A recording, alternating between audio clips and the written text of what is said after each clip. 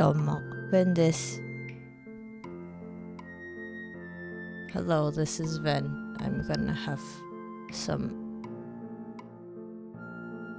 knitting time today. 今回は編み物。ただ編んでお話しするだけですけど、よろしければどうぞ。P さんいらっしゃい。お買い物前に見に来た。なるほど、お買い物。お買い物。お買い物。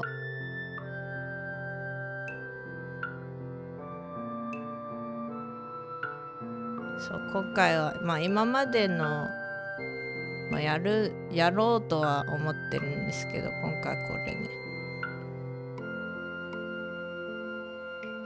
私のキラキラ毛糸見てちょっとね、キラキラやで。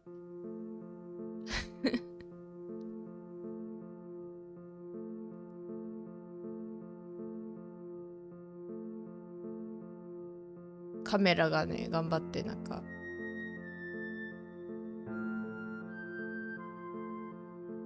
見えますか？キラキラしてる。Can you see that it's sparkly? So I could work on the other one that I've been working on just for my knitting streams, but I decided to do a new thing because I started working on this. これ前に2時間やって、で前の配信かで5センチしか伸びてへんとか言ってたけどね、実際ね、見てみるとね、5センチじゃないよねこれ。分かりづらいとは思うけど、これ5センチじゃない。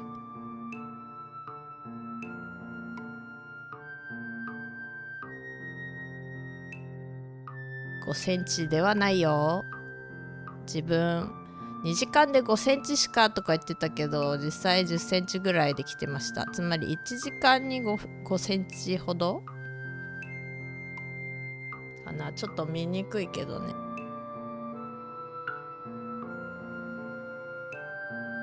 どうやったら焦点合うの？これ近すぎ？あった。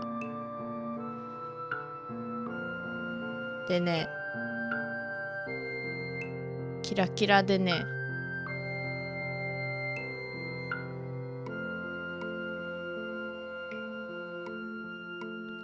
これアクリルかな？アクリル毛糸だったと思うんですよね。アクリルと、キラキラがポリエステルかな。So this is yarn that's made up of acrylic and then acrylic yarn with polyester, I believe, because that's how the sparkly part is just one strand that's been added to the rest of it, if that makes sense. 見えないね。頑張れカメラさん。あれ？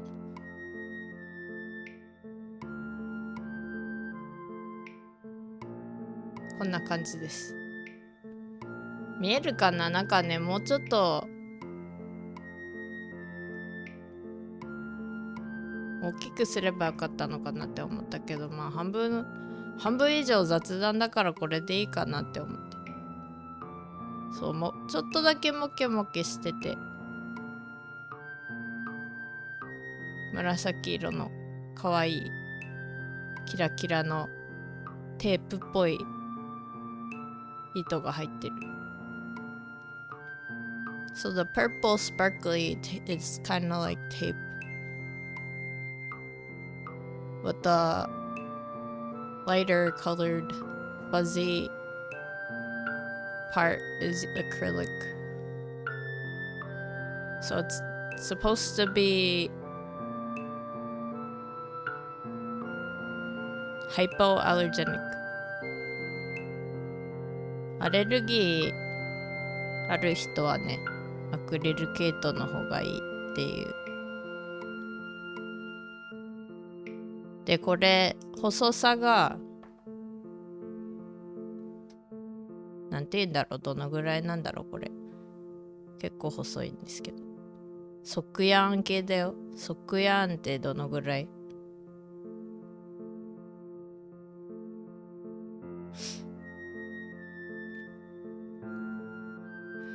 ？It's sock yarn thickness. So if you know, I only know like US measurements and stuff for yarn, but it's fingering weight, which is used for sock yarn usually. Well, you don't have to use it for socks, obviously. I'm not making a sock right now. まあだいたいこの細さってソックヤーンに使ってるよっていうやつね。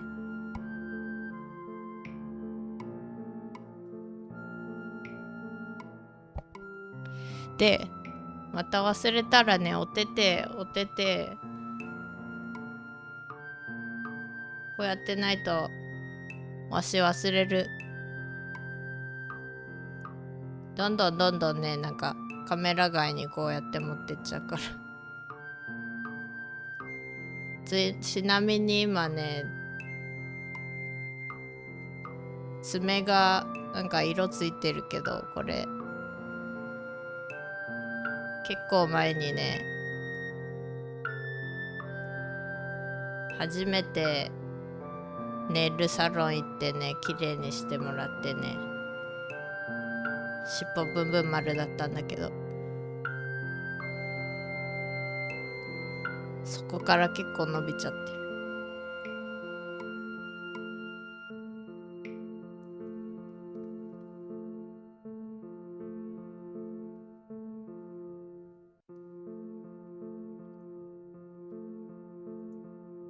さあ、わしは話しながらできるんだろうか、これ。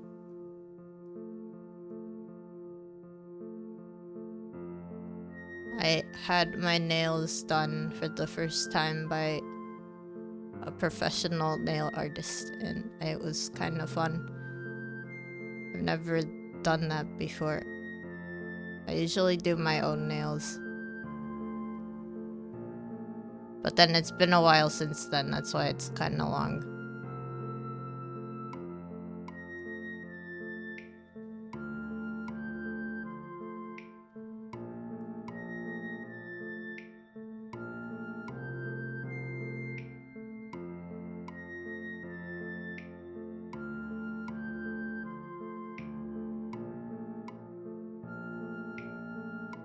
なんかね、まあ興味ある人だけに、まあ自分でこういうの作っててね、楽しいっちゃ楽しいけど、結局時間かかって、まあ、そんなに数作れないわけなんですけど。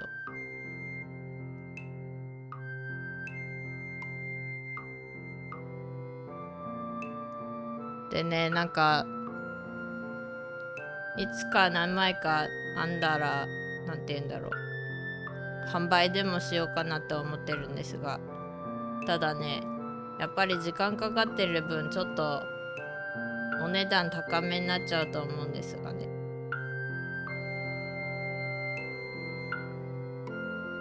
だからまだ考えてますけど。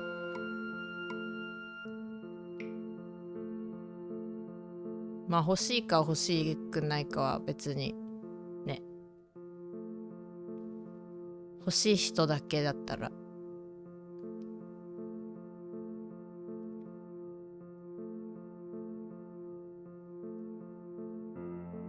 なんだっけ、この間ね、ちょっと待って。So once, maybe if I have enough, like, people who, well, maybe, I don't know if it's like, I should wait until there's enough people who are interested, but I think I might put the knit objects that I have finished in the past on, you know, maybe on sale or on offer somewhere, and then maybe people can just like let me know if they want it or not. Although the only thing is, of course, since I'm making these by hand, they're not gonna be like, you know, I'm probably gonna ask for a little bit more than just like your average store-bought knitting objects, just because like those are,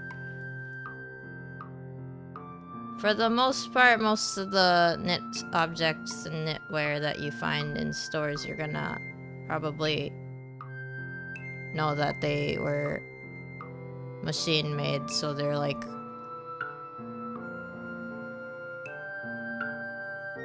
you know, obviously that means it's faster, but also, I don't know, I guess if you don't really have a preference over handmade or machine made, then maybe handmade stuff isn't necessarily for you. But if you do like handmade stuff, I may have these up somewhere at some point. I just need to finish some of them.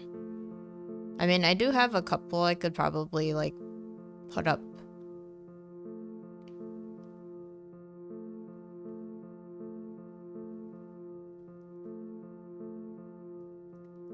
But yeah, I'm probably not gonna be making like very intricate detailed design ones, just because I can't really do that while I'm talking online.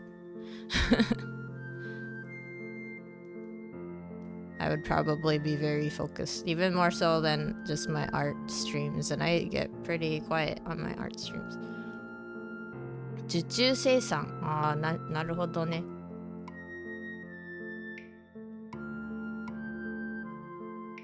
受注生産かな。でもなんかわしが持ってる毛糸とかにもよるからね、そんな、なんかなんていうの、これが絶対こういう風にこれと同じのができますっていうのがちょっとできないから、なんか写真、なんていうんだろう、俺が持っててもう編み上がってるものぐらいしか出せないよ。それで似たようなものはまあ毛糸は似たようなものを揃えて、それでできますよっていうのはあるけど、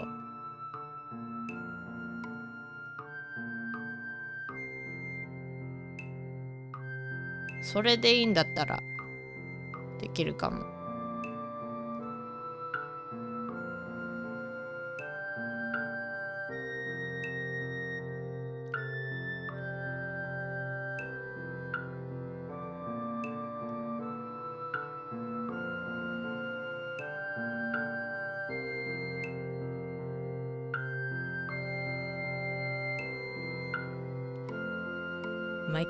毎回思うけど、わし遠すぎるんじゃない？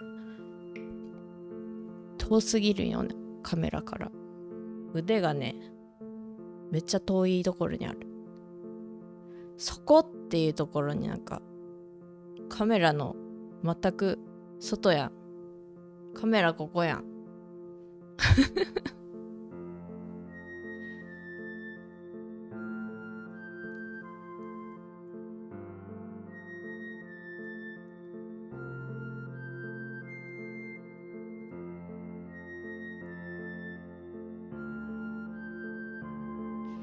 まあそんな感じでね、そんなあんまり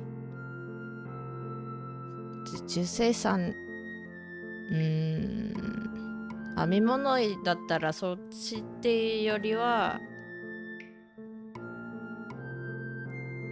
もうこれができてますからっていうので、わしがなんか値段つけてどっかに載せとくから、それで選んでいただければいいかなって思ってます。まあね、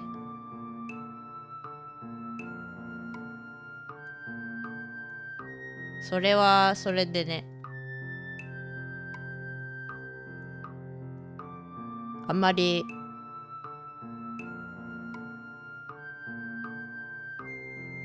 いっぱい出せないからね。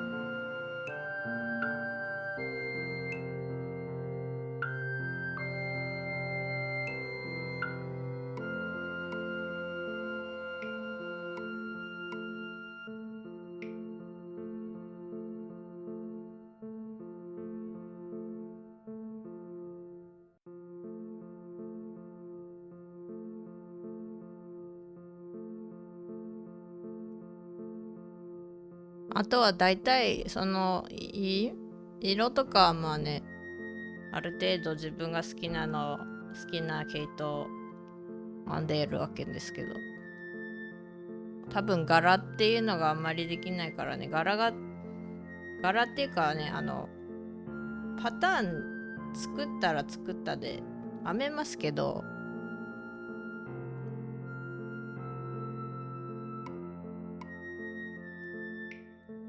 本当にそれに集中してないと、わしは間違えたりしちゃったらね、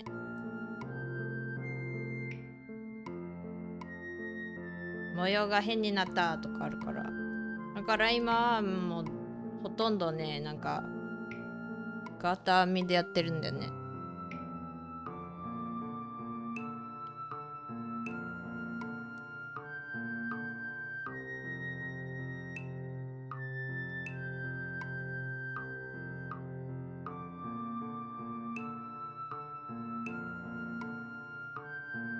お話ししながらニットできる人すごいよね。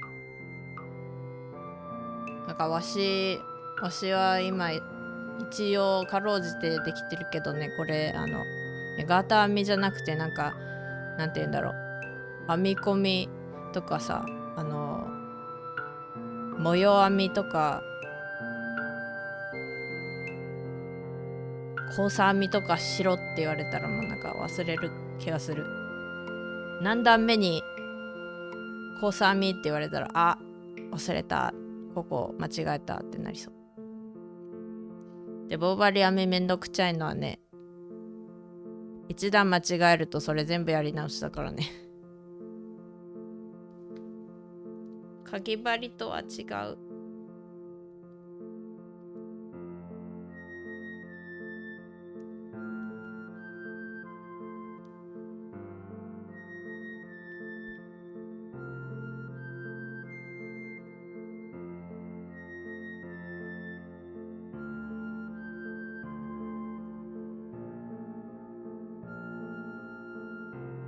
あ、注意ね。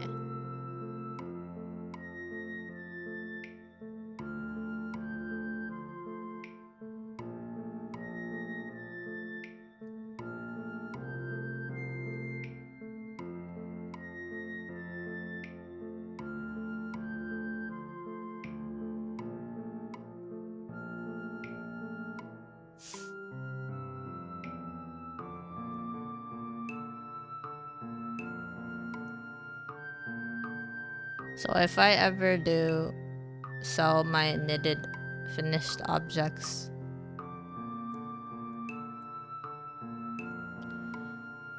they'll probably be like whatever I have finished, because I don't know if I can take things to order, just because I don't even know, like, if someone were to be like, hey, can you knit me, a simple scarf with like this kind of yarn or whatever, I don't even know if I would be able to find that yarn. And then also,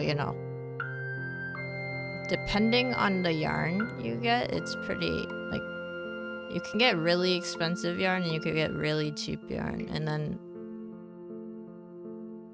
so yeah, there's like a big difference in prices if you... Hello, Zero. Thank you for the head pats and glug glug and spicy Angie Ven. Wait, I can't be spicy Angie right now.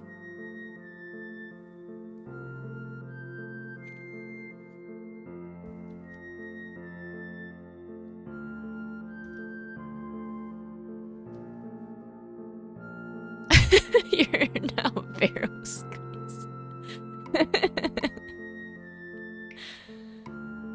Okay, here's my head pats. I'm working on my thing.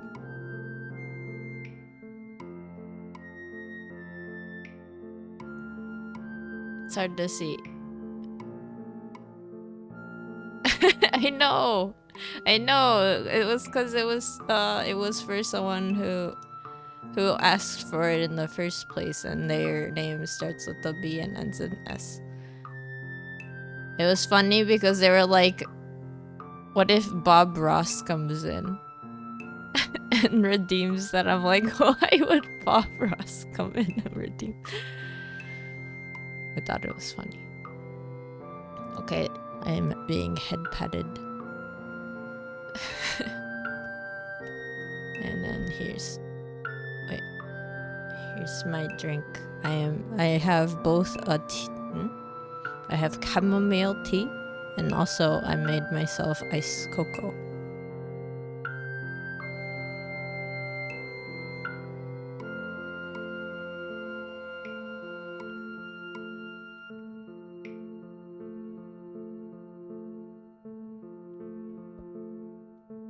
If you ever get that big, you wanna do that and just go into a random smaller streamer's channel and redeem some. I think that's the most random one that I have so far. But this one. I made this just for this. Wait, I gotta think about like what to say for you because I didn't think anyone else would redeem it.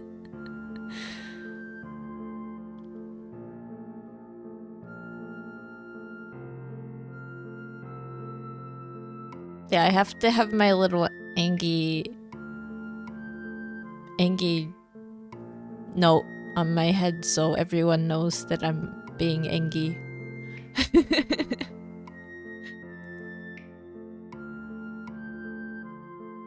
But then, okay, let me think. How can I roast you?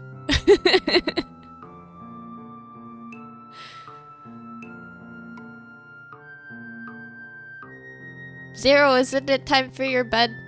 Are you not supposed to be asleep? I thought you ended your stream so you could sleep.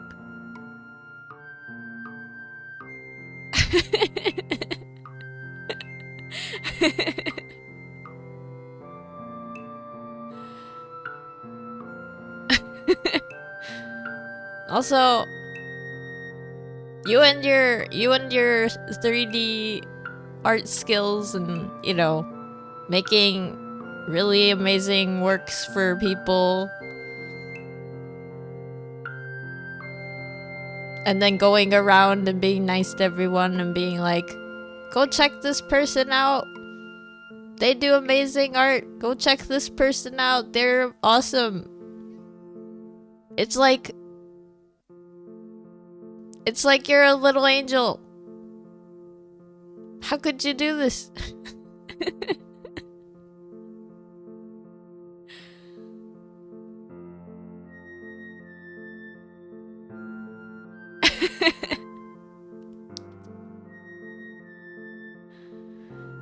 I guess if you really, really wanted to shout people out, I'm pretty sure there's like a way to do that if you really wanted to. There's like some bot thing that you can do that just like picks up anyone who comes in the chat. But yeah, you look at you going around and like sharing all the love.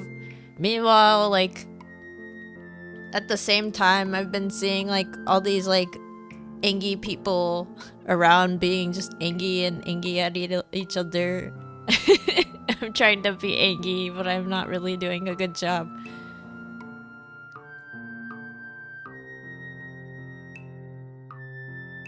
You're like one of the few people I'm always like, I see your tweets, I see your comments, and you're like being really kind to everyone.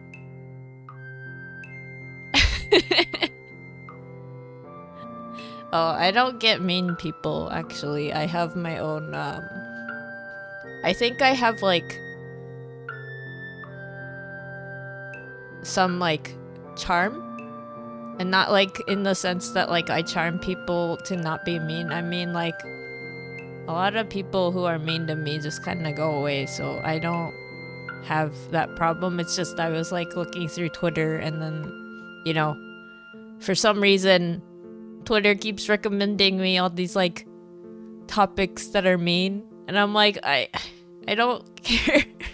I don't want to watch people just like being angry at each other online. Like, that's gonna solve problems. But yeah, on the other hand, you Zero, you're like going around spreading positivity. Like, who do you think you are?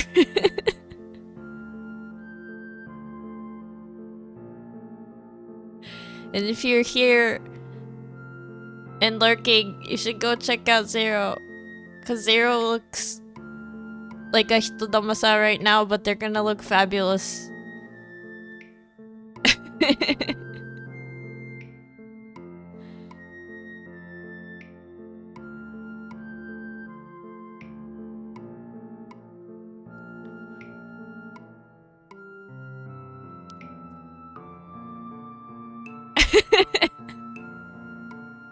Okay, fine. My hitodama is already fabulous, but you're gonna be extra fabulous when you have your own form.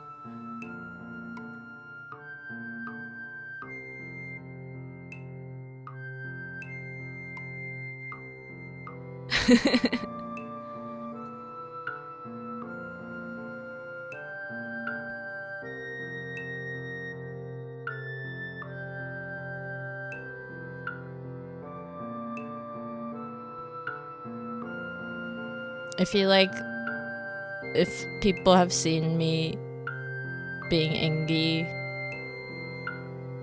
they're gonna notice that I don't really know how to be mean.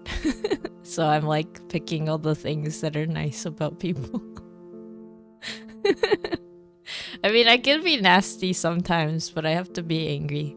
Like, I have to be really upset.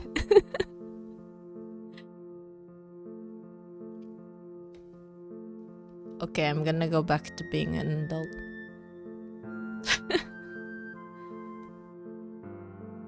Oh, I rubbed my eyes in a weird way when I did that.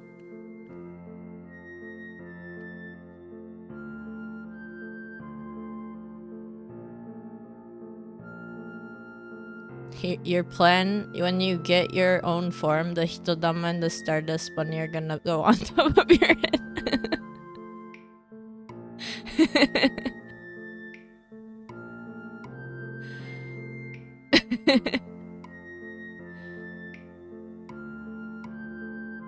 They're just gonna be like, we fit, we sit. I see. Yeah, I get confused more so. I mean, I do get angry, but then I think my anger usually ends up going to like, why am I angry at other people? When I could be having fun. And then I get sad.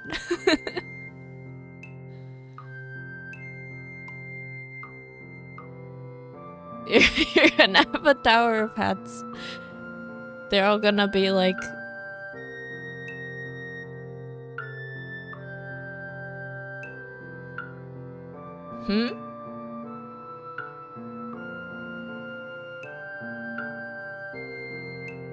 How what?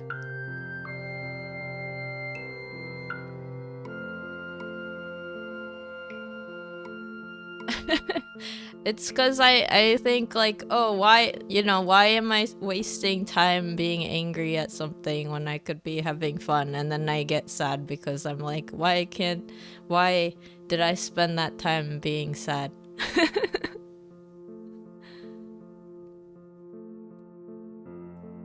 That's it. That's not really like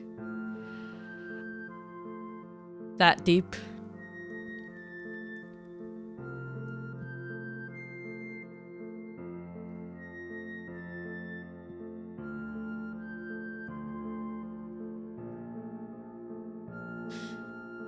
Maybe I need to figure out how to make this work better for me, because I am having trouble with this.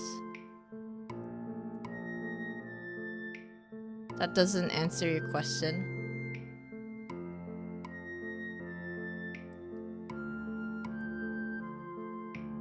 About when...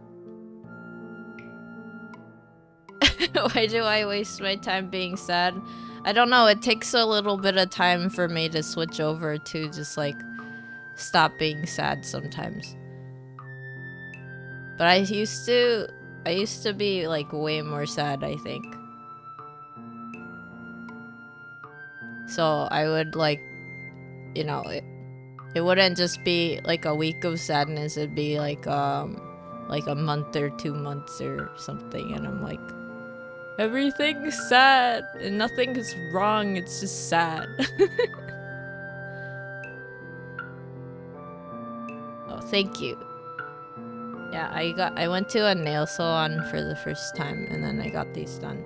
But then it's been a while since I had them done, so that's why it's getting really long, and then a little bit of it has come off. Wait, I did it wrong. I did this wrong.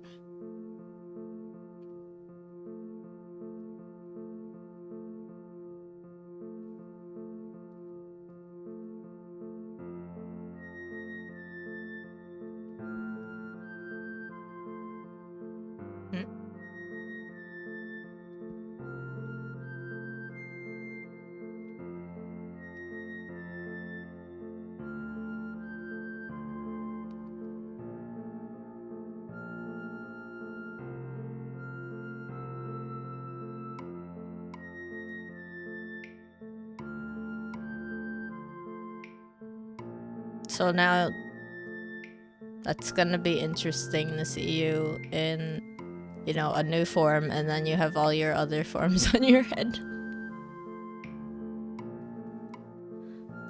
It could also be, you know, hanging out with you in the room.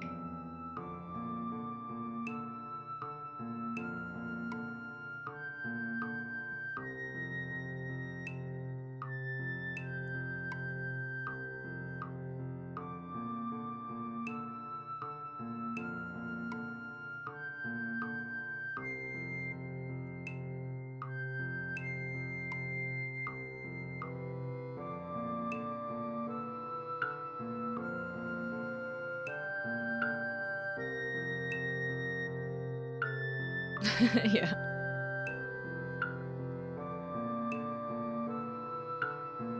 Wait, so are you gonna have a 2D form, or are you gonna go straight into making your 3D form?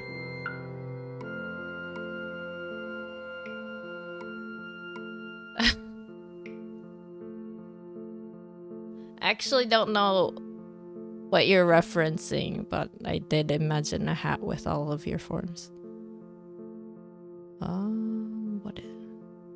What was I gonna do? Oh, yes.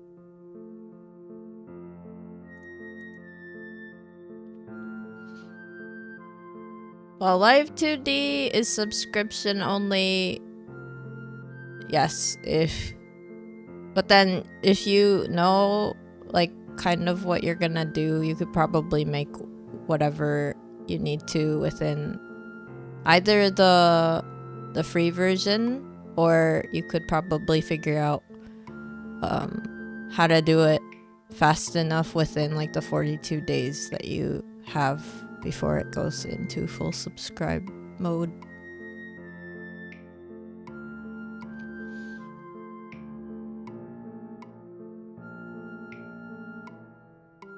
Yeah, I just like didn't even start the free subscription yet, and I just use like the free version for both, well, all of the forms that I've made so far, because I'm like,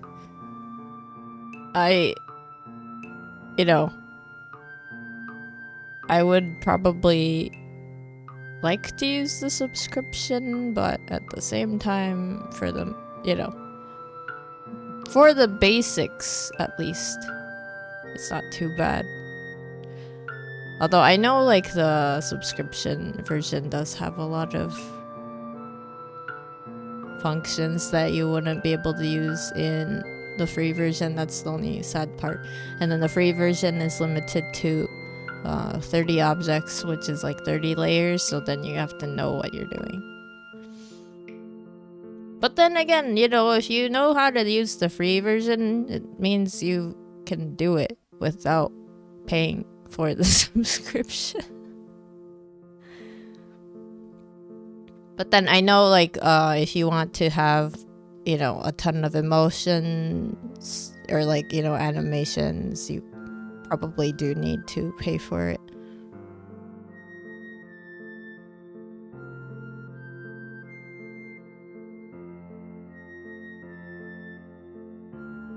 You might as well try and make your own software that just uses frame-by-frame animation instead of the whole L2D stuff. Actually, that might be cool. You could probably also use other... There's like other stuff. Other programs that you can make models with, and it's not just Live 2D. Although I only know how to use Live 2D, and I don't even know how to use the full thing, so I wouldn't really be able to say much. Yeah, that's true. You could just do like make animations.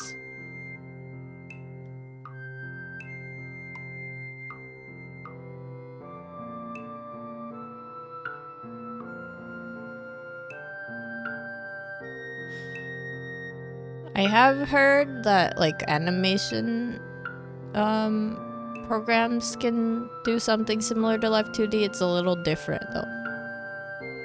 Like I don't actually know how it works.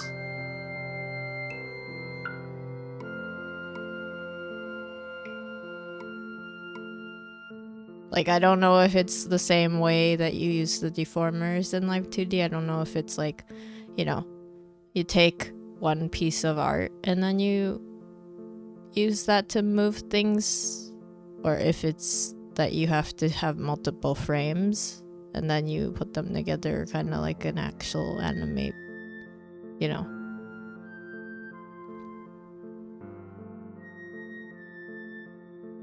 It might not run in VTube Studio, right? Yeah, I forgot that there's like other programs I know that some people use, but I forgot exactly what. It's not FaceRig. FaceRig is pretty heavy. I mean, VTube Studio can be heavy sometimes. At least for my PC, it can be heavy. I don't know. I forgot what the other one was that I've heard.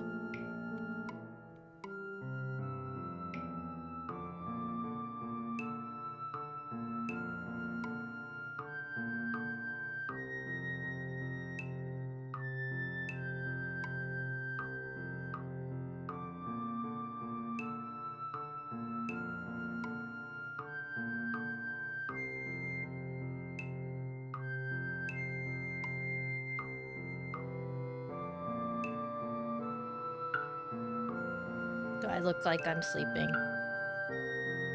I hope I'm not sleeping looking.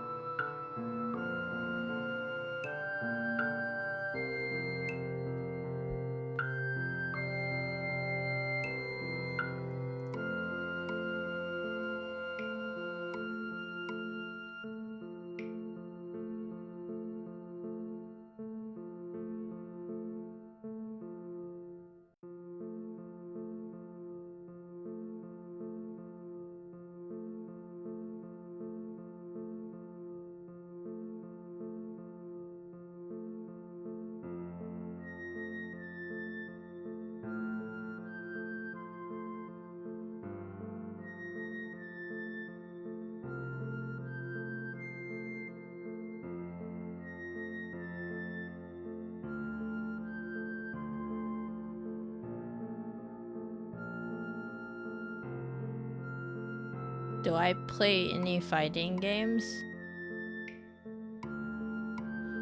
I have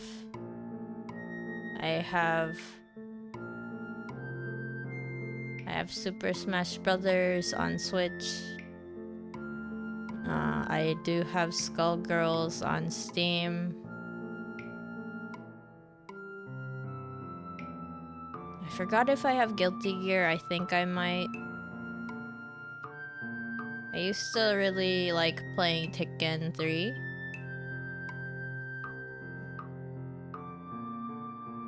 But I've never really been like a competitive player. It was just kind of like, oh, it's fun.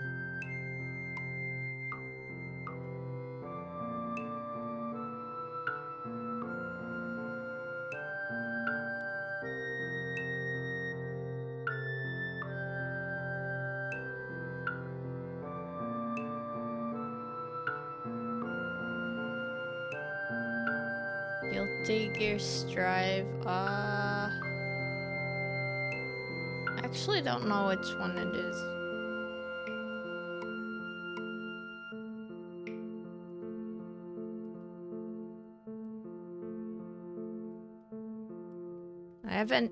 I might have just got it somehow, but then I didn't ever play it.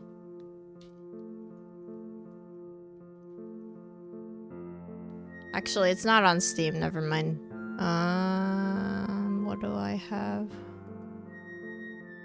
What do I have? Fighting games.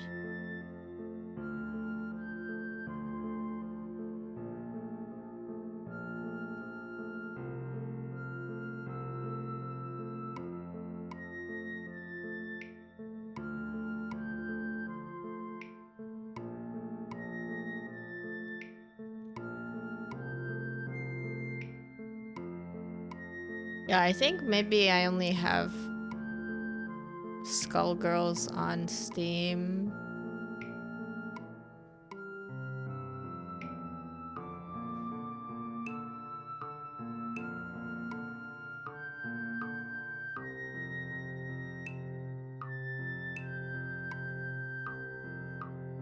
Why?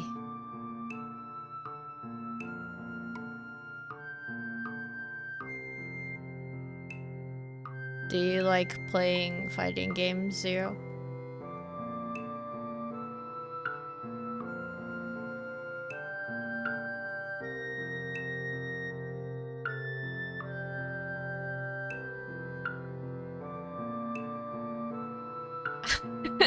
What?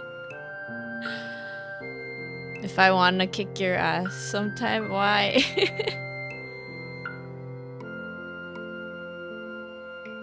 I'm not a big fan of PvP stuff. Oh, okay, you're playing recently. I see. See, I can understand getting into it. I think if I spent a lot of time practicing fighting games, maybe I would be a little bit more, you know, inclined to play them, but I don't know. I think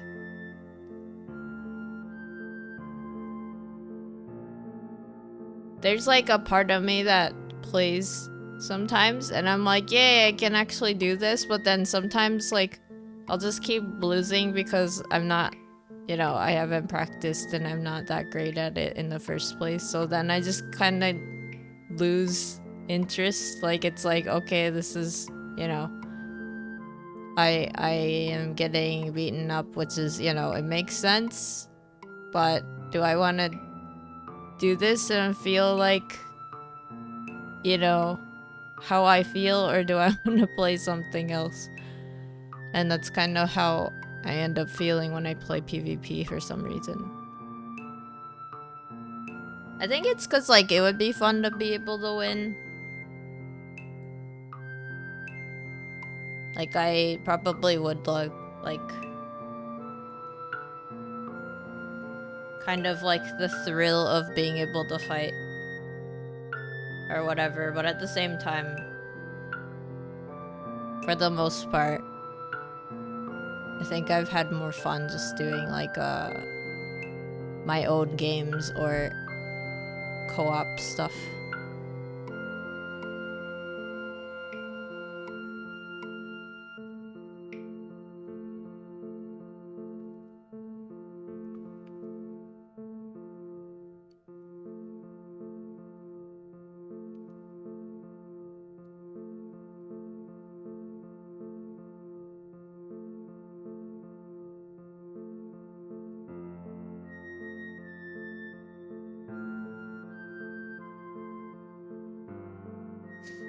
killing floor 2?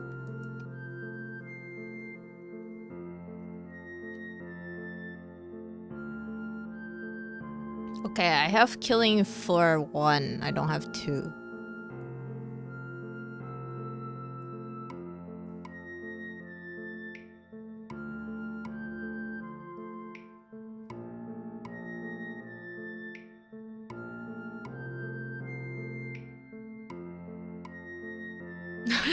No.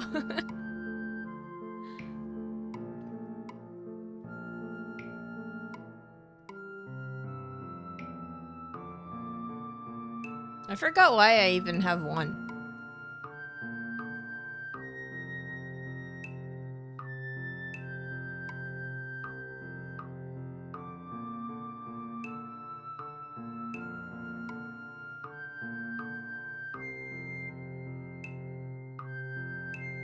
Vermintide? I don't think so.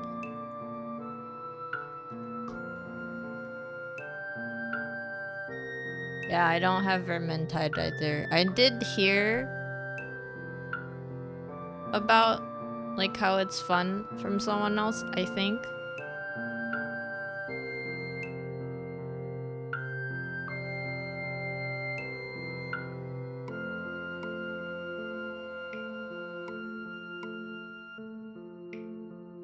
I can like try and read all the names of the games I have. I forgot if you can search by co-op or... Yeah, you can. Do I get free games from Epic Store? Sometimes. I think I got like Daemon Ex Machina from there.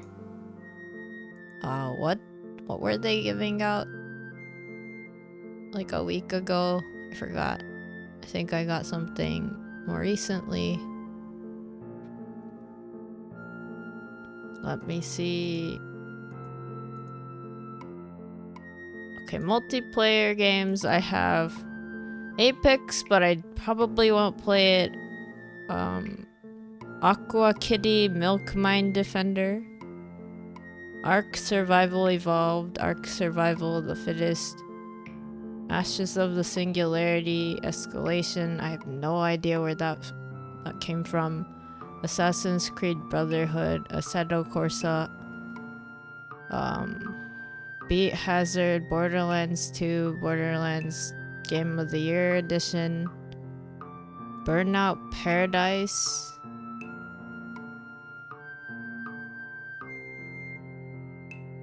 If I have KF2 on Epic Games, I probably don't.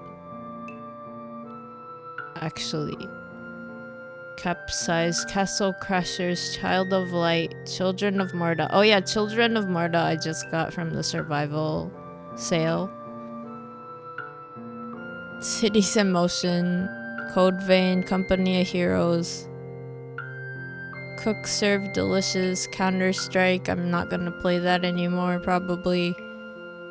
Critter Crunch, Crypto the Necrodancer, Crystal Crisis, Cuphead, Dark Souls, Dead Pixels, Deceit, Deep Rock Galactic.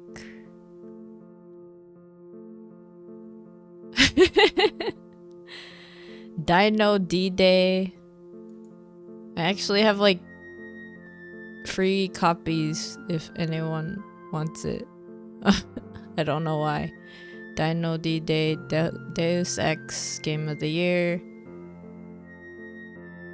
Oh yeah. See, as long as I don't get motion sickness from Deep Rock Galactic, it's fun. Dino D-Day. It's a silly game that's like set in World War II but has dinosaurs.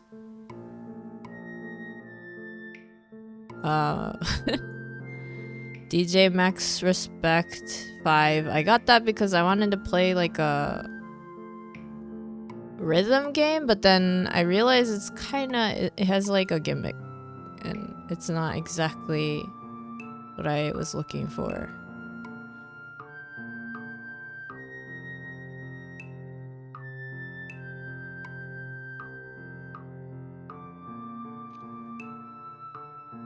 Max Respect 5. I have 5.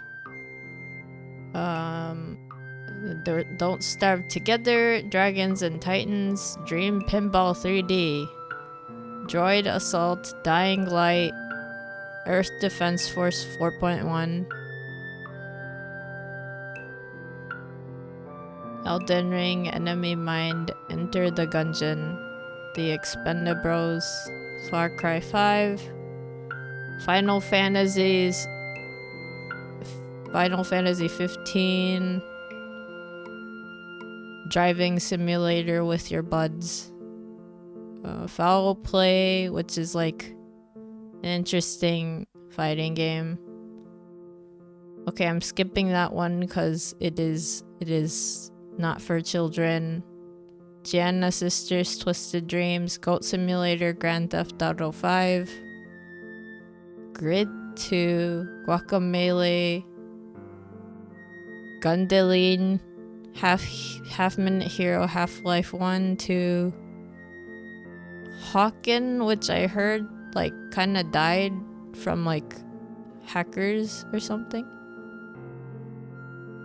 Yeah, Dying Light is fun.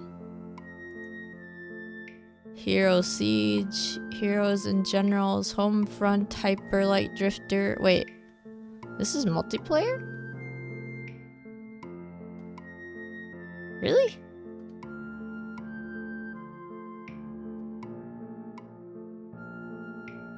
Incredible Adventures of Van Helsing.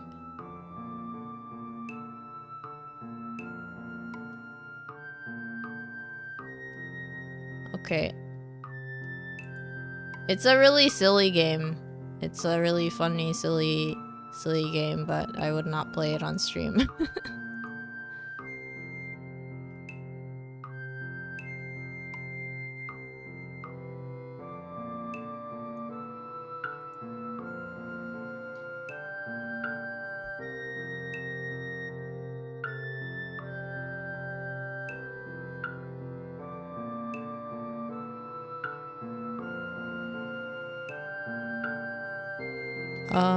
Yeah, I just got Hyper Light Drifter. I didn't realize it was multiplayer with co-op. I don't know if that means like online or if it's just couch. Anyway, that one I've been playing like 1 hour at a time on streams. I have Jamestown, Killing Floor 1, Left 4 Dead 2, Lovers in a Dangerous Space-Time, Luxuria Superbia, Magic the Gathering 2013, Magical Battle Festa, Magica Max Gentleman, Medal of Honor, TM because it says TM in parentheses, Metal Gear Solid 5, Phantom Pain, Mobius Final Fantasy, I don't even know what this is. They already ended service 2 years ago. Monaco is like a fun little like heist game. It's like Payday but 2D. I mean they're different, so I wouldn't put them together, but I could only think of Payday. I have Monster Hunter Rise, Monster Hunter World, Monster Prom. I was gifted Monster Prom recently. Mother Russia Bleeds, Multiwania, Need for Speed Heat, Need for Speed Hot Pursuit, Never Alone, No More Room in Hell, Octodad, Deadliest Catch, Orbital Gear, Orcs Must Die 2, Orion and Prelude, which happens to have the same like menu theme song as some other game that I've played. Outland, Payday 2, PID, Pixel Junk Shooter, Plague Inc. Evolved, Polarity, Portal 2, Puyo Puyo Tetris, Pyre, Really Big Sky, Red Dead Redemption 2, Red Faction Armageddon, Risk of Rain 1 and 2, Saints Row the 3rd, Saints Row 4, Satellite Rain, Secret World Legends. I wonder if it's any better if I just like start that again. Sega Mega Drive and Genesis Classics. Serious Sam 3, Serious Sam Fusion 2017. What is this? I don't even know what this is. Okay. Shadowgrounds Survivor, The Showdown Effect, Sid Meier's Civilization 5, Cyanmora EX, which is like a rail shooter, which is kind of cool. Skullgirl's Second Encore, Skyward Collapse, Sniper Elite V2, Sniper Elite 3. I have so many games that I haven't played. Sonic and All-Stars Racing, Space Channel 5 Part 2. Where's Part 1? Sudoku Zenkai, Survivor Squad, Synonymy, which is like a fun game where you're supposed to go from one word all the way to like a different word through synonyms. Talisman Digital Edition, Team Fortress Classic, Terraria, Throne of Lies, Titleist, Titan Quest, Tom Clancy's Rainbow Six Siege, Tom Clancy's The Division, Tomb Raider, Torchlight 2, Total War, Trine 1 and 2. Yeah, Two Brothers, Typing of the Dead, which is really funny and cheesy and hilarious. I wish there were more typing games, actually.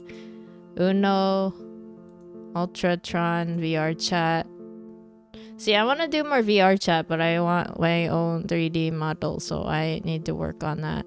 Warframe, Warhammer 40,000. We were here together, we were here too. I don't have We Were Here Forever yet. Windborne, which is not a game that you can play, I think.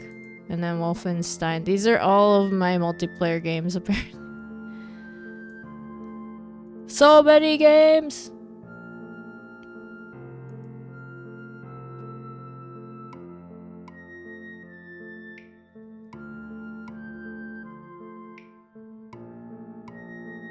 That's just my multiplayer games. I have like 400 something in my Steam library. Why? Do I have golf with your friends?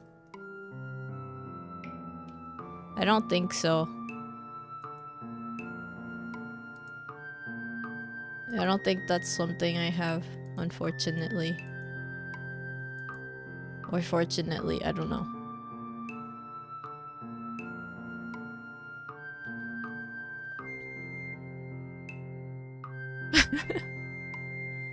I didn't know. Wait, Plague Inc. is cooperative? How?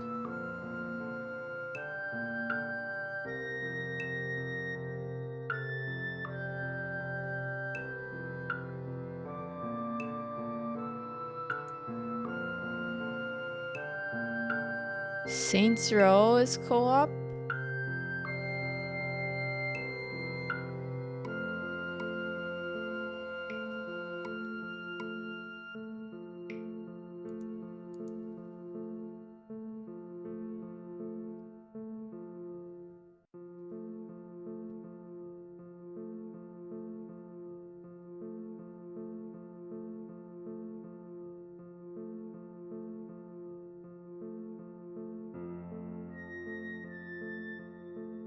Saints Row has always been co-op? Huh. I guess I didn't notice because I didn't have anyone to play this game with, probably. I thought the third was hilarious.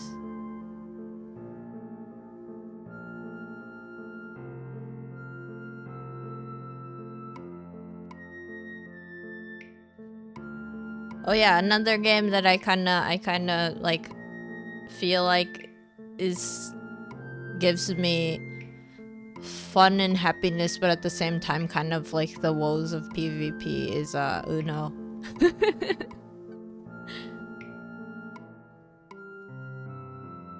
It's just kind of weird. It just makes me feel all kinds of feelings that I don't like.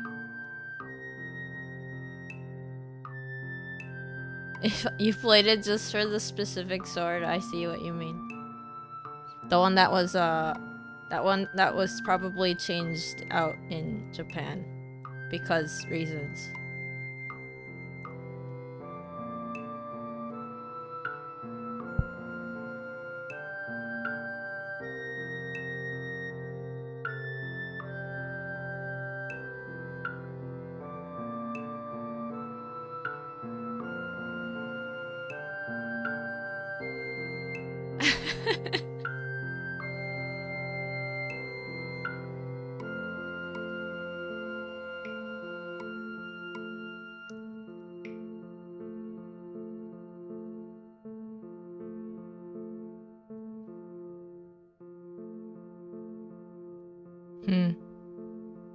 Yeah, I thought Rainbow Six Siege is fun, but I didn't really get that far because I'm not good at FPS games that much, so I just I think I did like 1 or 2 stages. And I was like, oh, I did it! But then it was pretty difficult for me to get through.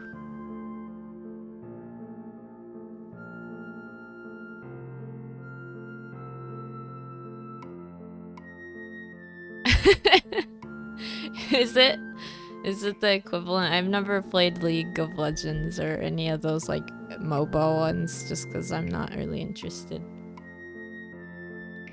But again, like so Six Siege, the only one that I never played like PvP. I only did like, you know,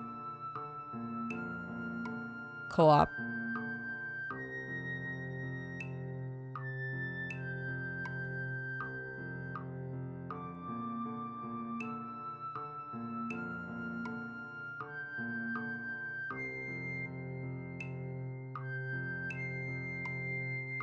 Well, CS:GO is my go-to story for like why I don't really like PvP games.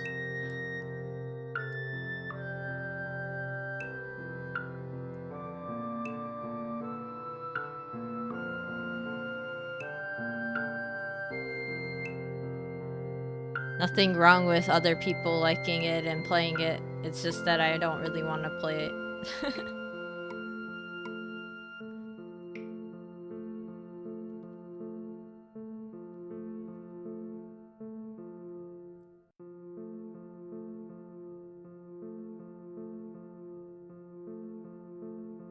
Yeah, true.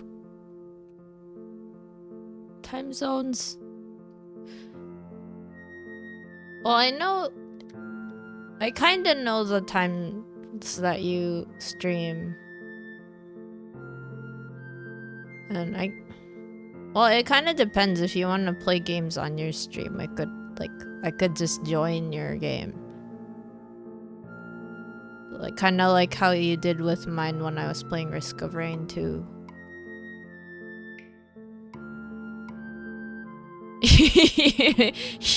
You don't know when you stream. Same. Same.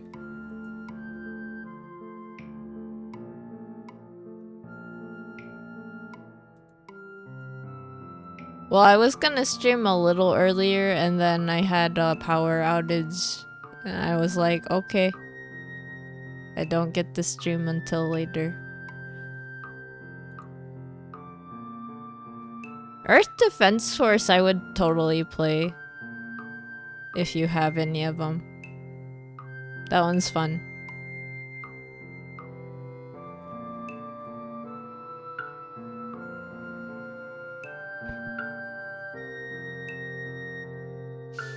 Sad.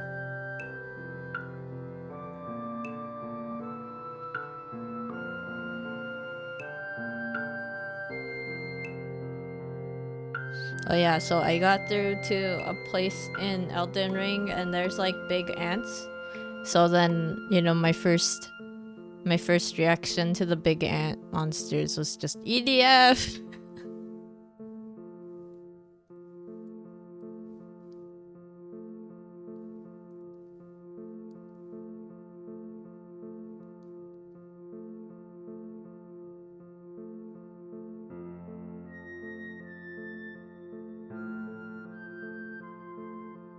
I just needed guns, but there's no real guns in Elden Ring, unfortunately. I mean, there's magic, so I guess that's close enough, right?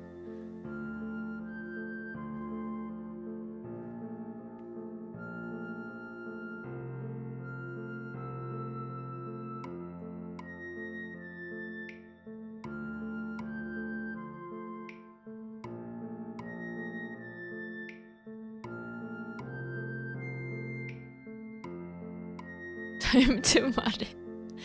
Just make it look like you're pew-pewing the big bugs. Although I haven't seen them anywhere else, so it might just be in like the one area that I recently visited, unfortunately. Cause otherwise I've seen those like big dragonfly looking bugs, but that's about it. I haven't seen big ants like the way that I saw in this one cave.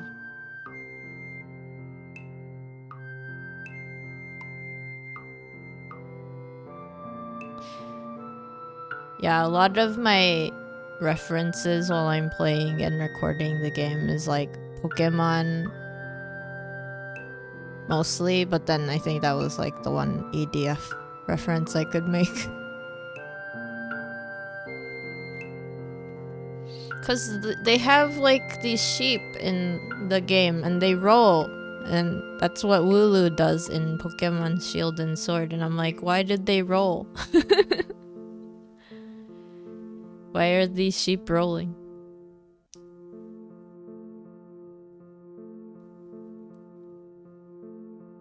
I guess sometimes I wonder if From Software actually puts those in just to like, just as like kind of Easter eggs, but you're not really supposed to know where they're from.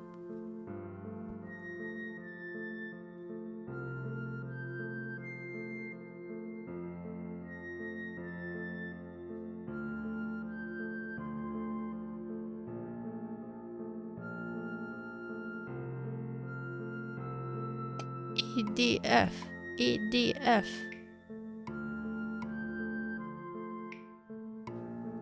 Should I put on the translator?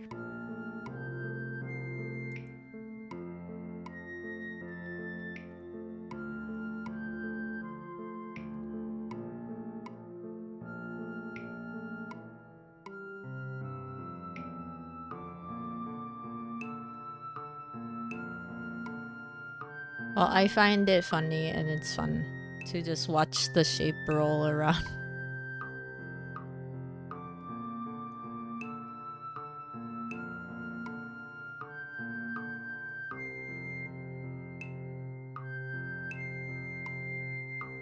The only sad thing, I think, so far for me is, so I've been having to look things up because otherwise I'm gonna miss like whole things of story. And I've already kind of missed like at least one character's, you know, dialogue. And then I found them elsewhere and I skipped a whole bunch of stuff that I could have just like interacted with, so I was sad. And the only reason why I found that out is because I was trying to look for like where to find things, you know, because the map is so big. I'm also, you know, my next hour of recording is gonna be part 50. Like, how long am I gonna play this game?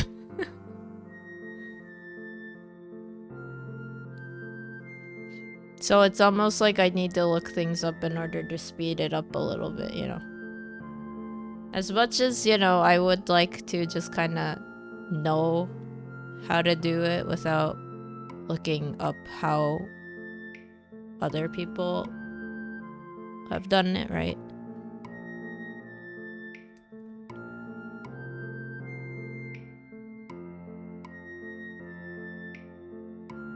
Yeah, it's definitely gonna need a second run. Although the only thing is, will I want to do a second run?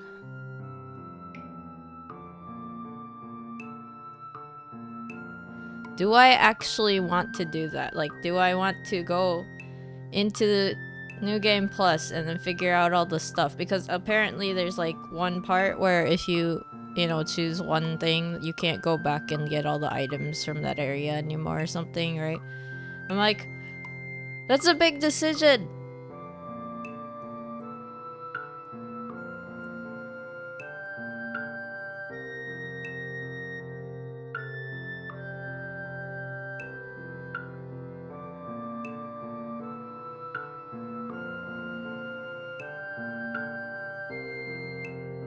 You can do a genocide route. You can just be... I guess that makes sense. You just can't go back because once you get rid of an NPC, they're done. They're gone.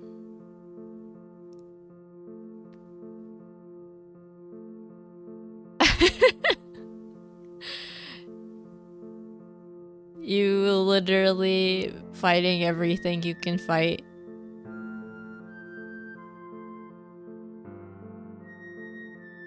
I mean, how is that like? You barely have any, you know, interactions. You don't have conversations.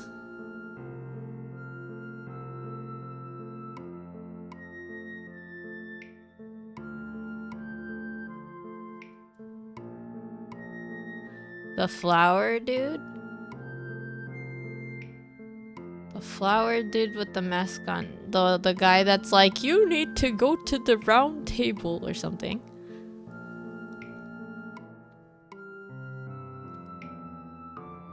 You killed Santa Claus. Wait, so you were the deprived?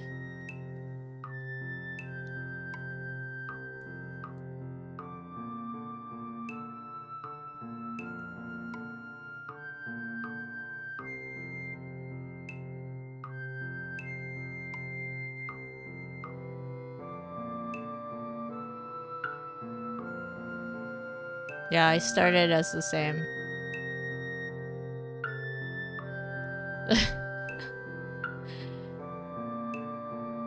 You bought everything and then decided, okay, goodbye.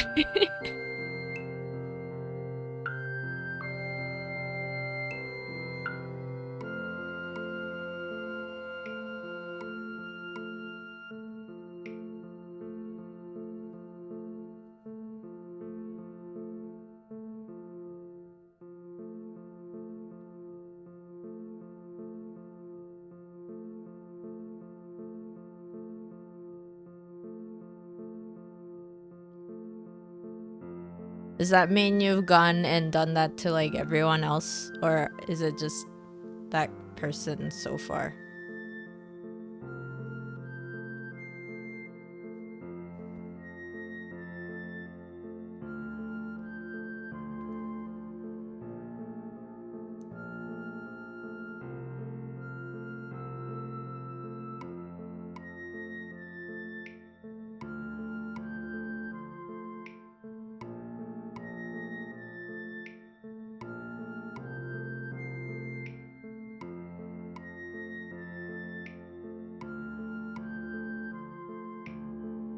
Did you get torrent?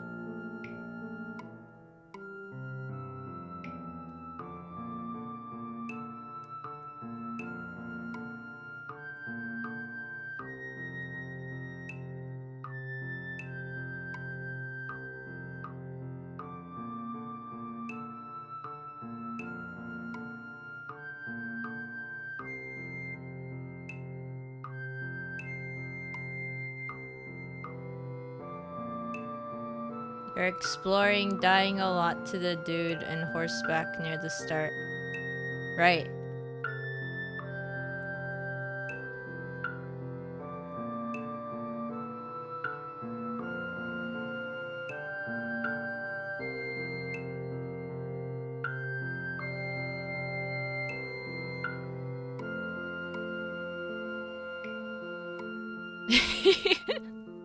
Did you just... Are you talking about, when you ended up in Australia? Are you talking about Kaylin?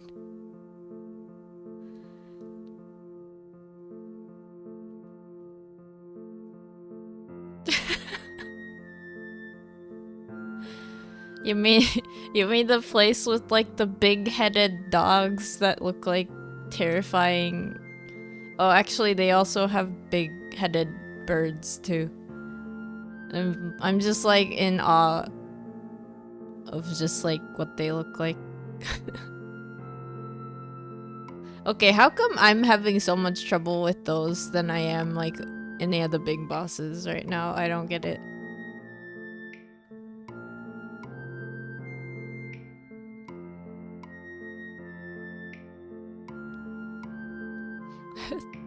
I've died so many times from those, you know, common enemies. Meanwhile, bosses are just like, oh. Oh, wait, I managed in like less than 10 tries. That's good, right? Hello, Mercury. How are you doing? Thank you. Oh, I am glad you like my nails. Thank you. I got them done professionally for the first time and it was nice. I get kind of why people like going to get their nails done. It's just kind of like you know, you're just sitting there, right? And sometimes, I'm pretty sure you could probably talk with the person that's doing your nails, but for me, it was just like a nice, quiet time. And then they were, you know, they were making everything look nice.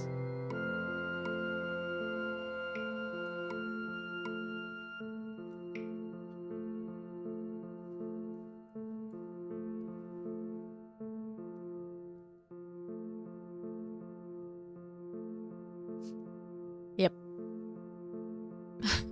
Pretty sure there's that one day where Australia was literally completely red because of something to do with the sun and pollution and all that. Oh, really?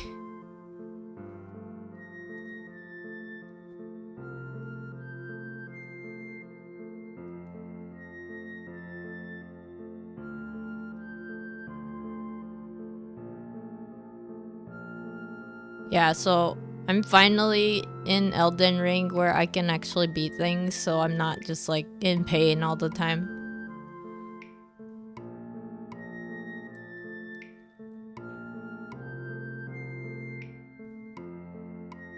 And what I mean by in pain all the time is like, you know, I'm trying to fight just like common enemies and dying all the time. I haven't been that bad recently, which is why I'm able to, you know, continue the game.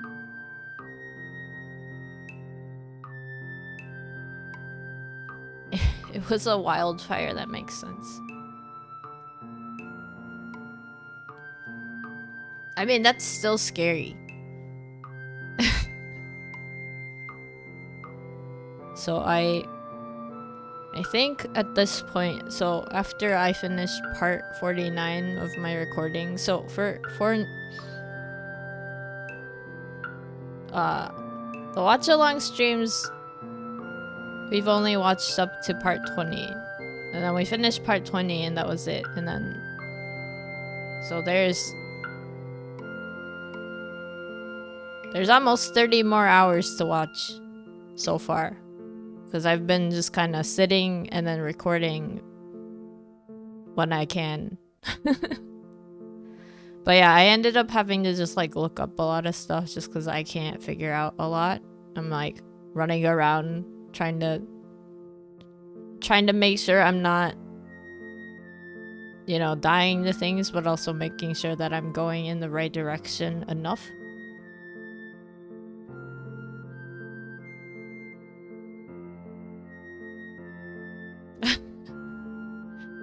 Okay, Zero. Well, thank you for hanging out again.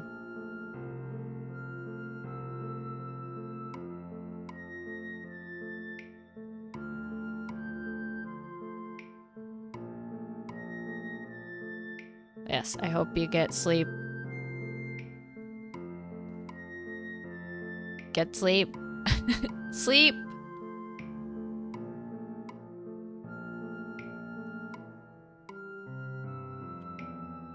I need like a redeem for like people who don't go to sleep on my channel, and not just for me.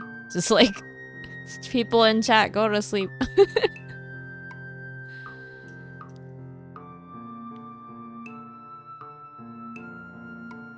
That's true. We could do Deep Rock Galactic. I can probably check if it runs. Maybe I can see if it runs and I can play it on stream. It would be fun. I am sad that you do not have EDF.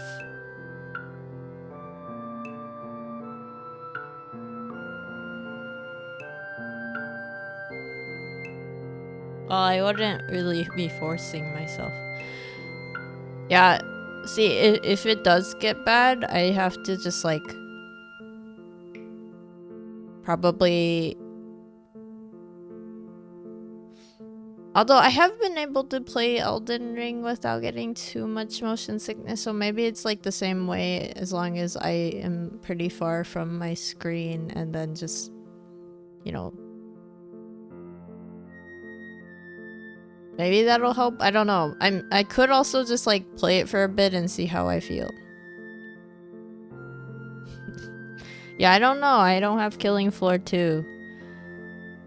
It's sad. I have so many games and I don't seem to have the ones that you have. I mean, at least Deep Rock Galactic, I got it from someone else who said it was a pretty fun game. So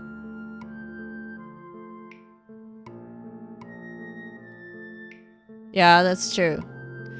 Deep Rock Galactic is first person. Yeah, I haven't been playing a lot of first person games recently. It is fun. It is fun. It's just that I need to make sure I'm not gonna get sick during streams. I mean, even if I'm not streaming and then if someone else is playing and then streaming, like, I don't want to get sick in the middle of a game.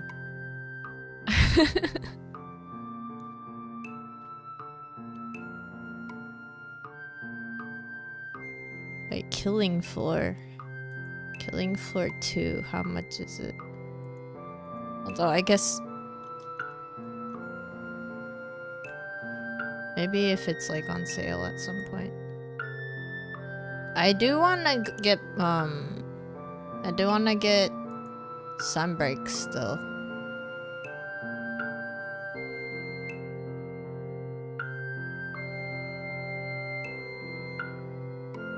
Okay, fine. Mercury, you've only played it twice.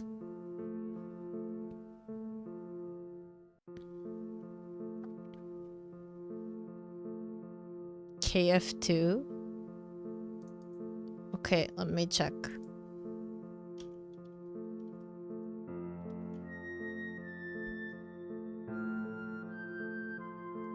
Right, you mean like on sale, right? Well, if I do play Sunbreak, it's gonna be on the Switch just cause I think more of my viewers that have played it with me have it on the Switch, but well, that and also I realized that Sunbreak and Rise unfortunately are super heavy on my PC, and I don't know if that's just like the port is really heavy or what, but I know World doesn't work. Like, I can't play World on stream. I can't play Rise that well on stream, especially multiplayer. I was like, how can I, you know, how is my Switch doing better than my PC? You know, it was just funny. Because I ended up playing Rise for a bit on stream, right? But then it was like potato graphics, and I was like, wait, this is less. My Switch graphics are superior to this PC graphics that I'm using. Oh, okay. They upped the graphics for PC. Okay, Zero. I hope you sleep well. Yeah, I do want to get Sunbreak, but there is like a part of me that's like, maybe if I get a commission, maybe. That's like, I know it's silly, but that's just like a thought I have. I'm like, maybe. Also, maybe once if that happens, and maybe it'll be, you know, later or whatever, but at the same time, there won't be as many people playing Sunbreak. I don't know if that's good or bad. I just know that a lot of people playing multiplayer like streams have been playing Sunbreak.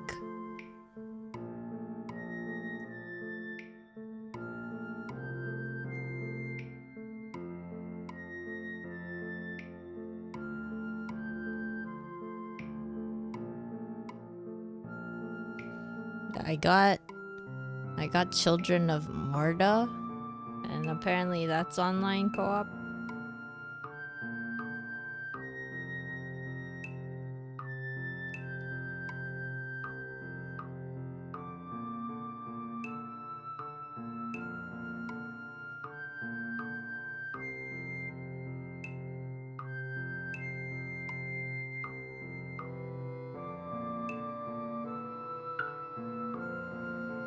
Yeah, it looks like it would be fun. I don't know when I'll play it yet.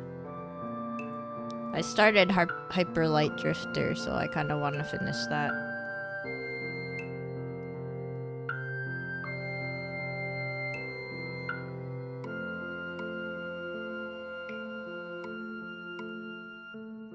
Which is a fun game. Like, Hyper Light Drifter is a hack and slash.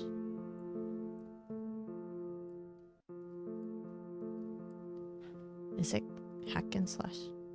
It doesn't really have a lot of dialogue because it's mostly like if there is dialogue, there's art, and then you just interpret what they're saying through the visuals. So that's kind of neat. But yeah, I've been trying to do that as like 1 hour streams and not any more, any less, just because I figured maybe if I'm gonna leave like a video or something,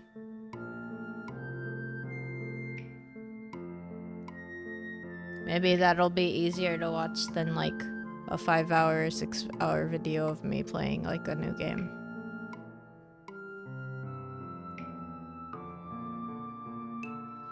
I don't know. I'm not even like done with Hades. I'm not even that far in. I only just got to the second stage of Hades. That's like, I mean, I guess that's good, but also that's not most of the game.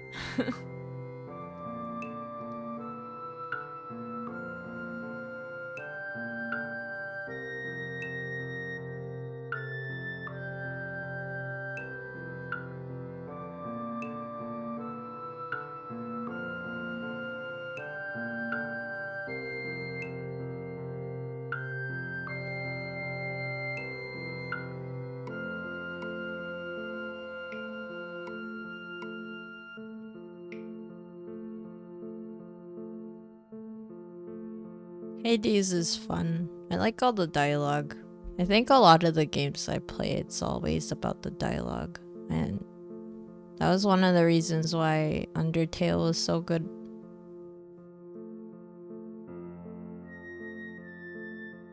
Well, I mean, Undertale for me was really great because it also has a ton of references to other RPGs. And I think I had played enough of the RPGs that were kind of like, you know, referenced in the game, so I had a lot more fun than maybe someone who wasn't necessarily into RPGs until Undertale. Like, there's like, it's kind of like in writing, and then sometimes it's visual cues, but yeah, I do remember like watching someone else play the game for the first time, and I think they missed like some of the references. I was like, oh, they haven't played this game. They would know what that would be. That was like a reference to this game. And yeah. At least like with Elden Ring, I wonder if there's like if the you know, sheep rolling around, if that's like an actual reference to Pokemon or not. But I keep thinking of Wooloo just like rolling around and being adorable.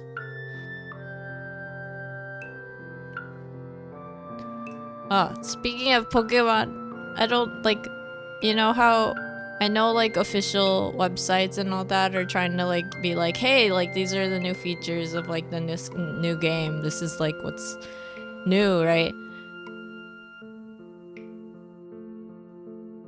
It might be another stab at the Dark Souls players.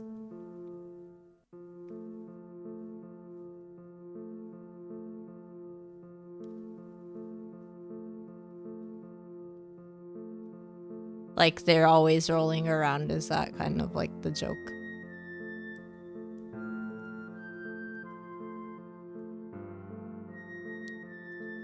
But you know, okay, it's probably best to get like source material from, you know, the official places, but sometimes I'm like, I didn't want to know that. I didn't want to know what the new bird looks like. It's cute, but I wanted to find out in the game. Like, okay, I get the, you know, the main starters because those are the ones that you choose on your journey, but you know, the other ones I kind of just wanted to know. I just wanted to find out.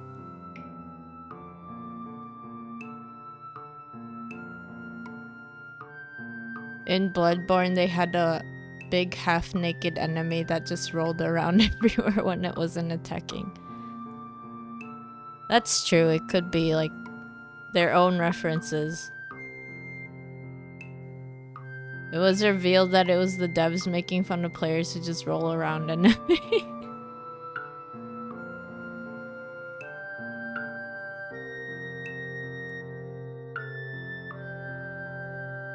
that could be it. I just thought it was funny that the sheep are doing it, and then the only sheep rolling around that at least I know, is from Pokemon, right? So I was like, is that what they're referencing? I mean, I don't know. It's not like they would put that in, you know, the game either. They want to just be like, oh, this is what we were trying to point at, so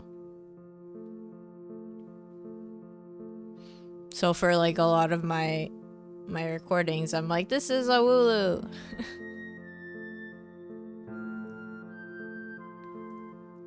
Although I know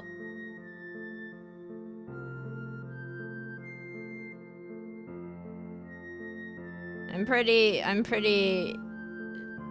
like saved by all the roles that I can do, so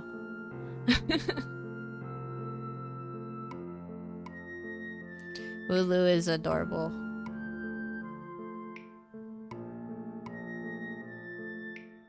Oh yeah, so in Pokemon Go, they started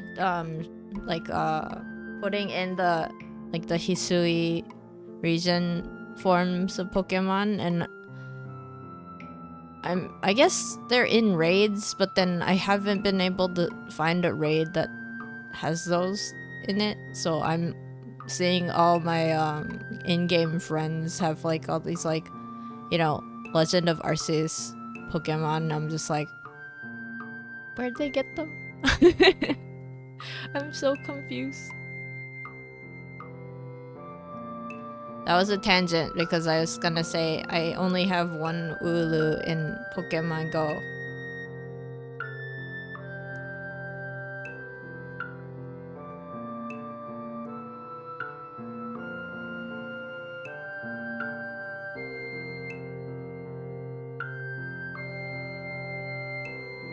I don't want to evolve it, it's too cute.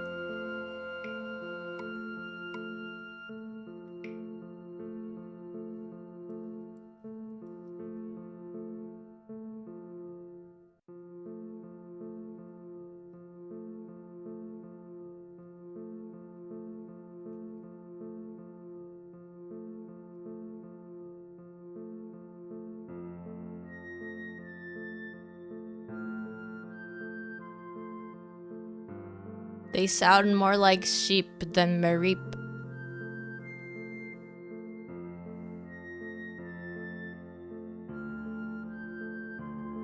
I always thought it was funny that Mareep like loses its fur once it starts to evolve.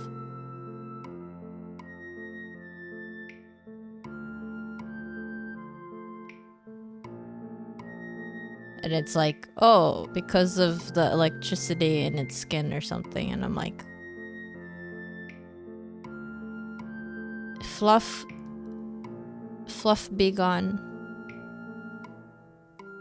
So then, if you are a sheep herder, you would probably not really want to herd Mareep.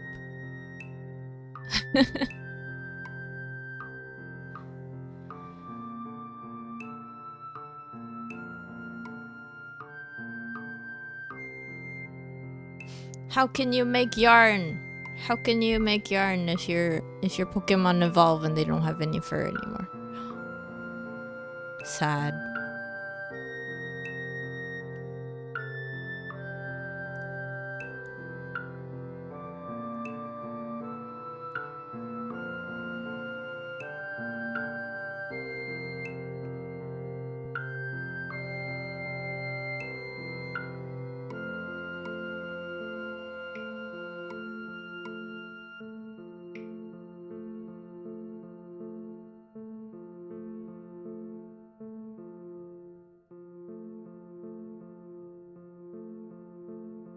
What level am I? In Elden Ring, So, I think in part 20, I'm about level 30 something? Or maybe I just got to level 30. And then in part 49, I think I'm like 70 something.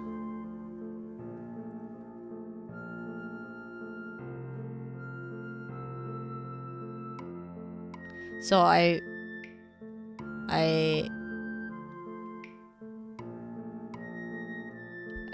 pretty much like put a ton of points into strength. I think I could have probably put more into just like health, but I didn't. So my health isn't that high, unfortunately, but because my strength is pretty high. Oh yeah, and dexterity. Those are what I was trying to get in the beginning, so I think I got what I wanted so far. Not really thinking about adding more to strength anymore. I'm kind of done with that, but then now I'm trying to up my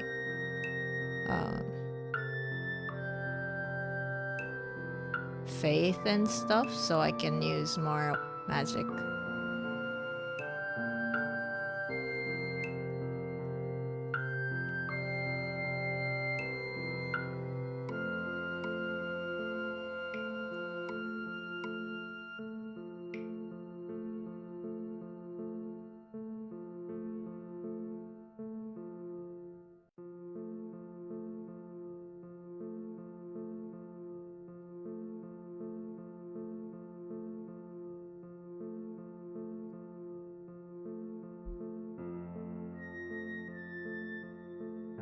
Probably, I don't know, but it does make a big difference having those levels. Also, for some reason, I decided I'm just gonna stick around Caelid first instead of going like the opposite direction first. And I was like, why are all these enemies so hard to beat? So then I got kind of used to leveling in Caelid, and then I went back to, the Rhea Lucaria area, and I'm just like, wow, everyone's butter.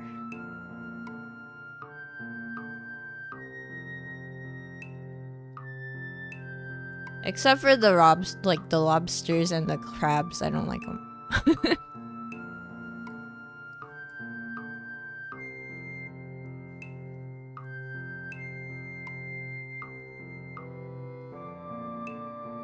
the lobsters and crabs.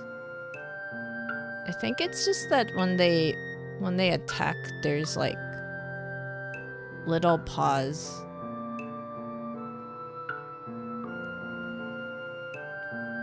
The moment that crab lifts one of its huge arms up, you're dead.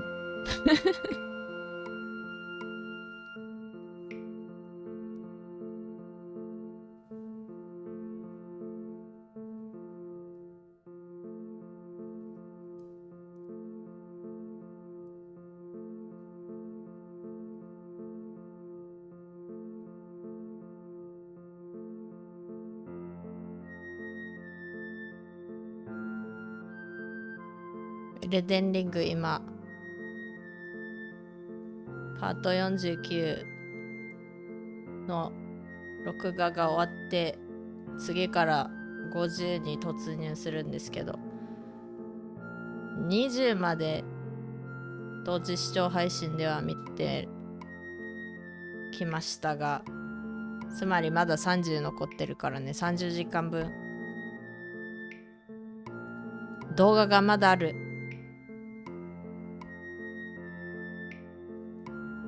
もうなんかエルデンリング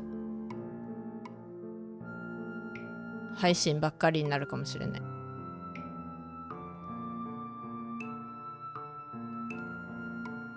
でもやっとなんかね、やっとボコボコにされないでね、ちょっとだけは先に進めるようになってきてね、そういう意味じゃ楽しい。ただ楽しいんだけど、やっぱりモンスターによってはなんて言うんだろう、全然ボスとかではないけど、その辺にいるようなモンスターでも油断すると本当に何度もボコボコにされるから、今のところもしかしたらボスより普通の敵にめちゃくちゃやられてる。で、現時点はレベル70過ぎました。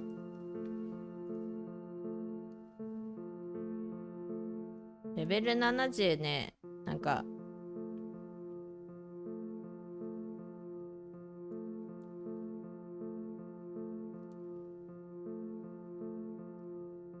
わしはケイリンと先に攻略しようとめっちゃ頑張ってて、まあレベル上げはそれなりにやってってたら、リエニエに戻ったらね、なんかすごいびっくりしたのが、あれ敵が意外と1発とか2発で倒せるって思って、それがすごい楽しくて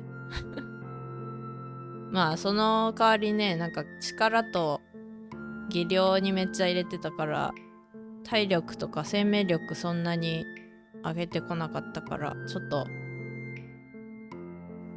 そこはもう仕方ないなって思って、で今70で生命力これちょっとは上げとこうって思ってるのもあるんですけど、やっぱり知力とかで魔法はそれなりに使いたいから知力上げていこうとは思ってるんですけど、そ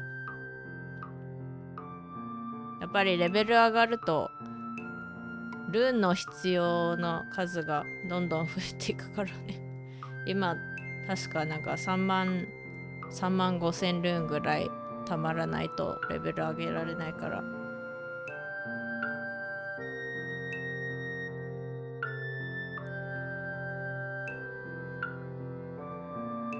そこまで上がったのはなんか竜とかのおかげだったりするんですけど、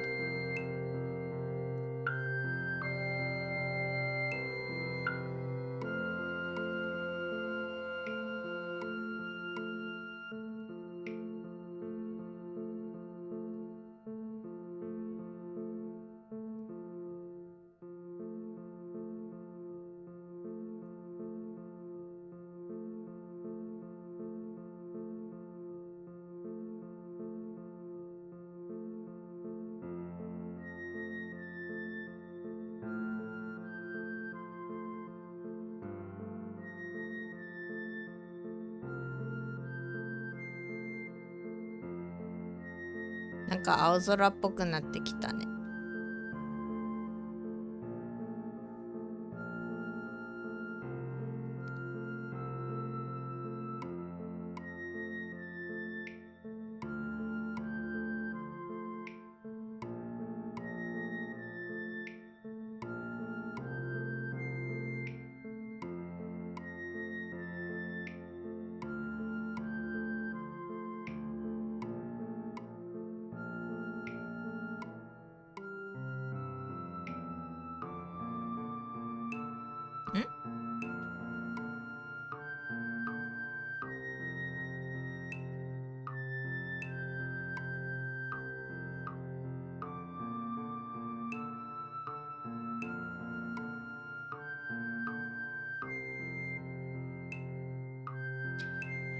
31目です。I thought I had more than what I started with, but I'm working with 31 stitches, which isn't too much. This is pretty thin for a scarf. But at the same time, I do like my thin scarves. I guess I'll see how long this will become. I have been knitting on and off for the past 2 hours. I think I started around here.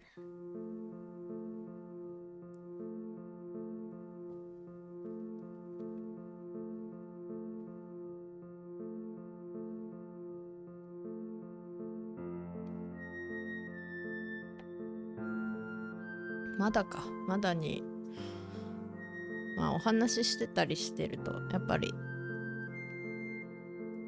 手が止まる。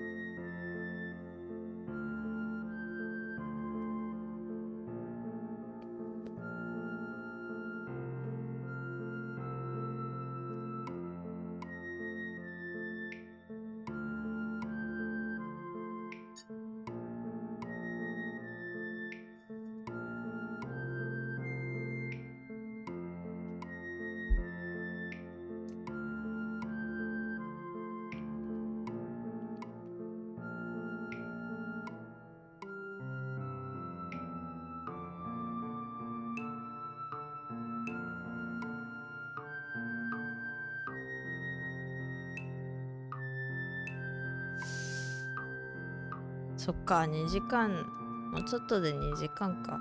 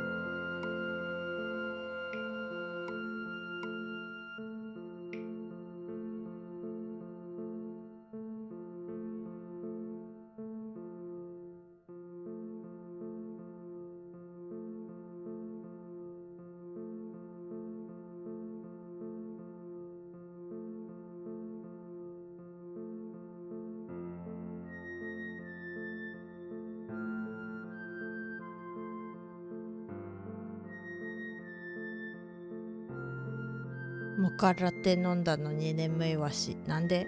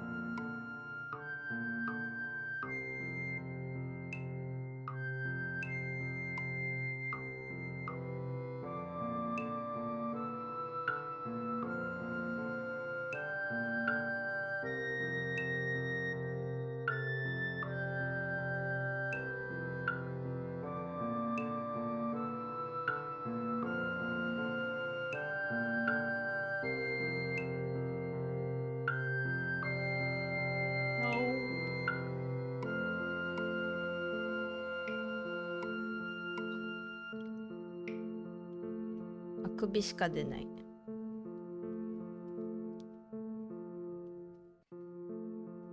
もひょもひょ。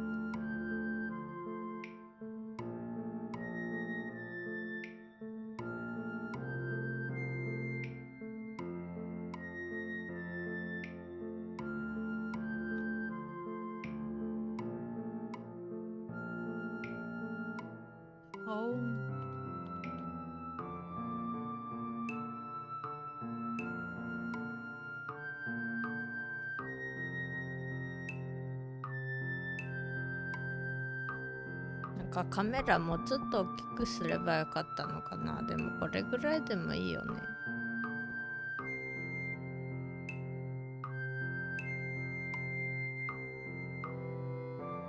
カメラさん、ちょっとフォーカスしてください。キラキラキラキラ。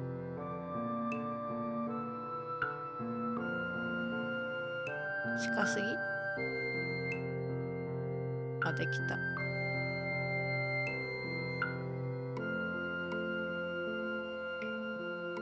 んか色可愛くなってきた気がする。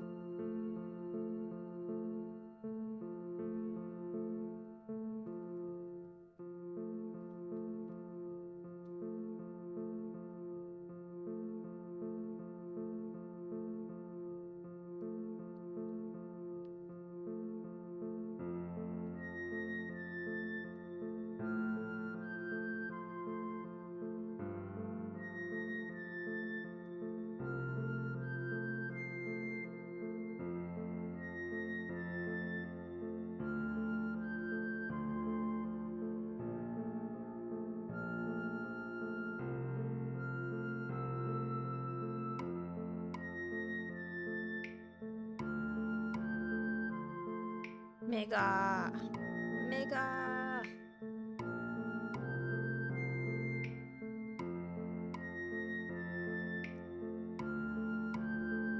一つ取れてしまった。ちょっと待った。一つ落としてしまった。落としちゃった。ちょっと待ってちょ。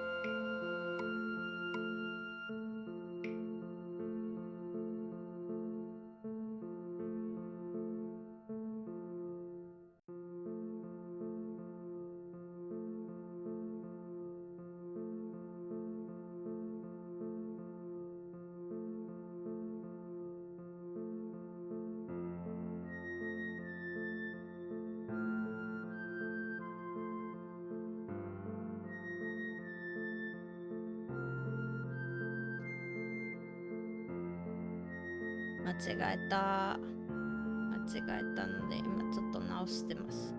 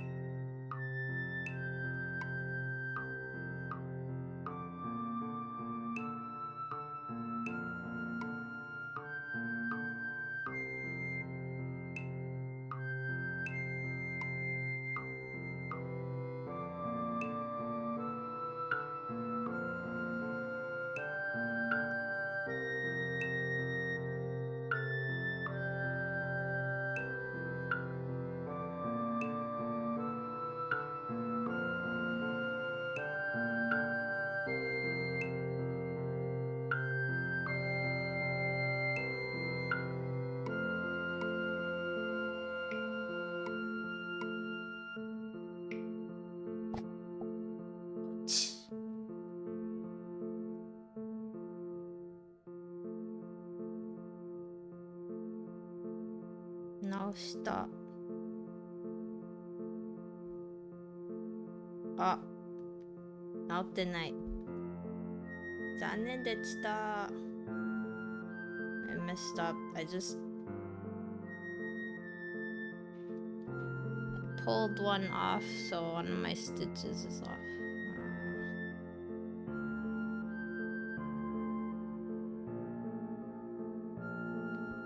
見にくいけどね。これがね。This one's like I don't know how to show it, but there's like one that fell off, and now I'm trying to fix it.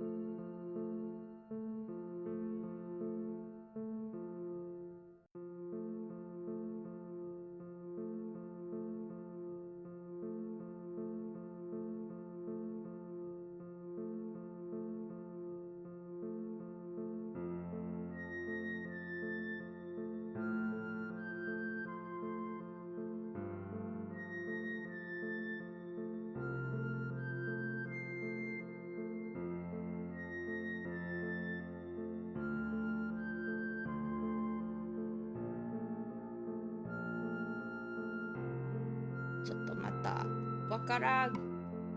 いや、わかるんだけどわからん。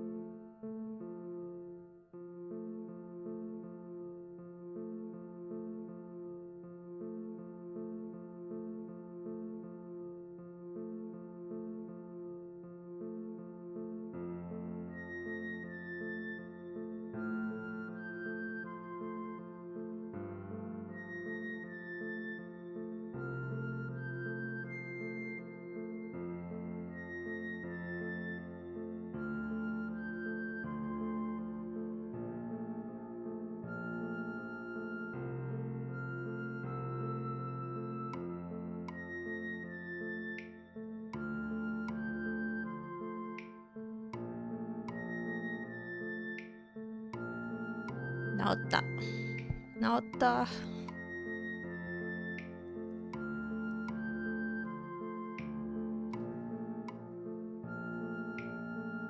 めんどくちゃい。まあ目が落ちると一番最後まで落ちなければ直せるんですけど、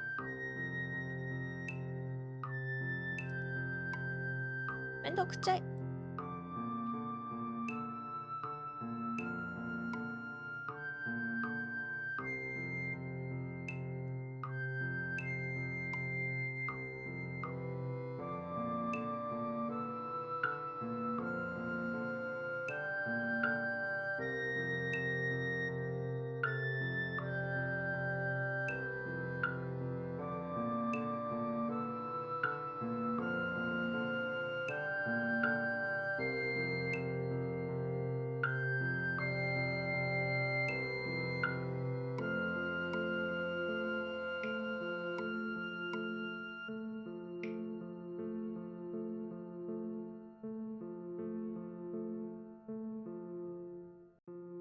もう一個直さないといけない。マオ。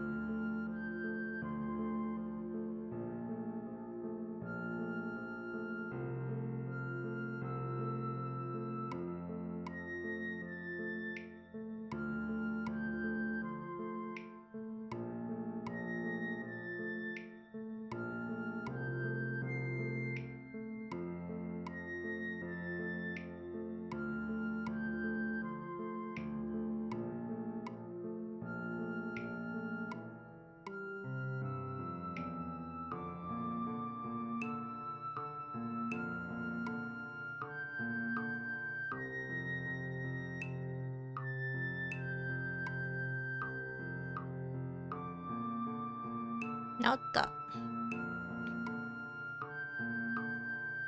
Oh, hello, Fire. Welcome in. How are you doing? Thank you for stopping by. I am working on a simple garter knit scarf.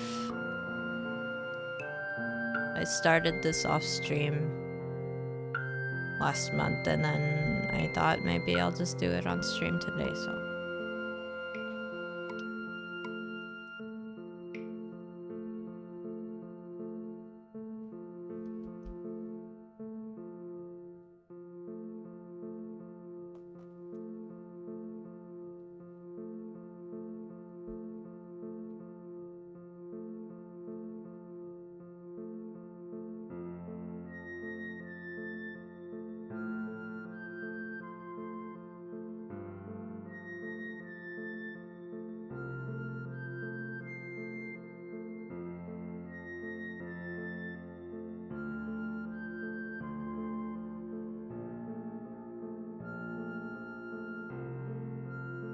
You're doing good. I'm glad you are doing good. I'm doing fine. I was just fixing a couple stitches because I dropped them, but otherwise I'm good. Yeah, I do knit.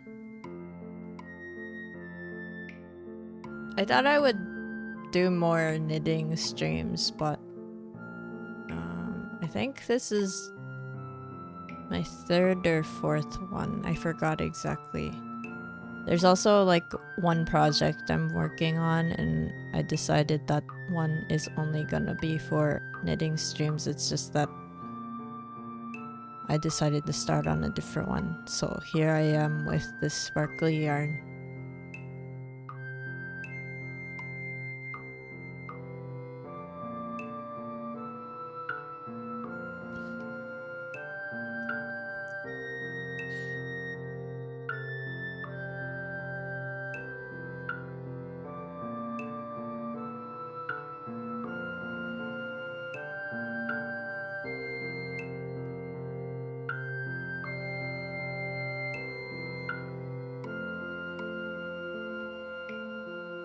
Thank you for the head pats.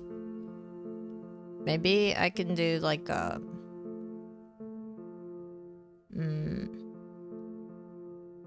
like a knitted finished object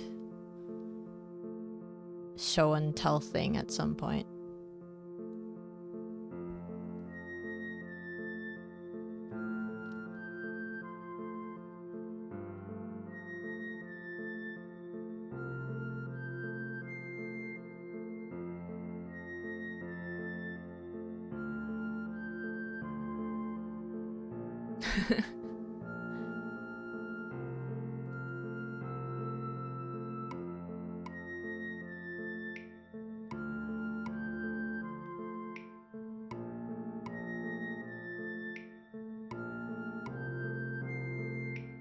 Yeah, the only thing is that I can't really knit really intricate patterns just because then I would have to count my stitches correctly and then place the right kind of stitches in the right place.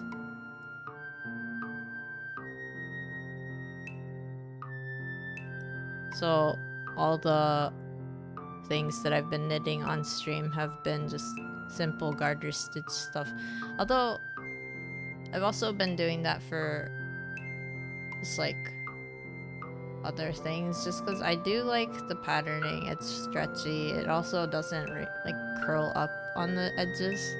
So if I were to do just like, if I gave this like a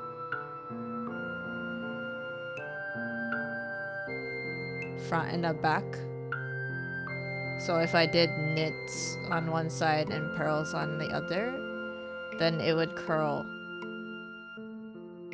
Unless I did specifically like an edging for this that doesn't curl up.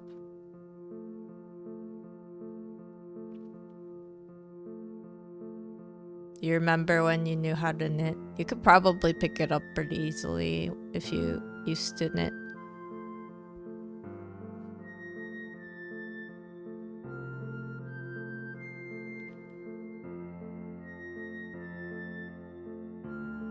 Because I didn't really knit a lot until more recently, and I had been taught before by someone else. I was taught how to knit one time, and then I just never got into it. But then a few years ago I got back into trying to knit, and it's been really fun just because like if you know how to read patterns, you learn how to make certain stitches, and then those can affect the way the fabric comes out.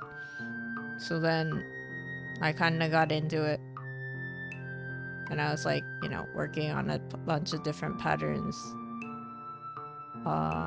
that I found through Ravelry and stuff. So like a lot of the things I did learn on my own, but then the basics, just knitting and purling, I did learn from someone. I just didn't know until recently that I was taught the continental knitting way. So I think when I first started getting back into knitting, I was like, how to knit, and then I was looking up all these like websites showing you how to knit in the American way, I guess. I don't know if there's like a different name for it. It's like you throw the yarn around, like it's like an extra, like you hold the yarn in in the other hand, and then basically you like wrap it around the needle, and that's how you do that way. And I was like, I don't remember when I learned how to knit, I don't remember it taking this long just to do one stitch. So that's why once I got into it enough, I was like, oh, okay, there's like a correct direction to how the loops on the needles are supposed to look like, and then how you know, loop the next part of the yarn you know, if it's done in the correct way, you know, you get like the same kind of stitches. If you don't, you get like a different type of stitch.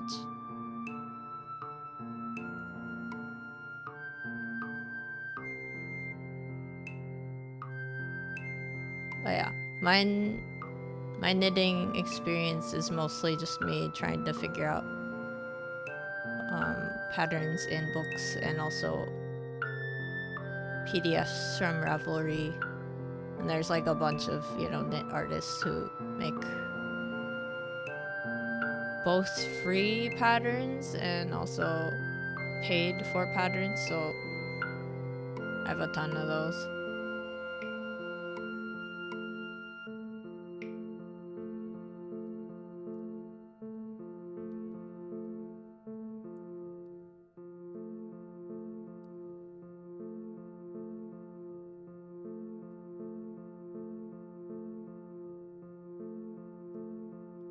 Yeah, there's also people who use really long needles, and I think one of the other ways that you can knit is like to hold the needle underneath your arms.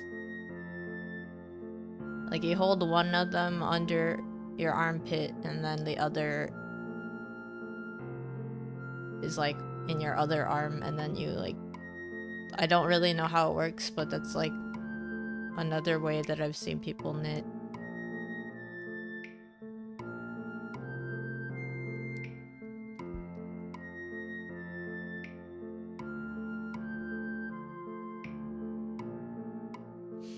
But yeah, I got into knitting enough that I know how to spin my own yarn at one point.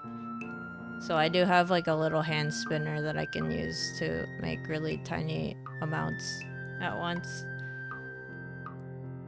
I haven't really done that much, though. I'm more of like a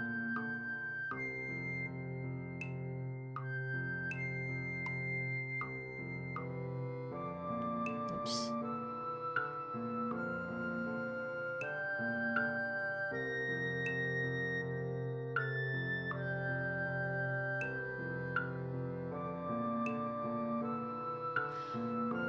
Yeah, I got into, you know, hand-dyed yarns.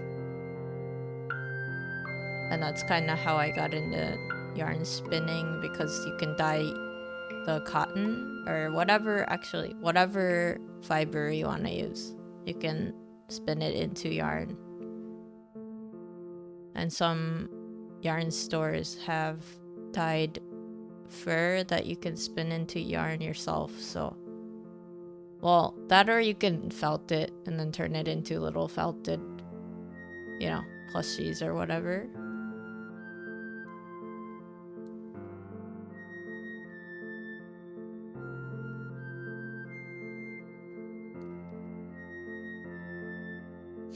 But I've been keeping myself away from yarn stores because every time I go, I just want to get something. Even if I'm not gonna use it, I just want to stare at it. So I have a ton of yarn that's like sitting in storage waiting to be used for something. And then sometimes I'll just like look and stare at all the colors that they have, just because, I don't know, I like the colors.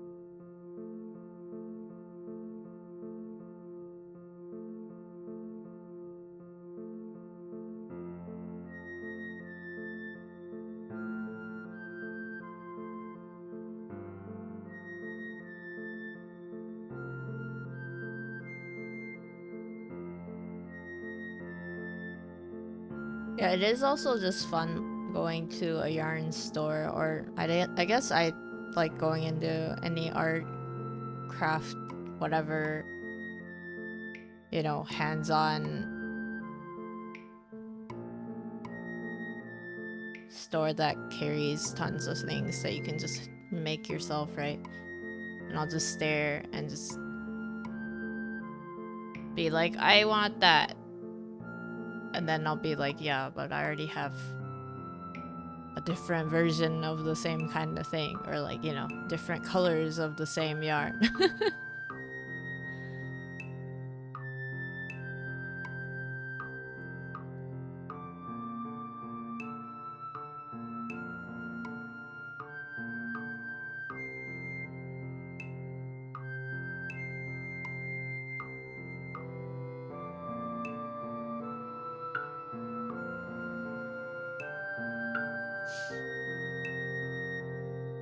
Yeah, and I think at least in Japan there's like 100 yen stores, and you can just buy, you know, beginners supplies for knitting and crocheting if you're you know, you want to get into it. And then there's also 100 yen balls of yarn that usually they're acrylic or mixed with wool, but yeah, they're really cute colors and all that, so it's not a difficult thing to pick up. It's more just like time consuming, I think.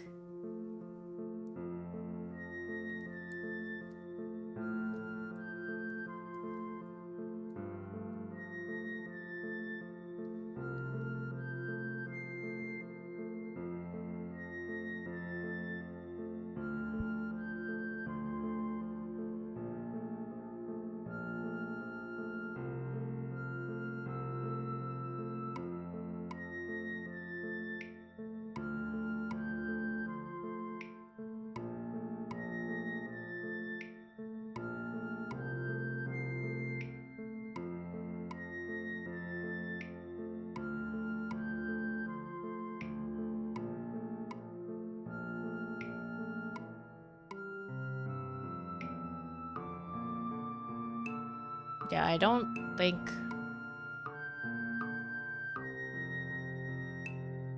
it's too hard to get back into if you've already learned it at one point. It's just kind of just like if you want to or not.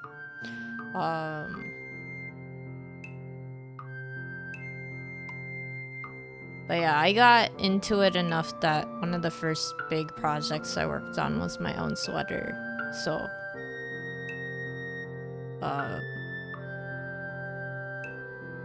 basically you can knit a sweater in the round, which is like with the circular needles like this, where it's like a needle on both ends.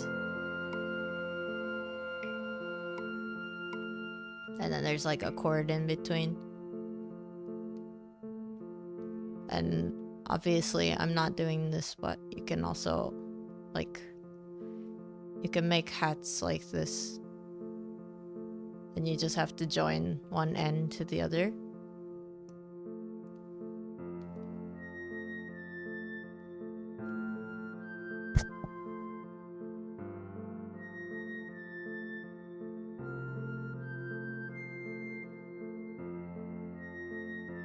Welcome back.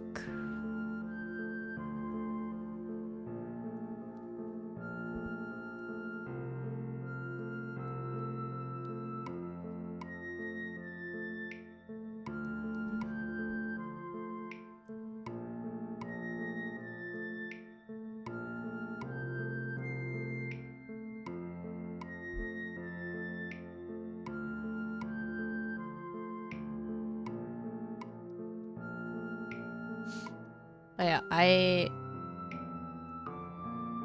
got back into knitting and I was like,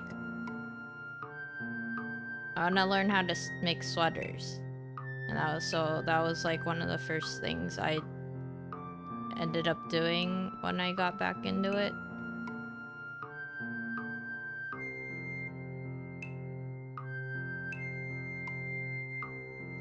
And it's actually not really that difficult. It's kind of just up to how you want to make it. And honestly, if you are making your own knit objects, you know, for yourself, it's not really a big deal, because like if you know how to make garment patterns, there's like a couple ways to make sweaters, basically. Well, I guess anything. So I did it in the round, so basically other than the sleeves, like you just do the whole, you know, top neck area down to the arms, and then you leave like armholes, and then you can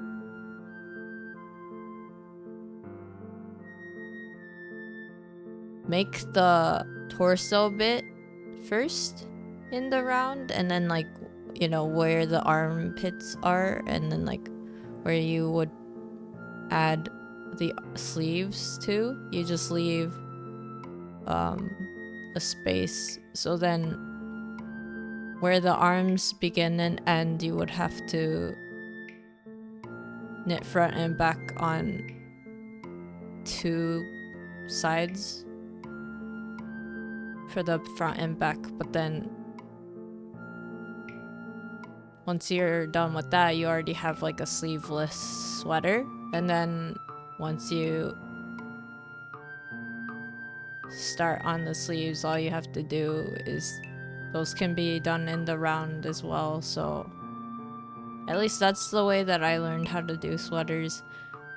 But I know more professional knitters and people who do garment making, I think they recommend doing like other ways, just because doing it in the round, you do kind of end up with like a more of like a tube kind of, so it's not really form-fitting.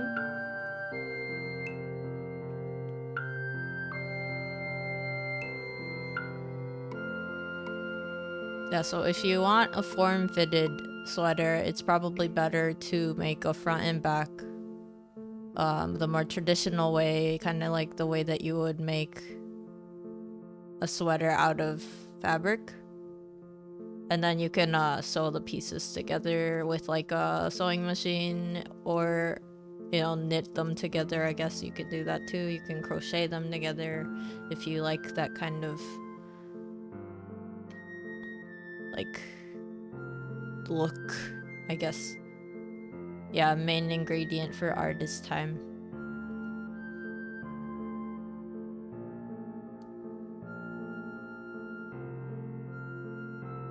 Yeah, some people can draw really well in 5 minutes, although for the most part, I don't think you start off being able to do that. So in a way, they have to probably practice a lot more in the beginning.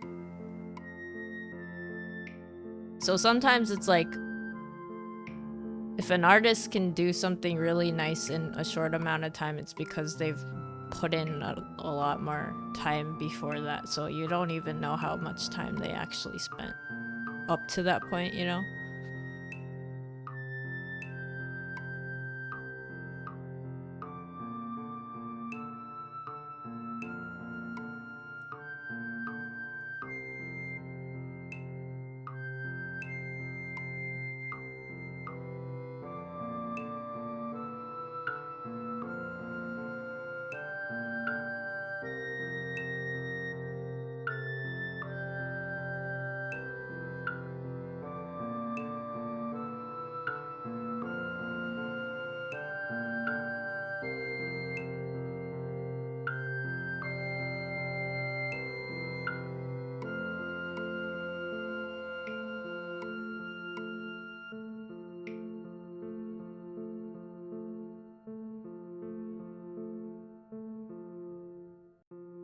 Yeah.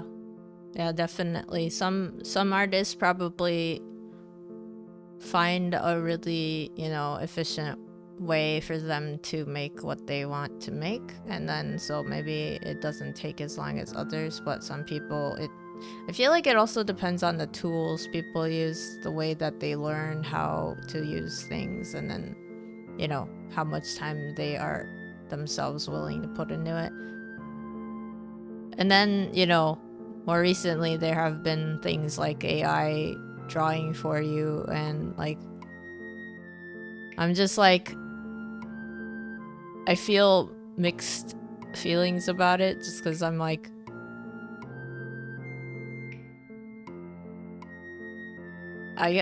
it's weird to see those, and I'm not saying like they're bad or anything, it's just that I personally feel like mixed things about it, just because like I'd like the idea that like there's AI that can just like take what you wrote and then turn it into a painting in like, you know, a few seconds, right? And I can see it being used like as a tool to make things further.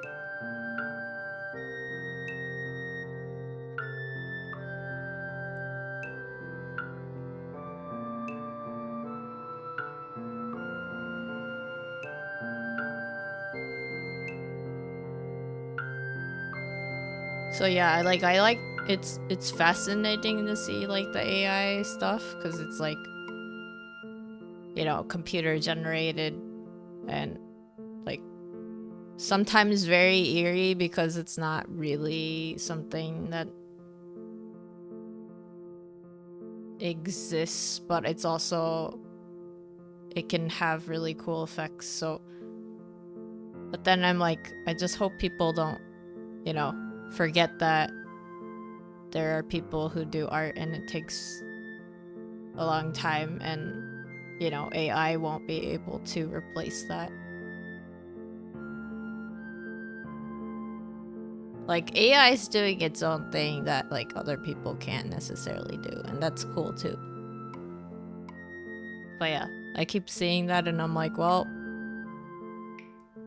I just hope that doesn't mean like, you know, it's gonna replace people. Like, I don't believe that it will, but at the same time, you know how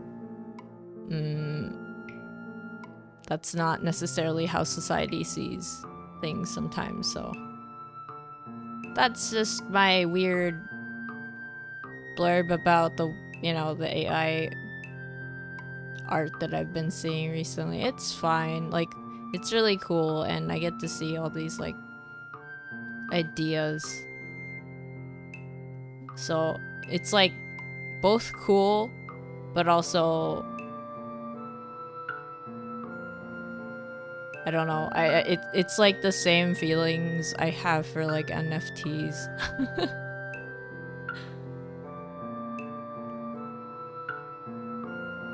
What I mean by that is like, I'm always like, okay, so people are willing to dish out money if it's like an auctioned art piece, then how come people don't just commission the artists themselves? And then they would have their own art, you know? But that's me. I don't get it.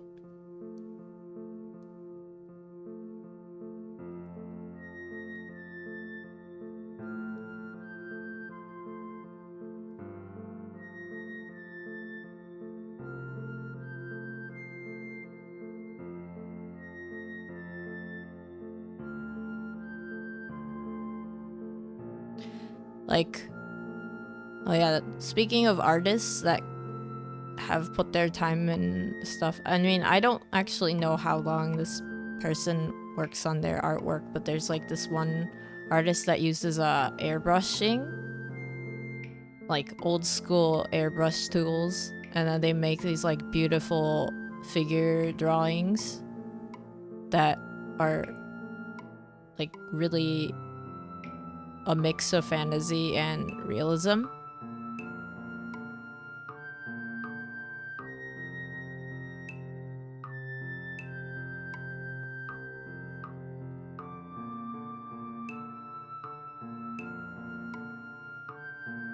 Like, I always wonder what they would draw if it wasn't like that medium that they're really good at.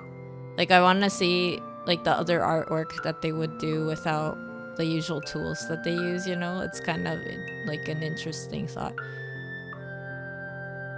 What would cause seemingly random spikes of pain in someone's side? I am not licensed to be able to say anything about that, so take this with a grain of salt, but I know sometimes I get spikes of pain in my sides after I work out, but if it's not like that, I don't really know, and usually those are just like muscle aches. I just hope it's like, if it's like throbbing pain, I would probably get someone, you know, professional to look at it, especially if it's been going on for a couple days or like weeks. But it could, like, at least like, you know, my experience, not really like medical advice, but like my experience with random pains is sometimes it's like muscle cramps that are happening.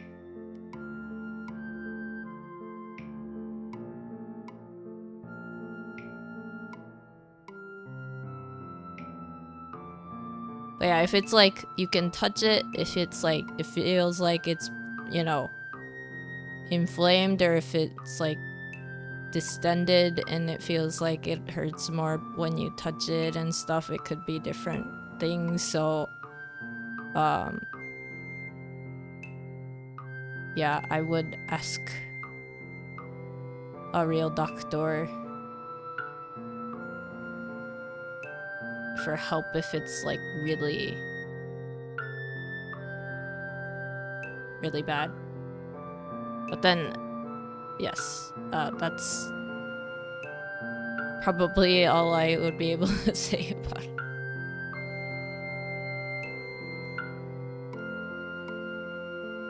You get those after Atlas strips. I see.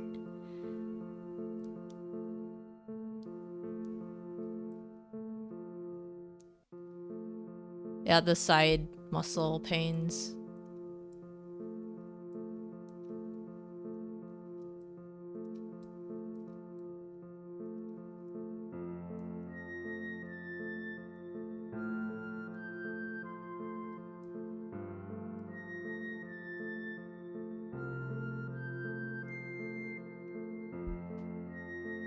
Yeah, it's hard because like there's so many things in your tummy. It's like if you're human tummies have many things going on inside, so it could be a lot of different things. I don't think you need to be like alarmed as long as you're not, you know, it's so bad that you're hunched over, but at the same time, you know, yeah.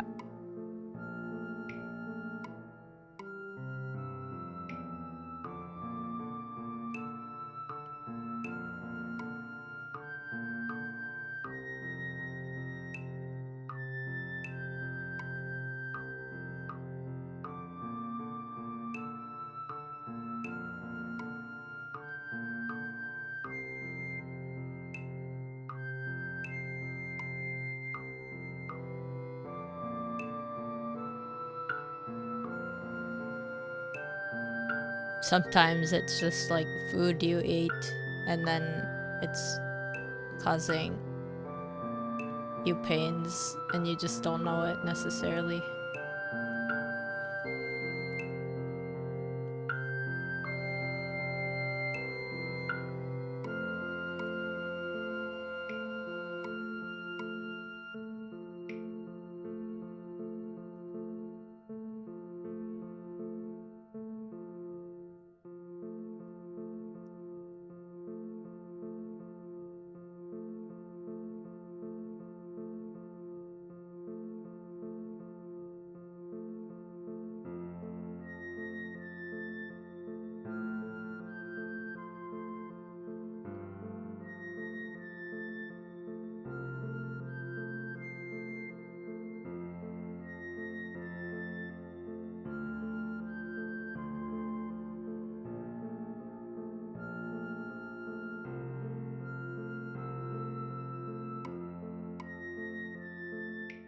Yeah, I have like a tummy pain thing sometimes where I guess for me it's because I get nervous and then it's not something I'm doing consciously, but then if I lay down and then I, touch my tummy, it's like I guess it's been tense and then I get kind of like pains.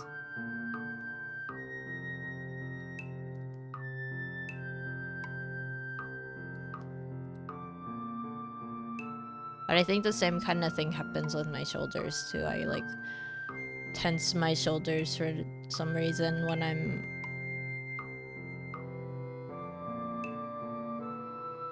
both like during streams and also when I'm around people. I'm trying to get rid of the habit though.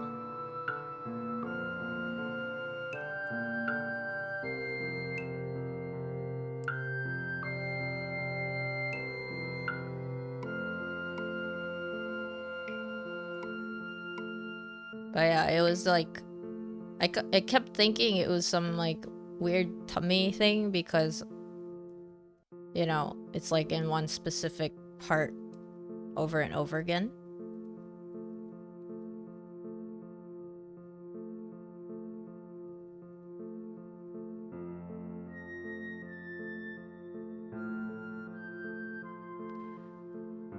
It's not so much pain you can barely stand, it's more like if someone accidentally whacked your thumb with a hammer, except it's your right side. That sounds like it's painful.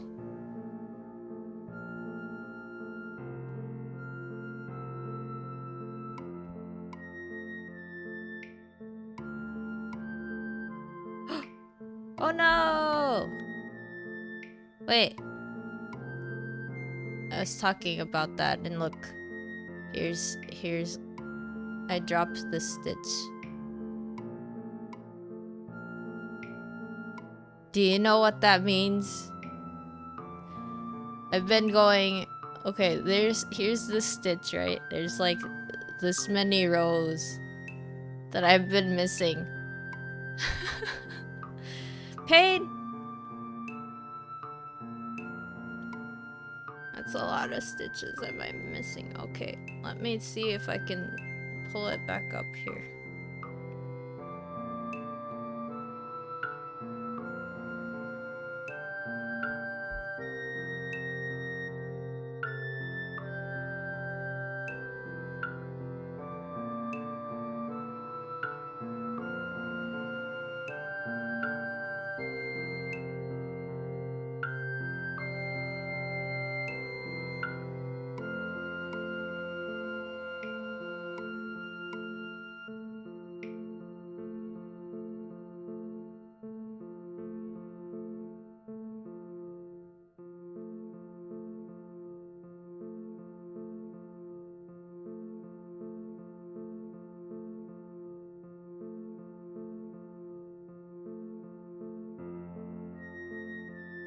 Kinda?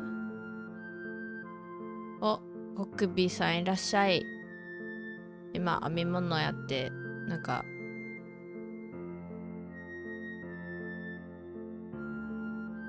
間違えたところをどうしようか考えてます。棒針編みで間違えるとめんどくちゃいんですよ。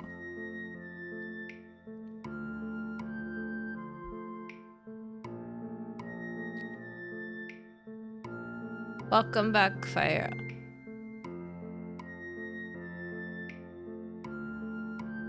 今簡単にガーター編みでマフラー作ってるんですけど、気づいたら一目だけ忘れて置いてかれてて、今ねなんか見にくいですけど、わしの耳が邪魔か。この目がね、ここの目がね、こんな遠くまで、ここからずっと置いてけぼりになってた。何段だこれ。10段ぐらい置いてけぼりになってる。かわいそうに。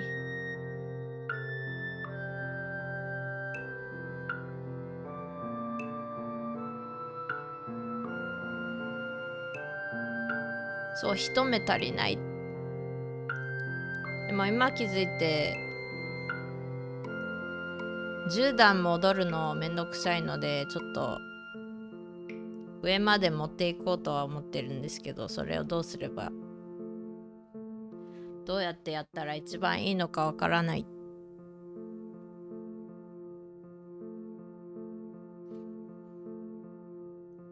I'll fire how? I mean, I guess. See, when did it start happening? And like, is it like pretty frequent? And then how often does it happen in a day and all that? Like, it's probably good to take a note of stuff like that if it's something that does kind of bother you. Because then when you do see like a doctor, they can probably, well, I don't know if there's anything necessarily, you know, that you would be told or anything. It's more just like it helps with like stuff. It helps them figure out stuff, if that makes sense. So I guess that would be like all I can say is like if you know, it's probably best to have someone check it out, but in the meantime what you can do is like, you know, take note of like when it happens, how it happens, if you know, or like what you were doing right before it started, and how long it lasts, like how it feels. On a scale of 0, like 1 to 10, how painful is it? Wait, what else? Yeah, but these are all things that like the professionals would probably ask you anyway, but it's like good to have down so you don't have to like try and remember when they're asking you.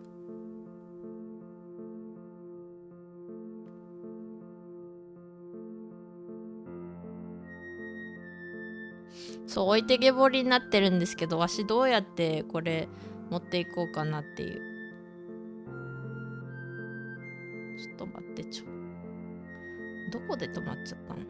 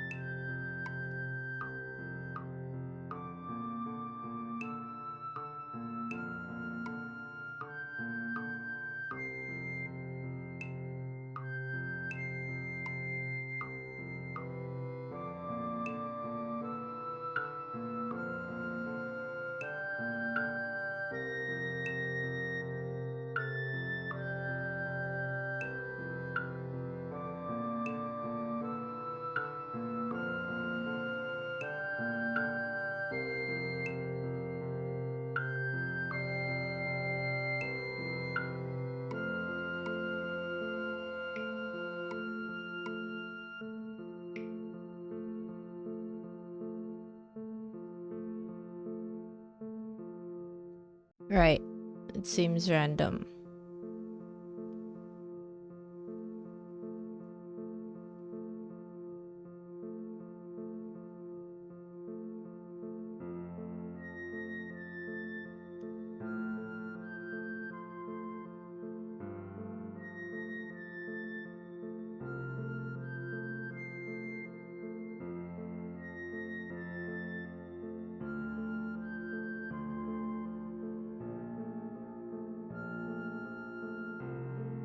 As if it's like not very I don't know. I honestly can't say much about that because there's so many things. But yeah, if it's like, you know, it's like throbbing pain and it doesn't go away and it keeps coming back a bunch of times, it's definitely good to see someone.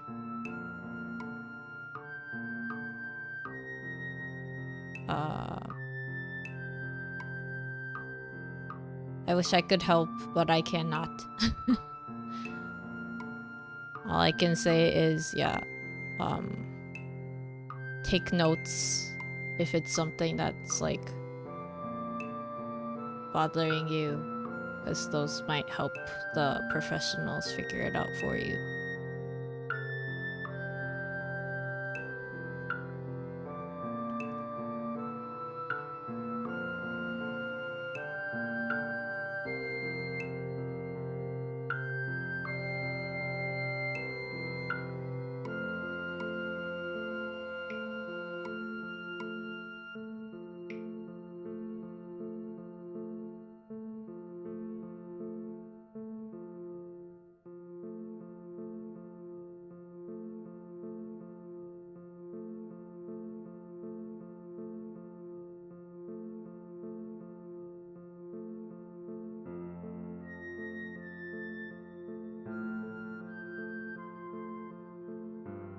You can probably sleep it off. Okay.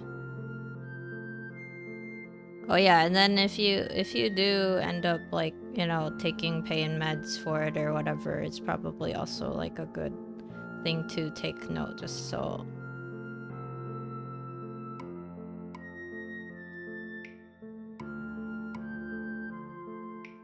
you can let doctors know if you do end up going to see someone.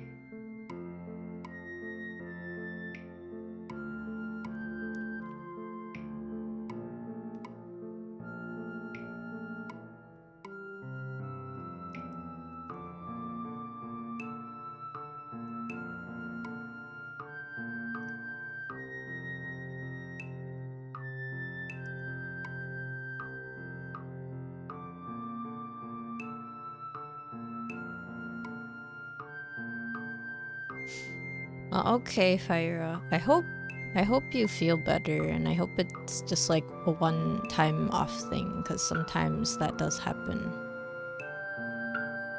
And I hope you don't, you know, I hope it's nothing serious. But if you have a hunch that it might be, just I recommend seeing a doctor about it.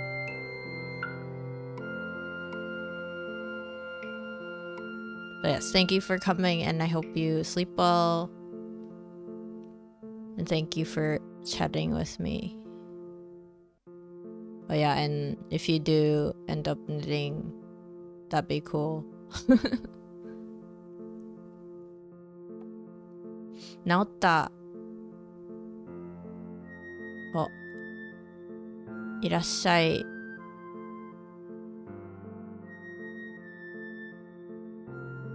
H2V さん、いらっしゃい。ありがとうございます。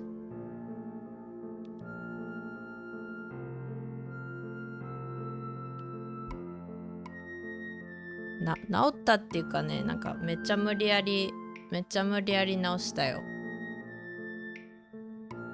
ここだけなんか編み目全然違うけど。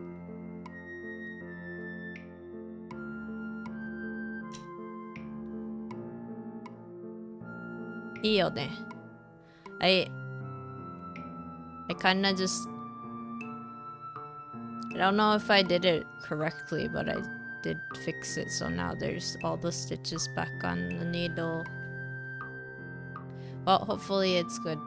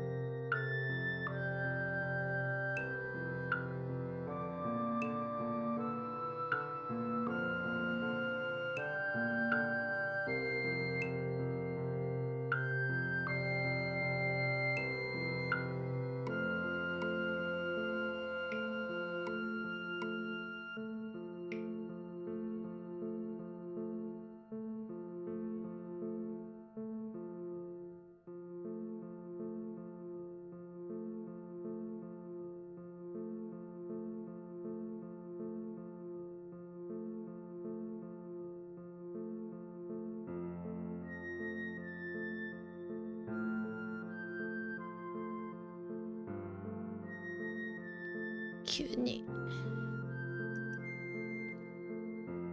多分なんかお話ししながら横に押してて針からそのまま落っこちてわしは置いてきぼりにしちゃったんだ。でもあの目がもし例えばねもっと下にどんどんなくなってって一番最後までなくなってたら本当どうしようかと思った。そこまではいかなかったけどね。I don't know what I would have done if that stitch was just like was way lower. I mean, I didn't.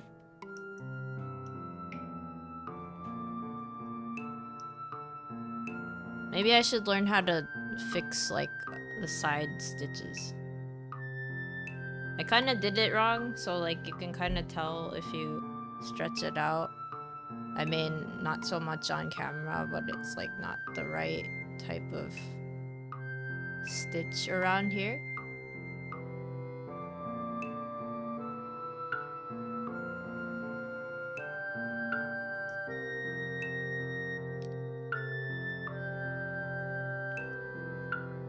Like,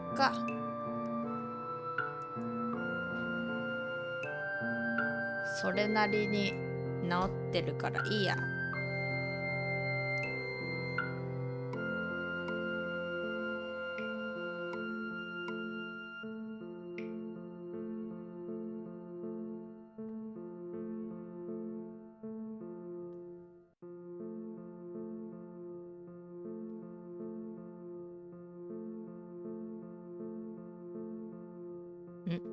編み物の才能があればいいのに。ありがとうございます。編み物ね、最初難しいけどね、でもちょっと練習してたらね、結構楽しく簡単にできるようになるよと勝手にわしが言う。編み物難しいですか？でもゴックビーさんフェルトやっててフェルトのニードルフェルトの方がわしにはなんか難しそうに見えるけどあれできたら編み物できるんじゃないかな。でも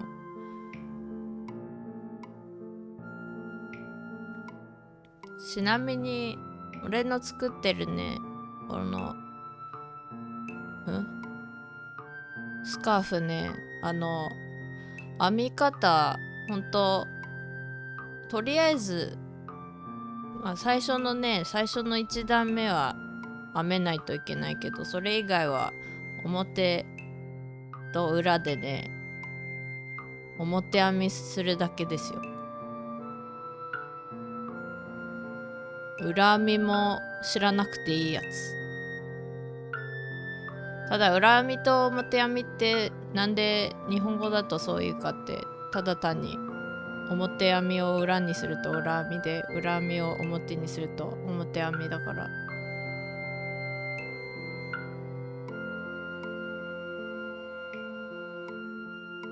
実は表編みやってるのは逆を言うと裏編みをやってるんだよ。あれは刺すだけだから。いやでも刺すところ間違えるとなんかそこだけすごい変にへこむじゃないですかあれ。だからなんか立体感覚がちゃんとしてないと難しそう。そうこれはねもう31目何目でもいいんですけどね。これ本当に表と裏はもうずっと表編みを繰り返すだけだからね。ガーター編み結構簡単です。間違えてたけどこれなら雑談しながらでもそれなりにできるよ。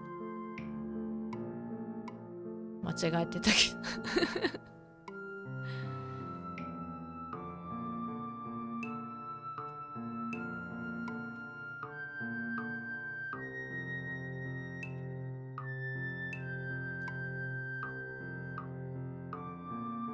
Yeah, knitting's not too bad. Like, all you need are needles And then yarn. I recommend getting like a little bit thicker and lighter colored yarn if you're just starting, but you know, you can just make a scarf pretty easily with, you know, one type of needle, one type of yarn.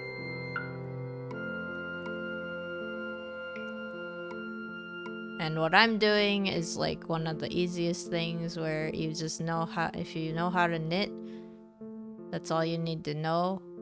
Well, you just need to know how to make the first, you know, first row, but otherwise, once you make that, you just knit both sides and then you get the garter stitch, so it's not that difficult if you are interested in learning how to knit. And the reason why I'm doing garter knit now is because I will make mistakes if it's nothing, you know, if it's too complicated. And even this, I made a mistake, so that's basically me.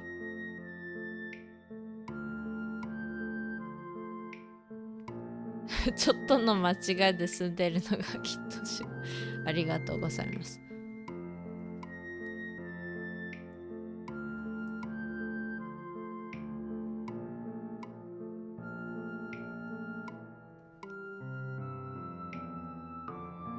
でも表編みと裏編みはね、実は間違えても結構、真ん中端っこはちょっとわからないんですけど、端っこも多分やり方があると思うんですけど、真ん中で目を落としちゃったらね、かぎ針とかで直せるから、かぎ針使わなくても針で直せるけど、かぎ針でね、上にね、なんか線になってるやつを輪っかになってるのに通して輪っかをもっと作って上まで持っていくと治る。手袋ね、これハーフグローブですね。ありがとうございます。なんかね、手袋するかしないかって今日迷ったんですよね。ちょっと暑いし。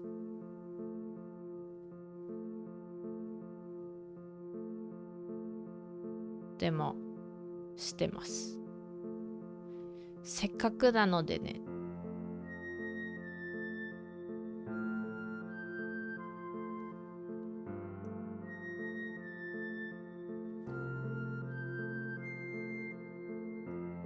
ただやっぱりなんか夏の間にね、毛糸とか触るとね、暑いよね。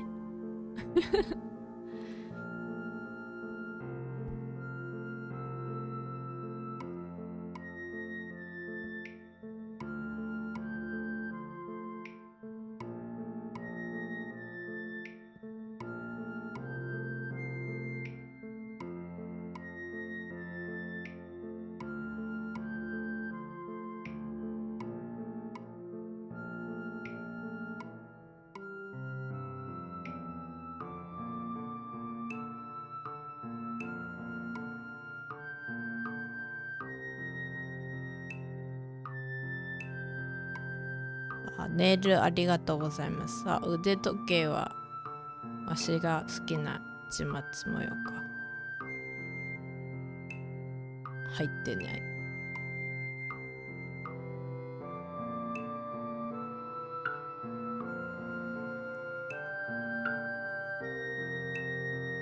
そう、ネイルは初めてネイルサロン行ってね、なんかジェルネイルやってもらったんですよね。それでなんかいろんな方がね、一度はやってみたらいいよっていうのが分かった気がする。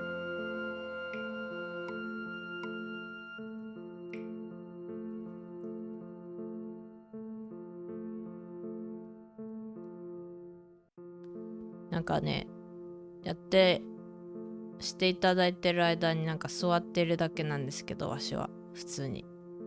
で、あまりお話とかしないで、ただね、そのネイルしてくださってる方のね、なんて言うんだろう、手先とか見てて楽しかったあとなんかこういう道具使って爪のここら辺を削ったりするんだとか思って、なんて言うんだろう、なんか面白かった。ただね、時間経ってるからね、結構伸びちゃってる。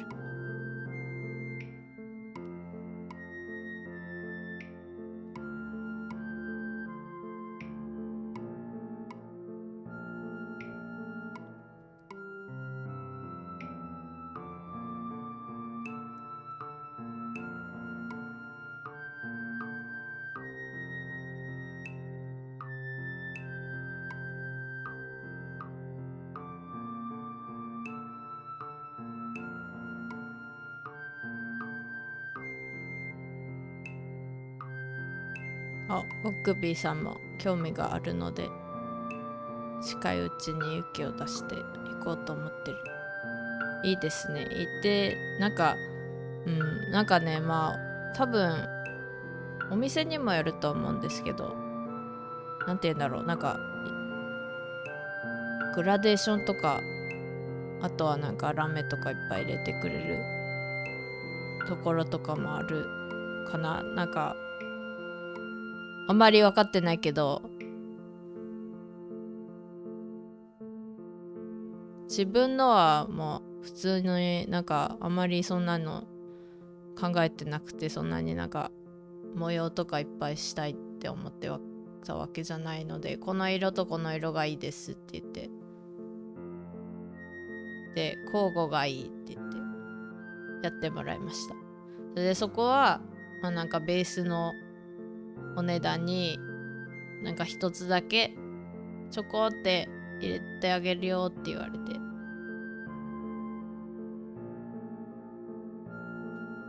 それでなんか星が入ってる。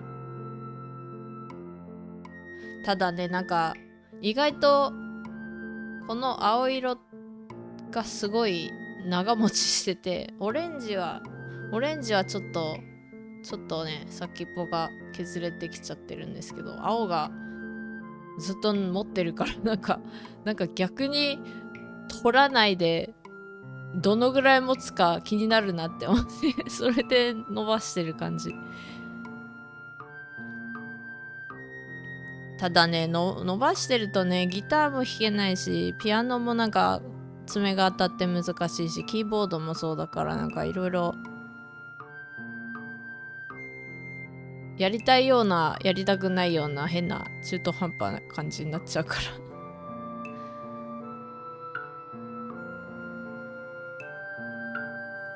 そうですね、なんかもっと早くなくなっちゃうのかと思ってたら、そう6月にやってもらったから、6月の真ん中ぐらいだっけ、なんかライブハウスで歌う前にちょっとおしゃれしたいって思ってやってもらって、それからずっと撮ってないので1ヶ月以上は経ってますね。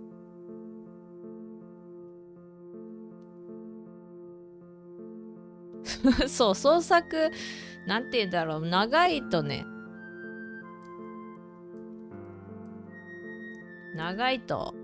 やっぱり引っかかったりするから、そこら辺が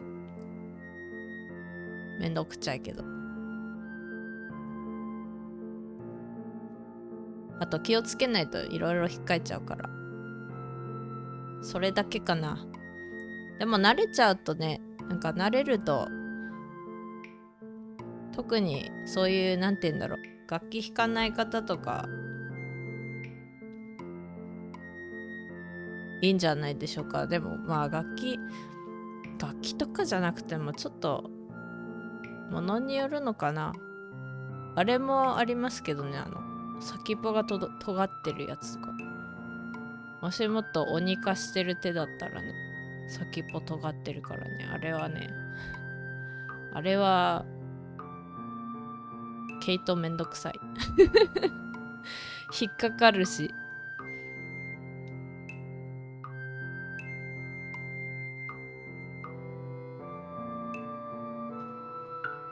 お目目刺しそうになる自分で。ぐさっ。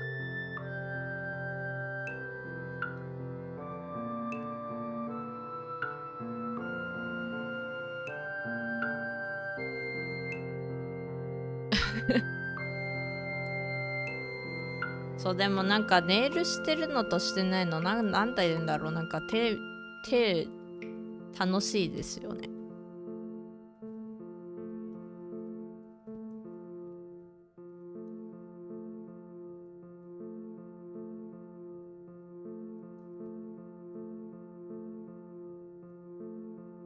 でもなんか人にやってもらうの初めてだったし、あとはまあちょっとおしゃれしたいなっていうのでこういう色にしてますけど、自分でやってたらね、もう黒系とかしかやってないから、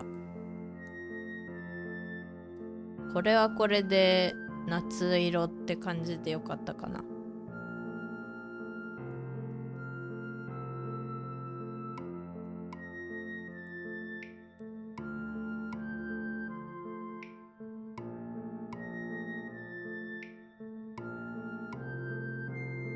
じゃあゴックビーさんもなんて言うんだろう、紫系にする感じですか？それともなんかなんて言うんだろう、サプライズ感覚でなんか不思議な色にしてみるとか。不思議なっていろんな色を混ぜたり、なんて言うんだろう。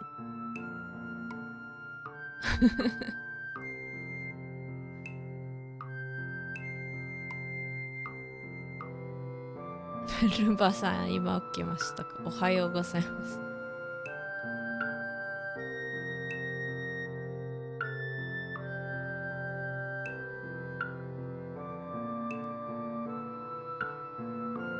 お、フリーザ様みたいな色。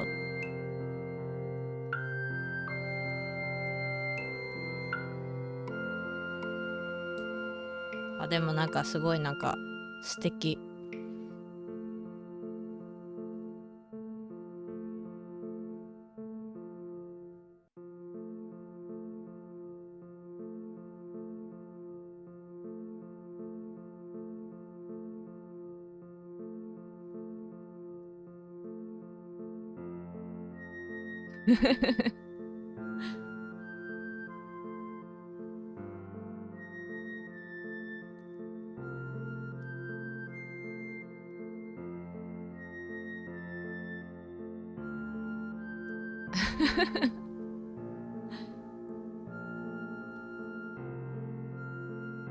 指先から光線出すから指のおしゃれ大事ですね。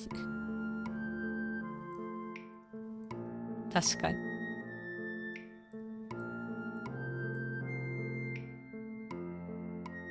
それはそう。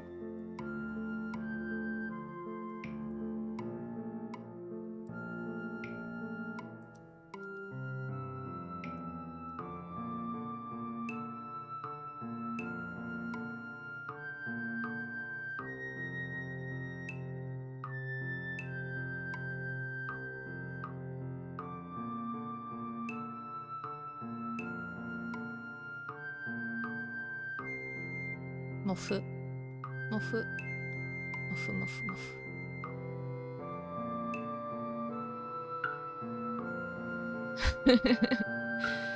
そう確かにフリーザ様してましたね、あれちゃんと。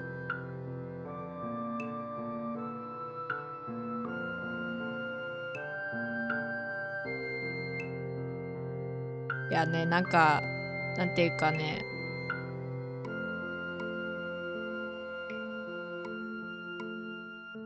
俺がちょっとねなんかネイルやってもらおうかと思う気になったのがね、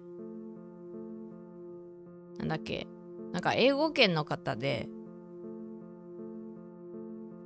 なんだっけ、男性かな、男性の方がね、なんか自分のパートナーに勧められて行く気なかったんだけど、なんか行ってみたらめちゃくちゃ良くて、なんて言うんだろう、どうしてみんな行くか分かった気がするっていうのを読んで、一度行ってみたいかなって思って。その方はペディキュアやってもらったのかな、ペディキュアだけなのかな。俺はね、なんか予約しないといけなくて、結局お手手しかできませんって言われたから、なんかね、アイヨは別の技術が必要だそうなので、アイヨの爪は別の方がやるので別の日じゃないといけませんって言われちゃったから、じゃあお手手だけでいいですって言って、ちょうどね、足は自分の持ってるネイルの色が似てる感じのだったから、足はいいかなって思ってノーアイヨデーだった。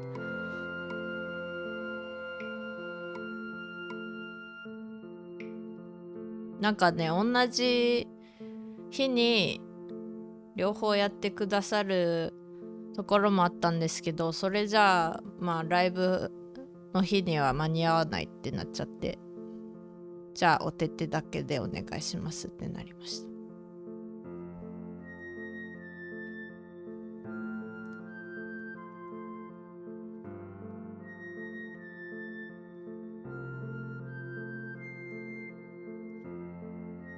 そう、それででもゼルネイルまさかこんなにね1ヶ月以上持つとは思わなかったですね。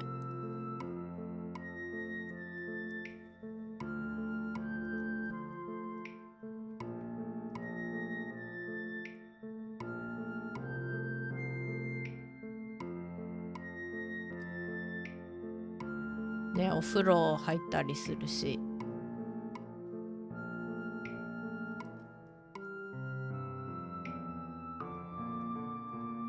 自分でやるとなんて言うんだろう、1週間2週間持ったらいい方かなってなるから、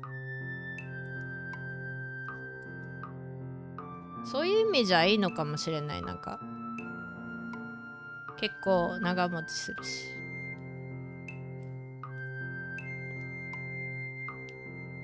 でもなんだろう、なんか例えばお手手のネイルとかずっとできないとか、なんか見せられない方は暗陽だけやってもらうとかいいかもしれない。靴で隠れるようなんだったら。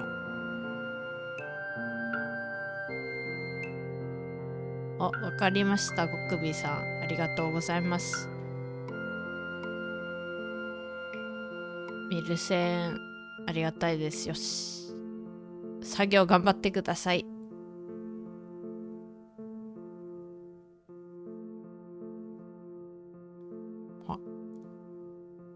そうなんか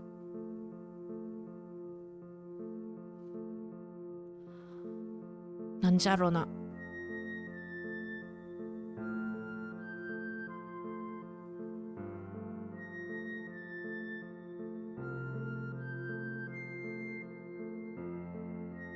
とりあえずなんかお話変わっちゃいますけど、編み物この間ね、私なんだっけ、2時間で5センチしかできないとか言ってたけど、ちょっと考えてみたら2時間で10センチ以上ちゃんと編めてました。つまり1時間5センチぐらいなんかな。お話ししながらだともっと遅いけど、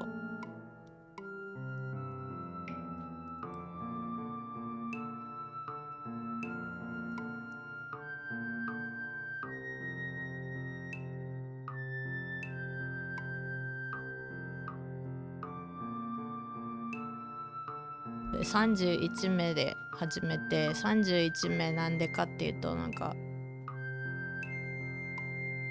大吉の数字らしいので、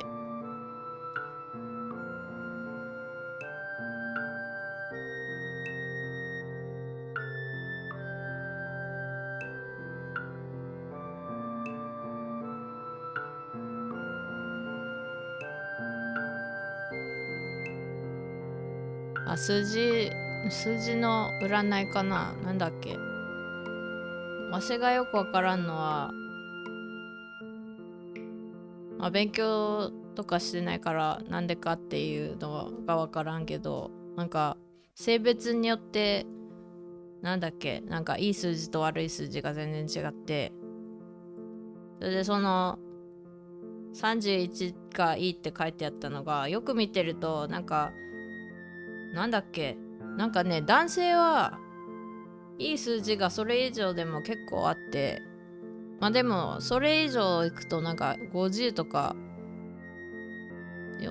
30の中で何個もあるんですけど、30とか40とかもちろんもっとあって、でもそれ以上編むのは大変だから、大変というかね、どんどん横に広がっていく分、これソックヤーン1玉 100g ぐらいで、長さがね短くなっちゃうから、30何目とかがいいなって思って見てたら、なんかね、全部31以上のなんか大吉の数字がね、全部男性は吉って書いてあって、女性は×って書いてあって、なんじゃこれって思ってで、自分でなんか編んでいいやって思ったのが31だったんですよね。わからん、わしはわからんよ。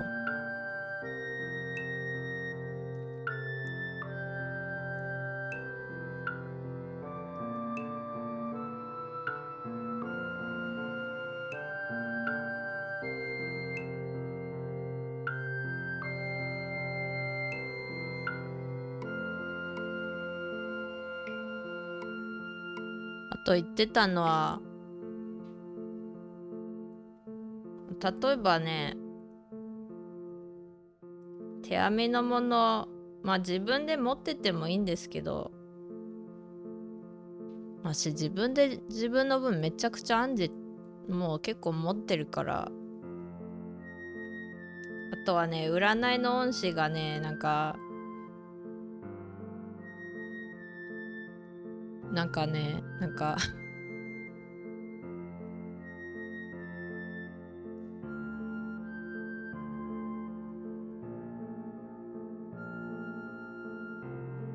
欲しい人はいるから、だったらね、販売通販なんていうの、なんかどっかに出して売りなさいって言ってたから、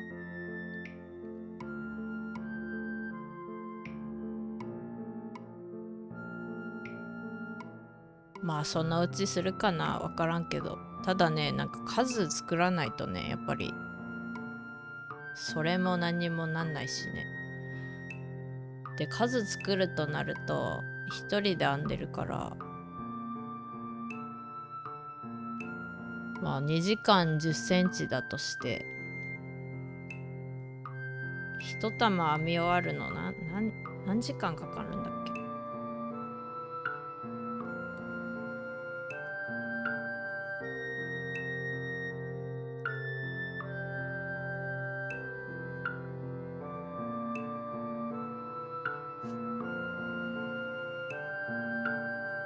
今4時間ぐらいかな、お話抜いて。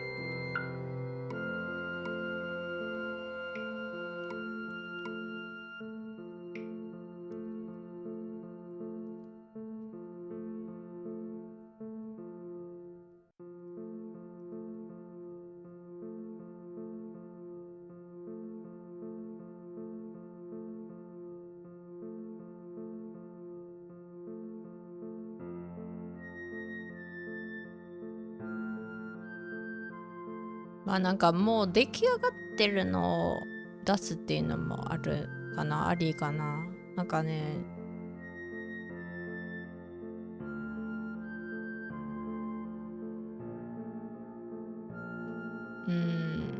なんかあとは作ったものの中だと、なんて言うんだろう、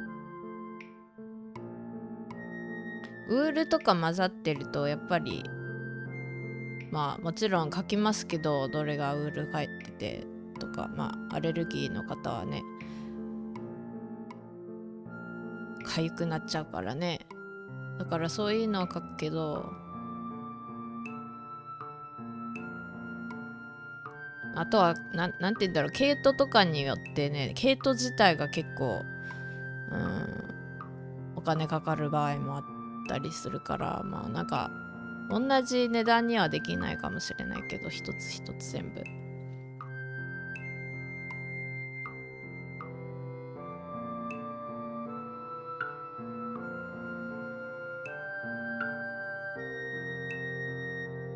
まあだからなんて言うんだろう、なんかすごく希少価値じゃないけど、なんかこれだったら欲しいって思えるようなのちゃんと編みたい。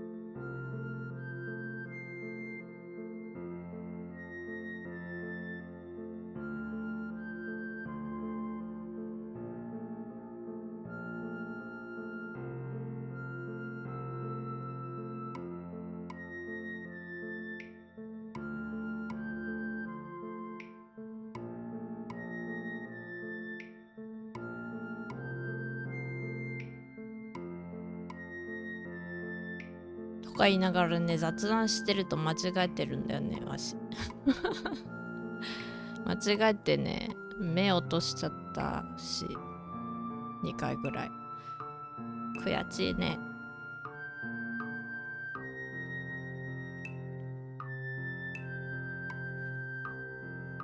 まあなんか、どっかの時点で、どっかに、あれかな、なんかオーダーメイドじゃないけど、一応写真とか撮って、こういうのありますっていうの、どっかになんかどこだろう、ノートとかピクシブファンボックスとかかな。なんか載せといて、あれみたいにしようかな。なんか依頼みたいな感じで、なんか欲しい方はメッセージくださいみたいな。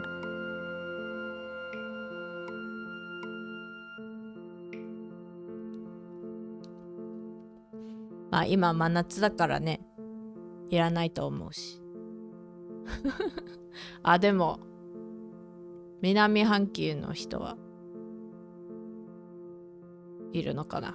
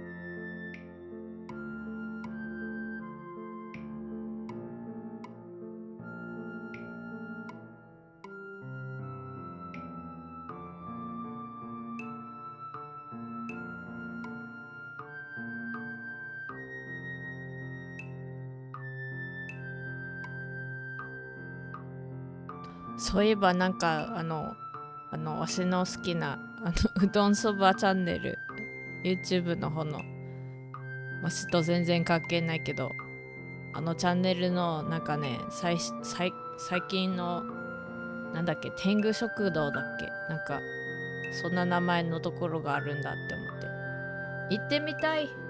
行ってみたい。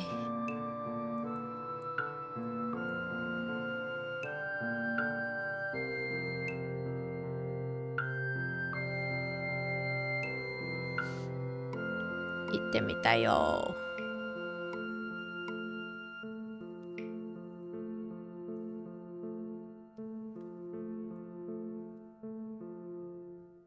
そうだそうだ、ぼっかけ食べたいって言ってて、ぼっかけ食べたいって言ってて、結局なんか自分家で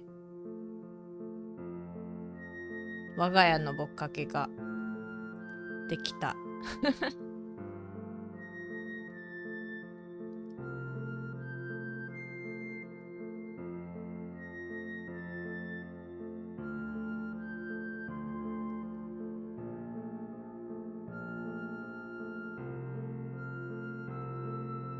結構あるからぼっかけうどん食べようかなって思ってます。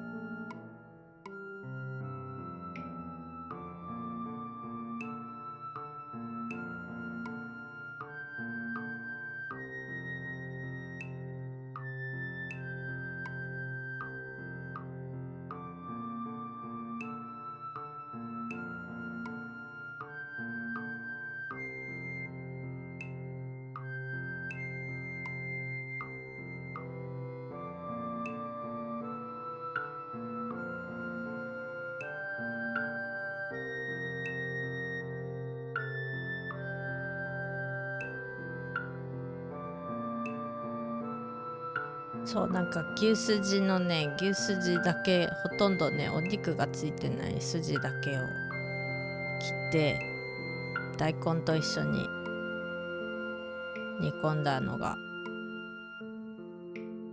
今あるので、これうどんにしようかな。でもね、なんかちょっと取っといてカレーとかにしても美味しそう。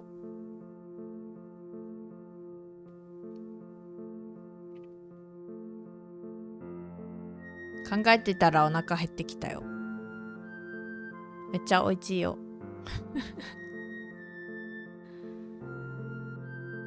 まあ多分ね、お店のとかとは全然味は違うんですけど、多分じゃないや、お店の、まあお店によるけど、なんかお店のぼっかけはどっちかっていうとうちのよりは味濃いめかな。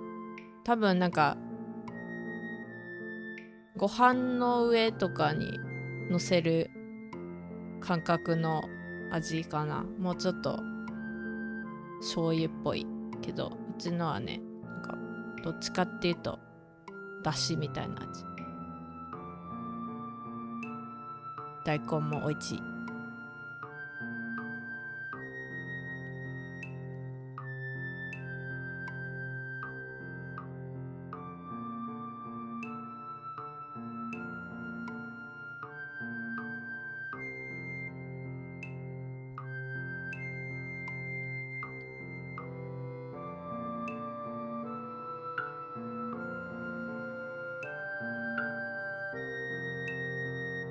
あとはなんかなんだっけ、豚の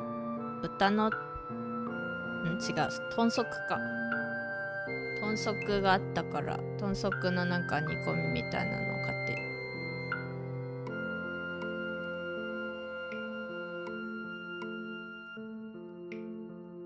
それも美味しい。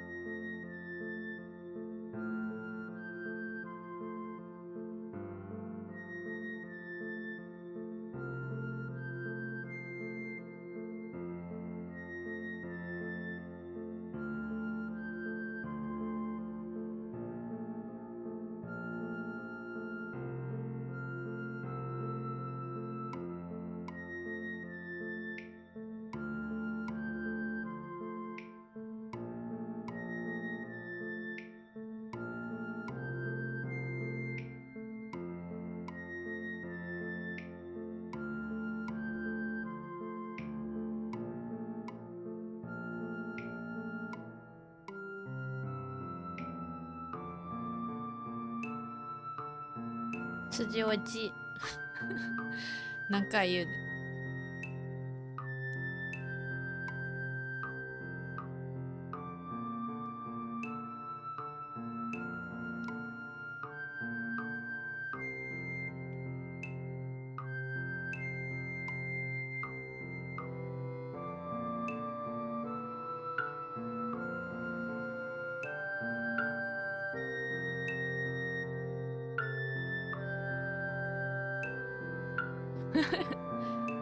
お腹減ってきました。いってらっしゃい。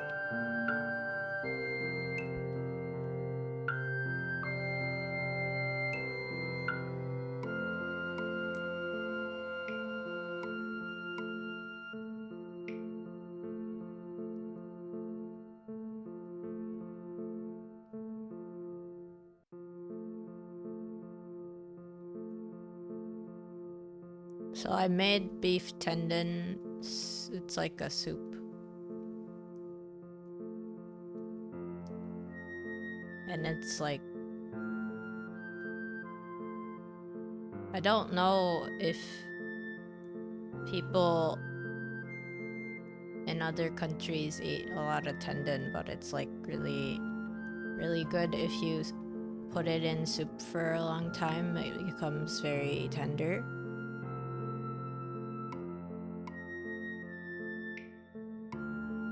But usually you have to wash it a couple times in water just to make sure there's like no remaining blood and all that, just because it can be smelly. But yeah, it's very, very delicious.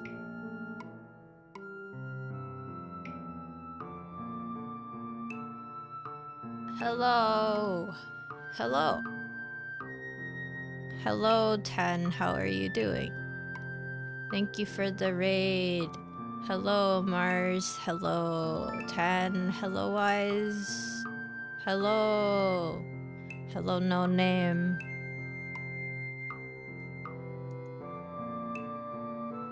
Hello, M face palm.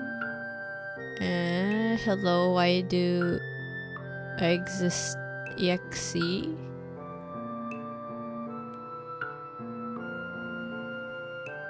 Let me give you a shout out.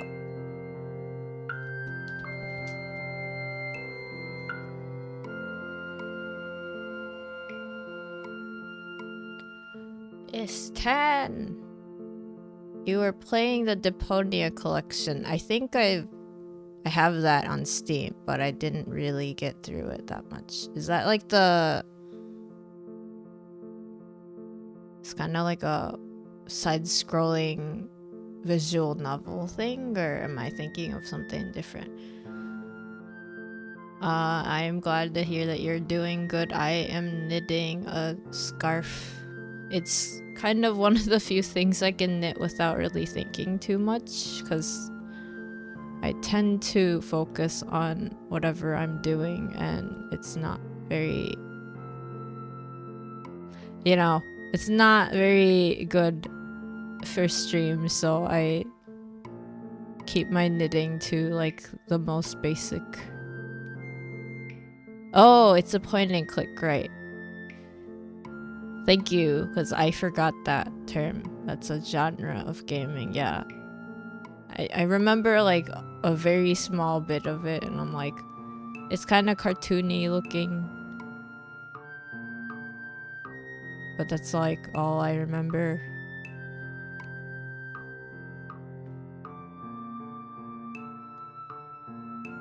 Oh, also, hello, Sun Eater. Thank you for following.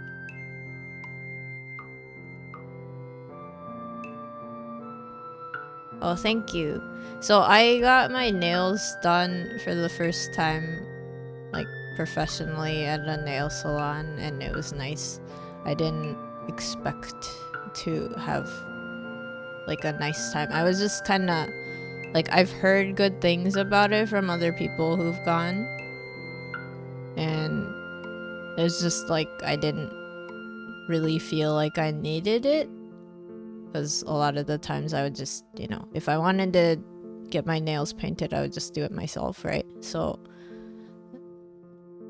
the occasion was when I sang on stage at a small live house as like part of like my voice training school thing that I participated in. So I was like, I should probably, you know, this is something I want to do for myself.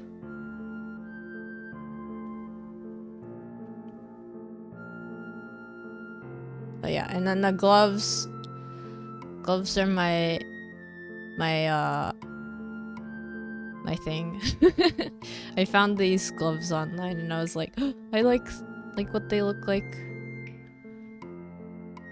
Kind of half gloves. I'm having a hard time showing what they look like, but yeah. Yeah, it is fun. I didn't think about it. Like, I thought it was gonna be... I don't know. I guess I didn't really expect... Or, like, I didn't really know what would happen. I just kind of was like, oh, yeah, I'm... You know, I'll probably sit down and just kind of talk with the person that's doing my nails, but... Yeah, I ended up liking it. I was more enamored with the way that they were, you know, painting my nails, because I was like, how do you do it so nicely without getting all these bubbles? Like, I was like, they just did that in 3 strokes. But yeah, it's been a couple, like a month and a bit since I got these done, so that's why it's a little bit longer, and then, you know, there's like this much space, but yeah, it used to be like my whole nail. And also, surprisingly, they are lasting more than a month. That's kind of another thing that I noticed. I was like expecting these to be done within a month. But yeah, this is my first time getting them done. It was fun. Maybe I'll go again. I still, like, I kind of want to see how long they last, but at the same time, my nails are getting to the point where I'm not very comfortable with the length, and so, I don't know. Maybe I will end up cutting them before the paint actually starts chipping. But yeah, half gloves are fun. I bought this in like a set with other types of gloves. I think some of them had like, what are those called? Like little belts that go, like, you know, around your wrist area and stuff. And that's fun too. Oh yeah, but anyway, for those new here, I'm Ven. I do English and Japanese streams, so I will flip-flop between them. Sometimes I do have like a speech-to-text translator on, but it doesn't pick up both languages, it only picks up one, so that's the only thing that I have. And that's why if it's turned off, it's because I don't really want to deal with the weird translations. But yes, I do knitting streams sometimes. This isn't like, I don't do it often, but I felt like knitting. And I do art streams. All of, like, me and all of my buddies in the background in my room. You know, I did that. Yeah. And I'm pretty... I think I speak relatively slowly, so... You know. If that's your thing. I hope I see you again. But yes, I started working on this like last month, but this is technically kind of the second time I'm actually working on it. I wasn't feeling like knitting. I did finish a couple of big projects during June, and one of them was for my voice trainer. I'm not really sure if they are like, it was very long. Like, I didn't even realize how long I had made the scarf by the time I finished it, because I was just so focused on just getting it done. But it was like twice their height. So I'm like, what? When are they gonna use this? You know. But yeah, that was, I think, one of the bigger projects that I finished. I don't remember if I posted that anywhere on any of my SNS to be able to show or share, but yeah, more recently I've just been kind of knitting simple garter stitch stuff, because I'm kind of like, I want to do other things, or sometimes I'm just like watching other people stream while I'm knitting, or I'm listening to music. I used to do more pattern stuff, but I haven't really done that much recently. But yeah. So far, this stream, I've been talking about like how I got into knitting a couple years ago. I had learned to knit from someone else like a way long time ago, but then I ended up wanting to pick it back up more recently. And then the way that I ended up picking it up is just like practicing with books. And then there's also websites like Ravelry where people post their free PDFs of patterns, or they sell them.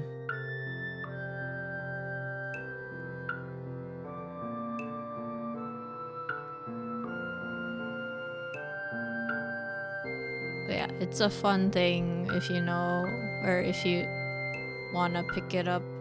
I also do crocheting sometimes, but I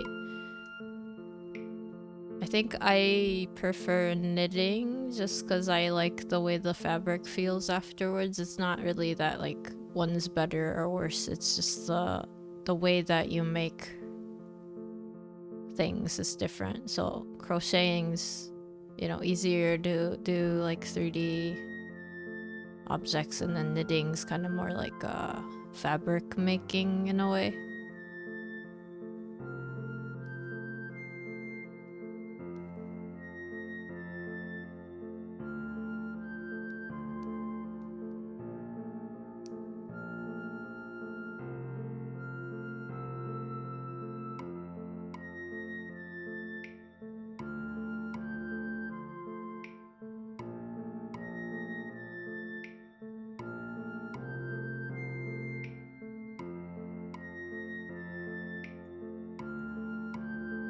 Oh, thank you, Tan.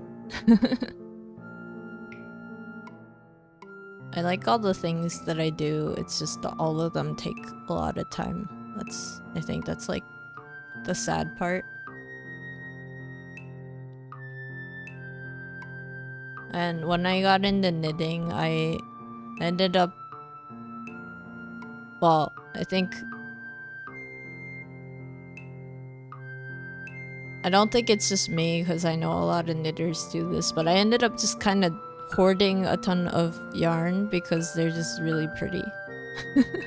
And more recently, there have been lots of yarn makers that do like small batches of dyed yarns, so it's almost like their own art piece in a way. So I ended up collecting a bunch, but now I'm in the process of, using them properly, because otherwise they're just gonna become like a big stash. Like I'm the dragon and those are my coin. But yeah, this is one of the ones that I felt like using this time around. This is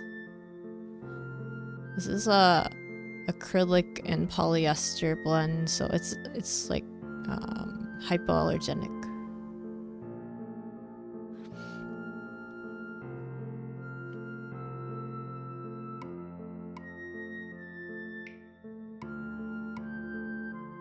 But I am thankful I do not have wool allergies, so I have a ton of wool yarn that I need to get through.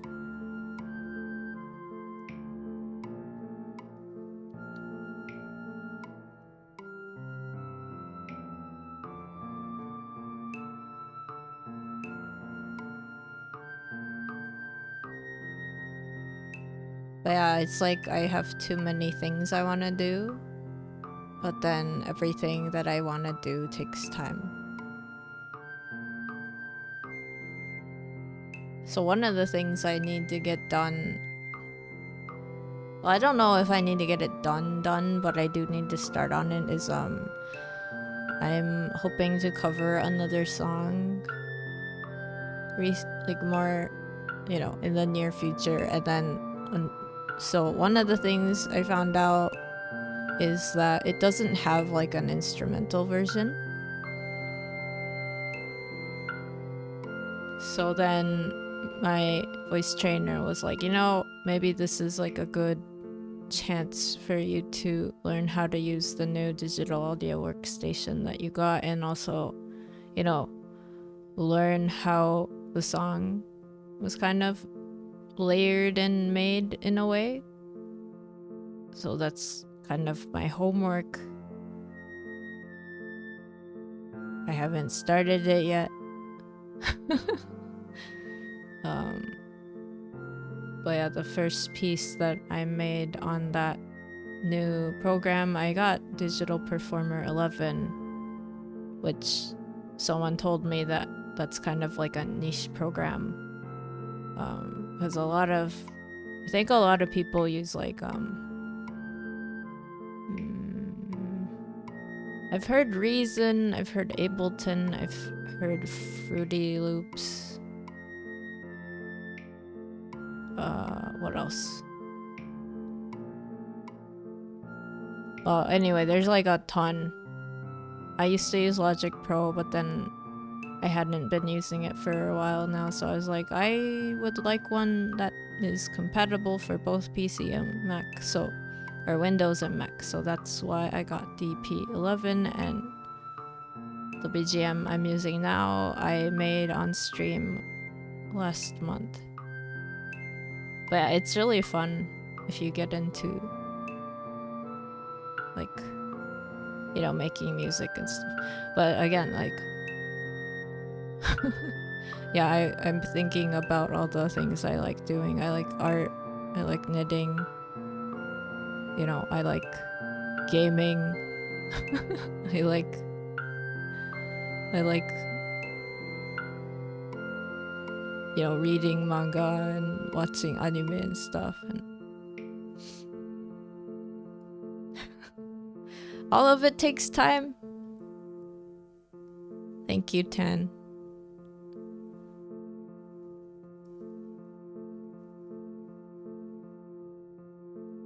I like the comments I've been getting for this song. I've heard that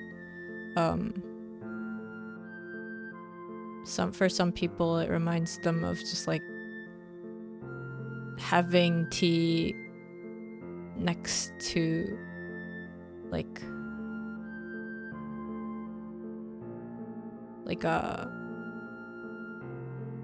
a forest or something.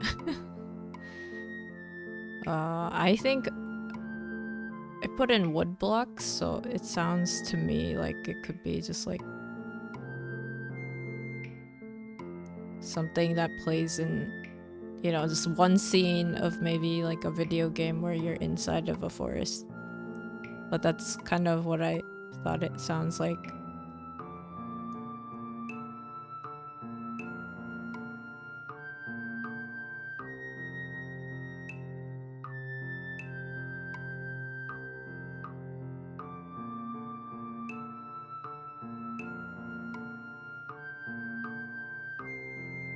But yeah, I do have a SoundCloud. If you look up my name, or it's Sylvage CA.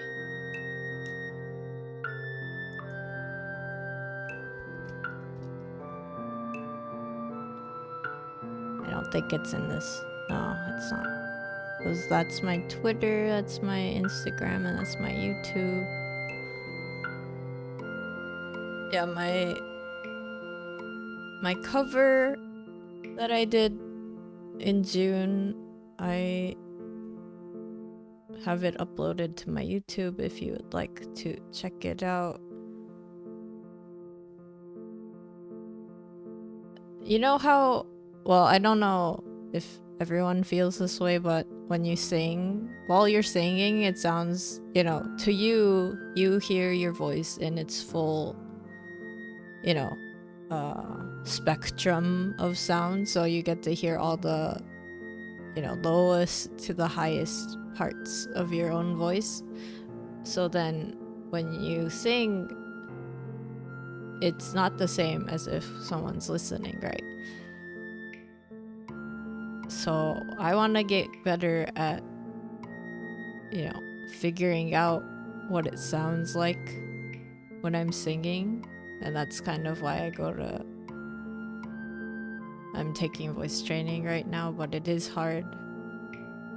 But yeah, my experience was really interesting because I got to sing in front of a live band, and I feel like that was like the highlight of the thing.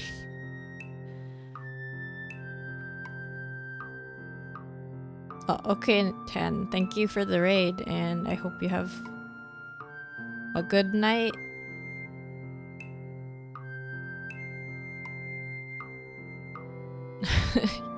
Yeah, hobbies that take time are always worth it when you do take the time to do them. Yeah, it is fun, and you know, I think like knitting's good for me at least, because then I have a thing at the end and I'm like, yeah, I can use it or whatever, right? So it's nice. I mean, I guess that's with anything if you're making something, right? But yeah, thank you for hanging out with me, Tan, and I hope you have a good night. And I will talk to you later.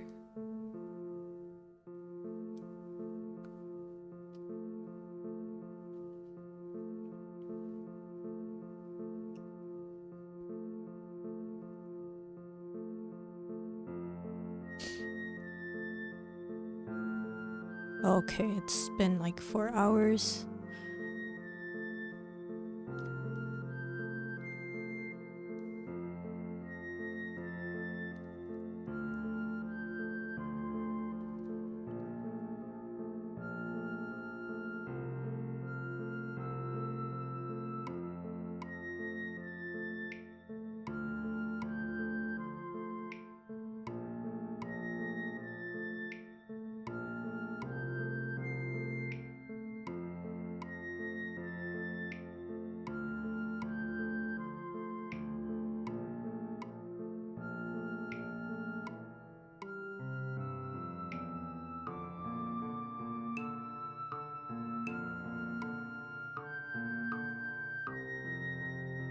I keep putting my hands above or away from the camera. カメラよりなんかカメラの遠く、カメラにちゃんと映らないように、ちゃんと映らないようにってなんだじゃないわ。なんか映らないところで手を動かしてるのが多いから、なんかいちいちちゃんとチェックしないと、もし多分なんか話しながらどんどんなんかカメラの外行って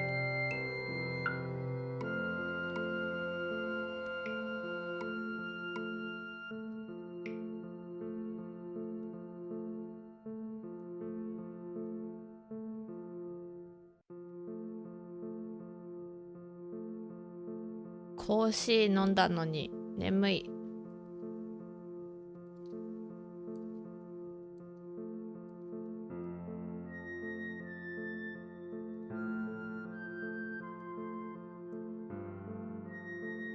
あんまりコーヒー飲まないから、もうちょっとなんかなんて言うんだろう、効果があるのかなって思って飲んでみたらそうでもなかった。量が少ないのかな。もうちょっと飲まないといけなかったのかな。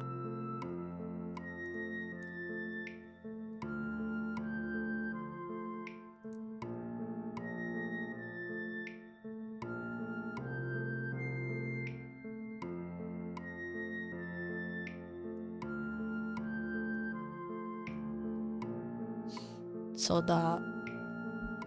ASMR 配信っていつやればいいんだろう。この日なら絶対見れるっていうのありますかね。見なくていいって方はアーカイブとか残るから、それだけでもいいかもしれないけど。So I am hoping to do an ASMR stream at some point, but I'm also like, when is a good time for people? Just because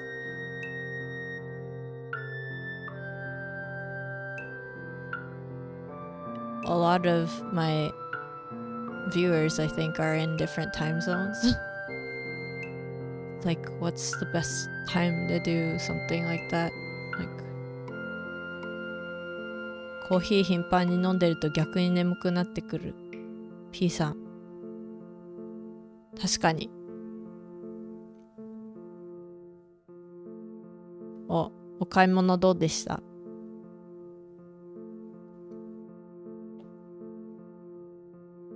なんか、コーヒー、なんだっけ、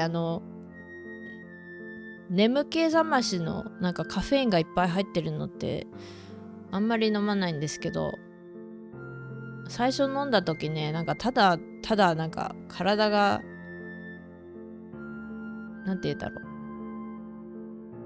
う、震える感覚があって、それですごく疲れたっていう感じだったかな。そういうの飲んで、逆に体がなんか疲れた。でも今回飲んだのってただのモカラテなんですけど、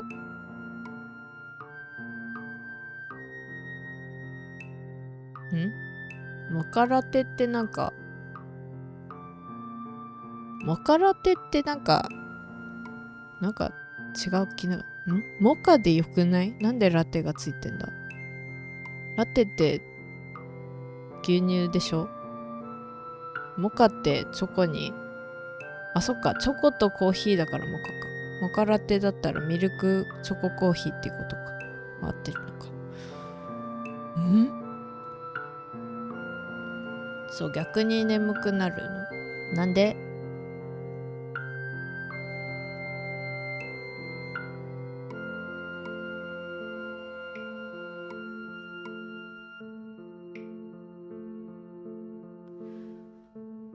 わしの爪なんか、この爪好きなんですけど、ちょっとね、伸びてきたからね、いろいろ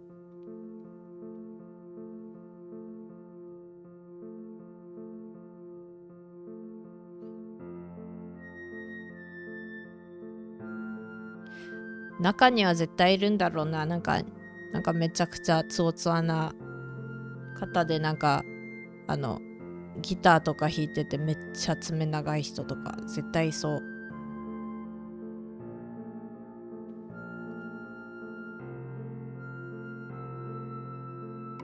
飲んで眠くなるってことは軽くカフェイン中毒入ってるのかも。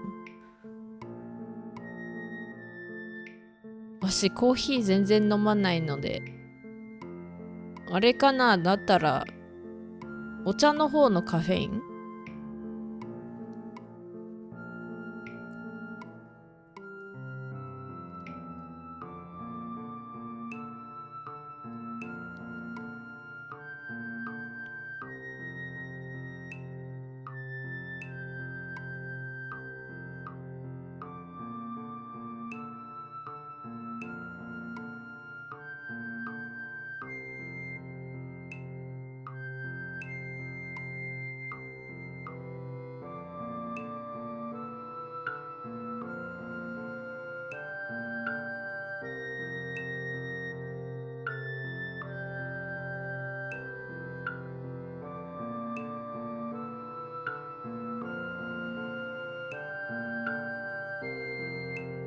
茶のカフェインで眠くなるんかな。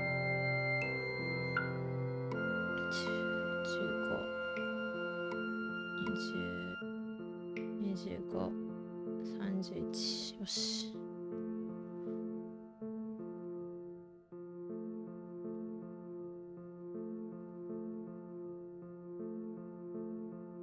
足うとうとしてるように見える。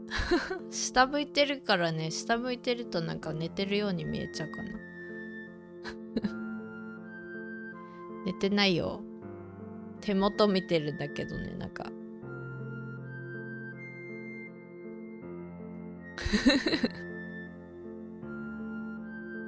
眠いけど寝てないよ。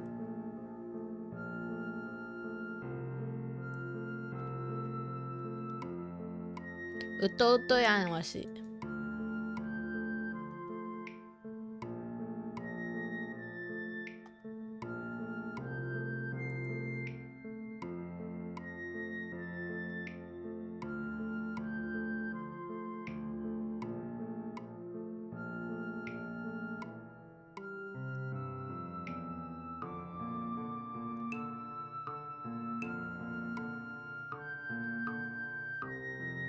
頭撫でてどうするわし。ちょっと待って。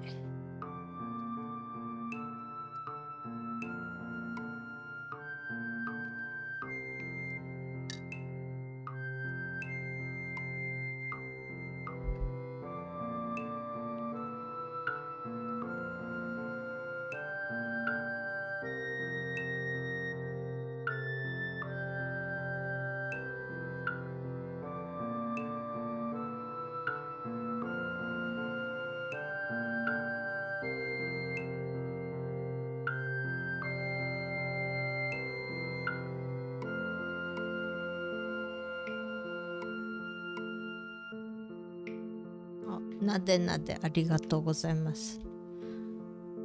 そうだ、なんかね、昨日の配信でお絵かきしたのがね、アイコンに使っていただいてるからね、なんか周りにツイッター上に人玉さんがいる。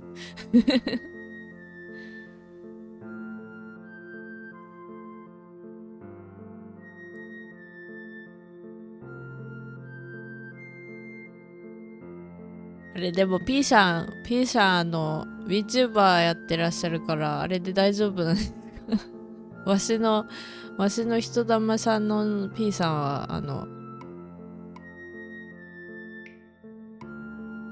あれで大丈夫でしょうか？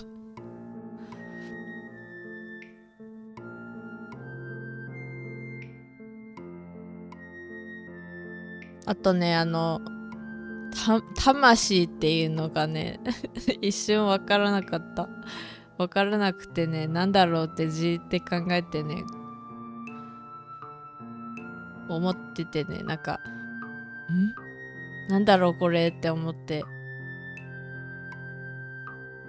そうか魂かって思って。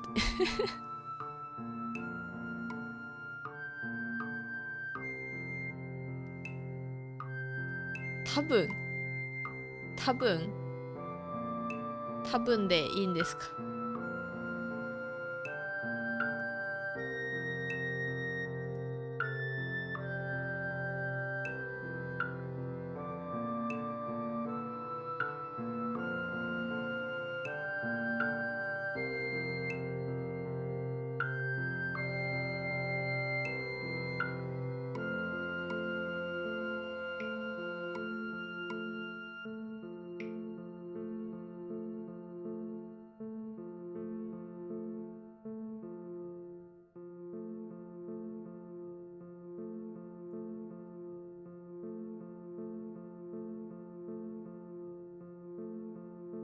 まあ P さんがいいなら大丈夫です。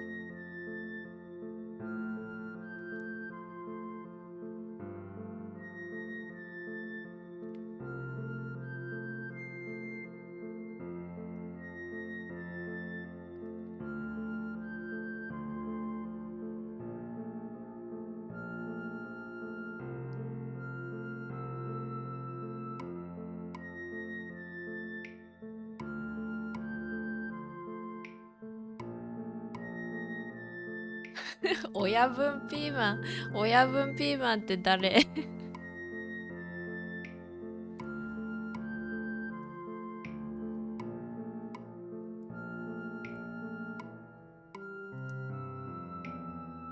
あ、サイボーグの方ですか？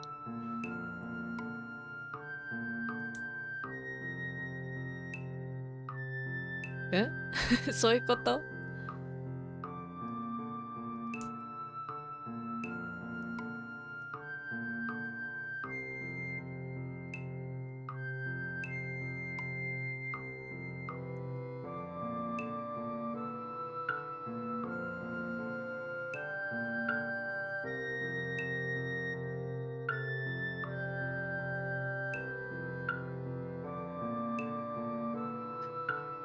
ふふふ。わからん。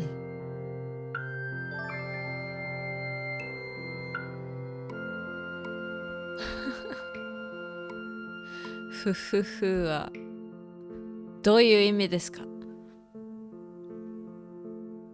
Oh, thank you for the follow, Brandon Trueblood. I hope you are having a good day or good night.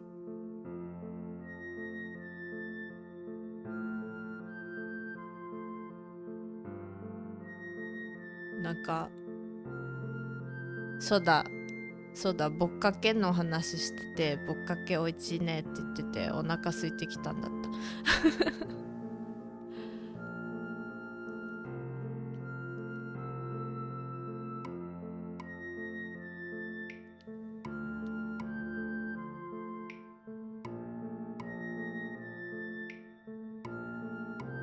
Hello. Oh, I'm glad you are having a comfy time. I hope you continue to have a comfy time here.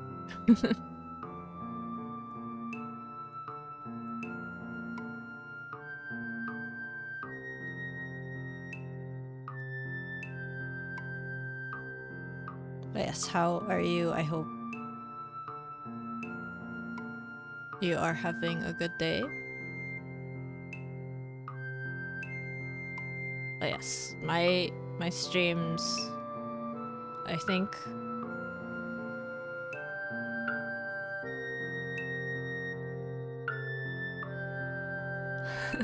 wait, what was I gonna say? I was gonna say you don't need to feel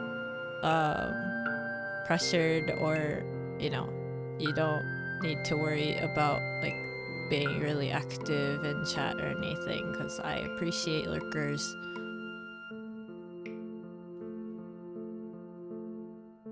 Yeah.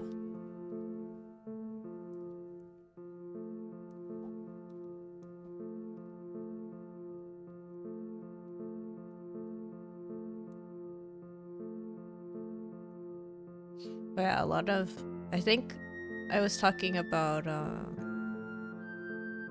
this one type of food that I like. It's called bokkake, and it's like a special, I think it's just the name for, it's beef tendon stew, but then it's like a regional name. And like it's pretty common in Western Japan. But anyway, so I was like, I want some. I keep seeing like restaurant videos. And since at the moment I'm not really around those types of restaurants, I was like, okay, how do I eat? And then so I just got a ton of beef tendon and then, washed it and then put them in stew, and that's how you can make your own. And it has daikon in it too.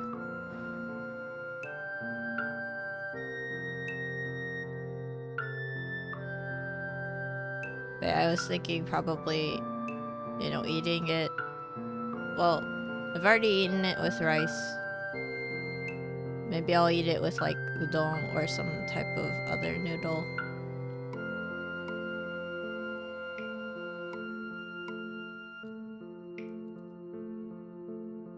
そう、それで牛すじの煮込みね作ってて、それで食べて美味しいのでね、それをね、まあおうどんかラーメンかまた作って食べようかなって思ってます。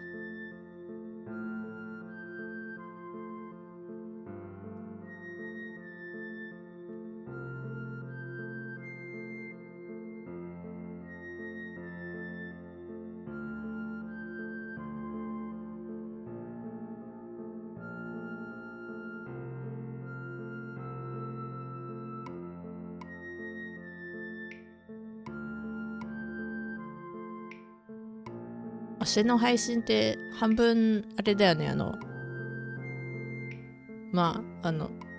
時間帯もなんかいろいろずれたりするけど、唐突にご飯の話になったりするからお腹すくかもしれない。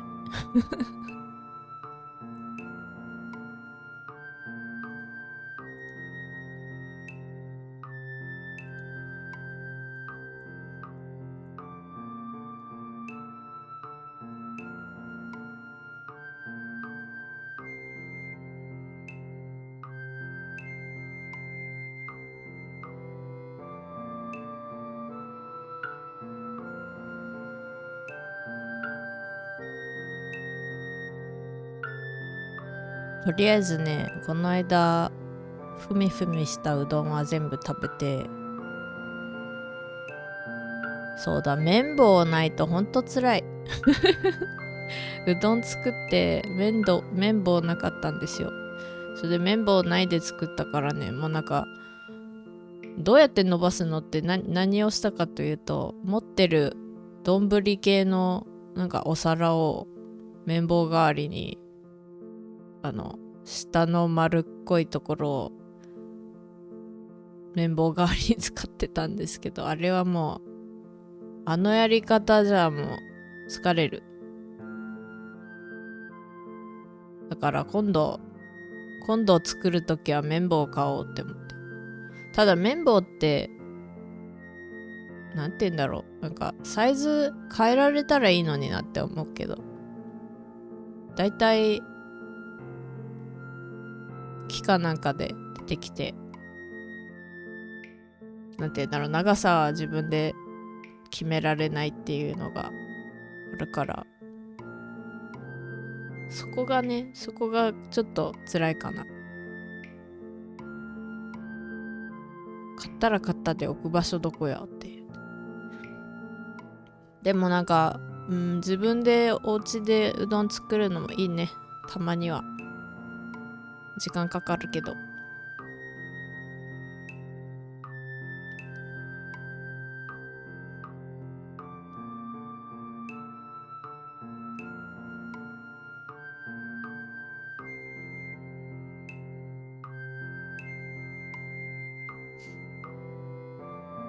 結局わし好きなことって全部時間かかるなって思った。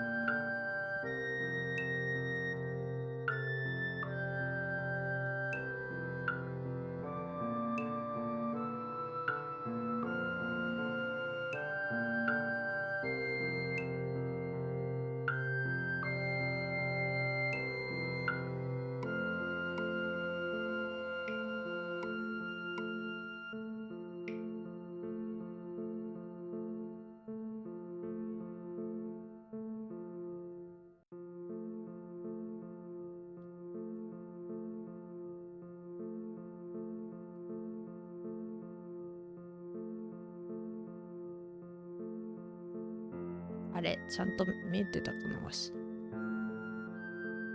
わからんけど。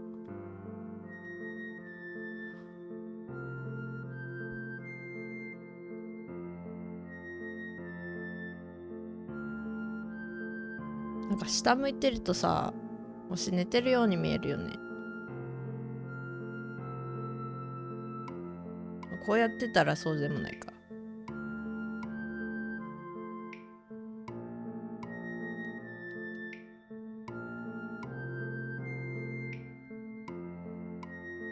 たまに手元見ないとね、目を落としてるから、それでチラチラって下見てるんですけど、場所によっては目を落とすよ。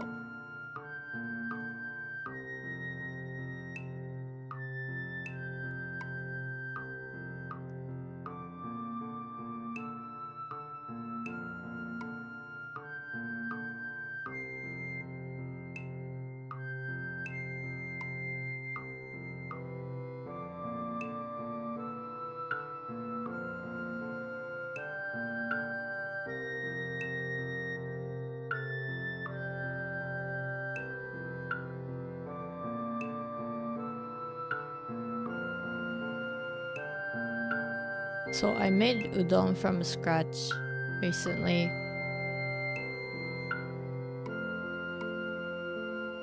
It takes a little bit of time. It is fun though because it's really simple. The recipe is just flour, water, and salt. And then before you mix the water, salt, and flour, you make sure that the salt has been dissolved in the water.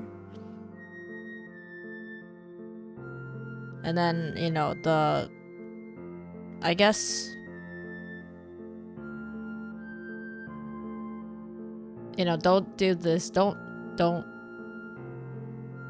eat and make udon if you have gluten allergies, but yeah, that's like what you're trying to do, is make sure that the gluten forms in the udon, and that's what makes it chewy. But yeah, I made it myself. It took a while, but it's kind of nice not like having to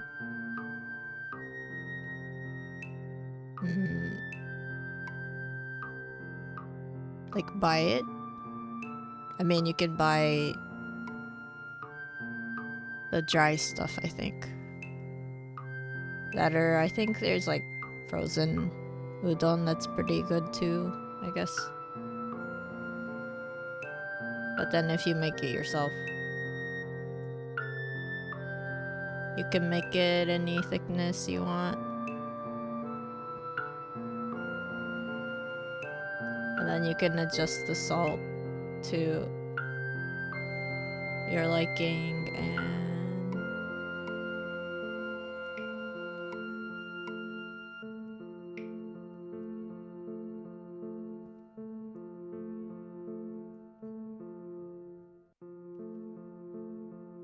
yeah, and then, well, I already ate the noodles, so I won't be doing this, but I thought it would be cool if I could put the beef tendon stew on udon or something. I'll probably make like just like instant noodles or something, and then add it on top, because it's pretty simple but also delicious.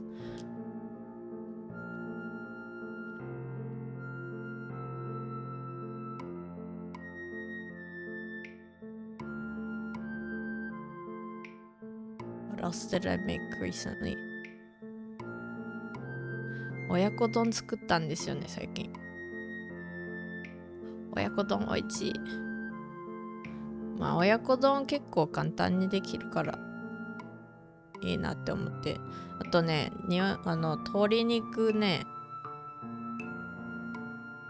茹でる時に、まあ、最初に茹でといて火は通しておいて、なんかそんなに時間かからないから数分火に入れて、火じゃない、お湯に、沸騰してるお湯に入れて水切って作っておいておいたら、後で親子丼作るときにおつゆの中に、おつゆが沸騰してから鶏肉入れて、もう鶏肉は火取ってるからね、わざわざそれのために時間割かなくていいから、それでね、卵溶かして入れて、それでご飯にのせる。ですごく美味しい。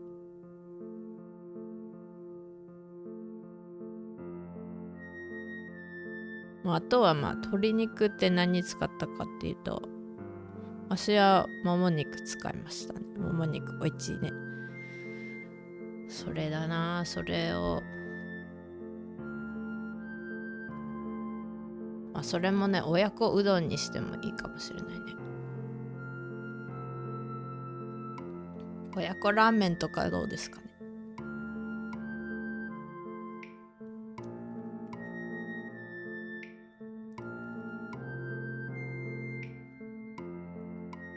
親子ラーメンってなんだ。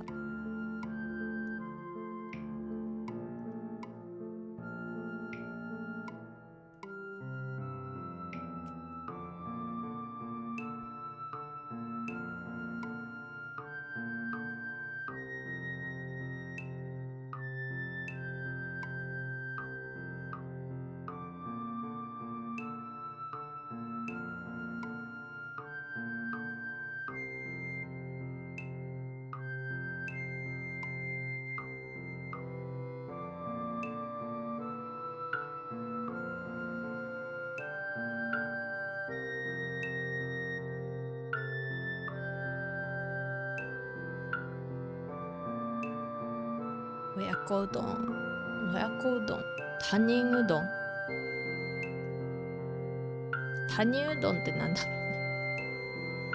わからんけど美味しいのかな。他人、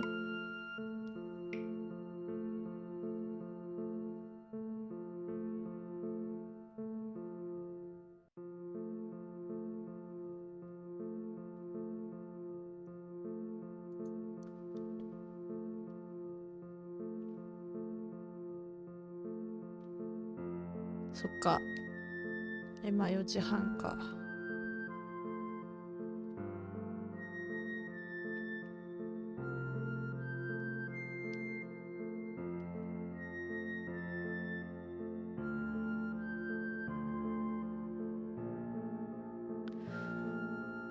そういえばさっきマルチプレイヤーのなんかゲームどのぐらい持ってるか見てたら、めっちゃ持ってるんですけど全然やったことないのばっかりスチームに並んでて、それがね他の方が持ってればいいんですけど、やっぱりなんか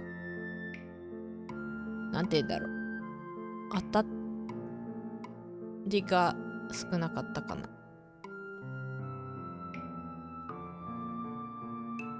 他にもやれるゲームいっぱいあるんだろうけど、私今ねなんかエルデンリングに結構時間取られてるからね。エルデンリング楽しくはなってきてるんですけど、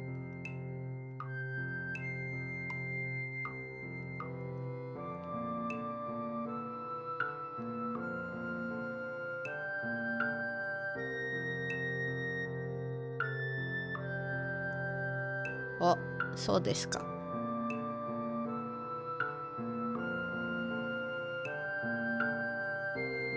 ルンバさんかぶってましたか。ダイイングライトはね楽しいけど、なんかね世界観が、わしはなんかなんて言うんだろう、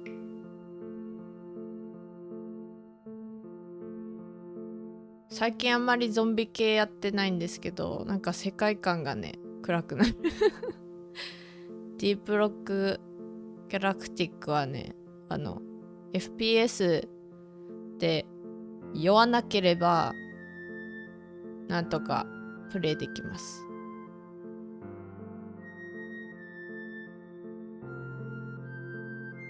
そう、ダイイングライトはも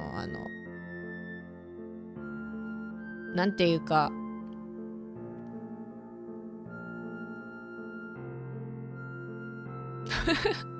わしは幸せ系のお話が好きな方だから、悲しいのも好きなんですけどね。ダイイングライトどうかな。でもなんかディープロックギャラクティックはね、わしあれが結構酔った。あれってローグライトじゃないですか。ローグライトだっけ？うん。ローグライトで毎回ステージが変わるので、どこに何があるかわからないっていうのがあって、それでしかも前が暗くて見えないっていうのがあるから、なんか1時間で酔ってた気がする。で、ダイイングライトはまだ、なんて言うんだろう。一応、視界がそんなに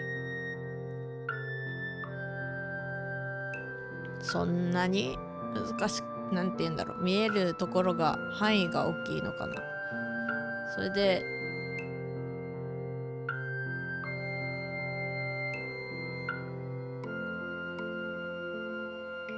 逆にね、なんか暗くないから、まあまあ大丈夫だったかもしれない。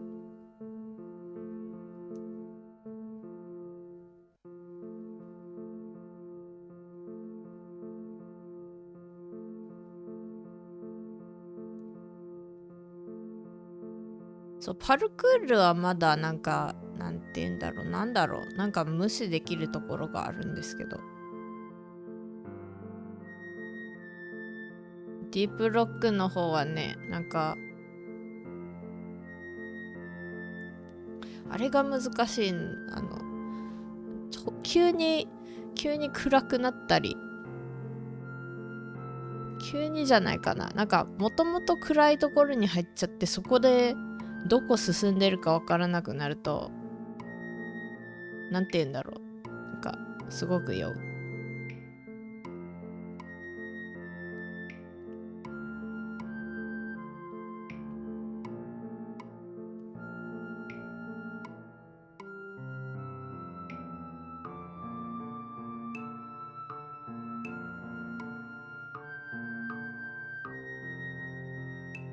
そうですね。マップがね、なんか、ここに目標のがなんかあるけど、じゃあどうやってそこまで行こうかって言ったら意外とね、他に穴が開いてて、そこから掘ってもどこにも行けないよってなったりするから。それで結局なんかぐるぐる回ってて目が回るっていうこともありますね。ドリラーで無理やり掘っちゃう、確かに。まあ確かにクラスでずっとやるなら多分それはできるんだろうな。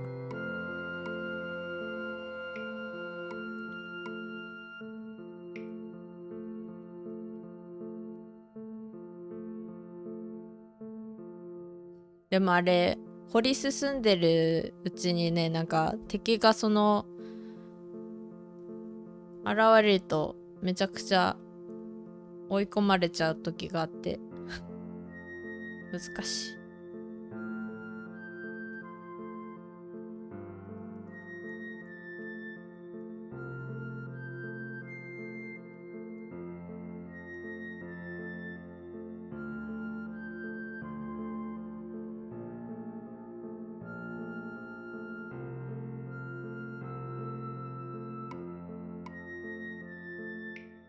そう、お尻ね。あの音はどこから来てるんだろうって言ったら後ろだって。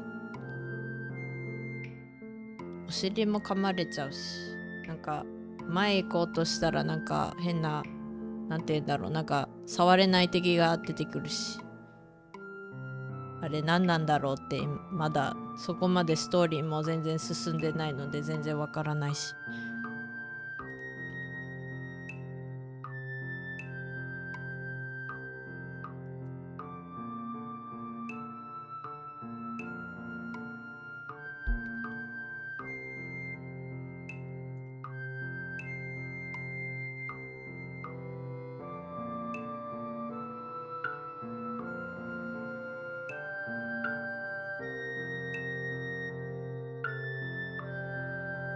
お尻噛まれる。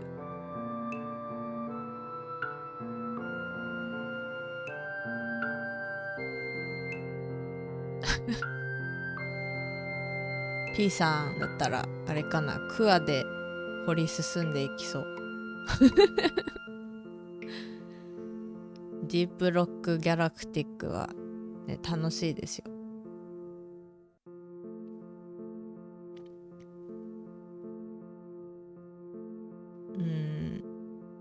あれなんかね、虫平気だからね、平気っていうか、まあ自分で実際触るのはちょっと違うけど、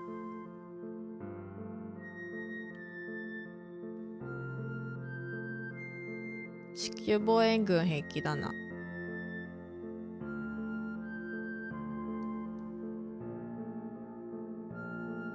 そう、エルデンリングで大きいアリンコが出てきたら EDF って叫ぶ。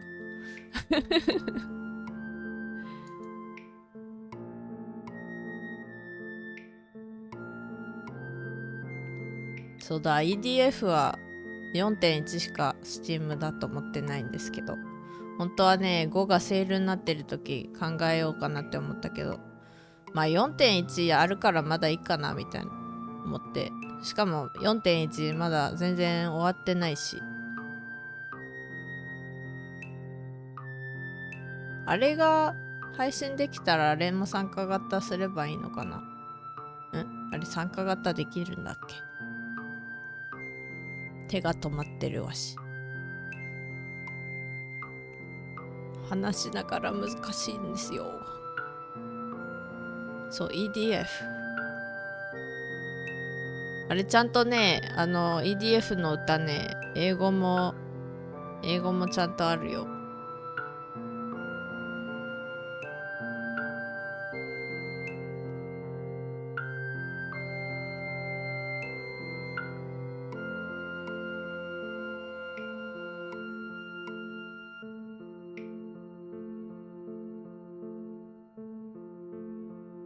確かになんか敵がすごい多いとめっちゃ重くなりますね、あれ。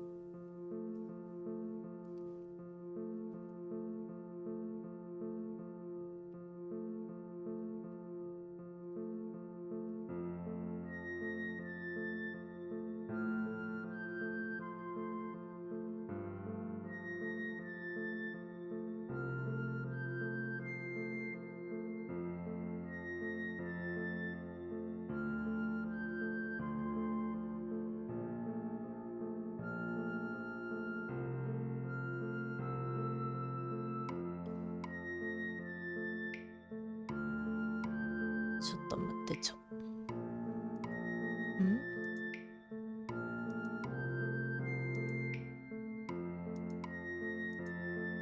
推しの持ってる協力プレイゲームはね、アークが最近 Steam でタダだったので、それとか、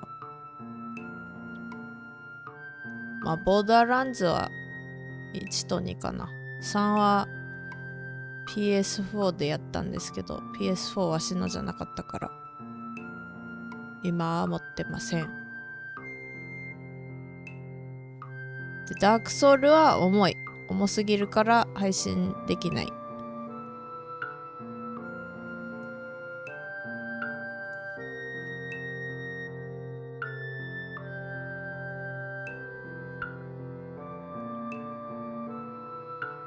モフモフやで。で、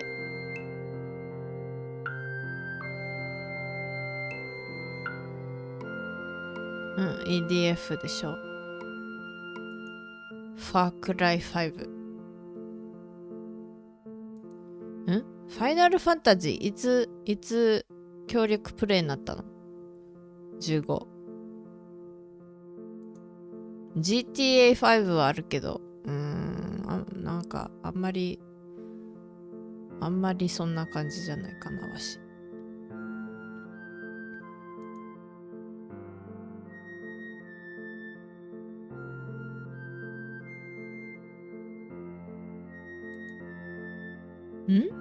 ハイパーライトドリフター今やってるんですけど、これリモートプレイできるって書いてるな。本当？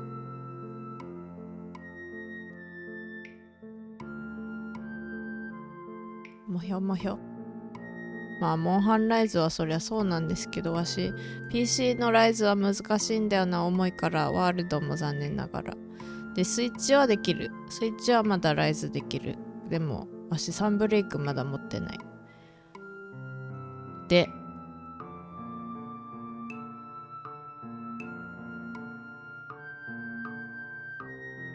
ペイデイ2。ペイデイもちょっと重かったんだっけ、わしの PC だと。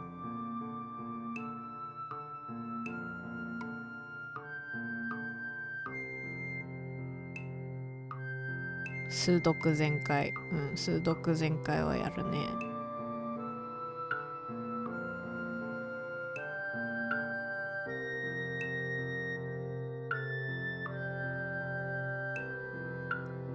リスコブレインかな。あとはそれぐらいしかないですね。ペイデイほんと確かにレベル高いほどどんどん出てくるから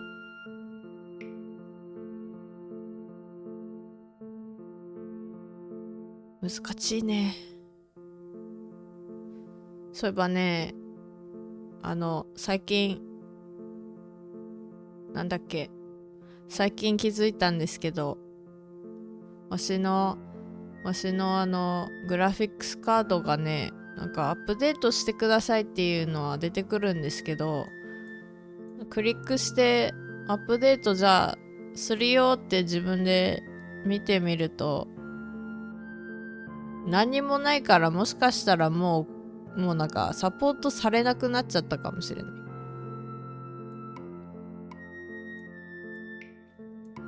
できないのかもしれない。わしもアップデートが、それがちょっと悲しいね。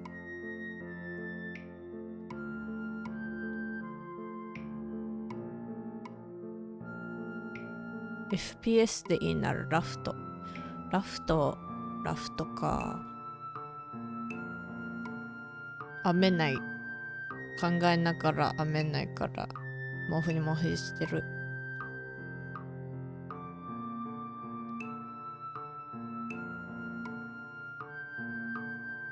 そう、ラフトとか確かに他の方もやってるの見ててなんか面白そうかなっては思うけど、ようかなわし。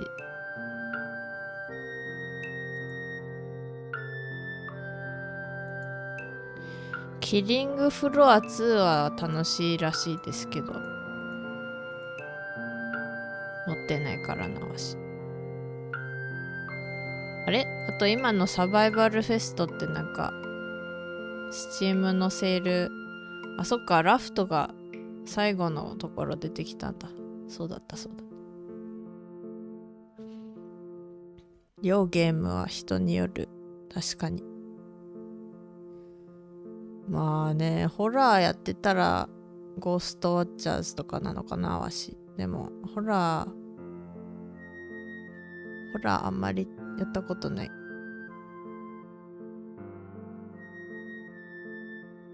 あれ、アークってあれ一時的にタダになってただけなんだ。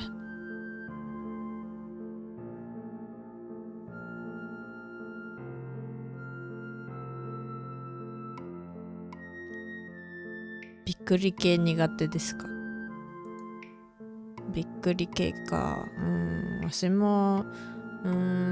はびっくり系一回びっくりしたら終わりでいいんだけど、なんかずっとそのままびっくり何度も続くとなんかめんどくさいってなっちゃう。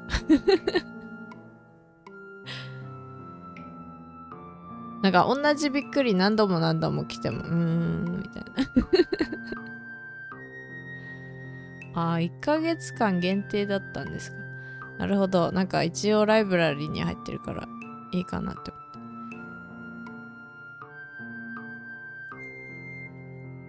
バックフォーブラッドはね、なんかね、やったことはあるけど、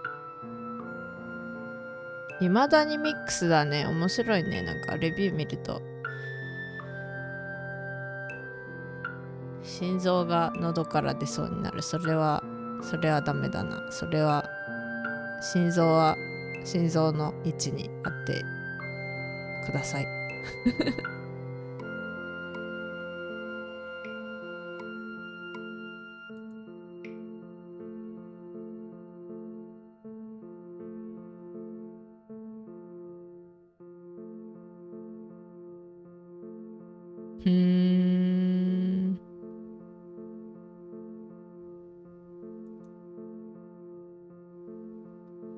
ちょっといろいろ見てるけどな、なんだろ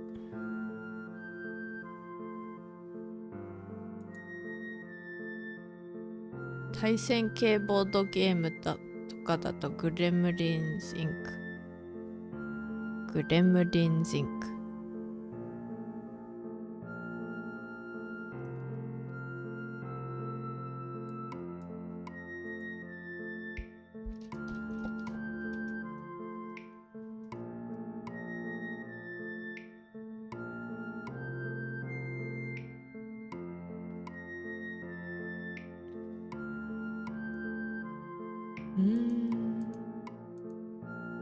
へえ、なるほど。私シビリゼーション5は持ってるんですけど、これはないかな。これは持ってないな。もふもふもふもふ。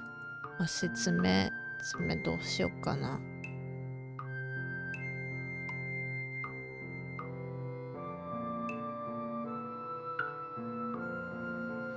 あとはね、特になんか別に絶対協力プレイじゃなくてもいいんですけど、なんか俺にプレイしてほしいゲームとかありますかね。なんか一応ウィッシュリストに載ってるやつはそのうちいつかやりたいっていうやつはあるけど、なんだろう。自分で自分のウィッシュリスト忘れてるよね。めっちゃ多いけど。そう、あれはやってみたいんですよね。逆転裁判ね、123はやったことあるけど、逆転検事だっけ、やったことない。あとは妖怪関係でね、赤狼とかやれじゃないけど、やってみたらどうとか。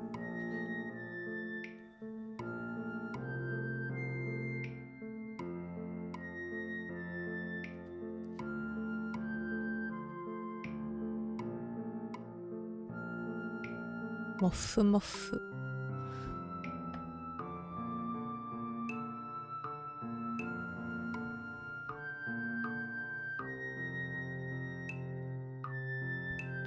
赤狼。なんだっけ。今のところ持ってるやつで次やろうかなっていうのはムーンライターとかだけど、あれはローグライトですね。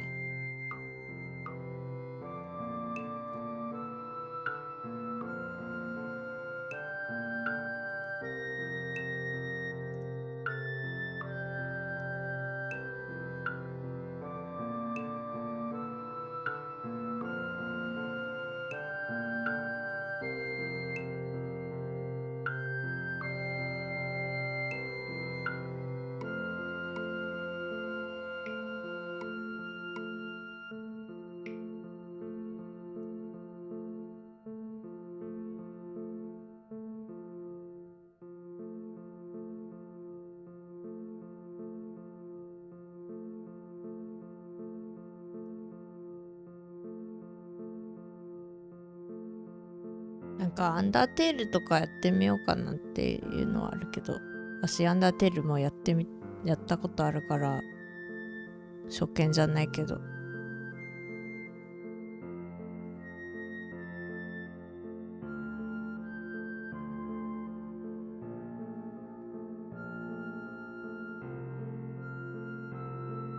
でもね、なんかあれもやってみたい。龍が如くのわしの私の PC さんで龍が如くできるかどうかはちょっとわからんけど。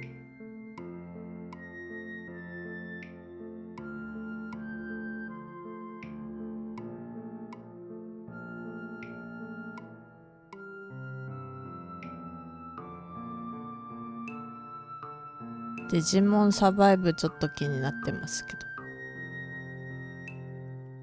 あと他の配信者さんがやってたイーストワードもなんかイーストワードなんかかわいいピクセル系のやつだっ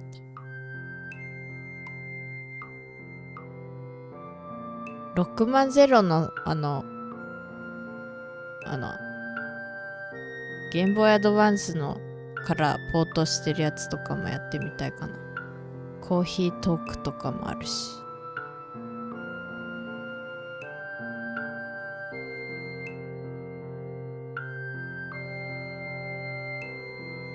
あとはなんか来年とか出るキツネっていうのが面白そう。そう、コーヒートークはなんかやったことないんですけど、バルハラっていうゲームを前にやってて、ちょっとそれっぽいらしい。それか逆なのかな、コーヒートークが先だったのかな。そう、そんなこと言ってたらいつの間にかね、もうポケモンも新しいの出てくるとかほんま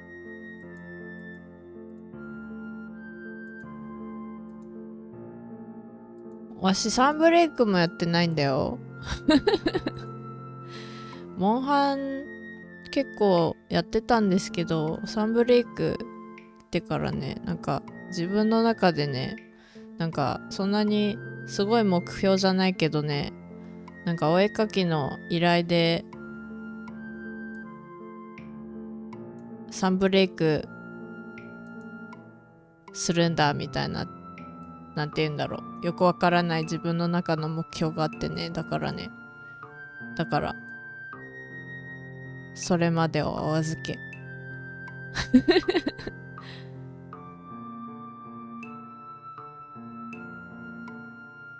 バルハラ面白いですね。バルハラでも結構なんか暗かった気がする、お話が。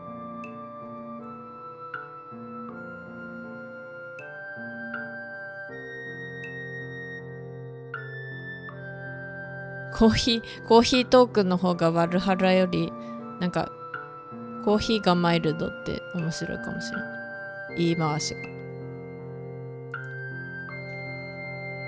コーシートーク。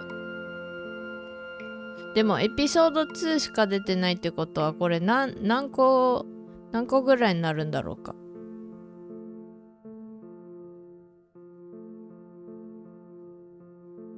あ、でも一応今1がセールになってるね。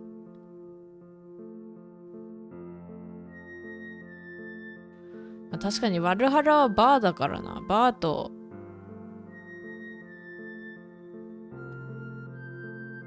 コーヒー屋さんってまた違ってくるから。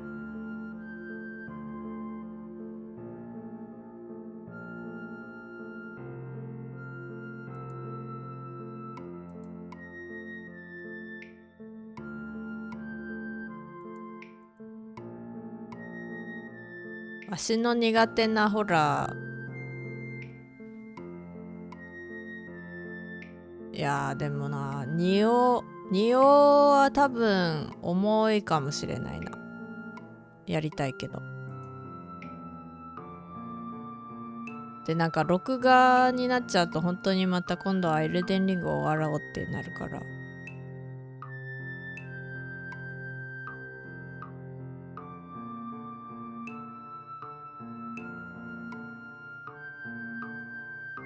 なんかスチームセンシティブ系増えてないですか？なんでトレンドがめっちゃセンシティブなの？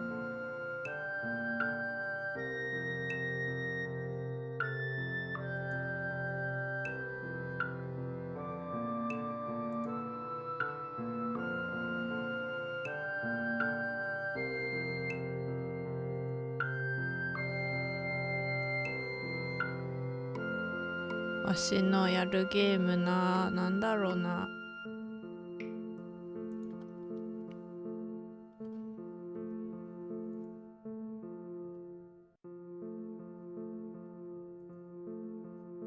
ハデスも終わってないしさ。ハデスもやってないし。全然ハデスお父さんに勝てる気がしない。あとなんだろう。洞窟物語？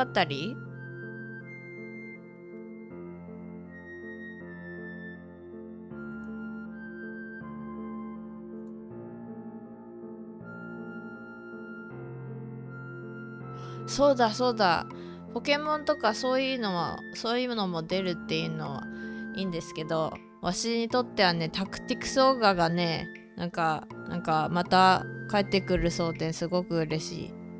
タクティクスオーガしかね、わしあんまりタクティクスゲーム全然知らなくてね、それぐらいしかね、ちゃんと最後まで終わらせたことないんですけどね、それが一番好きだった。ですごいなんか音楽もかっこよかったし、キャラクターもなんかいろいろ面白いし、それがねなんか、めっちゃ綺麗になって帰ってくるそうで、それが楽しみ。まあやるかどうかはまた置いといてね、楽しみとか言いながらサンブレイクまだやってないからね、またなんかそれも同じ感じになるから。でもなんか鳥肌立った。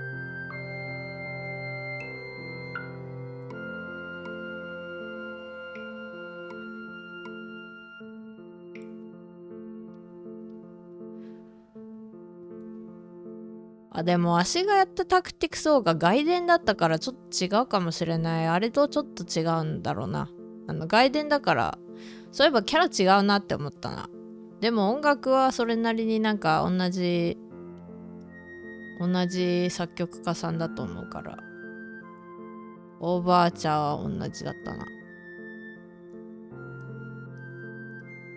そうだ、わしがやったの外伝だった。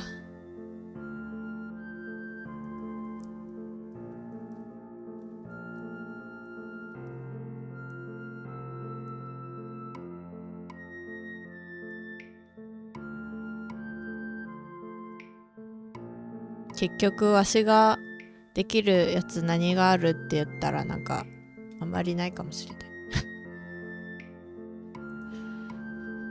ピエンクロマスクワッド、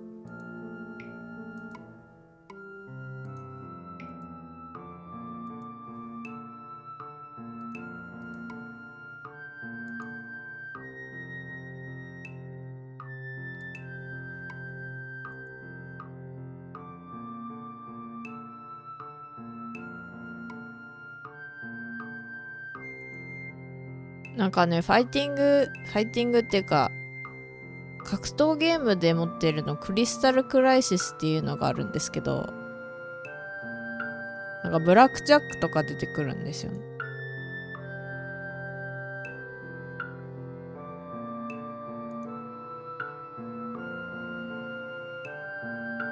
アトムとか。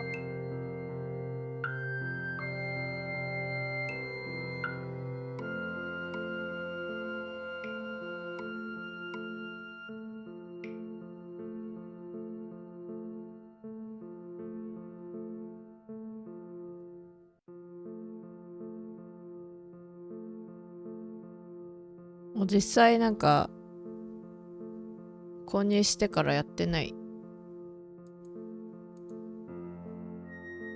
カップヘッド難しい。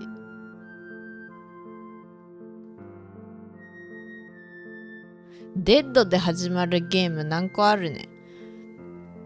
デッドセル、デッドエフェクト、デッドピクセル、デッドスペース、デッドライト。デッドやん。わし持ってたデポニア1と同じなのかな。デポニアどっちもそうなのかな。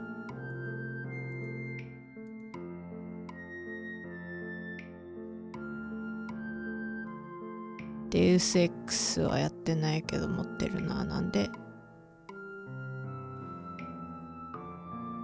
スカイリムね、エルダースクロールはいいけど。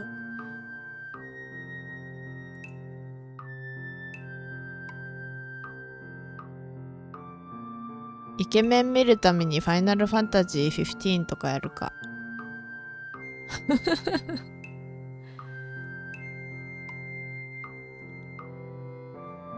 あとはね、結構なんて言うんだろう、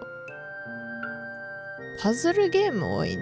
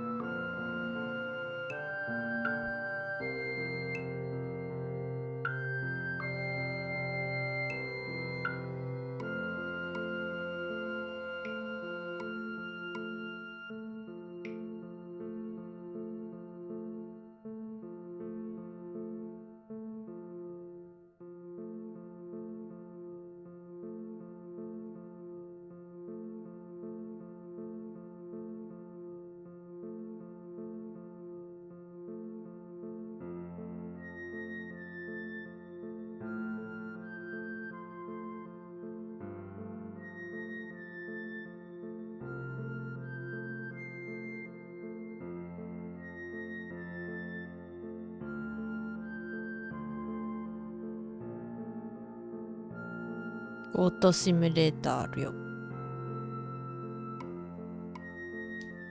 ゴートシミュレーターで何するの？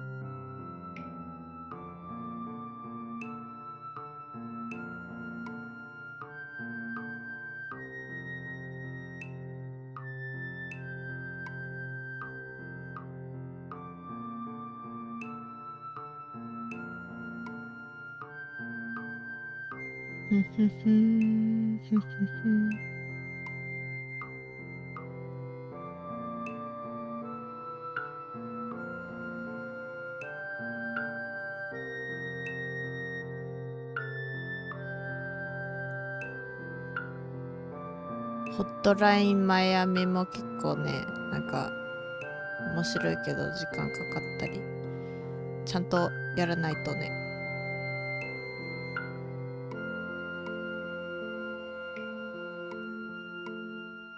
そうだそうだ、わしの好きな、違う、しないでちょ。最近終わったやつで、ケンタッキールートゼロっていうのがあるんですけど、最近じゃないか、2020年に全部やっと最後のショーが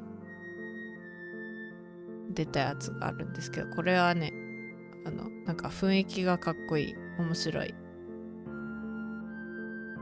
これやろうか。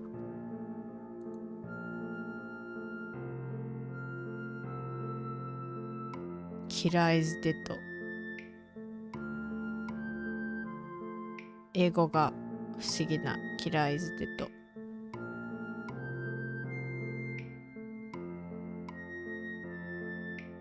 私なんでこんなになんか怖いゲーム持ってるんだろう。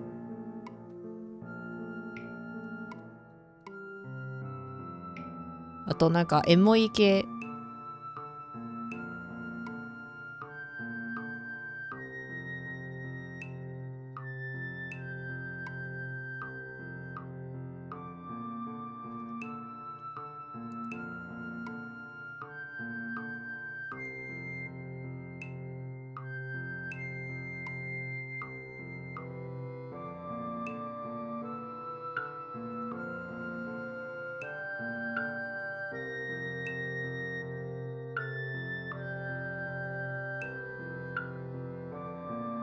そうだ、ゼルダっぽい、ゼルダと黄金の太陽をくっつけた感じのオーシャンホーンっていうゲームも面白かったかな。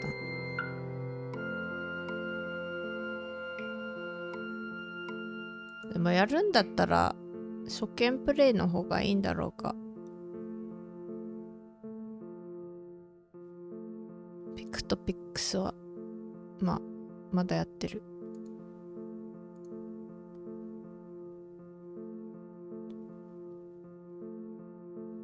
ポータル2とか協力プレイですね。ポータル2。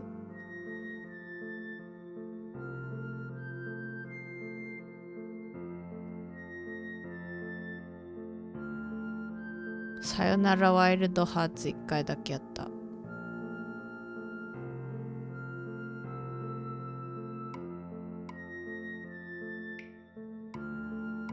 シムズやる？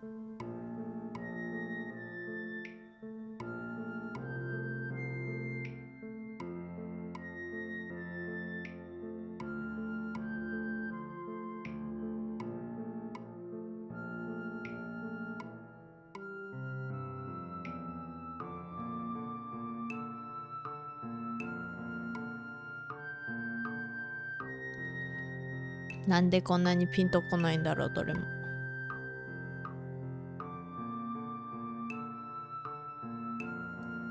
仕方ない。今やってるのを頑張るしかない。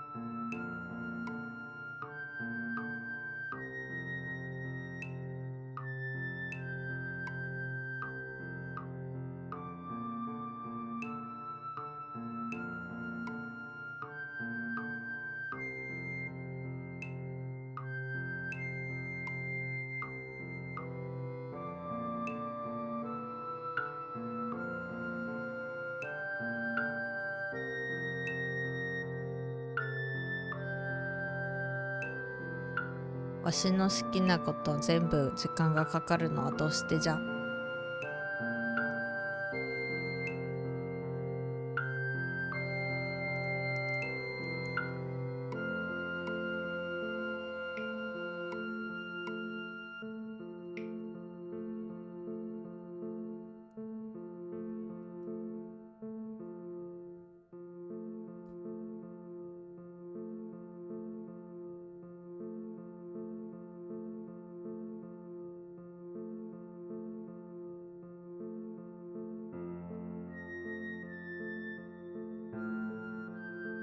そういえば曲作るのにまだいろいろなんていうの、いろいろコード進行の勉強はまだやってる途中なんですけど、一応ね、なんかとっさに思いついた歌詞をね適当に書き出してみて、なんか鬼ごっこっていう歌になるかもしれない。まあ、タイトルは後でまた考えて、鬼ごっこでもいいし、なんか他になんかいいアイディア思い浮かんだらそれにしようかなって思ってるけど、まあなんで鬼ごっこって名前なのかっていうと、歌詞にね、もういいかいまだだよって入れようと思ってて、最近のなんて言うだろう、私の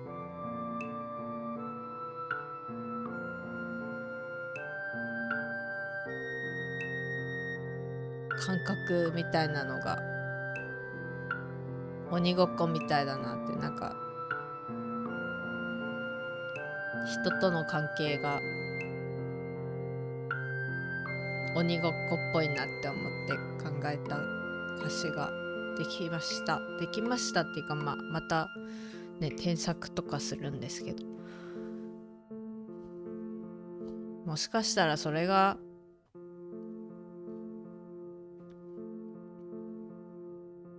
久しぶりの初のオリジナルソングになるかもしれない。本当はなんかくーちゃんの曲また作るかって先生になんかくーちゃんの曲作ったらいいんじゃないかなって言われてて、じゃあなんかくーちゃんっぽいのはね、もう京言葉入れて、なんかちょっと色っぽいのできたらいいけど、わしが結局歌うからね、ちょっとそういうのはまた先生と相談してどうなるかわからんけど、鬼ごっこ本当に鬼ごっこではないけど、そうわしは鬼ごっこ人間関係の鬼ごっこは来た。妖怪関係、妖怪関係の鬼ごっこも飽きるわ。なんだっけ、前に言ったいない人のことばっかりに気を取られている人のことを大事にできてない感覚があるっていうのがあって、それと一緒かな。なんかそれの話をそのまんま歌詞にしようと思ってます。なんか結構ね、なんか書いてて、なんて言うんだろうな、なんかカッコつけてさ、比喩とかいっぱいね使って、こうなんか素敵な歌詞ももっと語彙力あったらできるのかもしれんけど、わしなんかそのまんま素直に思ってることそのまんま書いちゃったから、先生に見てもらってどうするかまた考えますけど、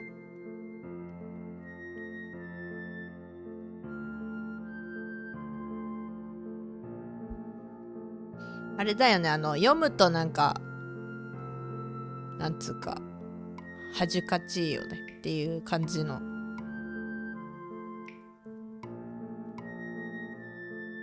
でももしかしたら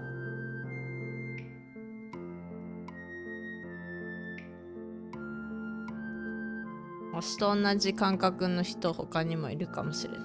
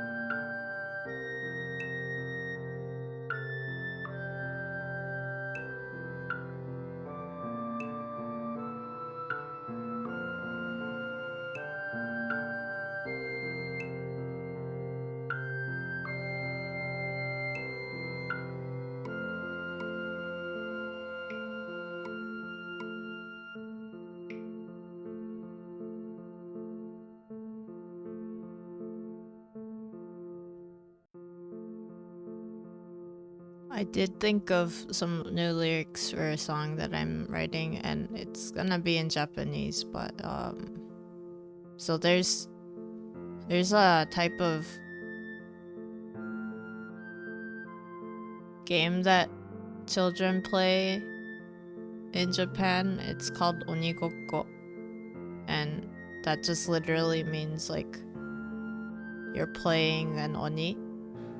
And what it is like is basically you have one person who's the oni, and they stand facing away from like the rest of the people, and then everyone else has to reach the oni and tap them, and then they basically win. And so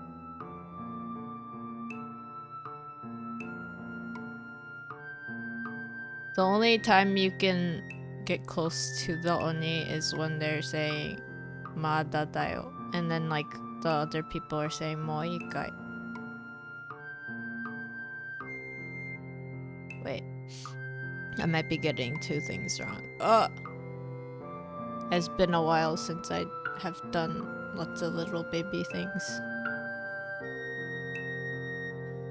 わしめっちゃなんかど忘れで鬼ごっこのこと忘れてしまったかもしれない。やばい。わしのベビーの頃やったことがあるのに。わしのベビーの頃はいつだっけ。わし700年以上生きてるからちょっと忘れたのやばくない？やばくない？違う、思い出した。So, sorry. I got that wrong. Basically, when you are the Oni in Onigoko, you're the one who has to go find the rest of the people. So everyone else is hiding. Everyone else hides, and then when they say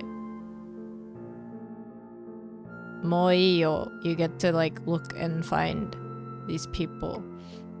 But then basically why I decided to write a song, it's like based on that, is because I've been feeling like I've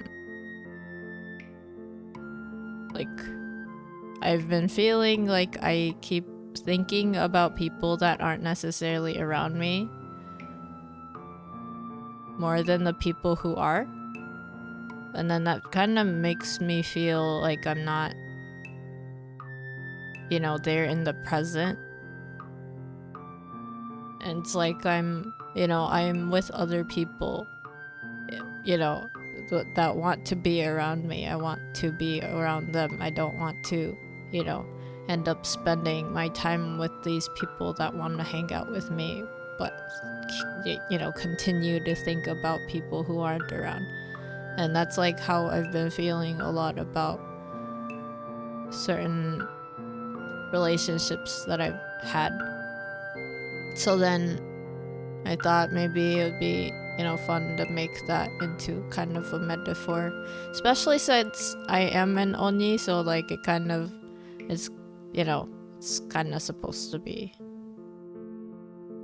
a reference to that, but also just like how I feel about it all, like, and what I mean by that is like there are people that I think about sometimes, not as much anymore, but like I used to think a lot about them, but then I kind of felt like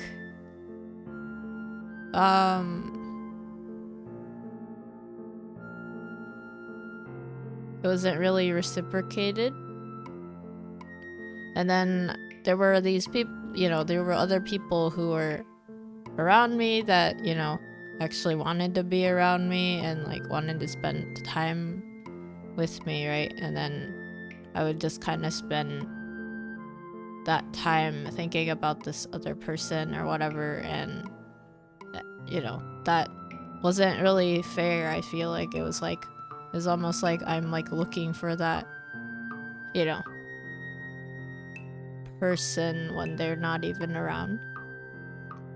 So that's why I think that is going to be how the lyrics are like too.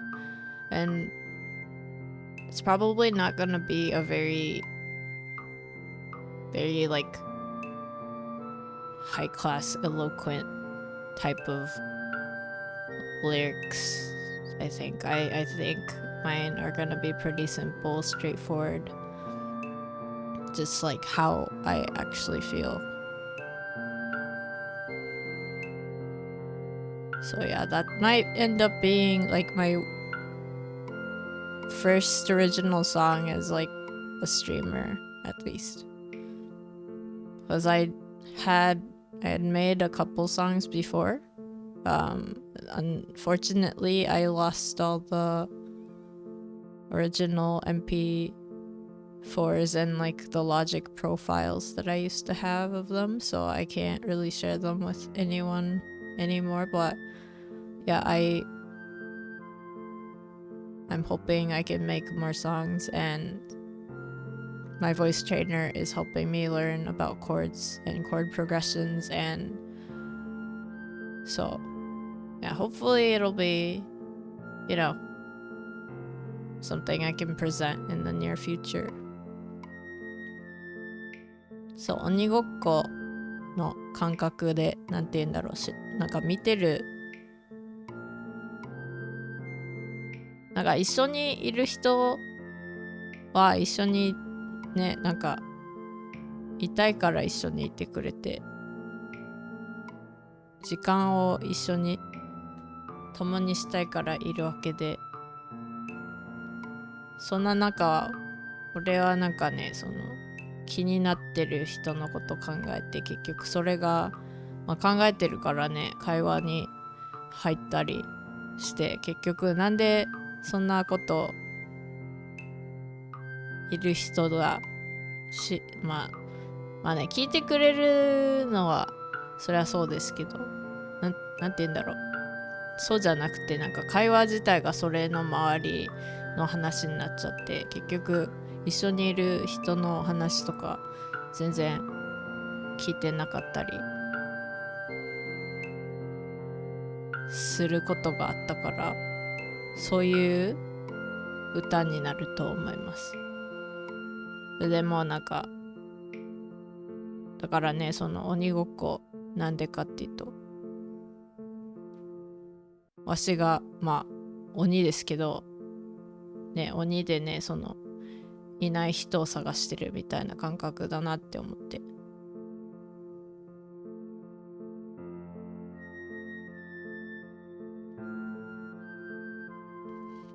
まあだからね、そんなすごい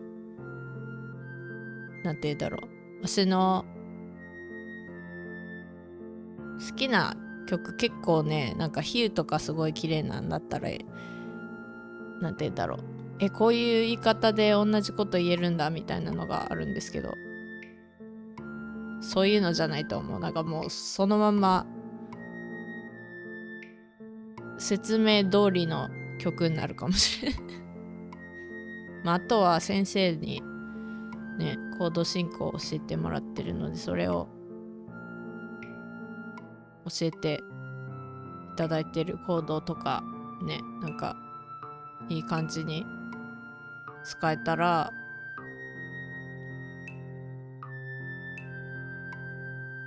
まあ、あとはね、自分がちゃんと歌える曲に曲書かないといけないからね、それはちょっとわからんけど、自分が歌ってなんかこれでいいって思える曲じゃないか、なんかなんだろう、なんて言うんだろう、わしね、なんかロック系の曲ね、くーちゃんのために書いて歌って、それは音源なくなったやつの中の一つなんですけど、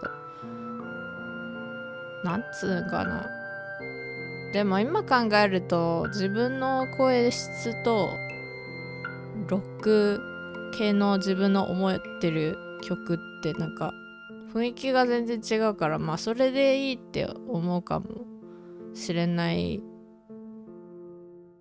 なんかいいんだったらいいんだろうけど、ちょっと違うのかもしれないって思っちゃって。まあ考えてますけどね。わからんけど。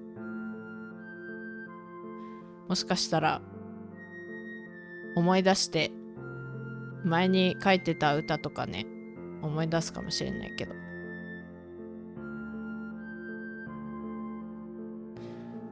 わしのね、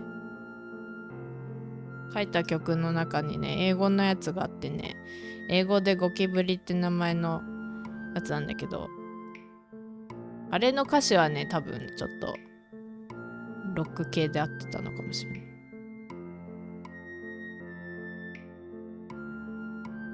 でもね、歌詞の内容を今考えるとね、結構なんか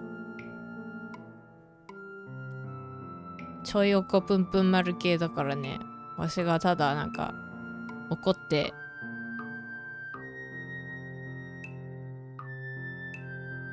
なんかいやや言ってる感じの曲だった。それは覚えてる。ちょっと歌詞ほとんど覚えてないけど。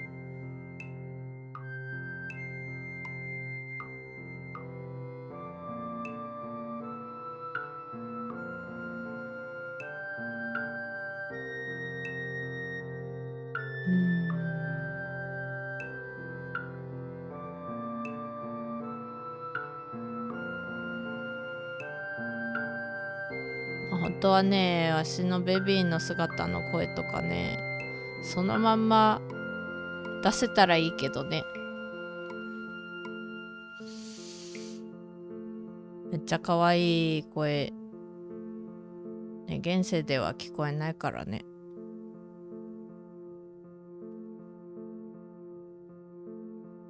わし以外には聞こえてないからな。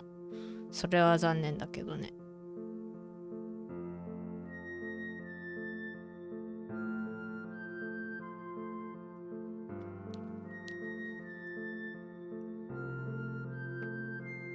なんかちょっと長くなったよ。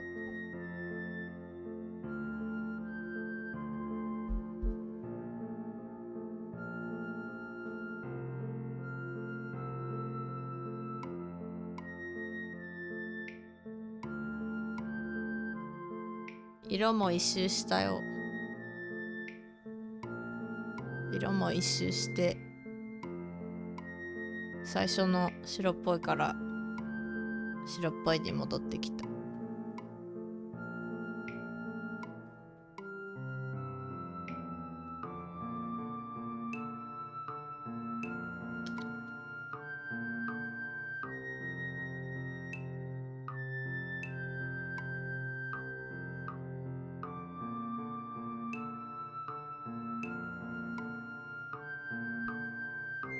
このグラデーションいいですよね。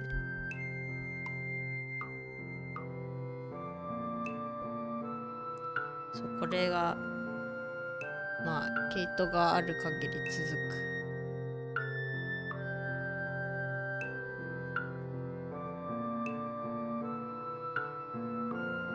く。どれくらいあるんだろうこれ。全然なんか減ってない。ちょっとだけ中がスカってなるけど。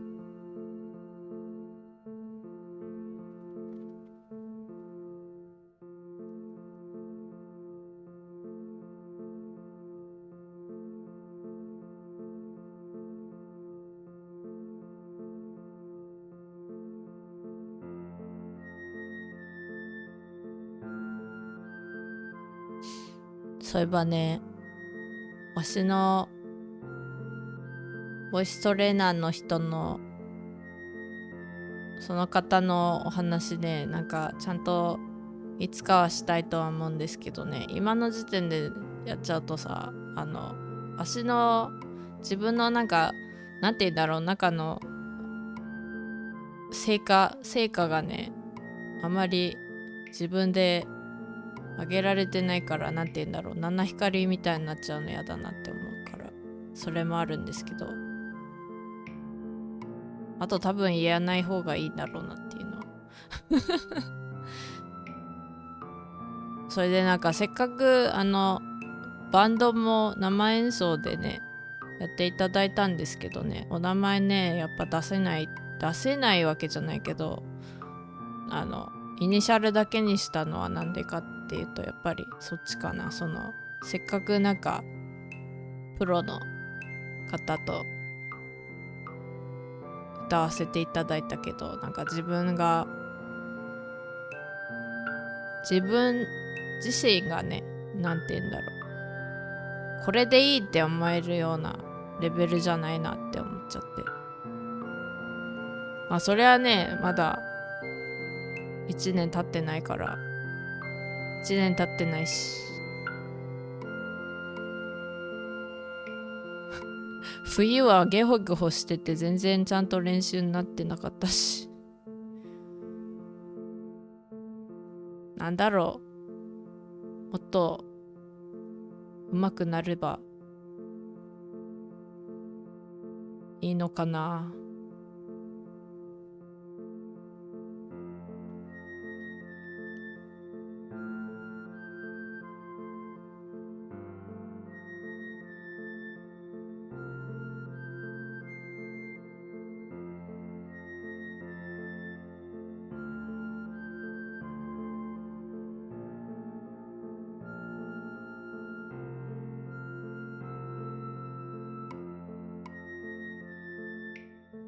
でもね、他の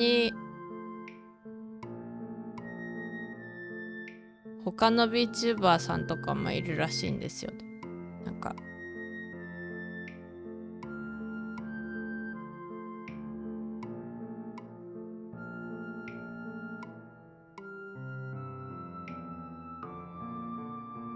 まあだから何っていうわけじゃないけど、やっぱりわしだけじゃないんだなって思って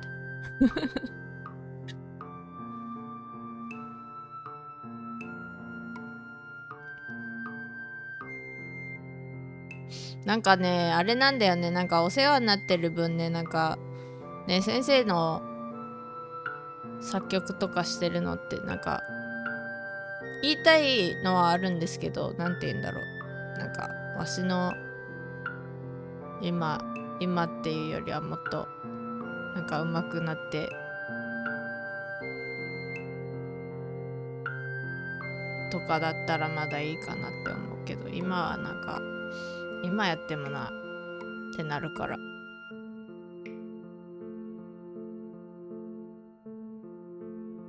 わからん、なんかわしだけの感覚かもしれんけど、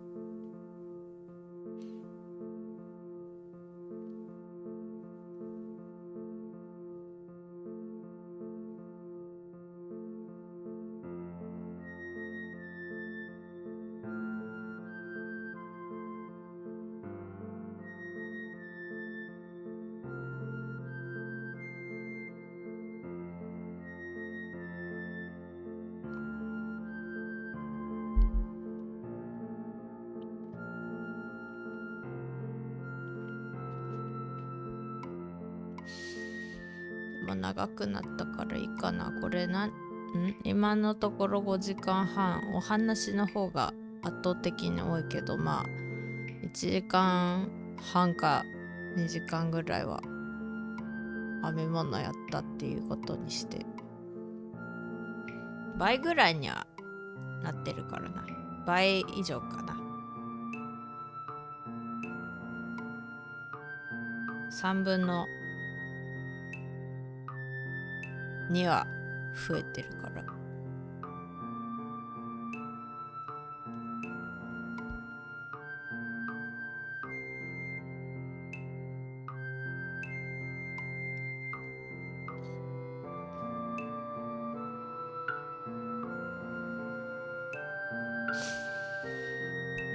まあでもなんか七光とかわからんけど、なんて言うんだろう、そうでもないのかもしれないけどね、なんて言うんだろう、なんかせっかく通ってるならもっと上手くなってからっていうところがあるんだよな。なんだろう、まあ、ぶっちゃけわしもあれも言えるけどさ、なんか絵をどこでどのぐらい勉強してたかとかも言えるけど、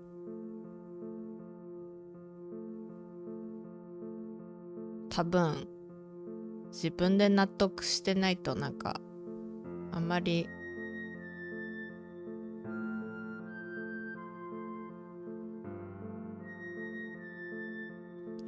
なんか言ったから何ってなるんだろうけど、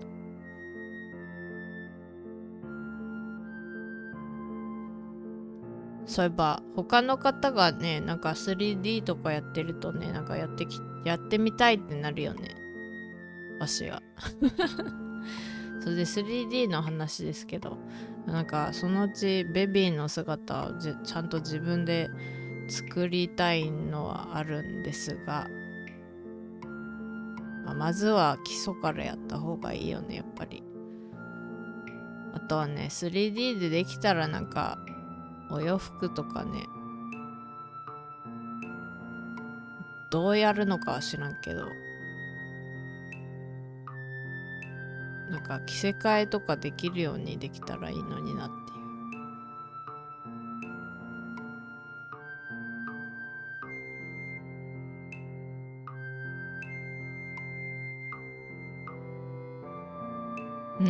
わしも別に今の姿でも着せ替えはできるか。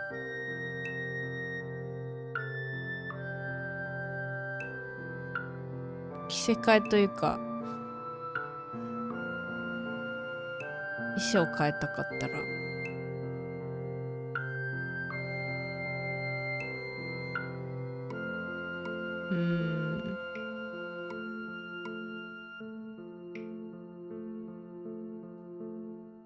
まあでも優先順位がなんかそれ多分もっと優先順位的にそんなにすごい優先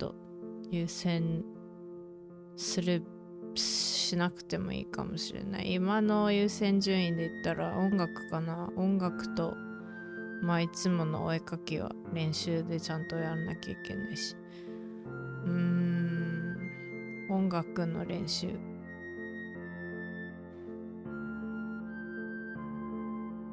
エルデンリングはなんかね、せっかく今やる気になってるから全部終わらせたいんですよね。せっかくほとんどじゃないけどいろいろねなんかミスったりなんかこんなところにアイテムあるけどどうやるんだろうっていうところがいっぱい残ってるけど、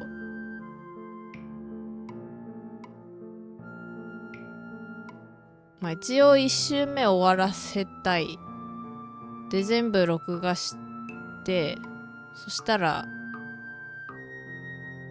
ね一気にエルデンリング配信もできるし、一気にじゃなくてもいいけど、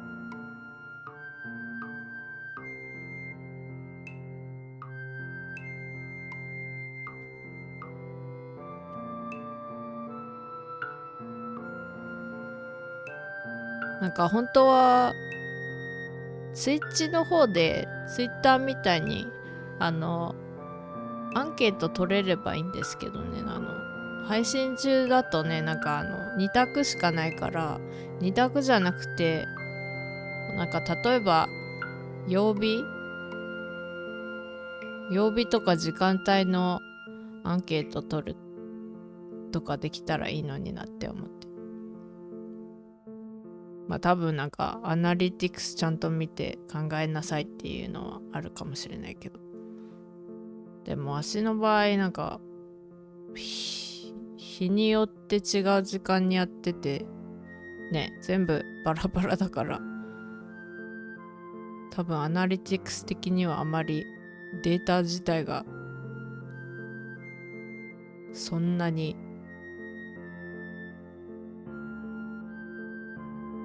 何度もできるようなもんじゃないかな。難しい。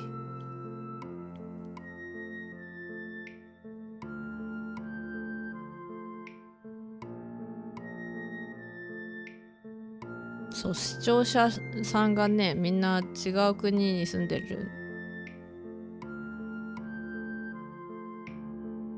日本だったりするけど、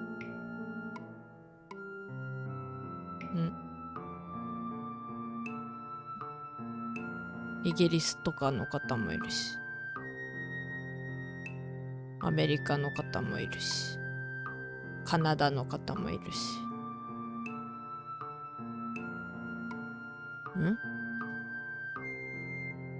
ヨーロッパ、フランスとかスペインの方とかもいるし、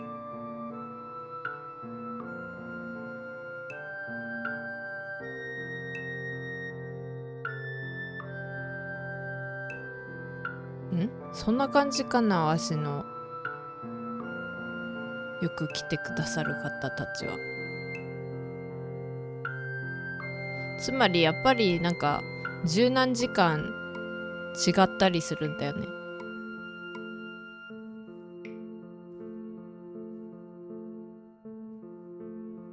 半日以上違うところがある。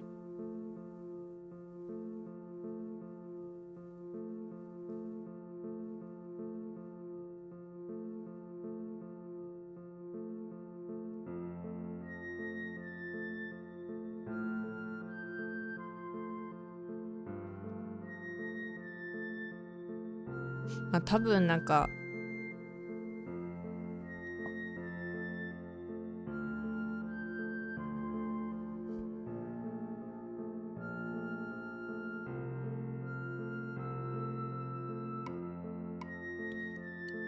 どうなんだろう、なんか時間帯も気にせずに同じ時間にずっとやってるっていうやる手もあるんですよね、やっぱり。なんかでもそうするとやっぱりね、見たいのに来れないっていう方も出てきちゃうからな。まあなんか一番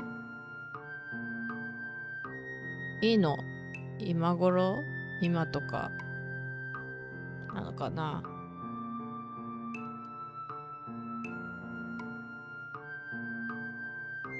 それか日本時間で言うと深夜過ぎとか。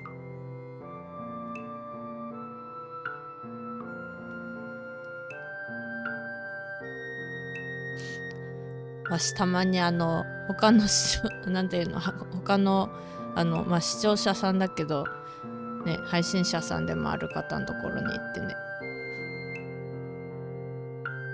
見てて、そういえば配信わしはどうしようってなるから自分の配信もやりたいけど人のところにも見てきたいっていう。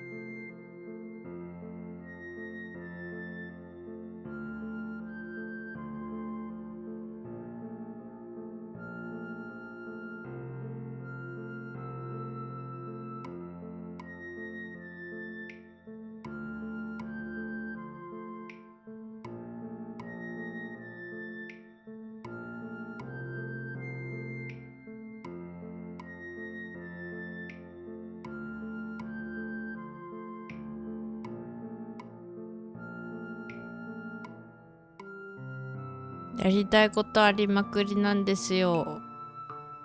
わしでもなんか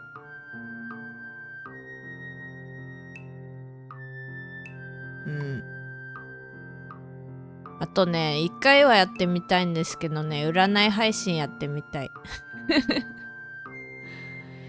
占い配信でわしがなんかちょっとだけ読むよみたいな配信やりたい。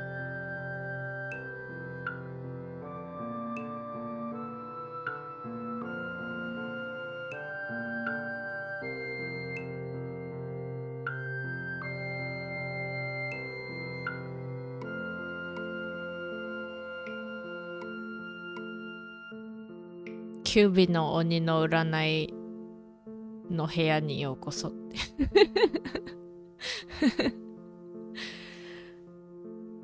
不通にわしの部屋だった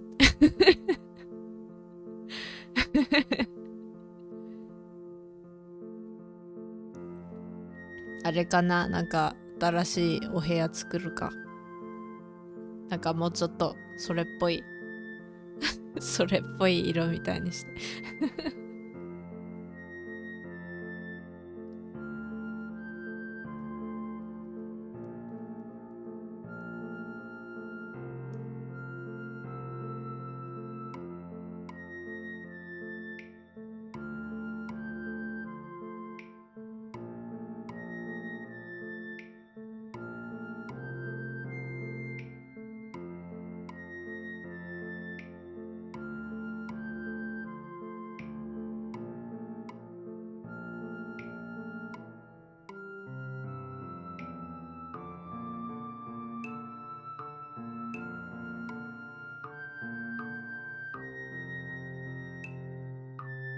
まあでも占いはまあね、なんか好き嫌いあるから別に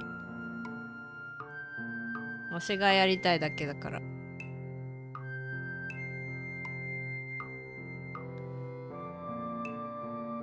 自分のたまにやって、まあ最近はね少しだけ深読みしないようになってきたかな、ちょっとだけ。それでそれのおかげでなんか合ってるかもしれない。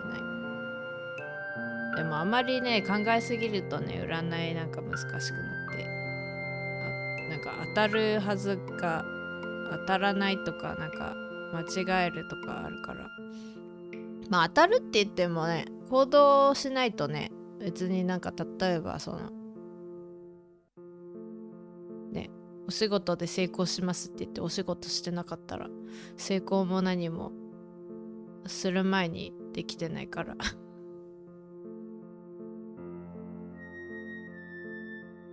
あとはね、宝くじ当たりますかで当たるって書いてて、宝くじやらなかったら当たらんし結局その当たる当たらないっていうのは行動をどうするかっていうのも出てくるからね、そういう意味じゃ責任とかは取れないよね、やっぱり。健康占いですか。一応ね、健康占いっていうのだったらね、なんかカップが出てくると、なんかちょっと病気気をつけないといけないとか出てくるらしい。なんかね、お水がね、なんか溜まってるよみたいなのとかの意味があるらしいんですけど、まあでも病は気からって思ってるからな。まあでもね、なんか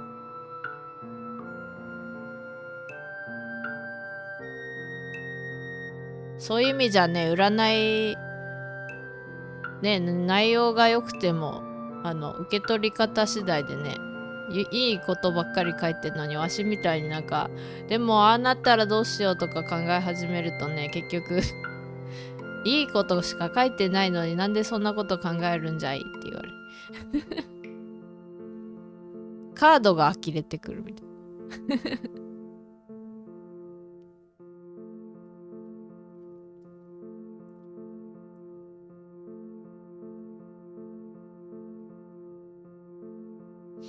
まあ結構ね大雑把にまあなんか全体的にこうどうですかっていう質問とかだと、多分ねカードもそれぐらいなんかなんて言うんだろう、なんか大きい感じのなんか森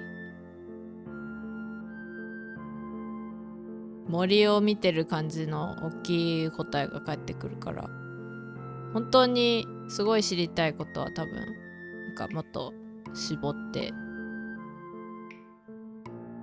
考えた方がいいのかな。あとはまあ占い師さんにもよるけど、時間とかね、期間とかちゃんと占える方もいるけど、わしはちょっとねそこは苦手かもしれない。苦手というかやり方があんまり分かってない。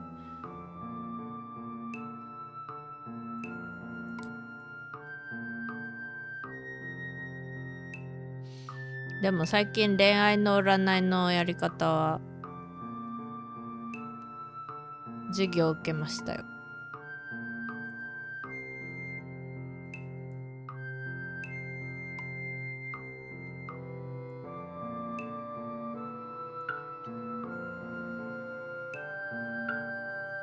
でもね、なんか例えば日本だと占い結構ね、なんか受け入れられてるのかなは、まあちょっと人によるだろうけど、なんか文化的に占いしてもらうっていうのがあるかもしれないけどね、他の文化の方でやっぱり占い、なんて言うんだろう、合わない人はいるから、合わない人っていうか、当たらないって思ってる方は多分当たらないね。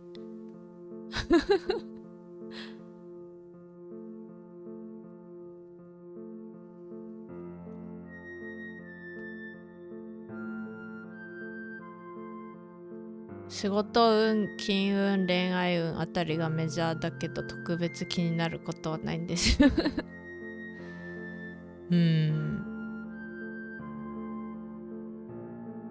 それはそれでいいのかもしれない。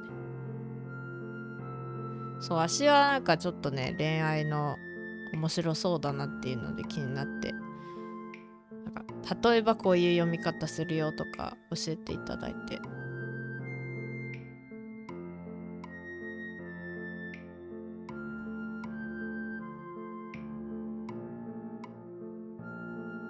それでね、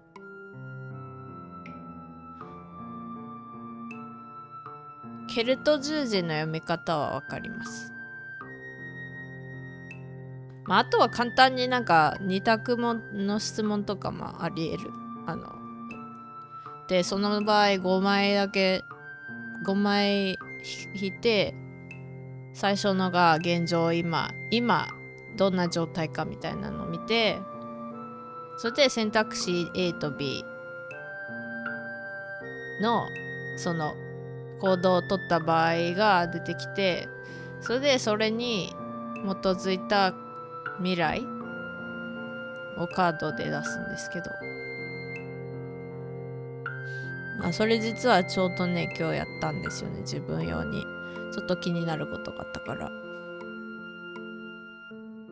まあ俺の場合は何もしないでいいみたいな選択肢が、なんかするかとなんかしないかみたいな、大まかに言うとそんな感じだったんですけど、なんかしない方がいいって書いて別に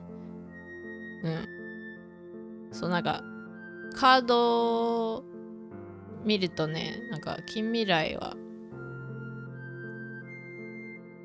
なんだっけな、近未来ちょっとしない方が今もいいし、なんか近未来もちょっとなんか避けられるみたいなね、逆さに出ててもね、いい意味のカードもいっぱいあるから逆さだったんですけど、その場合は多分いい方の意味かなって思って、それでなんかするっていうやつはなんか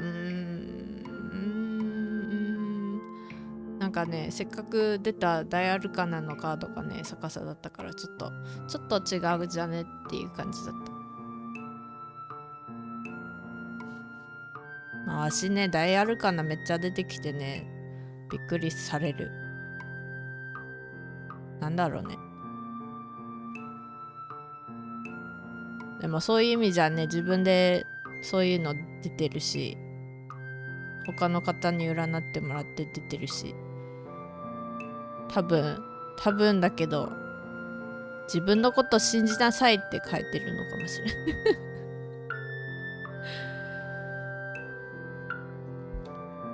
信じてちゃんとやれって書いてるかもしれない。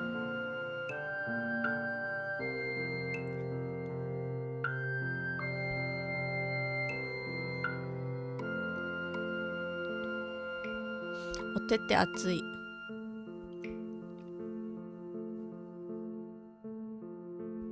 もふもふやで。わしじゃないけど。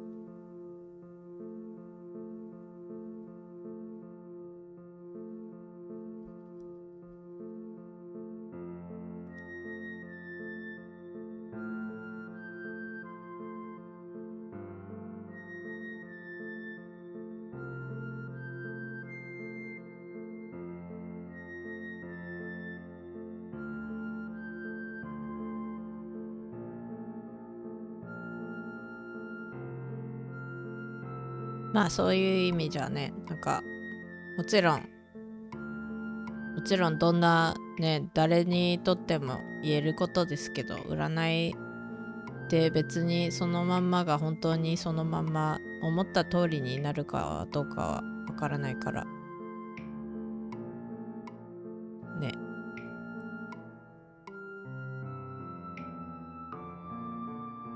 まあ、でもね、本当に読み方うまい方はね、本当になんか適切なアドバイスくださるからね。まあさ、そのアドバイスって言ってももちろんね、なんかすごいちゃんと相手の状況を全部もうちょっと見えてる方がわかるからあれですけど、人間関係とかが気になる。なるほど。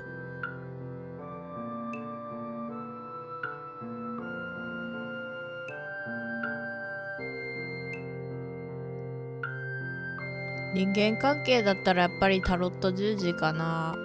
ケロット十字か。ケルト十字のまあ恋愛とあんまり変わらないかもしれない。別にね、その人間関係が恋愛とか関係なくて、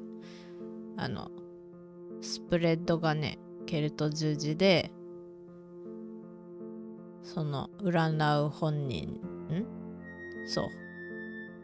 占う方とその気になってる方のカードを出すっていうやつです。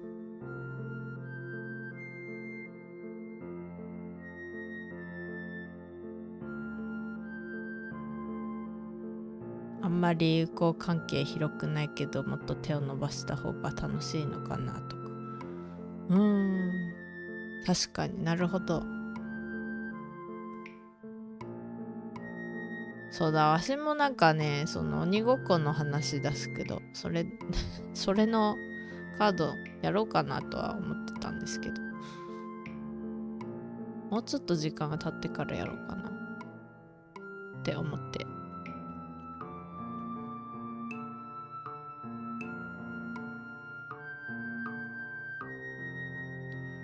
でもなんかその友好関係の話だと、なんかどこでどういう風に手を伸ばしたらいいのかとかもなんか変わってきそう。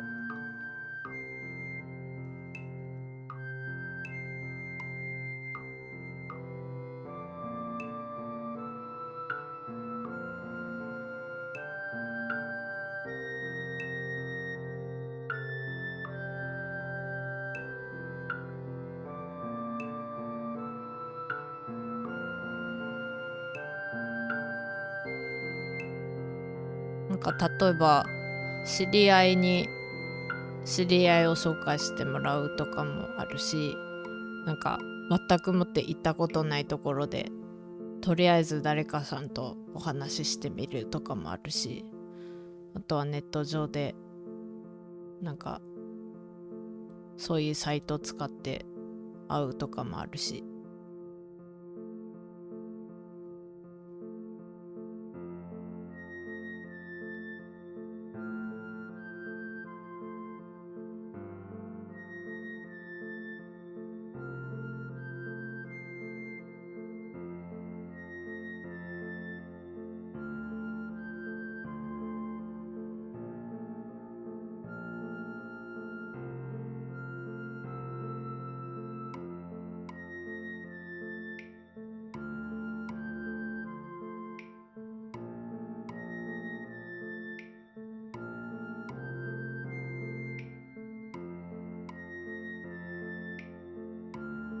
容器が5万。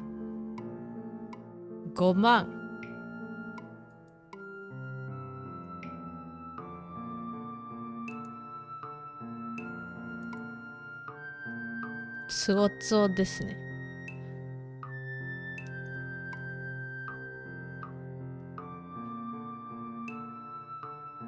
5万容器あったら何ができるかな。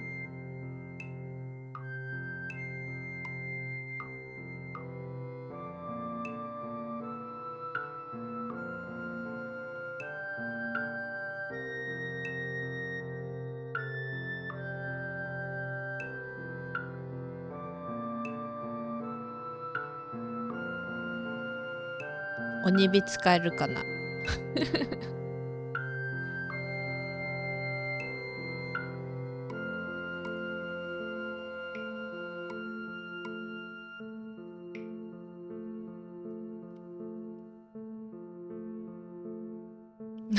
500回ベロベしてもらう。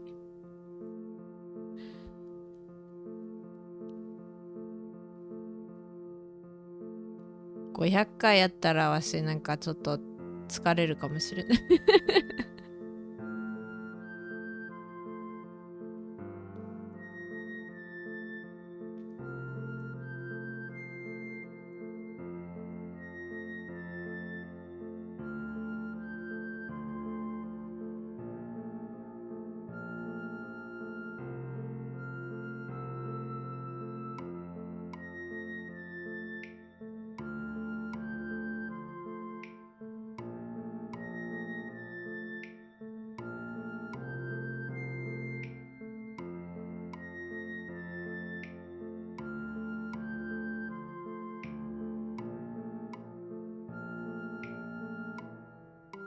1000回なでなで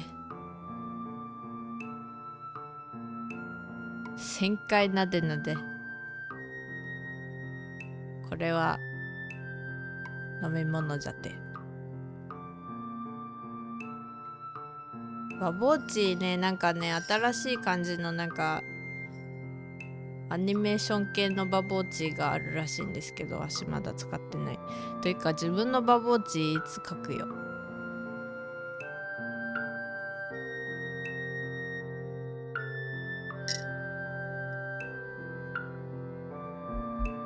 摩擦で頭なくなりそうはちょっと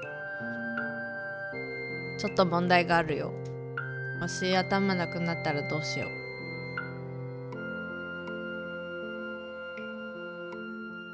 ちょっと怖いなちょっと怖いないやまあ多分ね直せるけどさ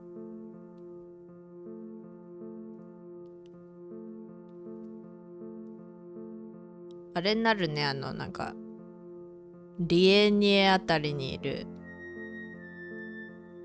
騎士みたいな頭がない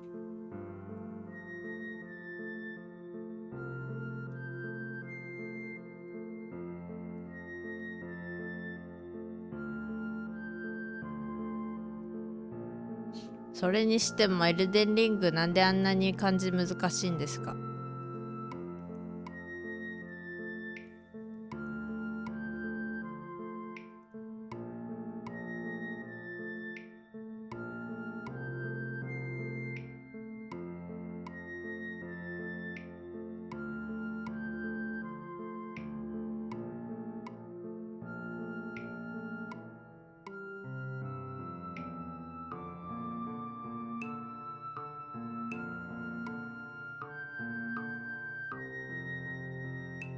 エルデンリング漢字検定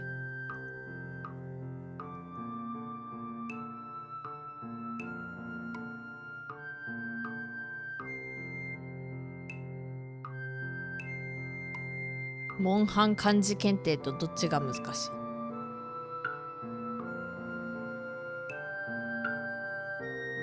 多分エルデンリングの方がちょっと難しいアイテムが多いからその分難しい気がするでもモンハンも結構モンスターの名前が漢字になるとかっこいいけどどうやって読むんだこれってなる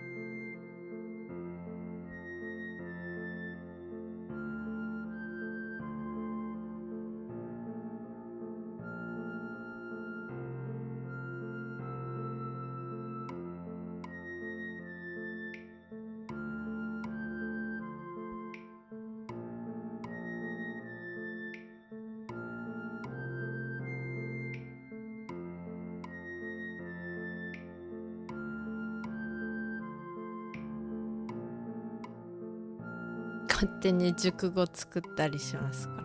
確かに。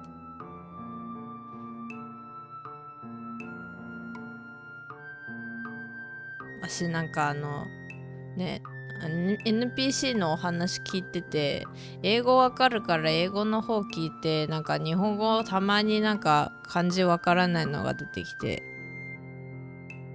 あ、そういう意味なのかなみたいな。英語だとこう言ってるけど漢字にするとこう言うんだみたいな。そういう読み方。でもね、たまにあるのが、あれ今英語でこう言ったけど日本語ちょっと違ったって思う時がある。日本語、いやそんなになんかすごい間違ってるとかじゃないんですけど、ちょっとだけ違う。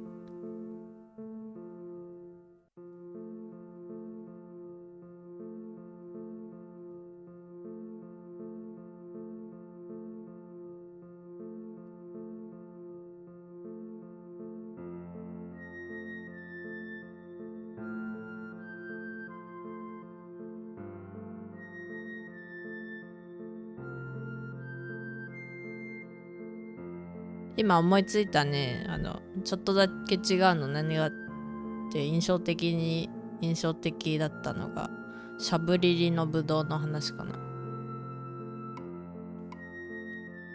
まあネタバレになっちゃうかもしれないけど、ある人がね、しゃぶりりのぶどうを探してるからね、あげて、なんか途中で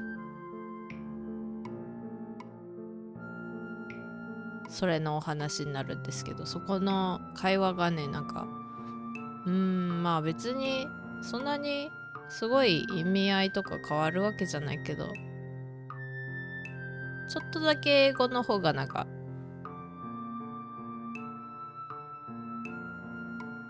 描写がなんかあれかなって思った。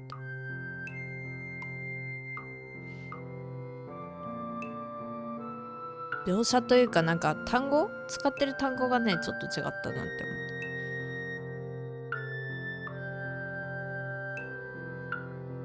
った。そんな風にわしはね、読めない造語とか漢字は英語で覚えちゃったりするから、日本語でなんて言うんだろうってなった時がある。日本語でプレイしてるのに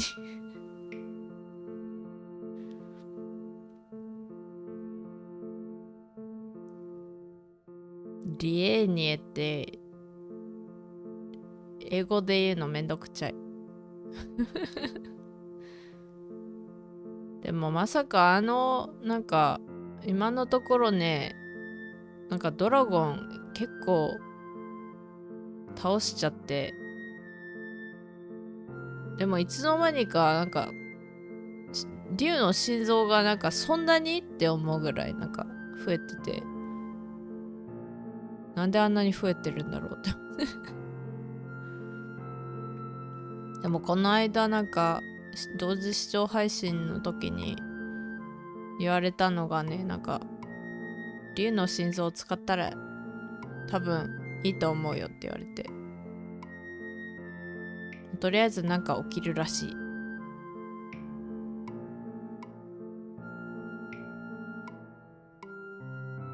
でわしにとってはいいと思うよって言われたから、じゃあ使うかみたいな。まだ使ってませんけど、そのうち使う。今はまだ、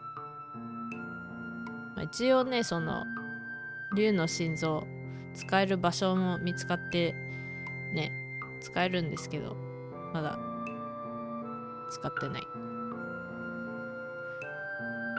だってね、戻れなくなるとか言われたからねそっち、それでしかもそういうことをねエルデンリングの世界で言われるってことはなんかあるんじゃん。なんかあるっていうか、なんかもっと悪いことありそうって思っちゃうからね。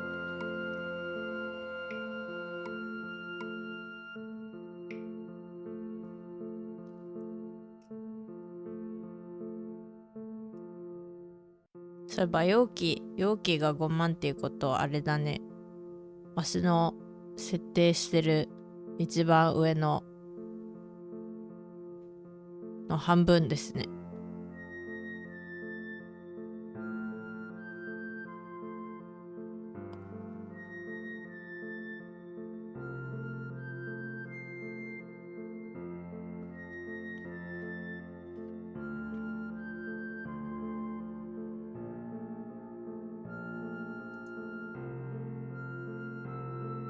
ペペペペペペペ6時ですよ。6時ですよ。ご飯は食べましたか？あ、そっか、わし12時頃に始めたからもう同じぐらいか。6時間ちょっとやってんのかも。長かったなっていうか、まあ進んだんですけど、わしの配信始める前ここら辺だったよ。でまあいろいろお話ししてたからね、あれだけどね。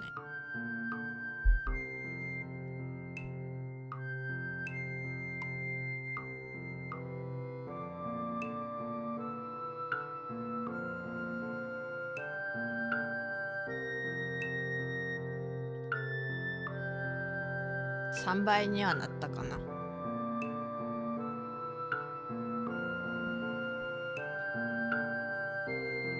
3倍ぐらいになりました。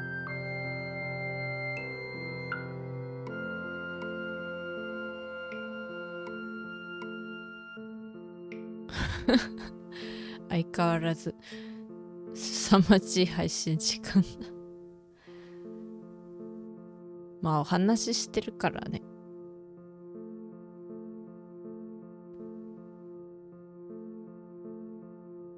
でもお話ししてるかっていうと、わしの場合、わしの配信はゆっくりだからね。ゆっくりで長くて OK ならわしの配信。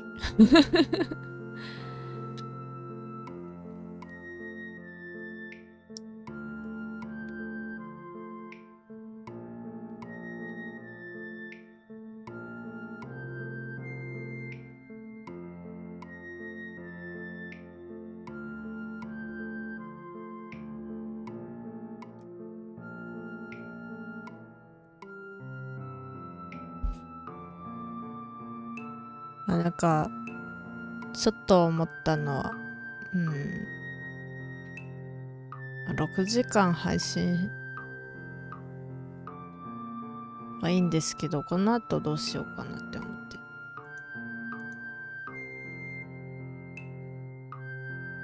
なんかお絵かきも続けたいけど、一回多分配信終了してからもう一回やるっていうのも、そう、10万のお絵かきまで半分。今の時点で多分ルンバさんぐらいかもしれない。半分までいってるの多分。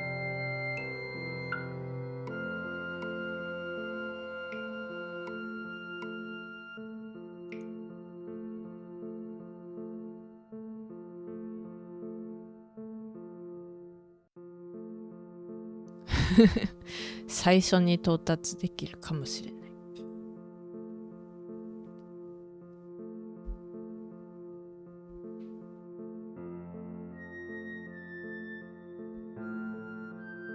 多分ね、ちょっとだけね、時間がなんか前一度ね、なんか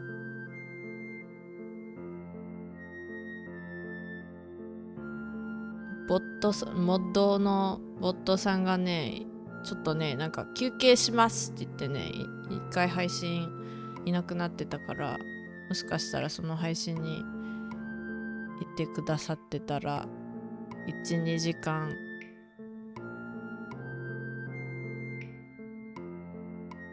短いかも。あれでも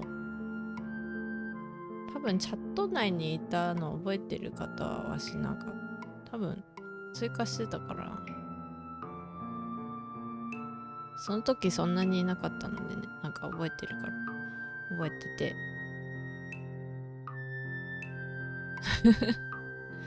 そう覚えてたから、多分追加したからそんなに違わないはず。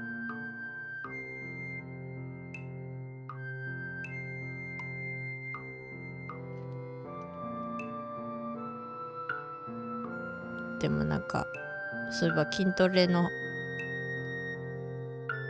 急に筋トレに行く今ぼっかけの話はまた頭をよぎってお腹空いたって思って、そしたらなんか筋トレの話になっちゃう。でもね、なんかせっかく質量がちょっと下がったと思ったらね、まあ体質もあるけどまた戻って、ちょっとだけ戻っちゃったからちょっと残念だっちゃう。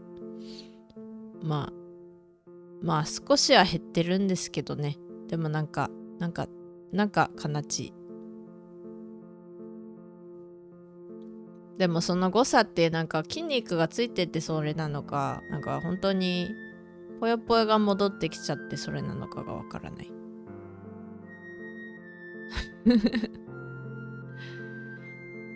ずっと変わらない質量。まあそんなに変わらないのでも大丈夫だとは思うんですけどね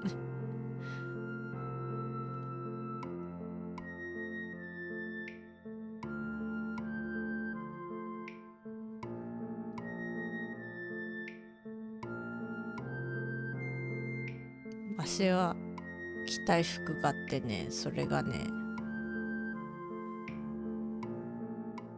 いつもの姿で着たいんだよな。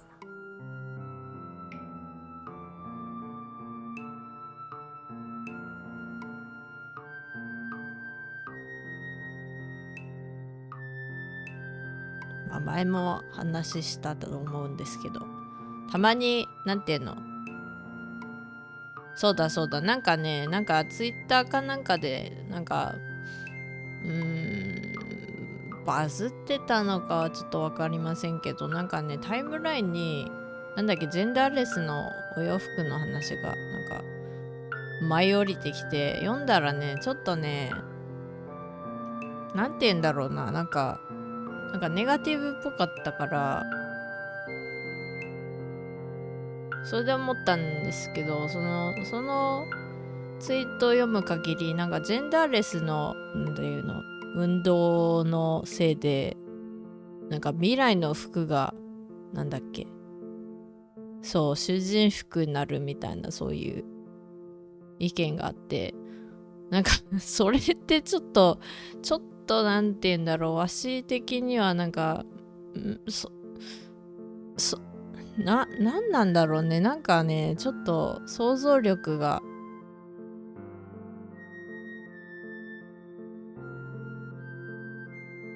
そっち方向に行っちゃったのかなみたいな、なんて言うんだろう。だってユニセックスのお洋服ってもうあるじゃないですか。あれはあれでジェンダーレスだよ。であれが囚人服に見えたらまあアウトですけど別になんか体のラインを意識してる服だからといっていいってわけでもないし、逆もあるし、なんかラインが出ないからかっこいいっていうのもあるから、まあなんかそれはそれでね、なんかジェンダーレスの服って何がいいかって、まあわしとかノンバイナリーな方は多分考えたことあると思うけど、その男女二極論にとらわれずに誰でも着れる服っていうコンセプトだと思ったからね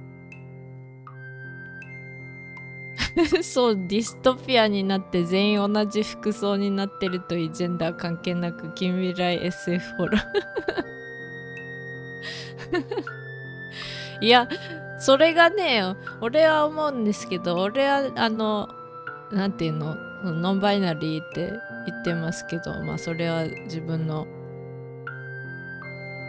イメージだから、自分に対する自分のイメージだからそれは置いといて、それでもなんかノンバイナリーだからってそのなんか男性っぽさとか女性っぽさがなくなればいいとか考えてないし、まあね、わし人のことを言えないから、わしの考えだけしか言えないからね、これはわしの考えだっていうのは前もって言っておきますけど、わしにとってはね、女性の着るなんかドレスとかも好きだし、男性の着るなんていうの、スーツもかっこいいし、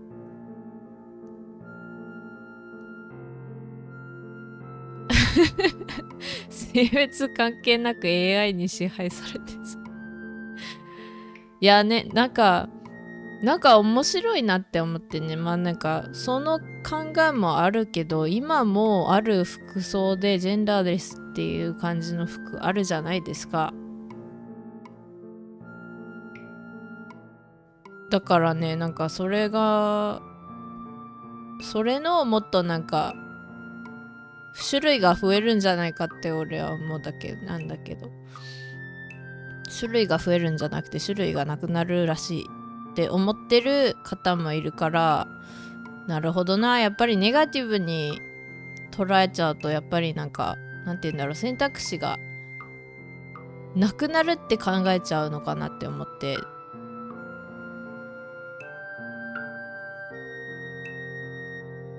なんかね不思議だった。あとジェンダーレスって言ってる方は多分ね、まあ俺が読んでる限り、まああんまりノンバイナリーとすごい変わるかどうかはまあ人それぞれなので何とも言えないんですけど、ジェンダーレスの方は、まあ、とりあえず自分をその男女二極論に当てはめないでくれと言ってるっていうなんか記事を読みました。だからまああんまり俺とあんまり変わんないのかな。なんかその男だから女だからって押し付けないでくださいっていう感じ。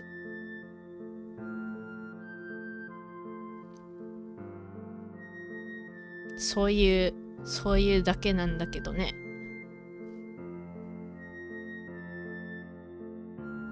でも面白いなって思うのが、そのなんかなんて言うんだろう、新しいものってなんか人によってはやっぱりなんて言うんだろう、危険って思われちゃうから、こうなんか悪い方向に行くんじゃないかって思われちゃう。でも新しいって言ってもね、なんかぶっちゃけなんか他の文化だったら多分なんかジェンダーレスとかなんかなんでそんなこと考えてんの、なんかそんなのね人の自由じゃんって思うような文化もあるだろうし、まあ日本は日本でちょっとなんていうか文化的になんて言うんだろう、こうなんかしっかり物事はこうじゃないといけないみたいなちょっとあるかもしれないから、そういう文化だから今のなんかその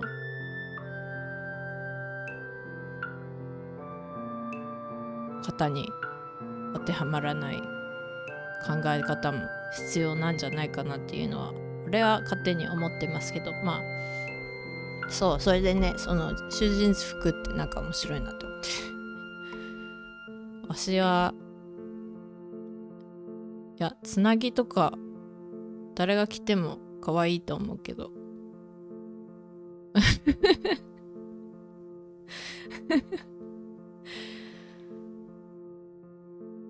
でも俺だってね、なんか可愛い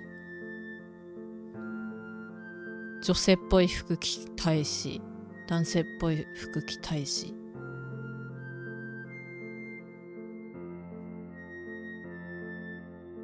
なんだろうね、なんか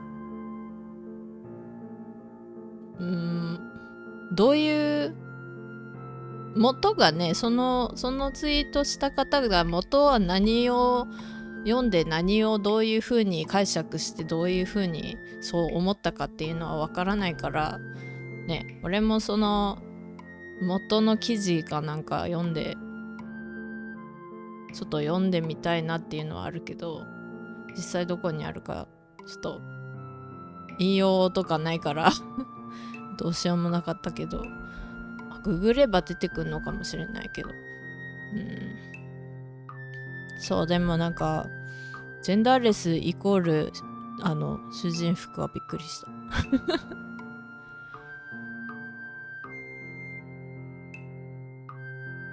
もともとなんかそういう感じのデザイナーさんもいるじゃないですか。洋服やってらっしゃる方で、プロでね。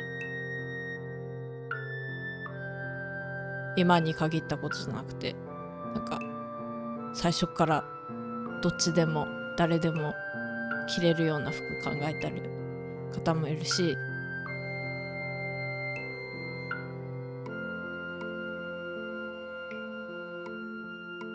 全ての人間が性別を主張できない世の中になると考えてたのかも。確かに。まあでもね、同じ方はね、それで別に男性がドレス着てもね、女性がスーツ着てもなんかなんていうの、おかしいって思われないような世の中が欲しいっていうのは言ってたから、別にもしかしたらそれだったのかもしれない。わからんけど。でも別にね、なんか性別の性自認は自分のことだからね、人になんか言われるもんじゃないから、俺がノンバイナリーだからといって他の方もそうなれって思わないしならなくていいよ。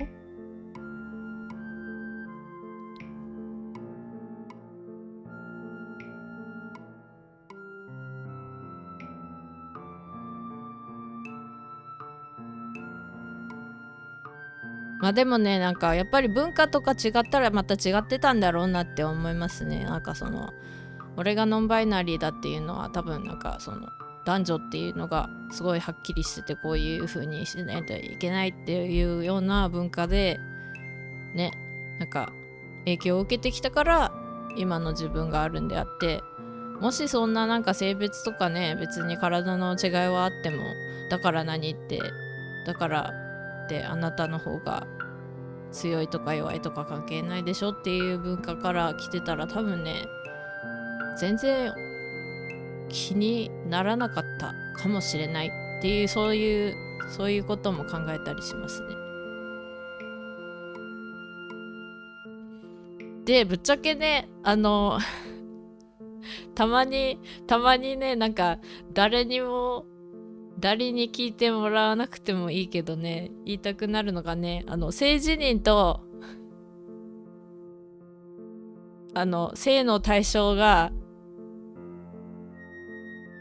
例えば女性だったら必ずしも男性じゃないし、男性だったら必ずしも女性じゃないしっていうのをなんかドデカボイスで言いたくなる時がある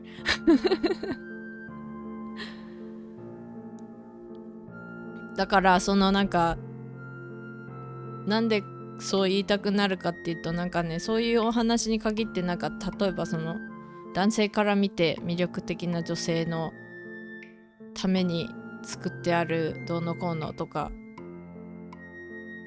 聞くと、ちょっと待てよって思ってで、あとはね、俺ノンバイナリーだけどね、男性も女性もね、なんか違うところ好きだからね、なんか急にね、全部なくなってもらっても困るかもってなる。自分は自分だから、自分はノンバイナリーっていうのは言えるけどね。でも男性、なんていうの、まあ日本語と英語とかで言うね、マスキリン、男性的な男性も好きだし、女性的な女性も好きだし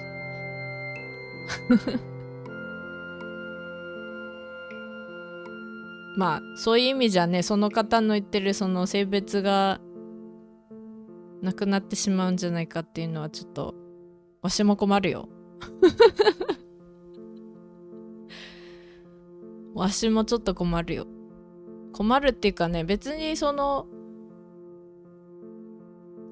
なんて言うんだろう、区別はしていいけど差別しないでほしい。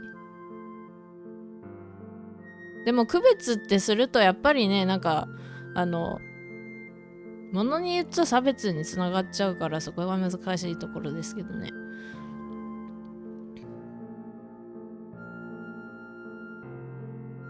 そう、区別ってね難しいよね。なんか区別してるだけじゃんって言ってたら実はそれ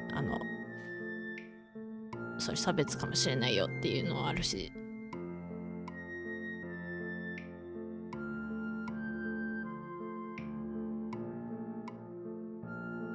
そういう意味ではネット上はみんな平等でした。そう、まあね、相手が見えないからぶっちゃけ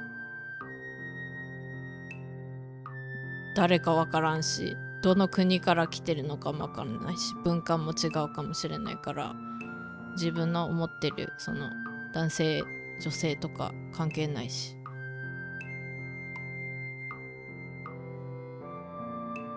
でも思ったのは、まあ俺のツイッターの多分ね、なんていうの、見える範囲内でしかないからわからないんですけど、俺の見る限りはなんか英語圏の方の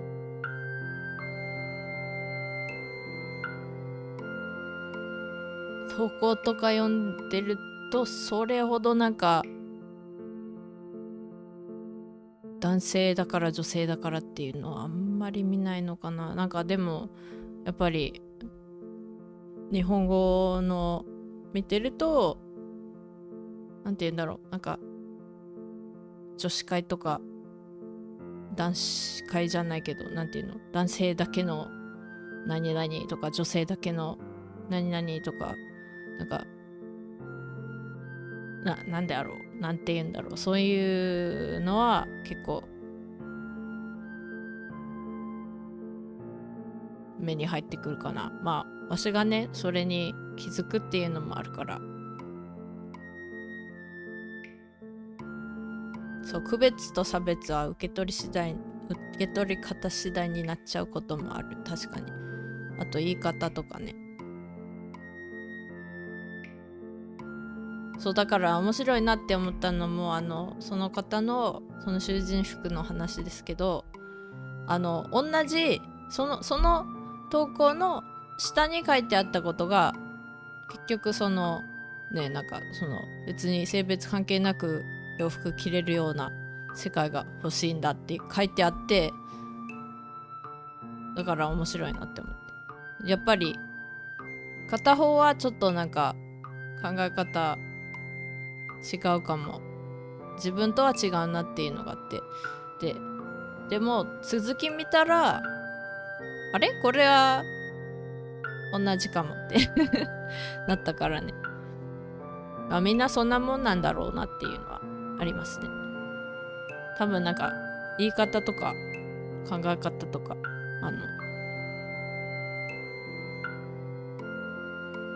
そういうのも関わってくる。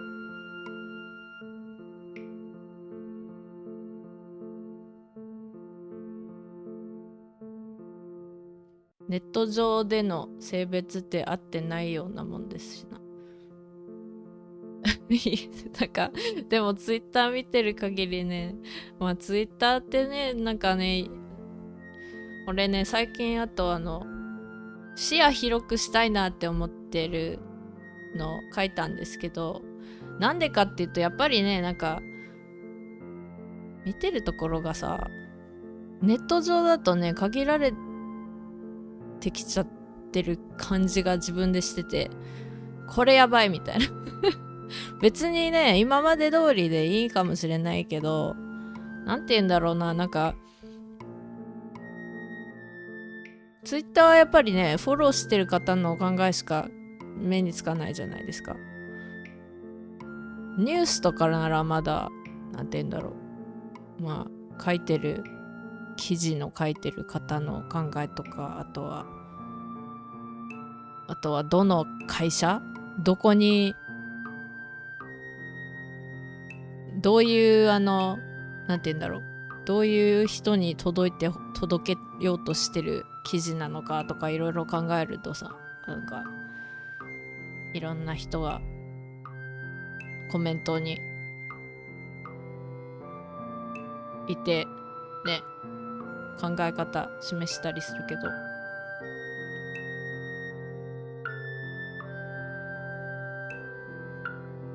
ツイッターの方だとやっぱりなんかフォローしてる方がなんかバズってるからなんか回ってきたようなのとか、あとはなんかツイッターのトレンドになってることとか、そういうのは新しかったりするけど、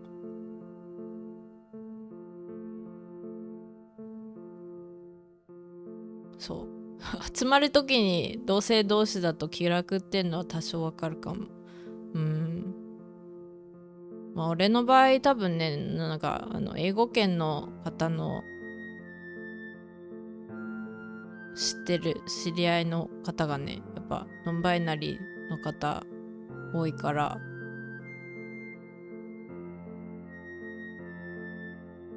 でもわかんないな、ずっとわからん。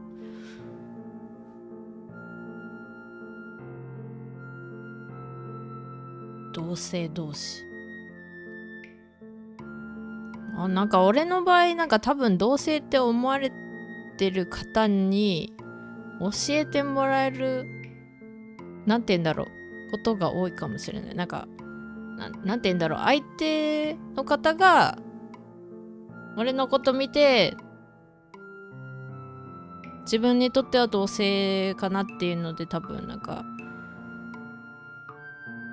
それでリラックスしてくれてんのかなって思う時がありますね。私は別にそんなになんかすごいこの人どっちだからとか考えてお話ししてるわけじゃないけど、だからその同性同士だと気楽っていうのは多分あるんじゃないかな。そう、でもね、そのなんか女性企画とか男性企画とかね、 Vtuber さん募集中みたいなのを見るとなんか、わし入らないんだなどっちもみたいな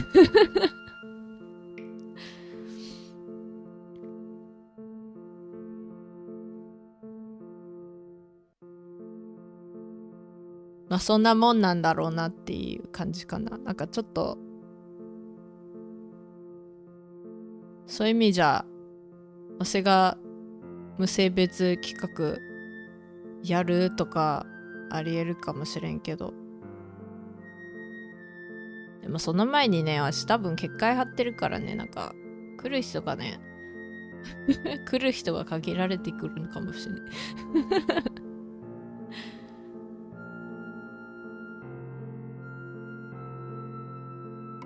そうだね、 SNS は見てる人が好きそうな意見ばかりを娘に出すから意見が偏りますかね。そうですね、自分一応ね、そのなんかなんて言うんだろう、なんかちょっと意見違いそうな方のツイッターとか覗いたりはするけど、なんて言うんだろうな、なんか普通にお話ししてたら多分ね、なんかちょっとこれはどういう風にこう考えてるんですかとかお話できるかもしれないけど、ネット上でしかも140文字以内でやるっていうのはちょっとね難しいものがある。まあ例えばなんかなんだっけ、なんか愛のお話のツイートを読んでたら、下のなんか一番上のリプライがね、なんか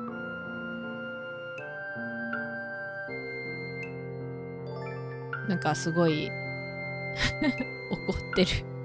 怒ってる方たちのね、なんか悶着みたいになっててね、ちょっとあれって思ってこれ愛のお話だったのに、ここでもなんか言い争いがあって。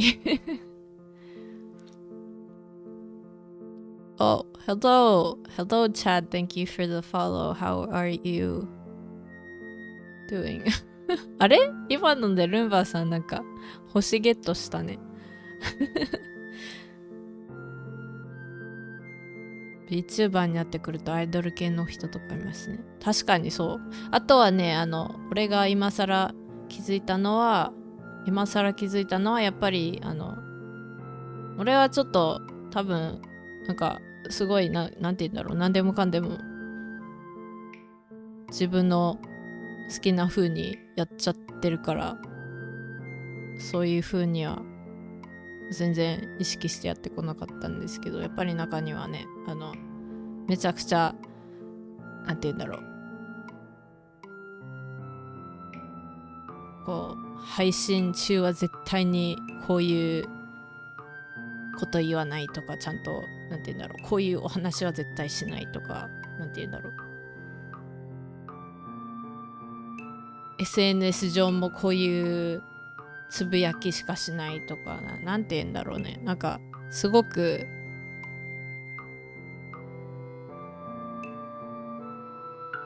台本がある感じ。勝手に動いた。フォローしてくださる時に人玉さんがねいると踊ってくれるんですよね。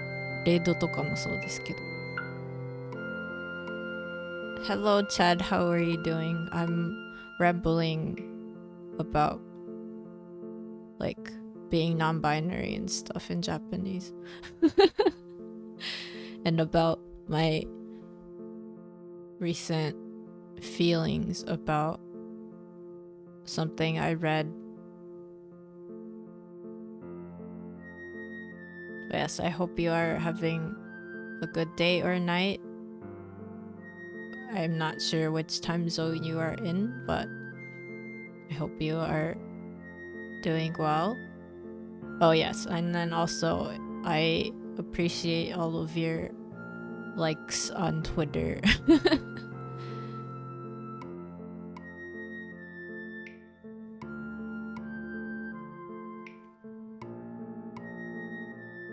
Oh, it's okay. I probably have talked to people and I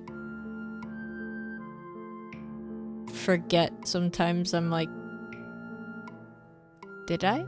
Have I even been able to catch their streams? But yes.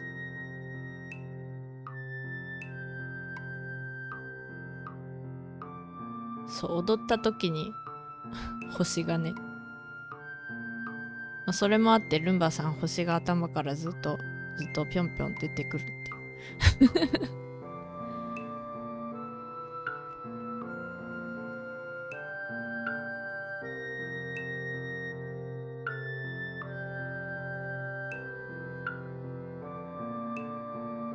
でも難しいことってなんて言うんだろう、SNS はね、もう本当にお金稼げるからそうやってると、やっぱりサイトの運営の方がそりゃそうなんですけど、Twitch もそりゃそうだし、 YouTube もそうだろうし、インスタもメタがやってるからね、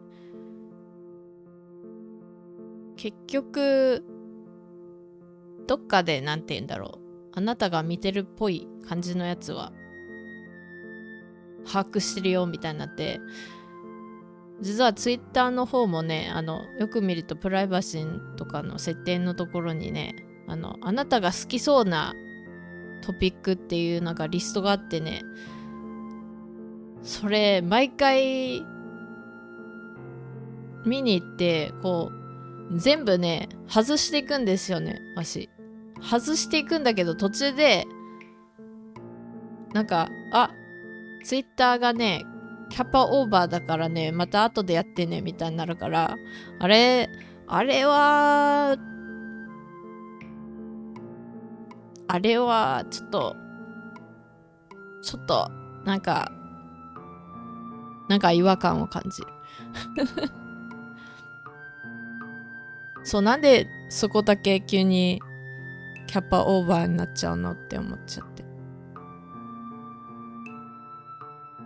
だから結局ねなんかいいねとか見たトピックのリストがあるんですけど、それどんどんチェックと外してってんのに、途中でなんかキャパオーバーだからまた後にしてくださいってなる外せないんかいって思って。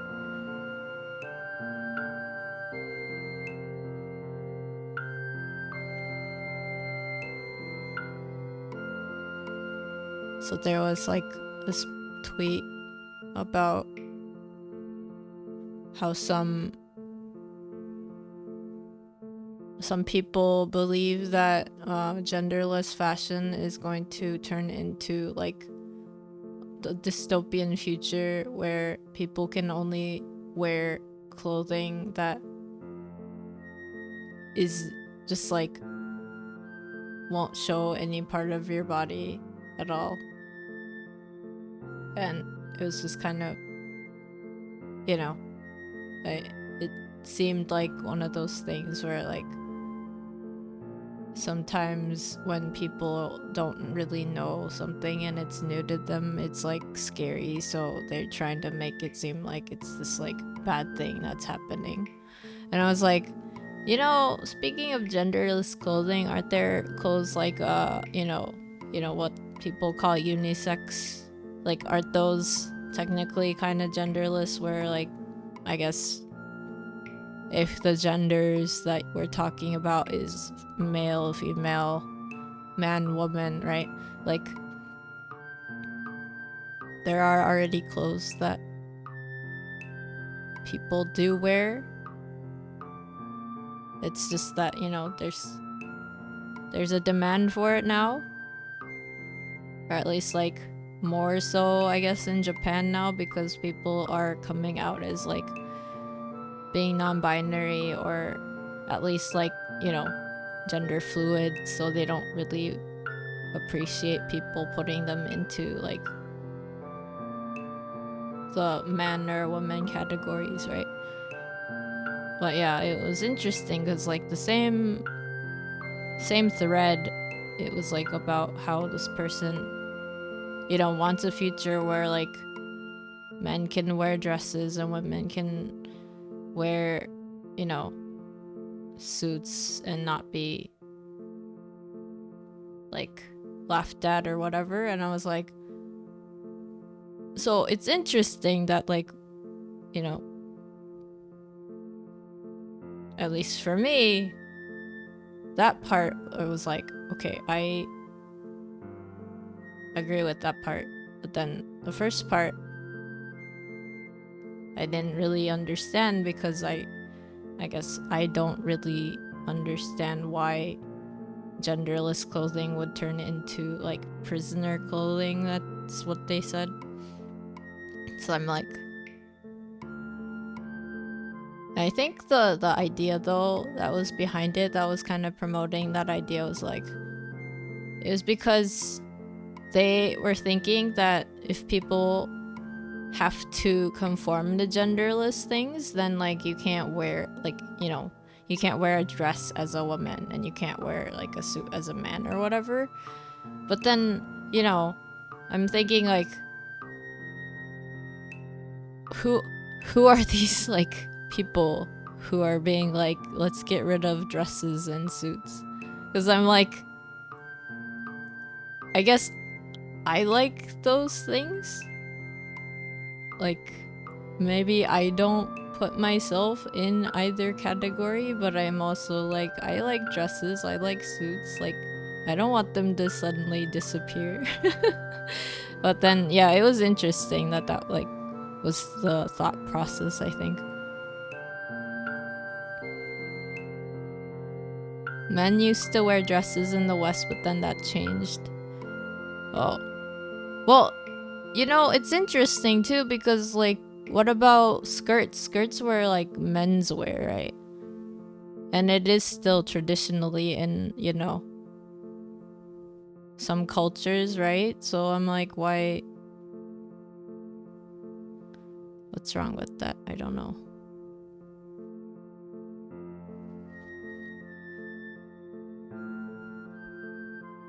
But yeah, I think what they were saying, I think they, like, it was sad because it was like a tweet that was like getting a ton of likes. And I guess a ton of like Japanese people were kind of like in agreement that somehow like a genderless fashion, like the future of genderless fashion was gonna turn everyone into like the same thing. And I was just like, guys, can we think about it this way? Can we think that there's just gonna be extra options to choose from, whether you are whatever you know, you identify as? Like, is that difficult to think about? I don't know. It was interesting to me that was like what it was, but at the same time it was like, you know, you read the rest of their thread and it's like, you know, they just want people to be able to dress or wear whatever they want to wear. And I was like, exactly. So it was weird. And then people were like pointing out all these like, you know, like things in more recent media. I think one of the examples was like the new Pokemon game where like the boy and the girl don't have like distinctly boy and girl like attire. It's just like, you know, t-shirt and shorts. So I guess, you know, suddenly people aren't gonna be able to wear what they want to wear because one game. I don't know. It's just, you know, and this is like a tweet that's not coming from someone who's like talking about being genderless or like talking about wanting to be genderless, you know. So that's like the sad part, is like a lot of these people, I think, that were like in agreement with the whole like, oh, it's gonna be prisoners clothing or whatever, and like a dystopian future awaits or whatever. I'm like, have you talked to someone who, you know, is thinking about this stuff? Like, have you talked to someone that considers themselves one of the people who are into genderless fashion? Do you know exactly what that means, outside of just like a word that you might have not really looked up? But yeah, it's weird. Because for me, it's like, oh, look, there's gonna be like more fashion choices. And like, it's kind of funny too, to be honest, because like if you look at Japanese fashion, like it doesn't really seem to, you know, most people don't really care. Like men wear dresses, women wear, you know, whatever. Like like you can wear makeup in Japan, like as a man or a woman, it doesn't matter. So why are people so, you know, isn't that just more options? Like more options to just do what you want to do, not just like turn into another person, right? But I think it's just like a fear of like something that you don't know. But that's just my opinion, so I can't say for sure. I can't say that, like, you know, people are always gonna be like that. I don't really know what that means.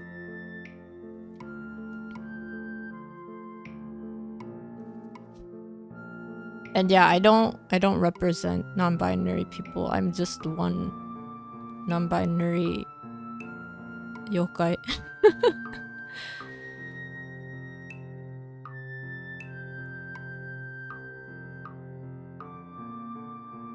Hello, Hujin Blaze. Hello, thank you for the follow. I hope you are having a good day or night, whenever you are, whichever time zone you are at.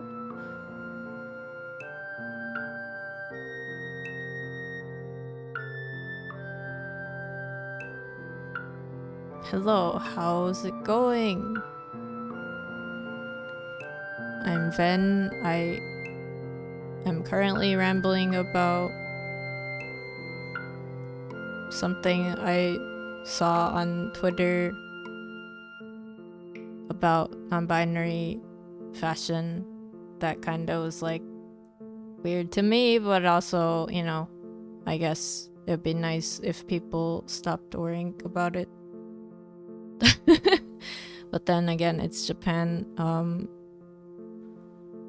and Japan's not terribly known for, you know, gender stuff yet. Well, that's good. I'm glad you are doing good. But yeah, I was working on knitting, but then I ended up, you know, getting soaked into my rambles more than whatever I'm doing. I did knit quite a bit since it's been 7 hours. I did start knitting and then probably did like 2 hours in knitting if I take out all the chats. Oh, I see.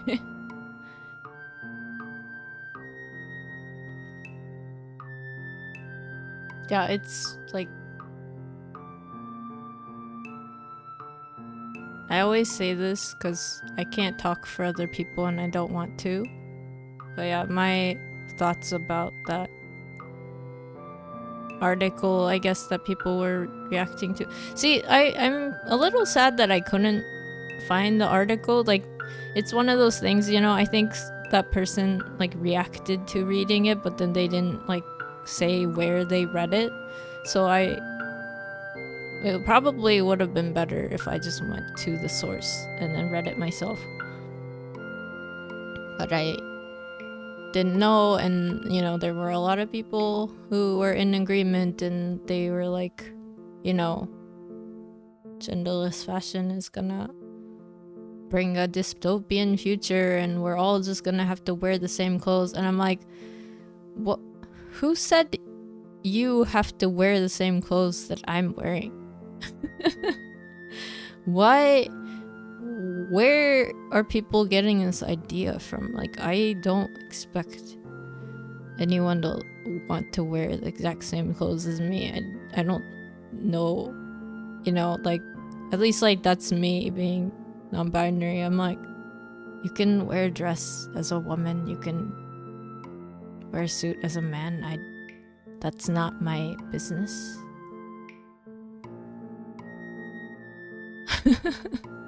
It was weird. I just hope,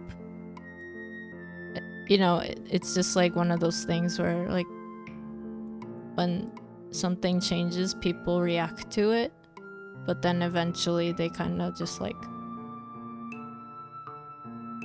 go back to an equilibrium. Because, you know, sometimes like you need to kind of get a lot of people talking about something before it can be kind of like resolved. I don't know if that's like the right word for it. But like, if you want change, you kind of have to make waves a little bit, I guess.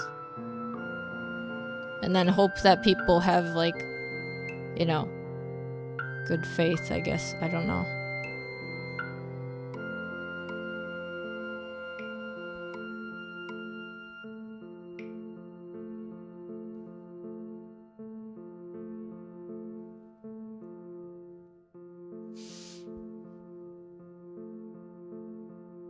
Yeah, I just kind of wished I mean, maybe if I had dug into that whole thread a little bit, maybe I would have found other people who, you know, identify as like non-binary or genderless actually talking about it, but I think I saw a little too many people agreeing with the post and not really, like, it almost seemed like people were buying into the idea that like somehow people who don't want to be, you know, put in a box of man or woman are gonna just like take over the world and like try to force everyone to be the same way. And I'm like, what kind of like, I don't know, it seems very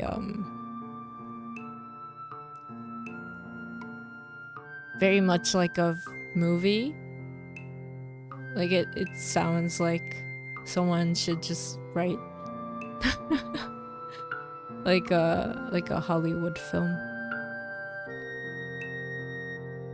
Yeah, it does just sound like they're just scared of what they don't understand. But the first, you know, so that's the sad thing, right? I didn't think like, I don't think these people are bad people at all. It's just like, I feel like it's like a defense mechanism thing. Like if you don't know something and then you're not really like keen on trying to figure it out, it can be scary. So then, you know, if scary things are, you know, associated with negativity, right? So you like probably like immediately tie those things together without really thinking that maybe that's not necessarily the case.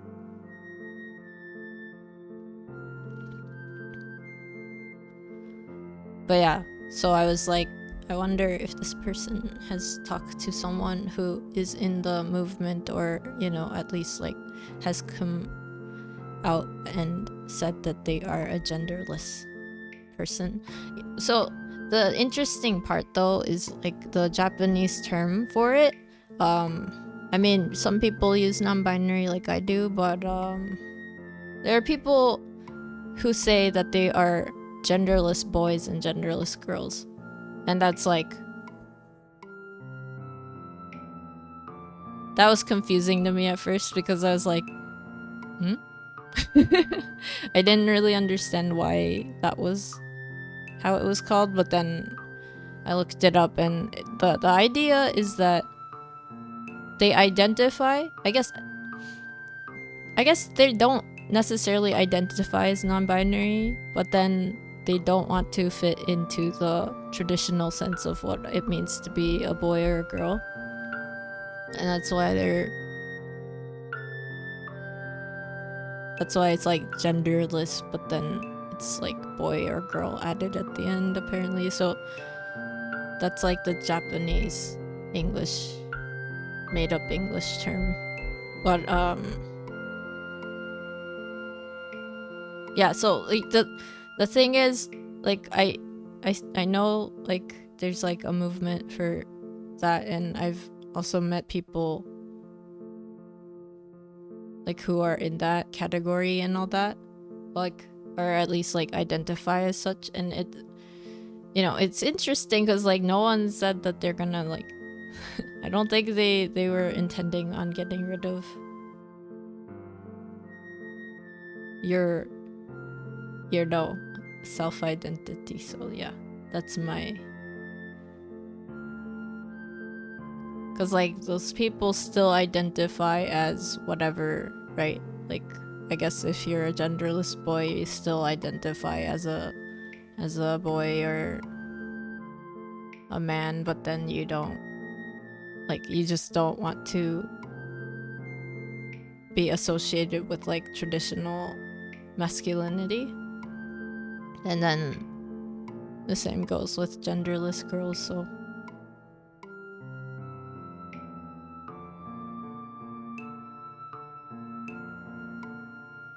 Now that I think about it, it's not even about being non-binary, because like non-binary is outside of that. So it's a little different from like the way I feel about myself and stuff, I think. Because I wouldn't use boy or girl for myself. But yeah, I hope it goes in like a good direction. I mean, but then again, it does seem like sometimes when change happens, like the opposite happens, because like the change is seen as like a threat almost, and then, you know, for a bit it goes one way and then it comes back, and then it like eventually like finds this middle equilibrium. But I hope, if you know, I hope that happens relatively smoothly and not with like a lot of people who are feeling bad about it, or you know.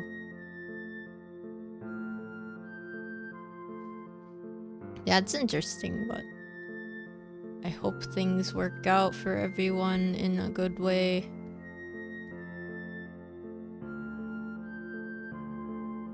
Although I guess if a good way means like I think the biggest part though might be like I have met people who do like kind of telling me what I should be like. I don't really keep in touch with people like that anymore. This is like a while ago, but yeah, I did have people be like, well, you know, you are this, so you should be wearing clothes more like this, and like what you're wearing right now is like unflattering, and you would look better in this and this and this. And it was like very rigid thinking. I mean, also, you know, it's none of their business. Like I'm not trying to make you happy with my looks. Like like if you find me attractive, that's cool, but like, you know, I'm not trying to fit your standards of beauty. So yeah.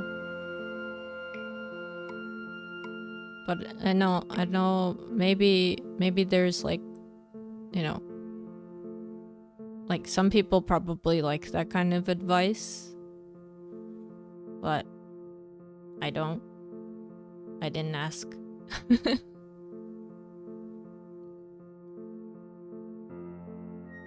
なんか思い出しちゃったけど、まあ今はね、そういう方とはほとんどお話ししないからないんですけど、なんか前はね、俺だったらなんか、まあ、自分の好きな服着てたわけですよ。でもその方と一緒にいたらなんか、あなたはなんかそっちじゃないんだから、こういう服着た方がいいわよとか、なんかその服じゃなんかかっこ悪いからみたいな言われたことあって、誰も聞いてませんけどっていうのもあるし、私あなたのなんて言うんだろう、そのあなたの理想図にわし当てはまっても得しませんけどみたいなことがあってね、それはもうなんて言うんだろうね、なんかそういうアドバイス過去に誰かにあげて、それが喜ばれたとかあったらまあわかるかもしれんけど、わしの場合あんまりなんか聞いてもいないし、そうですかって感じだったから、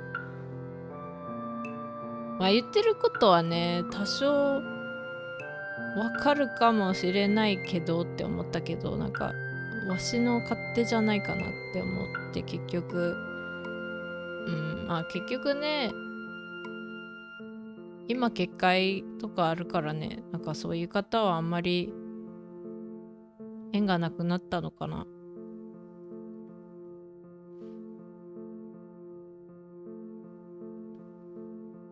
なんか俺がね、なんていうの、見た目的に気に入ってもらえたらありがたいけどね、そんな一人のためだけに見た目変えてもね、ちょっとなんだろうってなるから、俺はそういうのは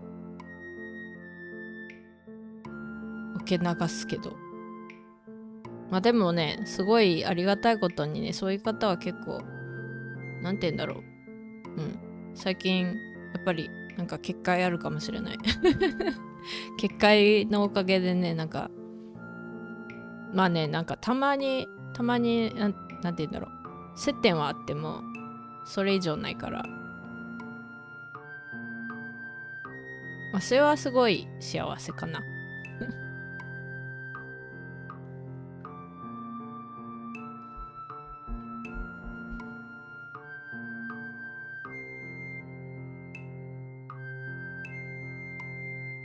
そう、でもね、やっぱりね、なんか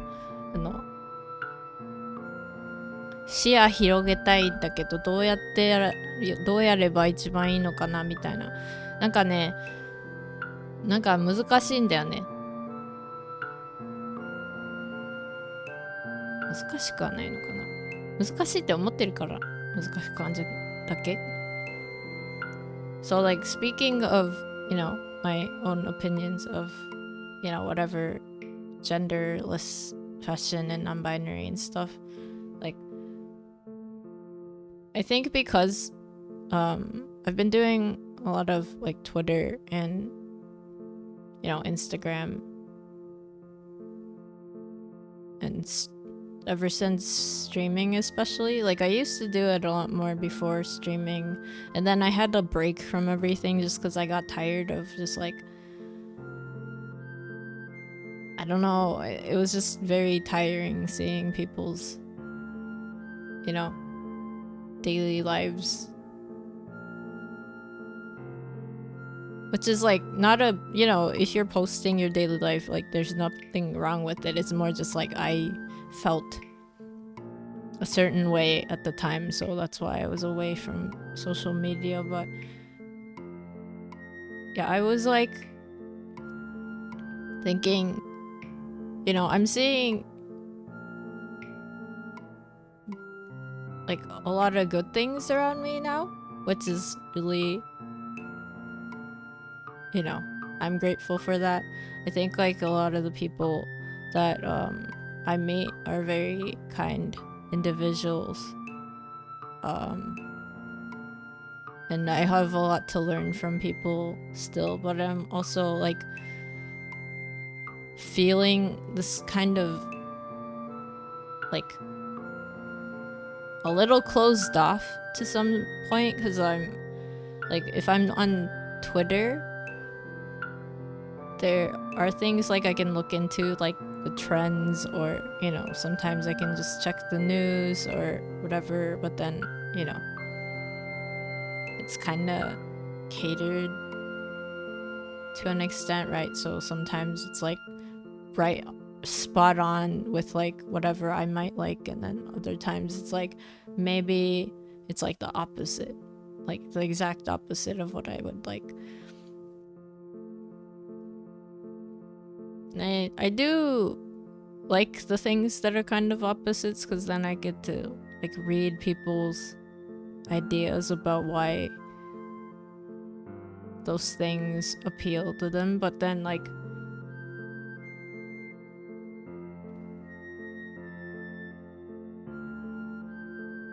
at the same time, I think it might just be Twitter or something, just because 140 characters isn't much. And I feel like a lot of people might have more nuances to what they want to say, but then it's like, how do you explain it? And I also read into things a little too much sometimes, so that's why when I do messaging with people, I have to make sure I'm not like doing this thing where I'm like, take what they're saying and then not just taking it at face value, because otherwise I start worrying. But yeah, I think the same kind of thing happens on things like Twitter, especially, just because it's like little messages that you get to see publicly. So it's not just going to you, obviously, but at the same time, it's kind of like little bits of information about someone that sometimes have something to do with what they posted before. Other times it's like a random thought that they posted, right? And then I'm like, I get confused. And I do that too, so it's not like, something that anyone else has to change or anything. It's more just like I need to find like a better way to interact with the media, I think. And then the part about like broadening my I wonder if it's like social circle,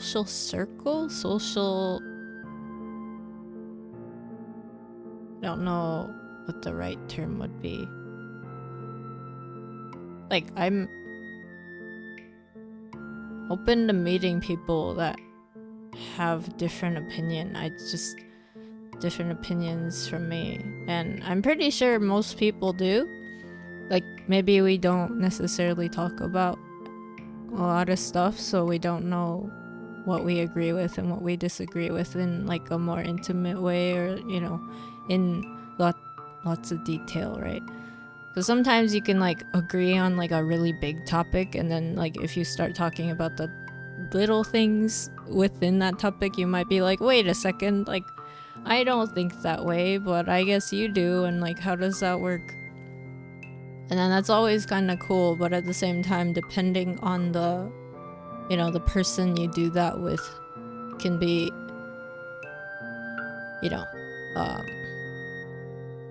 it can be difficult.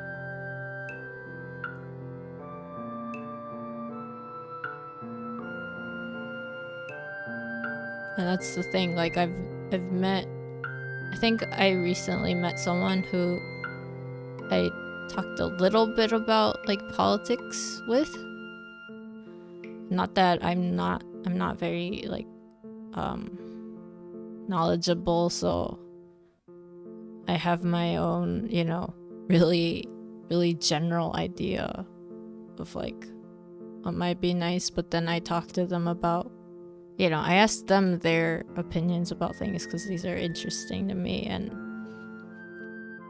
I guess I wouldn't agree with like what they were saying. I was just kind of like, huh, it's interesting that we kind of have like a overall agreement about like this one big thing, but then the way to get there is very different. And that was kind of like a neat conversation to have, but then I don't expect to be able to do that with like anyone that I talk to.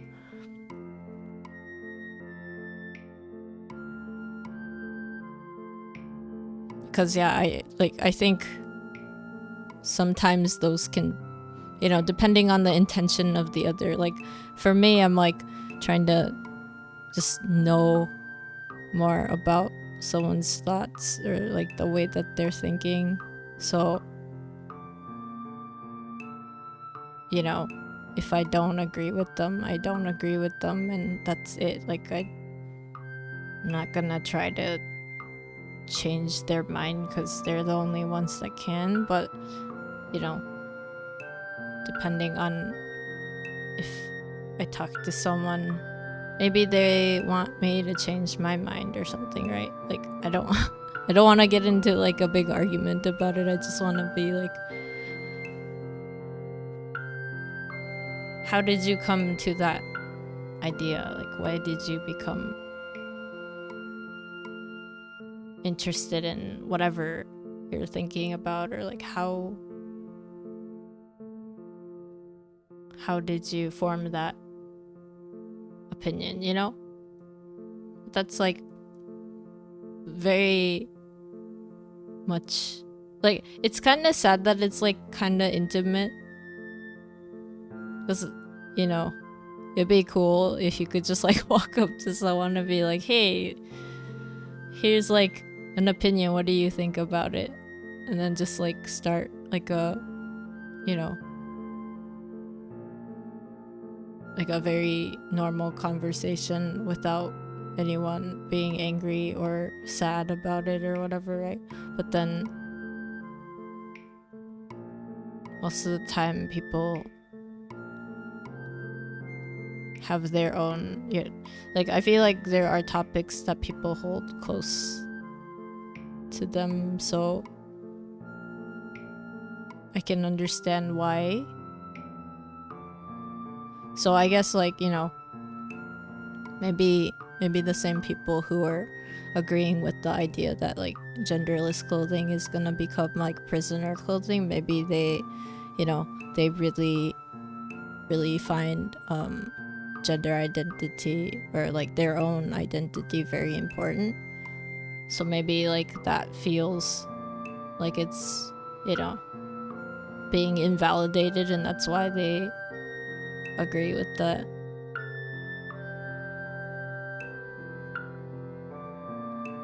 Hello Astro,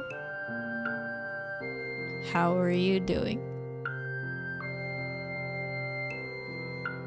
I was knitting and then I started talking about stuff, and I have a hard time doing both at the same time. So maybe it's a good thing I didn't make this like as big on screen as my face. Anyway, how are you? I hope you are having a good day or night.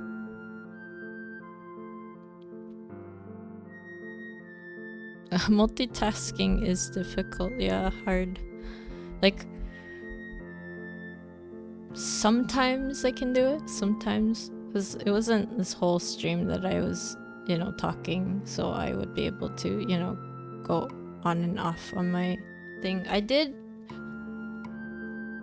manage to get like 3 times as much done as I had, or yeah. So I started off with like this much, I guess, and then I knitted all this. So it's not like I didn't get anything done, but it is definitely different if I were to just sit down and only concentrate on knitting.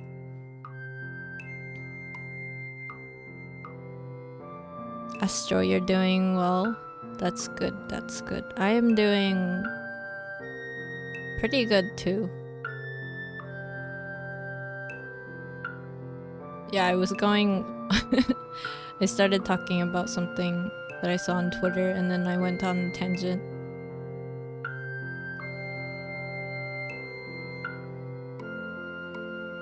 But yeah.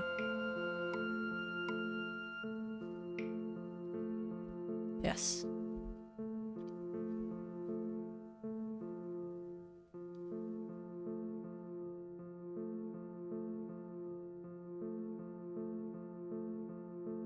Yeah, it's interesting because, you know,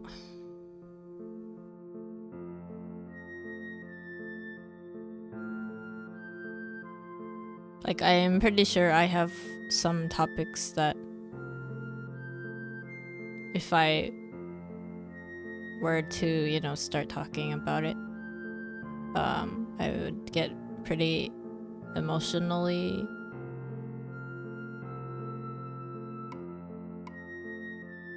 into it. I don't know if that's like the right term for it, but oh, is this going to be a scarf or something else? This is just gonna be a scarf. I am not gonna make anything out of this. And basically it's kind of like a stream project, if that makes sense, because I like knitting and I want to do streams, but then I can't really knit really intricate stuff as I'm talking, so this is what I decided to do, is to do scarf knitting on my knitting streams.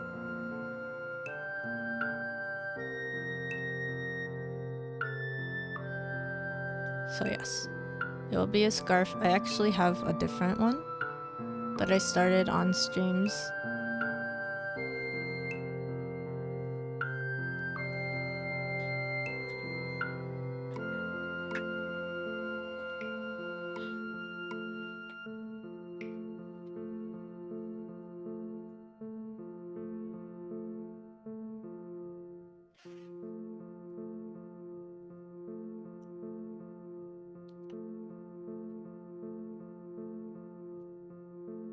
Here's, oopsie, sorry if that, I hope that didn't hurt anyone's ears. Here is my other project. This is my stream scarf.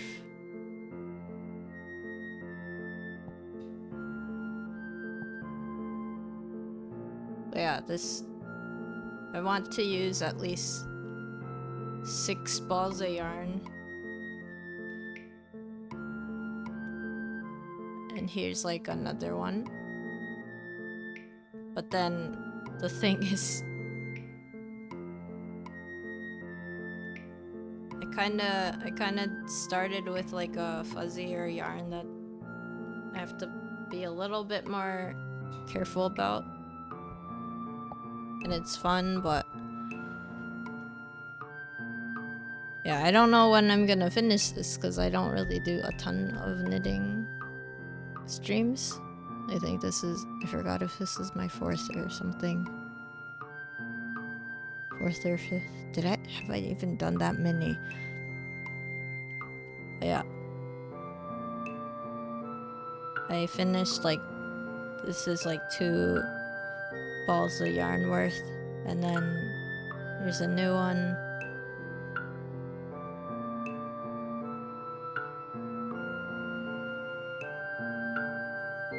But yeah, technically I'm not even halfway done. I'm 2/3 done because I want 6 of these balls in this scarf.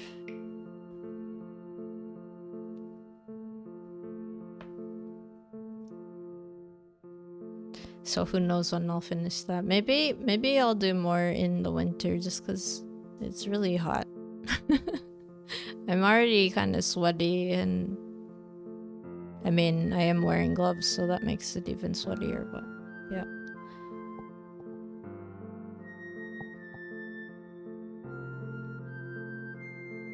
And then maybe at some other point I'll bring out all of my finished objects, and then I can do like a show and tell of all the things that I've made.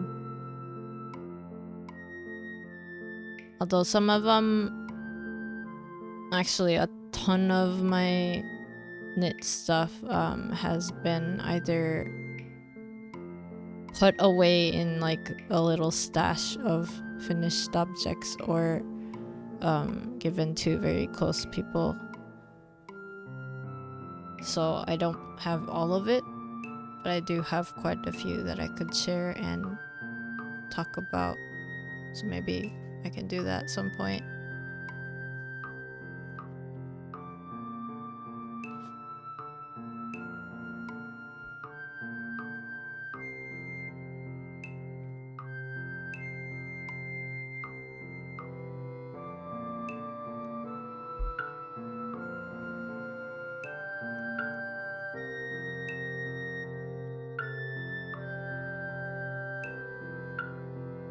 Yeah. That'd be cool. Okay. I will see. I will go get my stuff then.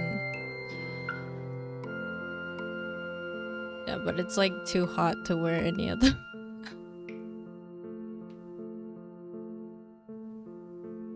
When will it go back to, you know, a cooler cooler temperatures, not anytime soon.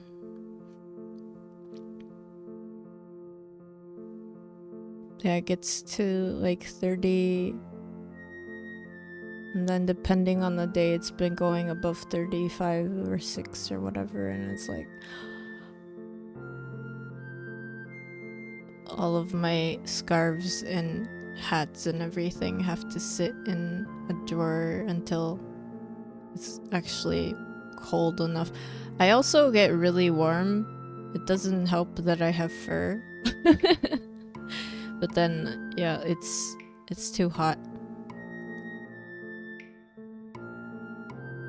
I think my body temperature might be like I think I don't know if it's my body temperature, but I do get pretty toasty easily, so it doesn't help. So then, you know, I do have some like knit stuff that are made out of like cotton and things that, you know, are more cooler for the summer, but at the same time it's still gonna be hot, even, you know, just wearing stuff like that. That's the only issue I have. It's been quite the summer this year. Yeah, it seems like a lot of places, I mean, Japan's having like tons of, you know, hot days, and then, you know, weird rainy season that kind of ended but then came back. This was kind of strange. It was like, oh, suddenly it's gone, but then now it's back, and then now it's like flooding in certain places. And then, you know, in the news I've like seen wildfires in other countries.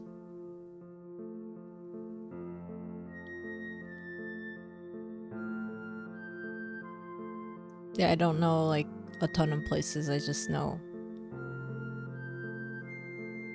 that there have been places with record-breaking weather.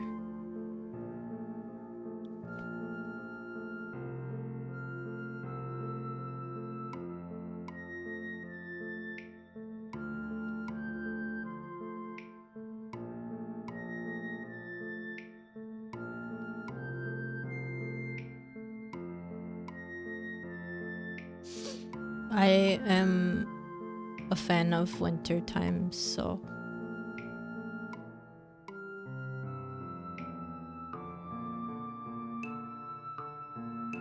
I don't say that winter should be longer or anything. I just like the weather during the winter, so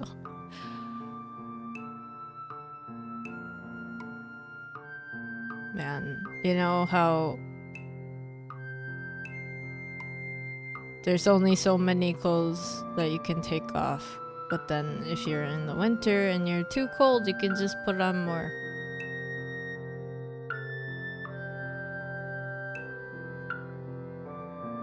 I have a ton of sweaters, not ones that I've knit necessarily. I do have a summer sweater. It's made out of like cotton made from recycled jeans, which is really cool.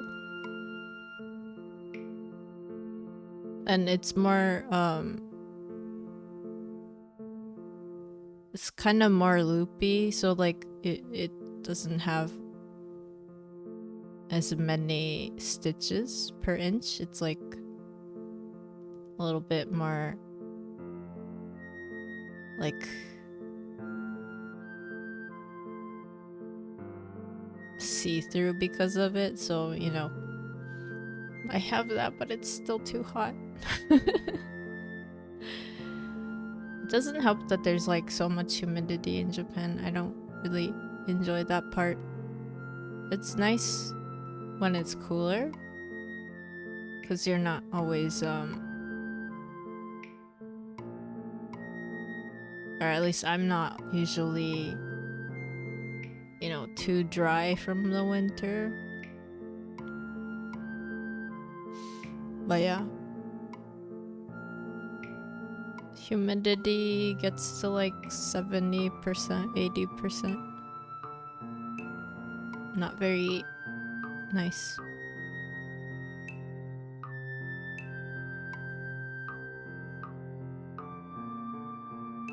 そういえばなんかせっかくね編み物やってるから今度あれしようかな。なんか今まで作ったものでまだ持ってるもののなんかこんなの作ったよみたいなの見せて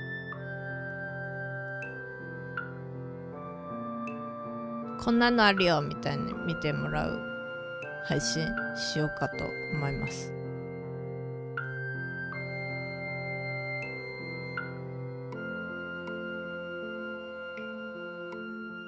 まあ最近できたものはねやっぱり一番最近できたのって先生にあげちゃったし、そうヤタガラス先生にもあげちゃったからな。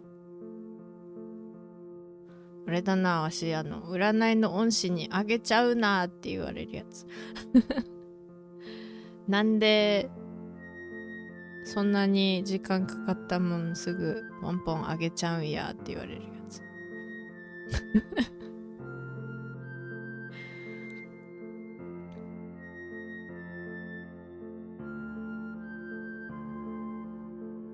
まあね、お世話になってる方は大事だからね。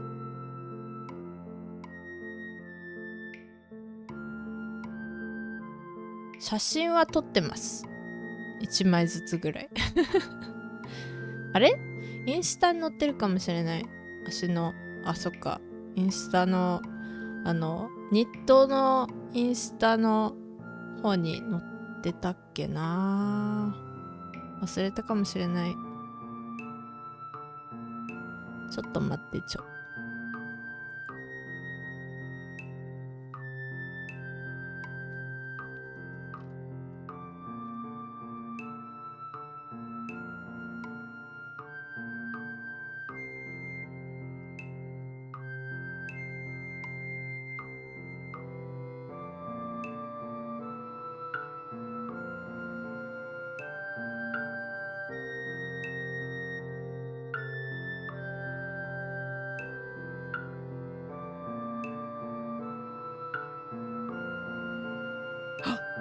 載せてない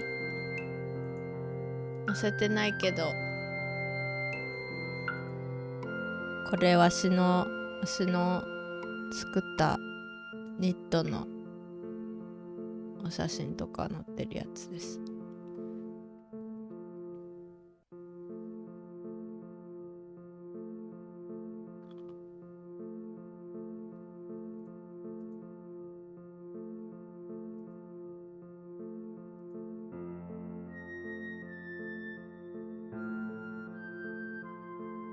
そう、実物がないやつは写真で、そう、写真をちゃんとね整理しないとな。わしの携帯シャンね写真だらけでね、自分でなんか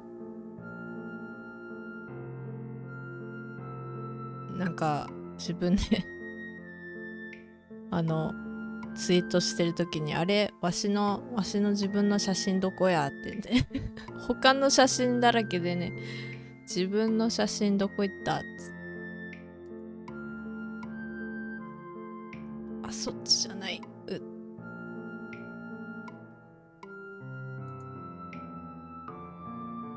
クマの写真、これか、クマのアイコン、これにゃんこさんなんですよ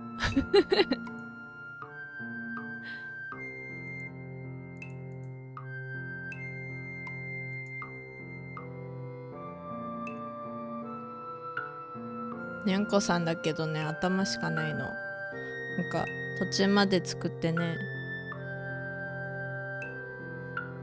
編みぐるみってね、なんか前はいっぱい作ってたけどね、もうなんか体がね時間かかるんですよ。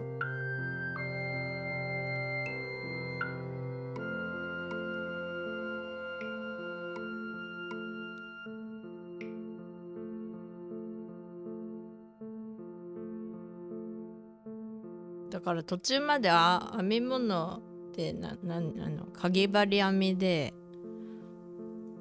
猫の頭作って、もういいやってなっちゃった。I used to make more amigurumi, but then I got kind of tired of putting together the bodies of each piece, so I made like a dragon and stuff.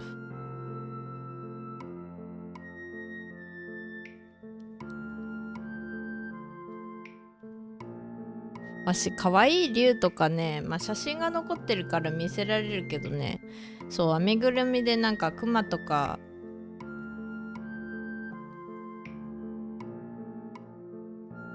そうね、今はあんまりお話ししない方々だけど、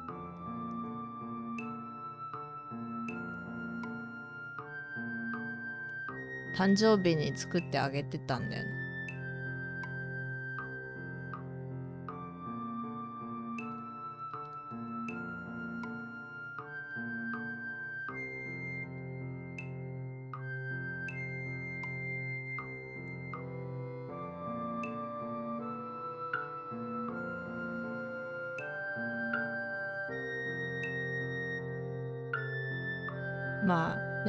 その時はね、その人たちのこと考えて作ってたから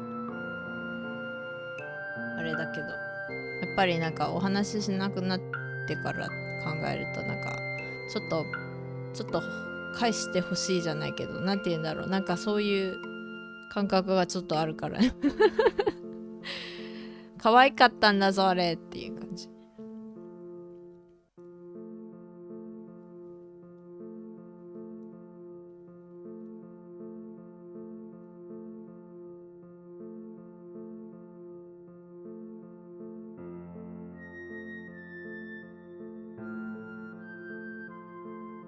そう、実際に返してもらっても困るけどね、逆になんかみたい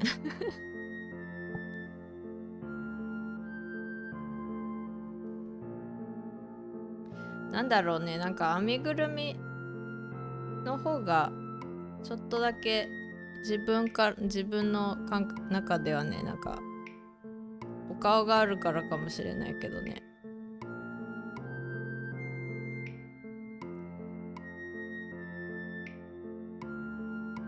可愛いなってなるから。でもなんか自分で時間かけてもの作ると、なんかどうしてもそれがいいなってなるかもしれない。なんかそういう実験があった気がする。なんか絵を描いてくださいっていう絵だっけ、なんか工作かもしれないんですけど、なんかそういう実験があって、その実験やって、一グループはなんか工作やって、一グループはなんかやらないだっけ。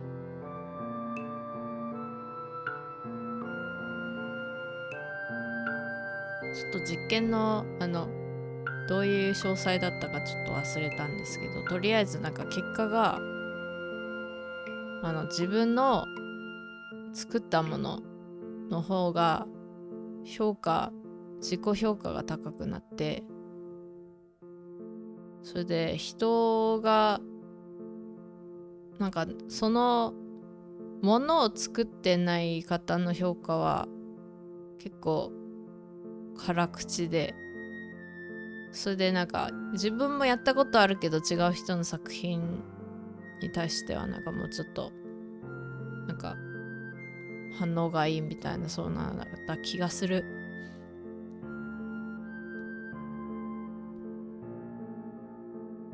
ちょっとうろ覚えだから間違ってるかもしれない。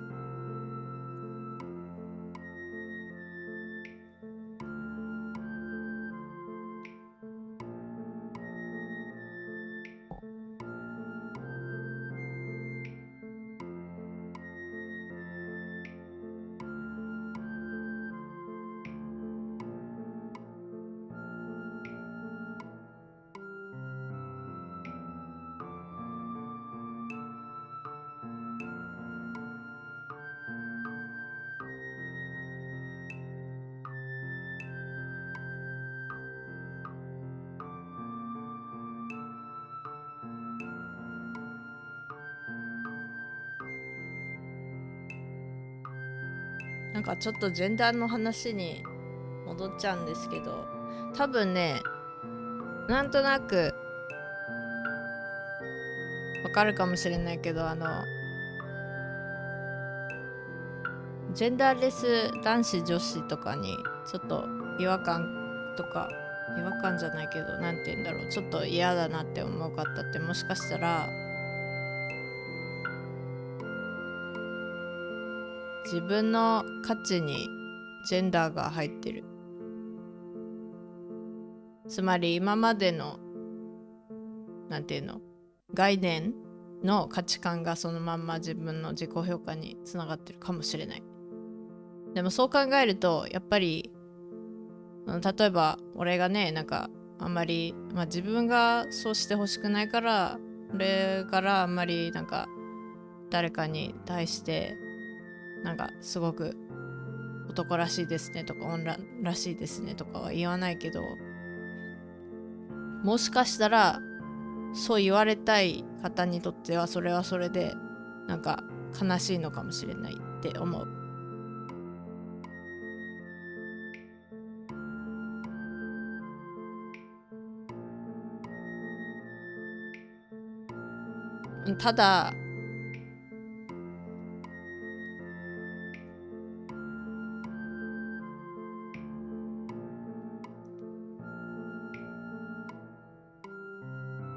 ただ俺がわからないなって思っちゃうのは、なんか概念的にはなんか漠然とした概念のなんていうの、こういう感じの特徴が男性的って言われてて、こういう感じの特徴が女性的って言われてるっていうのはわかるんですけど、でも当てはまらない男性も女性もいっぱいいるわけじゃないですか。そんなリストにしてもね、みんな同じ人間でも同じ妖怪でも同じ生物でもないんだし、そんな全部同じように当てはまるわけがないから、だからそういう意味じゃなんか難しいところが、なんかもしね、男らしいね女らしいねっていうのがいいこととして当てはまってる方だったら、それがどういう意味なのかわしはわからないかもしれない。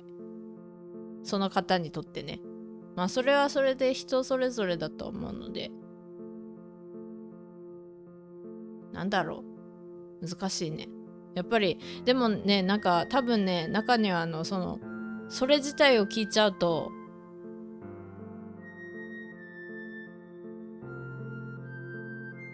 なんて言うんだろう、傷つく方もいると思う。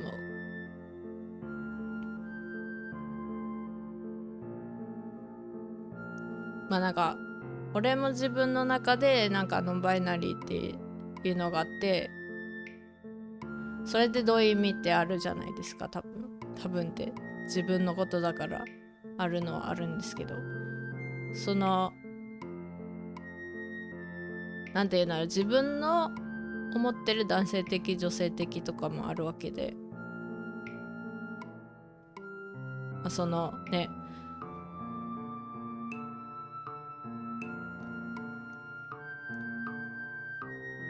よしあしはまたすごい個人的な意見とかだから、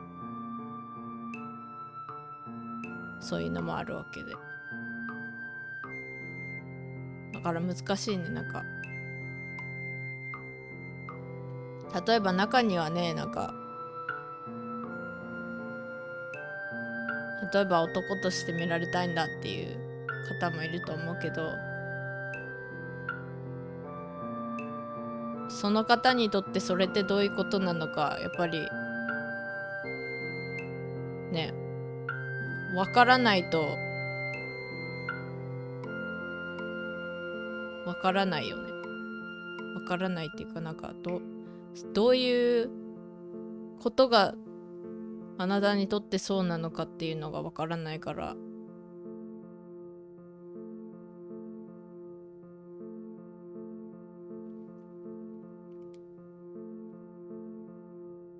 難しい。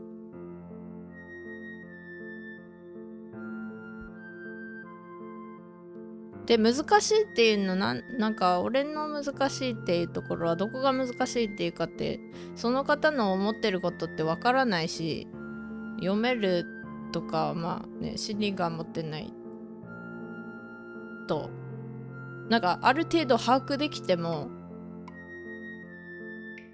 合ってる確証はないから、そんななんかねなんか察してくれって言われても難しいで多分俺の方こそ察してくれって言っても難しいって思うだろうから、なんかお互い様だと思うんですけど、なんて言うんだろう、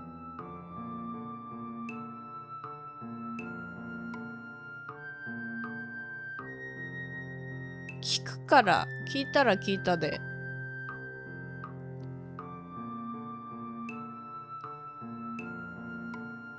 悲しい思いするかもしれない。まあ人によるからわからんかな。社会からの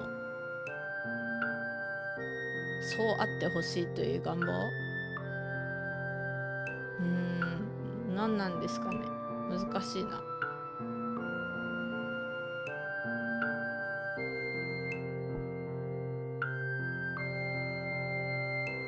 なんかなんだっけ、前になんか他の方も言ってたのが、なんか女として扱われたいとか言ってた方がいて、知り合いの方だったんですけど、どういうことなんだろうってやっぱり分かんなくてやっぱり分かんなくて、基準的にどういうことをしたら女らしく扱われてるのみたいなのが、まあその方にはね多分はっきりなんかこういうことかもしれないとかあるんだろうけど、俺にはなんか分からなくて、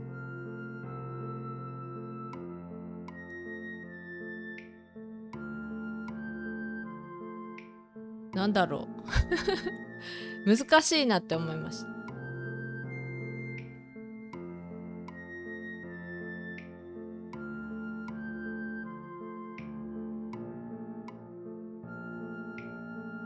企業とかからすると、男は女はこうあるべきって断言した方が商品が売れる。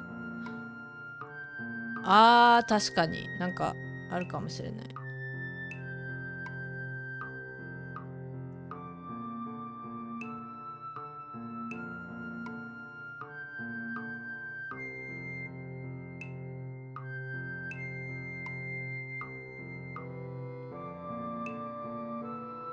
でもね、なんか俺の感覚が多分、まあ俺の感覚は俺の感覚だからね、なんか誰と比較しようもないんですけど、なんて言うんだろう、だからそういう意味じゃなんかその女性だけの会とか男性だけの、またやってしまった、なんかそういうの言われてもね、なんかどういう話するんだろうっていうのが分かんなくて、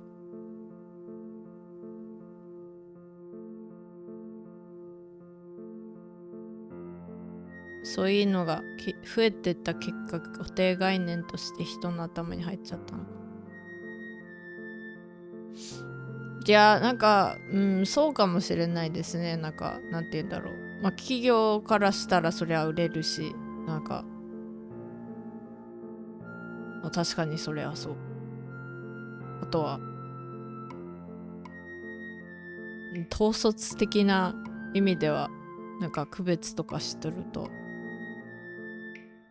ね、あなたはこっちあなたはこっちでこういうことした方がいいみたいなのが多分なんて言うんだろう、実際はどうかは知らないですけど効率的っぽく見えるみたいな、なんか役割分担的にはいいのかな、わからんけど。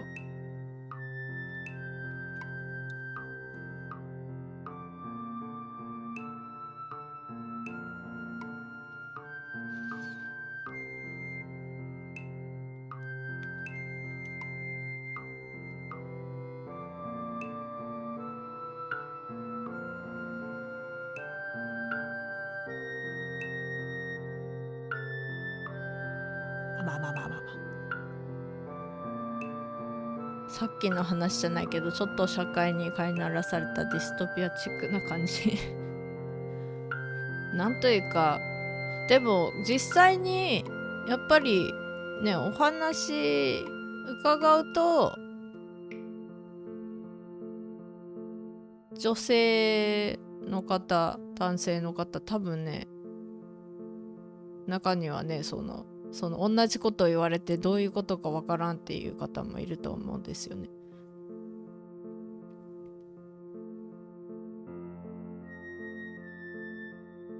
まあ固定概念もね、やっぱり人それぞれだし、あとは環境とかにもやってくるから、もともとそんなのあんまりなかった方にね、急に言うのはね、なんかそりゃそうだなっていうのがあるから、まあそういう意味じゃ俺はねノンバイナリーだけど、ノンバイナリーって周りの人が絶対分かってるとは思わないし、なんかだから何って聞かれたら自分なりの自分で思うことは言えるかな。だからなんか最初からまあね、なんか配信とかではね、配信とプロフィールとかでは自分の多少とか書けるけど、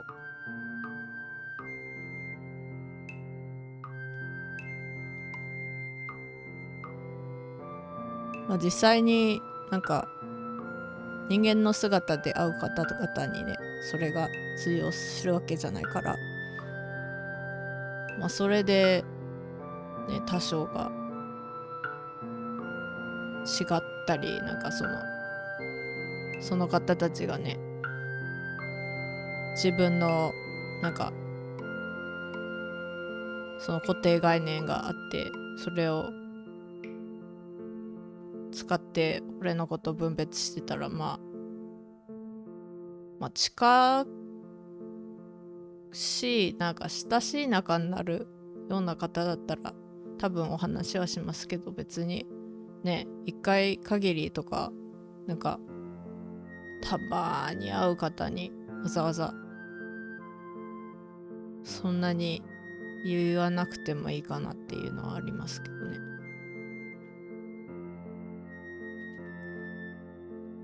でもね、難しいのがね、それをね考えてるとね、やっぱりね、中にはなんか、でもなんかいろんな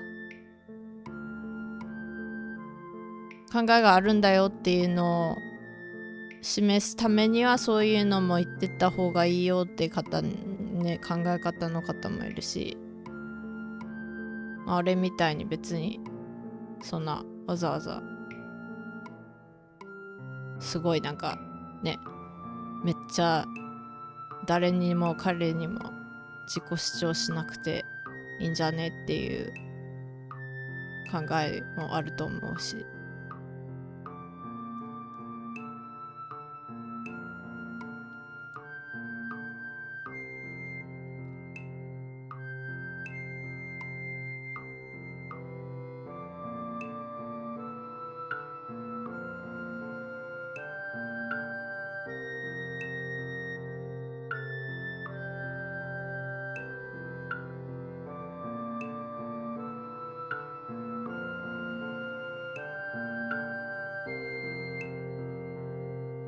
でもなんか難しいのは、例えば女性の会、男性の会あったとするじゃないですか。別に何でもまあね、なんかそういうのやるんだったら別にやってもいいしあれだけど、例えばね、なんかなんていうの、俺もねちょっとだけ経験あるけど、なんか同一されてるなんていうの、グループの中で、なんか例えば例えば恋愛の話出てきたら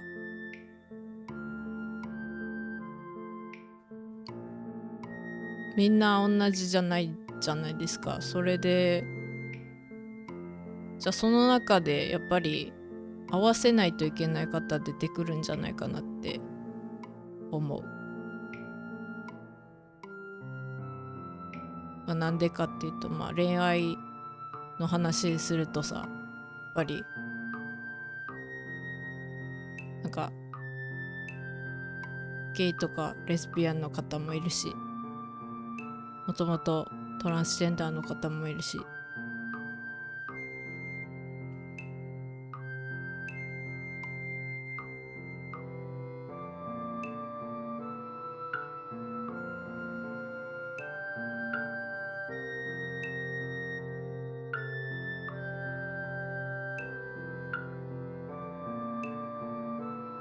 わしはね結構なんかその相手から見て俺の異性の話を聞かれる時があって、それでなんかいやだ適当に結局合わせちゃうけど、なんて言うんだろう、なんか違和感というかなんて言うんだろう、ここにいたくないな感が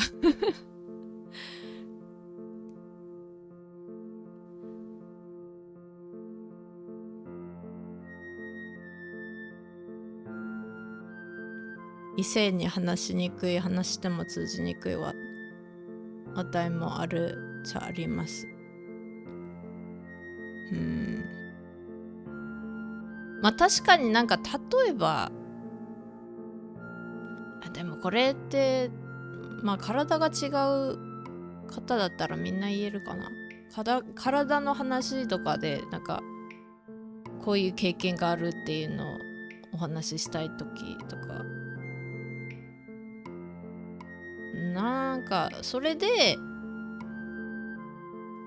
そういうお話ができる相手とかだったら、もしかしたらなんか性別関係なくて体が同じだったりなんか似てるところがあるとかあるのかな。そういうのだったらなんかわかる気がする。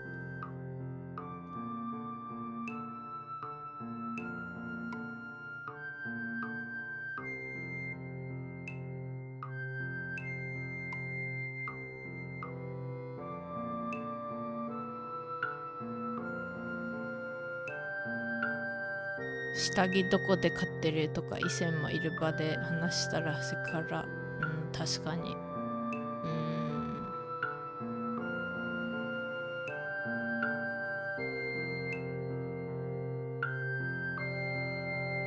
ちょっと気になりますけどね、なんでそういう話になったんだろうっていう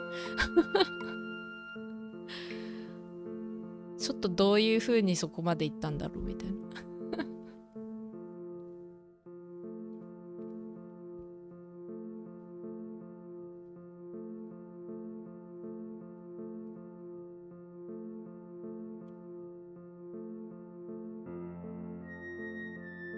確かに共通項があるのがあれなんだろうな。そういう意味じゃ俺はそういう意味じゃ多分どっちかっていうとノンバイナリーとかもうなんて言うんだろう、調べてて分かってる方だったらそれなりになんか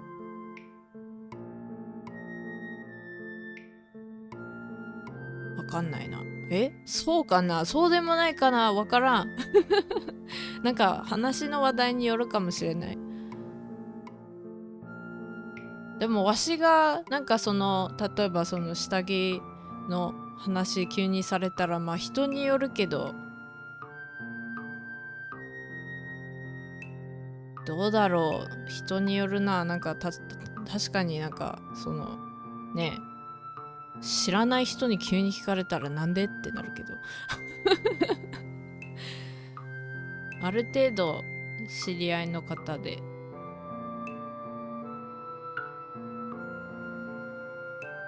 でもそれってなんか相手の意図がわからなかったらやっぱり難しいですね。なんか例えばなんかまあシャツとかでそれどこのとかなんかそれいいねとかだったらあんまり関係ないけど。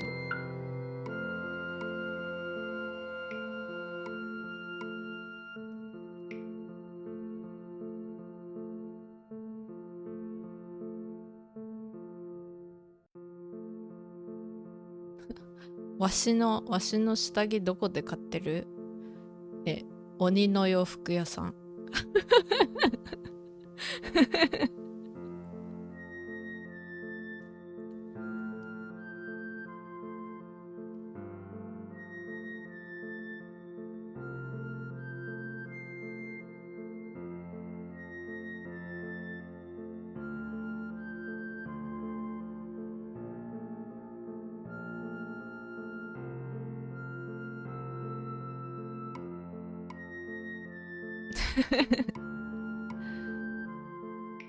変化太陽服屋。それか周囲に作ってもらう。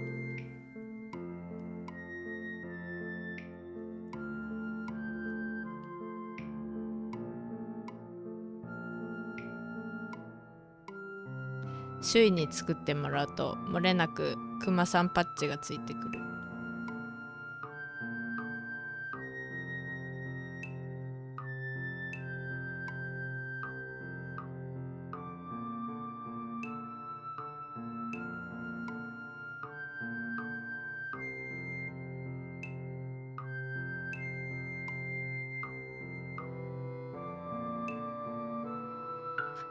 変化太陽服はいいぞ。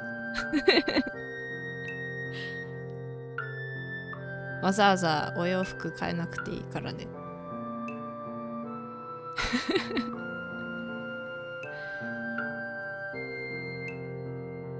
現世の旅も変化太陽服を。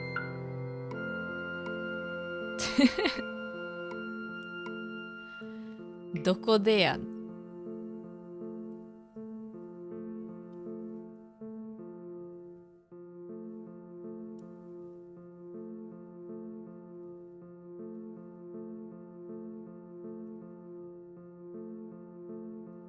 まあね、揚力の変化とかに作用されます。多分太陽の差といえば多分ね、揚力関係だと思います。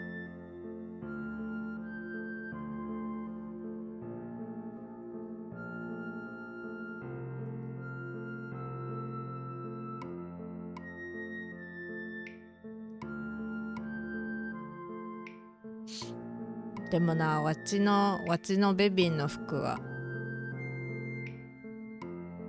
どっちかっていうとベビー用かな。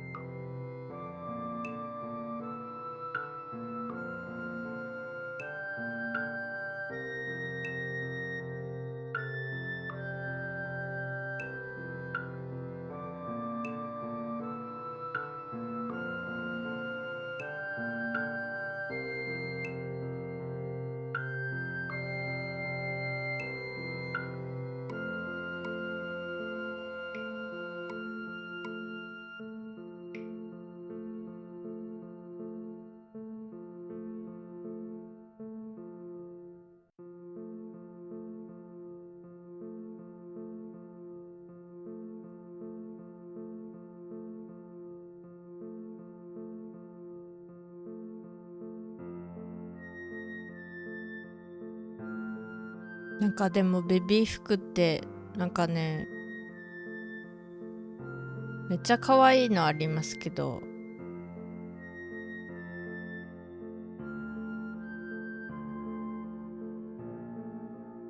なんかすごいおしゃれなベビー服もあるよね。最近なんかお店とかで見て可愛いって思うのがいっぱいあるけど、なんか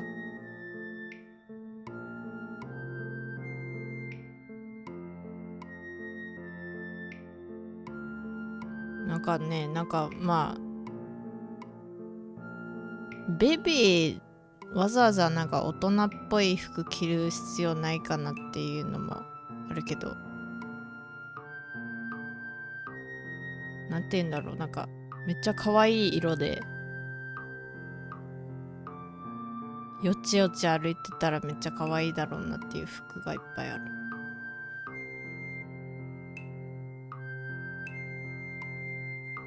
私ちょっとだけね、ベビー服とかね、子供服のね、色使いがね可愛いじゃないですか、大体。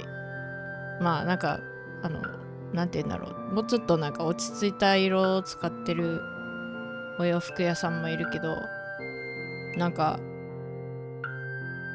こんなにいろんな色を使ってて可愛いじゃんって思う服がね、結構子供服だけどなんか大人用とかあんまりないのが悲しい。まあ大人用は大人用でなんか多分探しに行ったらあるかもしれないけど、なんか普通にない。普通にお洋服屋さんで大人系見るとやっぱりなんて言うんだろう、単色とかなんか落ち着いたなんかサイド低めな色とか紺色とか、なんて言うんだろう、なんか暗い色が多いかな。暗い色でなんか夏になるとちょっと明るい感じ。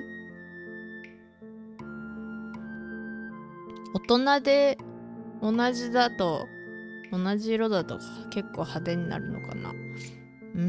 どうなんだろう。わしの好きなねお洋服屋さんそうそうって言うんですけど、あそこのお洋服がちょいい。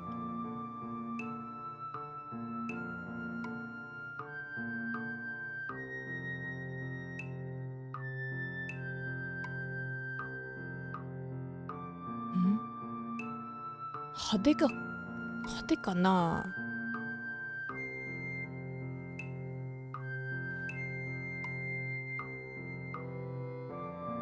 わし派手だったりして、わしめっちゃ派手なんかな。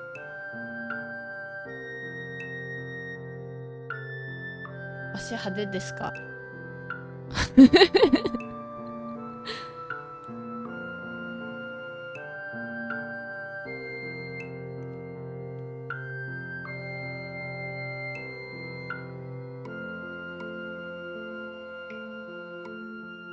わし派手なのかもしれない。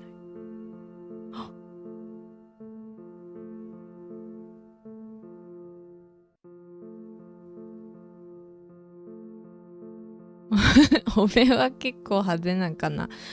わしの目派手なんかな。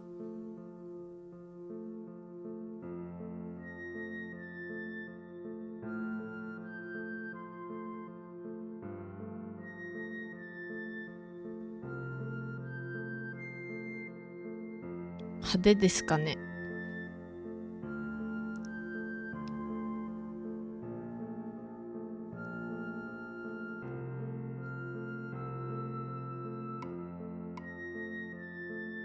フラミンゴのお面とかの方がきっと派手。フラミンゴのお面。フラミンゴのお面ってどんな感じかな。あんな感じかな。プレイグドクター系かな。なんかあれがピンクになった感じ。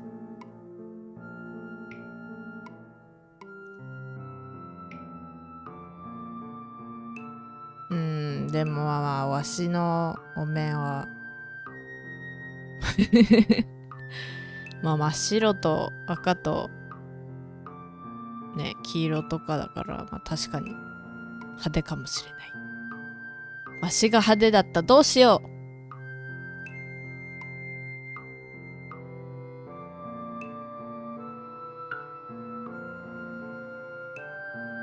いやね、なんかね落ち着いた色も好きなんですけどね、なんかねほんと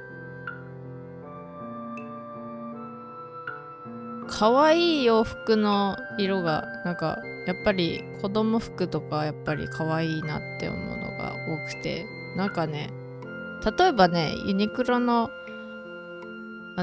グラフィック T シャツあるじゃないですか。なんかコラボとかやってらっしゃる。あれのね、大体がなんつうんだろう。子供のサイズのやつの方がなんかわし好きなんだよね。なんか絵柄とか色とかがそれでなんで大人はこれしかないんだってなって辛い。そんなに辛くない。わしいらない、もう T シャツだらけ。メルキュリーこんばんは。Hello, why have you been smooshed?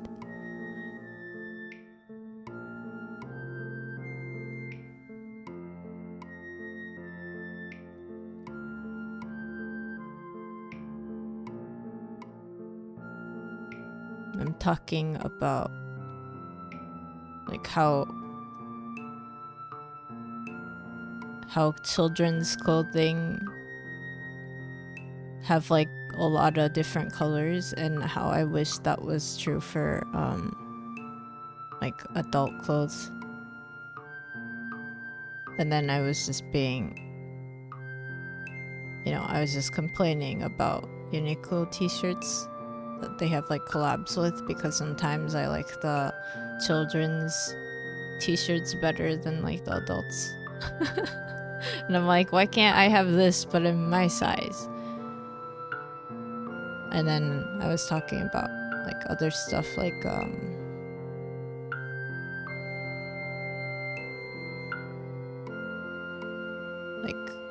how it's nice to have shapeshifter clothes, because the clothes, like, you don't have to have every size clothing all the time, because if you have shape-shifting clothes, you can also just like wear that when you go out and shape-shift into whatever you want. Well, unless you're trying to shape-shift into something that's not gonna necessarily fit, I guess that would be hard. You're sleepy. You just woke up. Good morning. 白いシャツと黒いスラックスだからだらけですか。足ね、T シャツ多すぎる。T シャツが多すぎる。グラフィック T シャツがね、めっちゃ多い。なんかね、中にはエヴァンゲリオンのなんか結構時間が経ってちょっと色あせてるグラフィック T シャツとか、タイガー&バニーの T シャツとか、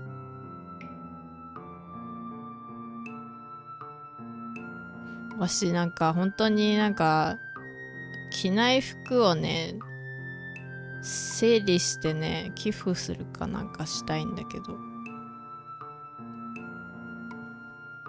ちょっと整理しないとやばい。多すぎる。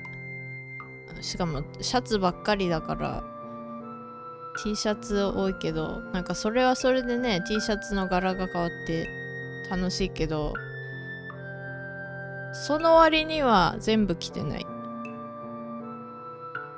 1ヶ月分ぐらい持ってる気がする。毎日違うシャツ着ても大丈夫なぐらい持ってる気がするけど、そんなに着ない。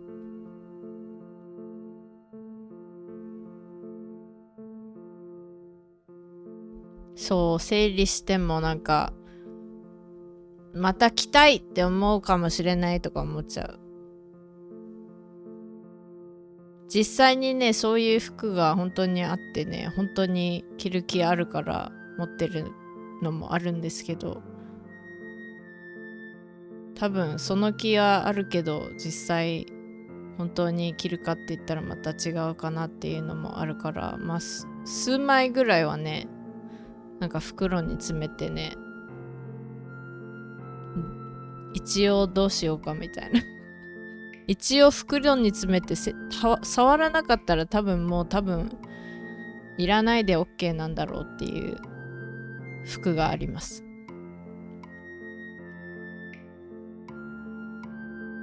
でまた着たいのものの中にね、ゴスロリゴスパンク系の服もあるからね、それは絶対なんか着たい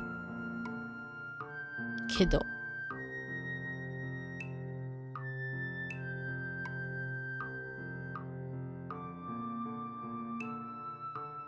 あとは気分によるんだよな。なんかそんなになんかおしゃれしてどっか行こうっていう気分に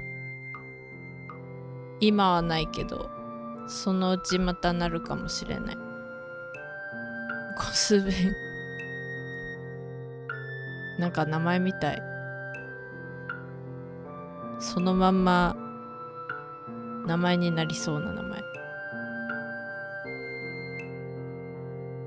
翻訳さんもそのまんま取っちゃったし、どういうこと？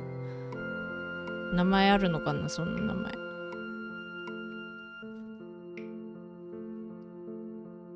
I have too many graphic t-shirts that I need to get rid of or do something about. I don't know what to do.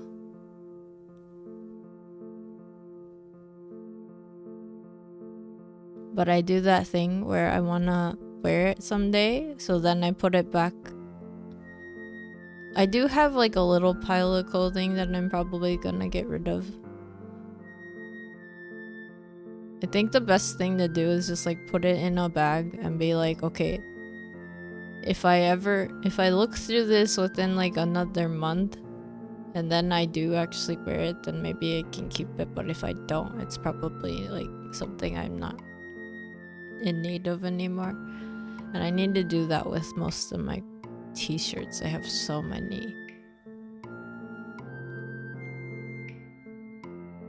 ユニクロの T シャツ多すぎるんだよね。でもよう考えたら、わしが好きな T シャツね、なんかポケモン系が多いかもしれない。毎日ポケモンかもしれない。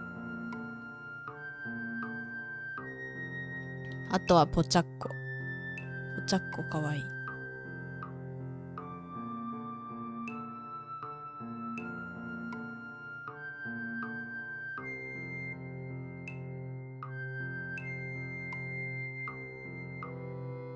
そう、ゴス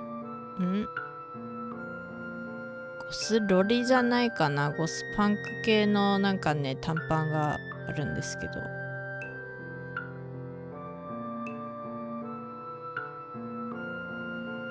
最近全然着てなかったけど。やっぱり履いたらめっちゃ可愛いっていうのがあるから、それもまた着たいし。まあそれはね、ずっと撮ってる理由が絶対着るって思ってるやつの一つなんですけど、あとのはまたなんかもう一回見直さないといけない。でもなんかね、やっぱり暑い間ってなんかおしゃれだけど、なんて言うんだろう、素材的にね、素材がね、汗吸わないようなやつだからね、やっぱり着たくなくなるんだよね、暑い時は。かといってね、なんか涼しくなりすぎると短パンだから下になんか履かないとちょっと寒いわってなるし。お洋服難しいよね。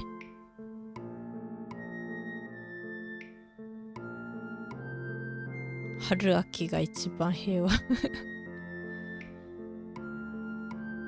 春と秋が一番安定してる。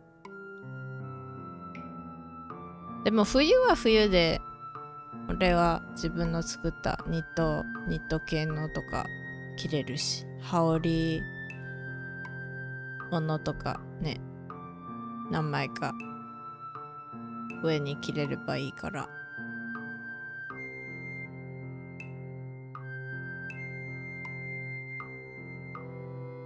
ただ短パンとかなるとやっぱり春と秋かな。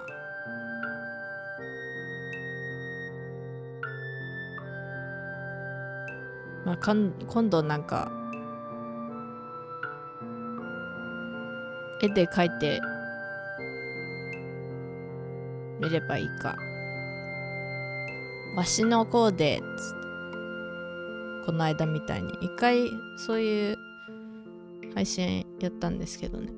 わしのコーデってお絵かきしながら、こんな服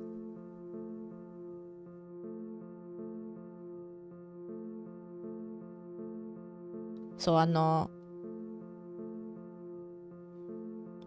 歌ってみた動画の絵も上に着てるやつ、ああいうの持っててそのまんま描いてるから、あれはね、なんだっけ、あれはね結構ブカブカなんですけど、素材が汗吸う感じのやつだから、まあ今はやっぱり暑いんですけどね、今よりはもうちょっと涼しい時期のやつだけど、あれ多分冬とかも着れるから、冬が来い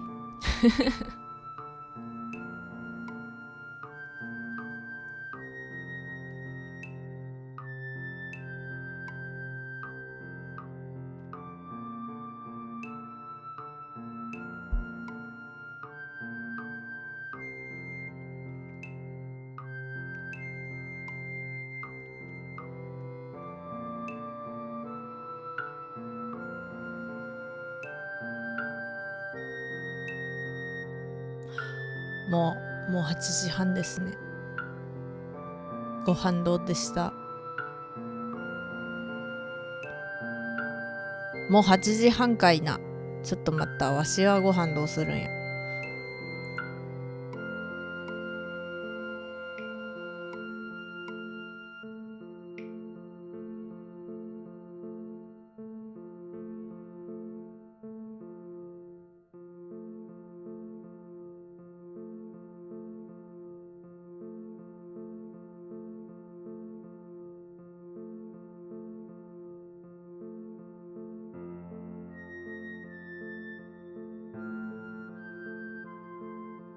室内外の寒暖差が身にしみるぜおじいちゃん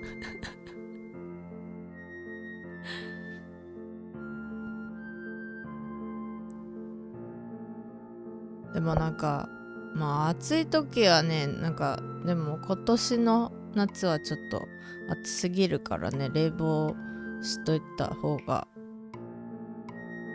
いいけど、やっぱり冷房夜中中とかしてるとね、お鼻乾燥しちゃう時があるから、ちょっとわしそれでやられてたかもしれない、乾燥で。でもなんか咳はちょっと止まったな。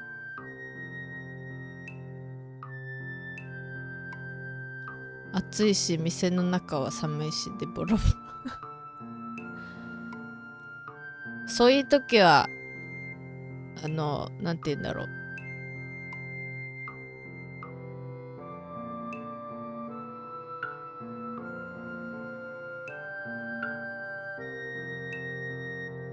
う、わしはなんかすごい薄い上着みたいなのを持ち歩いたりするかな。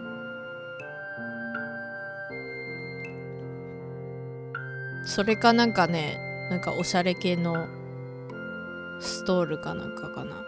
麻でできてて、麻？違う、なんかコットンの毛糸ですごいふんわり機織り機で折ってあるようなやつが最近あったんですけど、めっちゃ軽くてめっちゃ便利。まあその代わり上着じゃないからちゃんと巻いていかないといけないけど、そう上着だったらなんだろう、すごいめちゃくちゃ薄いパーカー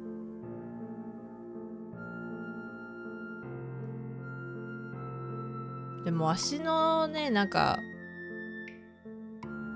着てるものちょっとカジュアルすぎんのかもしれないあまりにもカジュアルかな。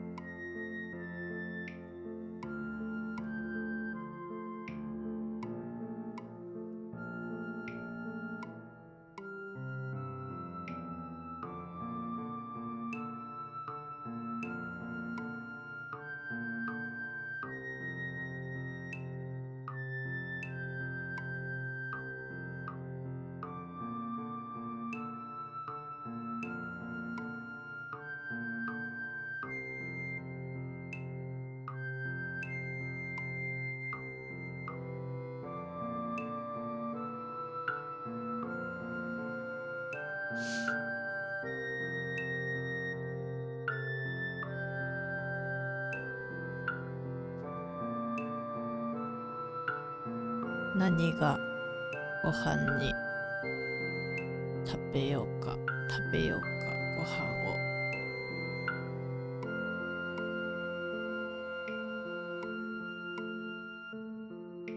を。わからぬ。ルンバさん。でもセンスといってもね、好きなもの着ればいいのではないでしょうか。クライネさんこんばんはです。こんばんは、いらっしゃい。編み物やってたんですけど、お話ししてるとね、集中途切れて結局まあ編めたけどそんなに進まなかったよ。そんなに進まなかったっていうわけじゃないかな。一応進んでるんですけどね。なんか初めのところの3倍ぐらいはできたかな。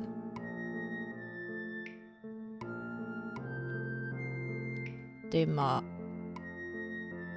服の話になってます。服がね、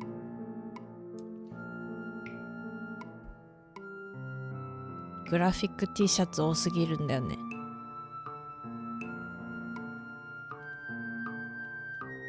で多すぎるから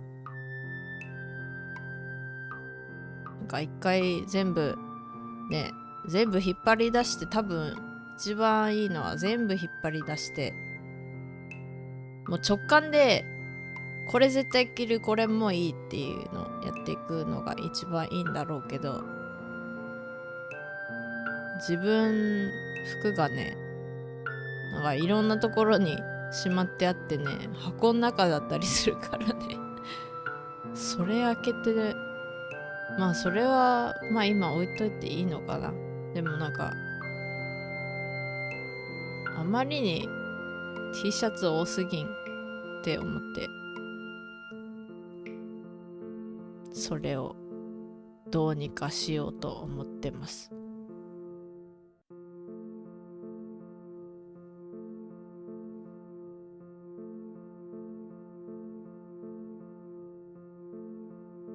イラストもできて編み物できて、いやありがとうございます。いや、天才って何ですか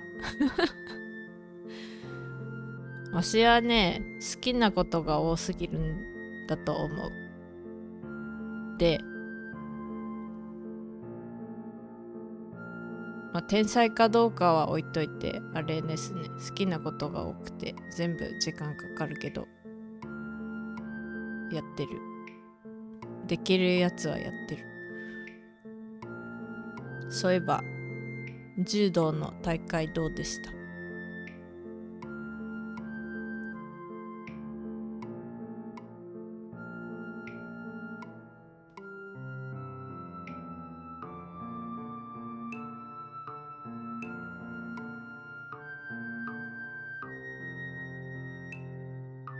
？T シャツ多すぎるよ。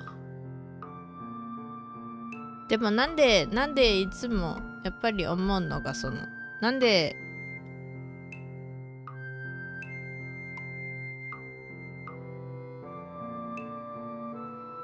おめでとうございます。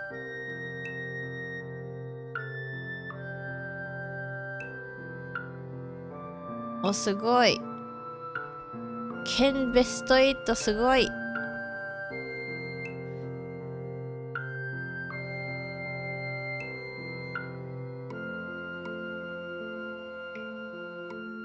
パタパタパタパタ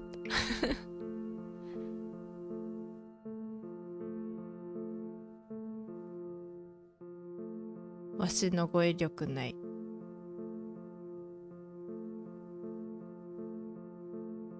柔道かっちょいい。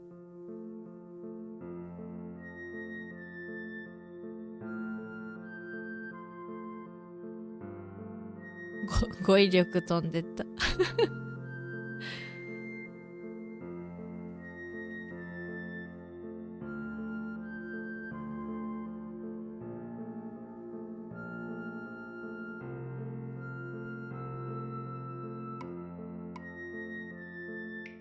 編み物進まないからね。でもなんかせっかく出してるからなんかしようかなって思ってずっとこれやってる気がするせっかくだからいつも以上に動く九尾の鬼です。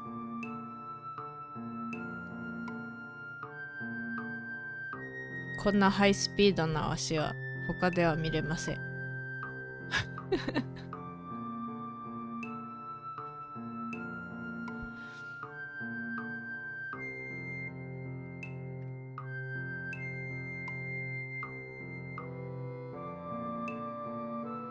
ところで柔道の大会って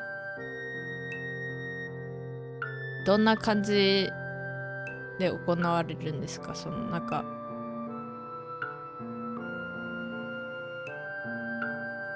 そのなんていうの、その試合の続きのとかあるんですか？関節技やられちゃった。関節技痛そう。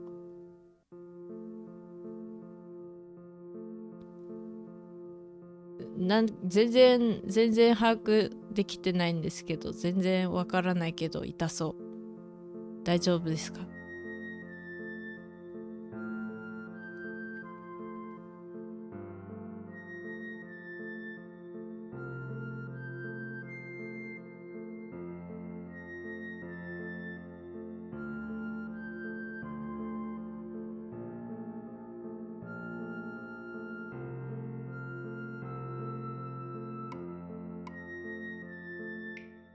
腕ボキボキ治る？痛い痛い痛い。治れ治れ。揚力届かない。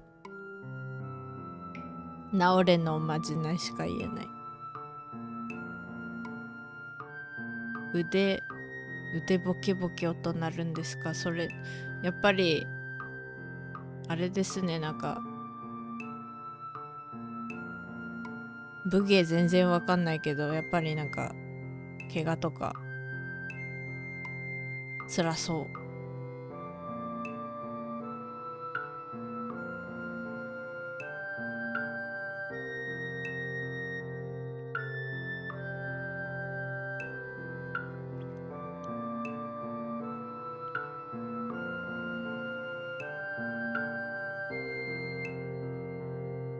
ボキボキは痛そう。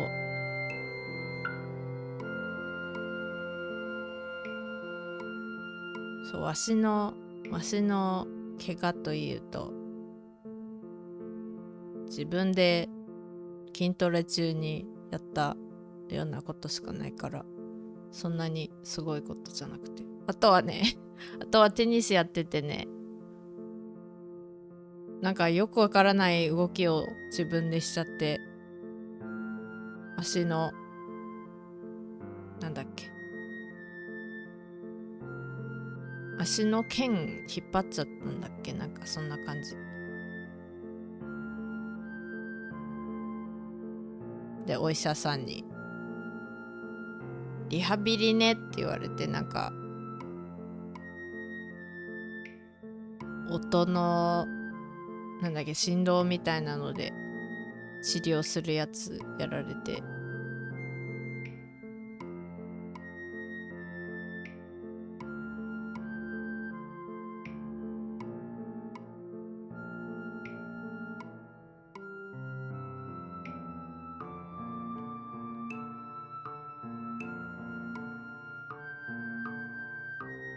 面白い。やったら面白そうですね。なんか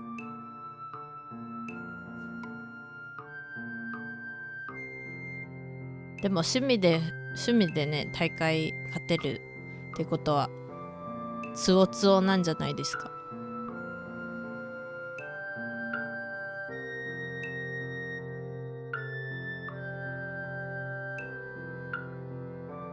わしの武芸の想像力があまりにないことに気づかれてしまう。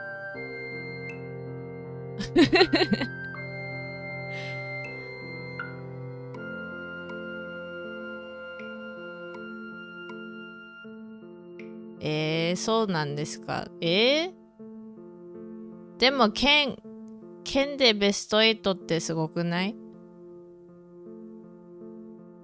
私はすごいと思う。じゃあわしが勝手にすごいって思っておけばいいです。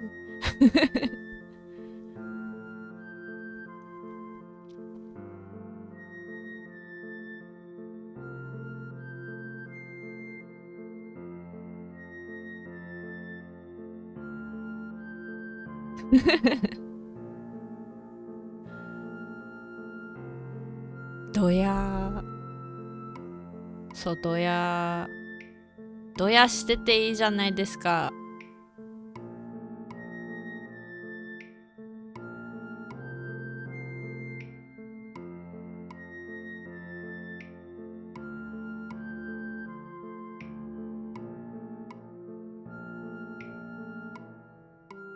そうなんかね武芸とかね勧められたことあるけど全然なんて言うんだろう、痛いの怖い痛いの怖い。妖怪だけど痛いの怖い。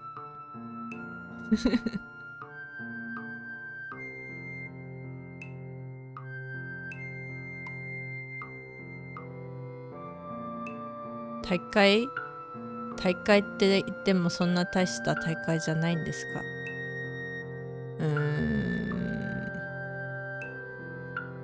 まあわしから見たらすごいなって思うからわしが勝手に思っておきますね。お、うほさんいらっしゃい。最近どうでしょうか？最近どうでしょうかってすごいダメな質問だ。あれなんだっけ。そう最近あんまりなんか配信時間が合わなくて見に行けてないけど、なんか VR チャットのなんかツイートとか拝見させていただいてますが、私も VR チャットやってみたいんですけど、なんかまあ 3D の体をねまだ作ってないからいつになるかはわからないですけど、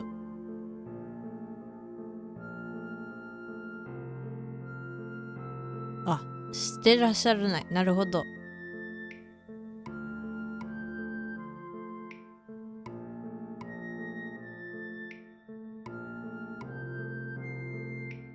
そうそのなんかめっちゃ楽しそうめっちゃ楽しそうで自分も入ってみたいんですけど、一応ねアカウントは作ったんですよ VR チャットで。他の配信者さんの方がね一人友達になってくださったけど、未だにねやっぱりなんて言うんだろう、なんかね別に他のモデル使ってそのまま今の間は使えばいいなって自分で思うところはあるけど、やっぱり配信とかもやってみたいし、もしその方が VR チャットやってたらわしとしていたいしっていうのがあってね。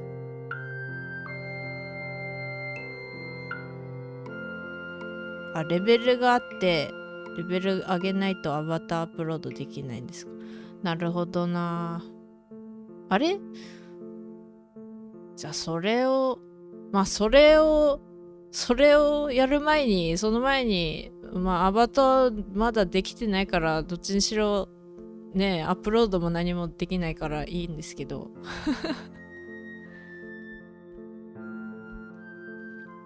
そのうちって言ってね他のことやりだしちゃうわし。そのうちじゃないんだよ。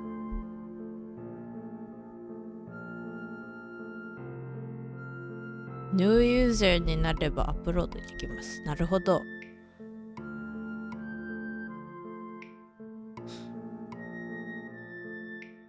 ちょっとチェックしないとな。なんか最後に起動したのが結構2ヶ月ぐらい前かもしれない。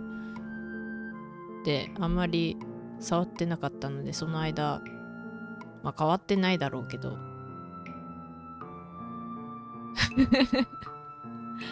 ズズズズ。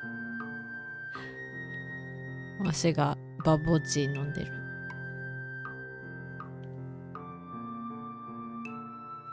バボチーってタピオカミルクティーですけど、わしは英語のバボティーがバボチーってなんか可愛いかなって思ってバボチーって呼んでる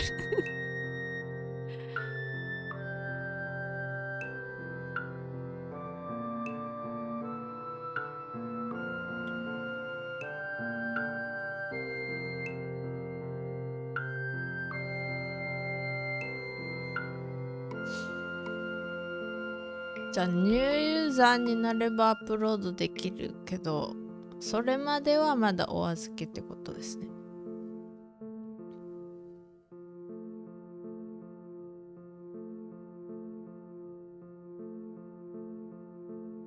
今日はスタバでフラペチ飲んでクライネさん忘れちゃったんですか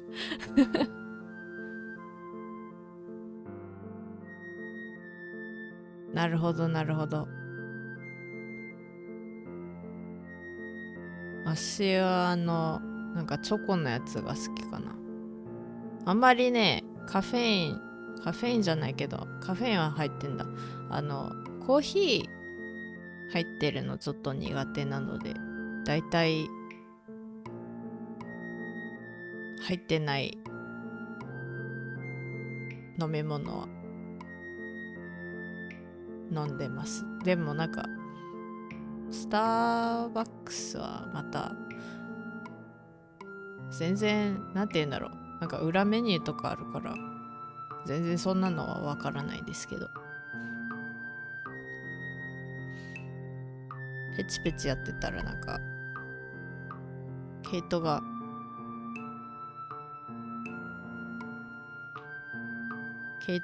潰れてしまったこれ前の本当はねこっちをずっと配信中やろうって思ってたやつなんですけど、見にくいわ。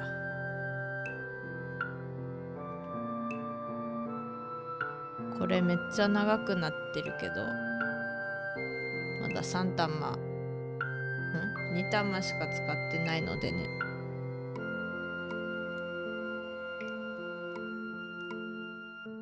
2玉しか使ってないから3玉めんどくちゃいって思っちゃって。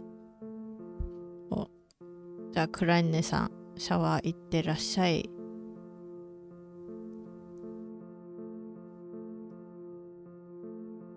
なんだっけ、あとお洋服のお話して、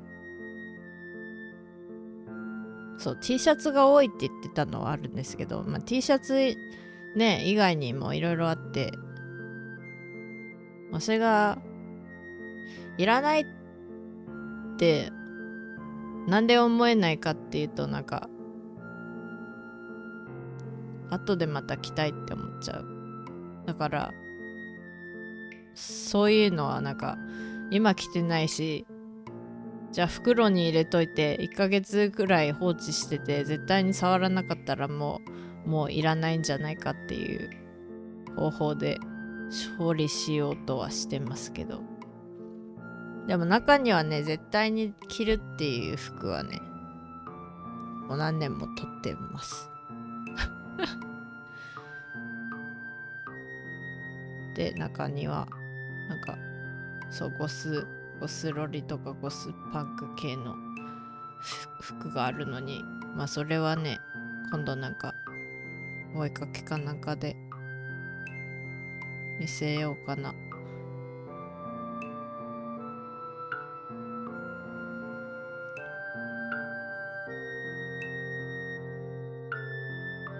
それででもね中にもやっぱりそれの中にもこうなんかなんかねなんて言うんだろう、希少感があるやつはなんか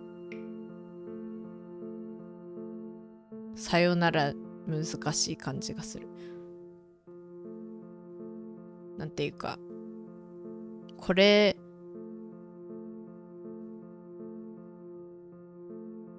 他では見たことないんだよねっていう感じのだいたいねなんかあんまり着なくなってるけど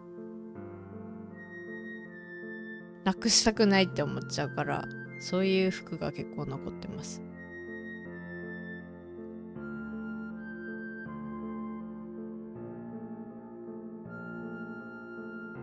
なんかね例えば、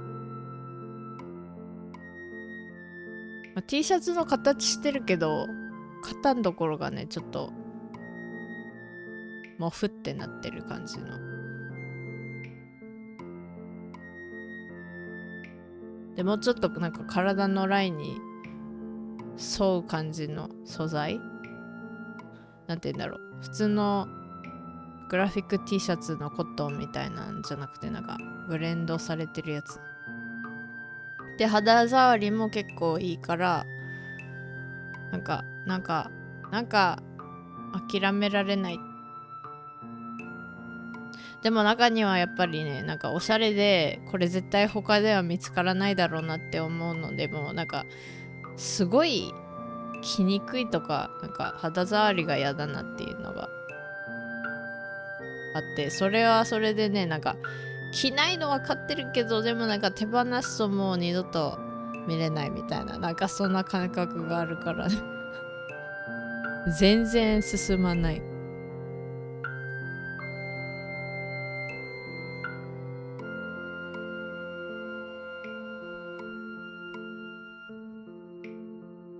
そう、あとねなんか服の話でまた変わりますけどね、服の話の延長線で言うとね、わし自分の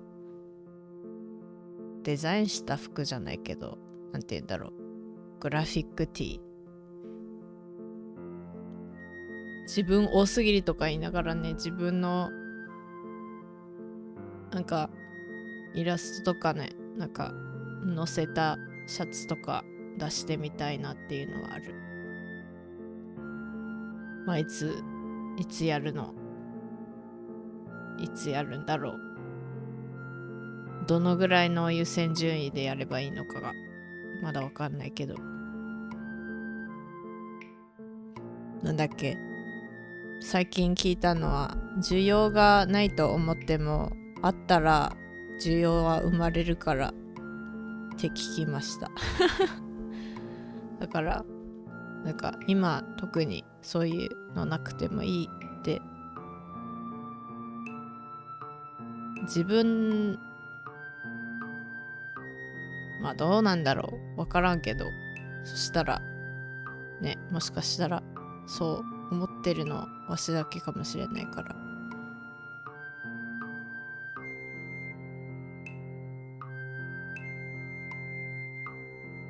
ただ急にたくさん発注してとかなるとねちょっと予算がないからそういうのそこをね、そこ悩むところで、なんか先生に、先生、そうボイトレの先生とたまにそういうお話してるんですけど、そしたらなんかなんだっけ、ユニクロかなんかのユニクロでなんか1枚からでもできるなんか自分だけの T シャツのなんか発注できるみたいなのがあるから、それでやってみたらって言われた気がする。そうだったはず。わしご飯食べなきゃいけない。どうしようかな。そう、筋コン作ってあるのがまだあるからそれ食べようか。それとうどんかな。どうしようかな。この間冷麺買って家で作れる冷麺買ったので、冷麺にちょっとだけ筋コンのせるかな。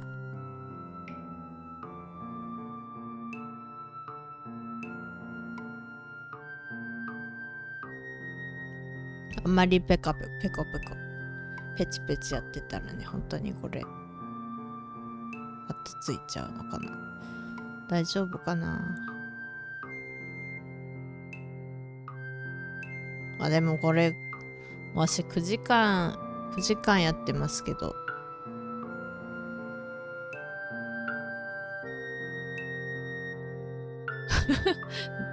9時間結構なんかベラベラお話ししてるな。でもめっちゃ自分の中でね、多分お話したかったのがね、今回の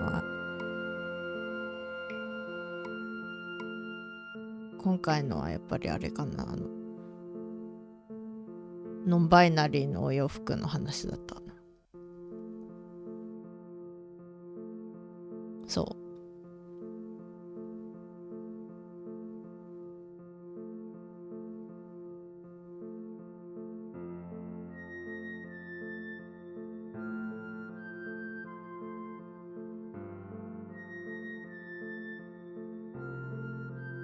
あれでもなんかね、それに戻るとね、ユニクロでね、最近なのかちょっとわからないけど、あれなんかここになんて言うんだろう、まあ洋服屋さんって大体なんか性別分かれてて、性別っていうか男女に分かれちゃってるけど、最近見るのがなんか女性の方に、これは男性の商品ですが女性も着ていただけますとか、そういうなんて言うんだろう、棚に書いてあるの発見しましたけど、あれって最近なのかな。私あんまり行かないけど、なんか結構ね、ユニクロT シャツをネットで買ってるけど、実際の店舗に行くのあまり行かないから、あれが新しいことなのか、最近わしが知っただけで実はずっと前からやってるのかわからんけど、そう、最後見に行ったのがね、なんか短パン、なんか短パンのなんか薄い白っぽい黄色っぽい感じの色の短パンの、あとはなんか捨ててこみたいなやつかな。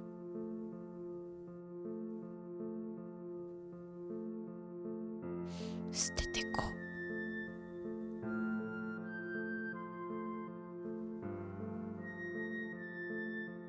まあ今のね、わしの推しの服屋さんはそうだけどね。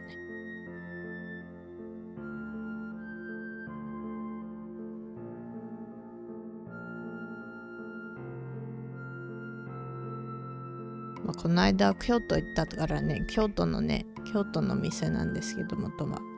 だからね、京都の本店ちょっと行けてね。しかもね、なんか運よく雨降ってたからね、てるてる坊主をもらえてね。その時わしのなんか好きな感じのなんか水玉模様っぽいのが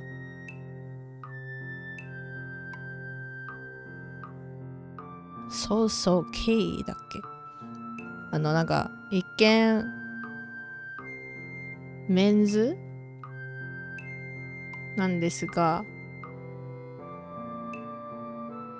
男女兼用のお洋服もあるよみたいな、そういう感じの。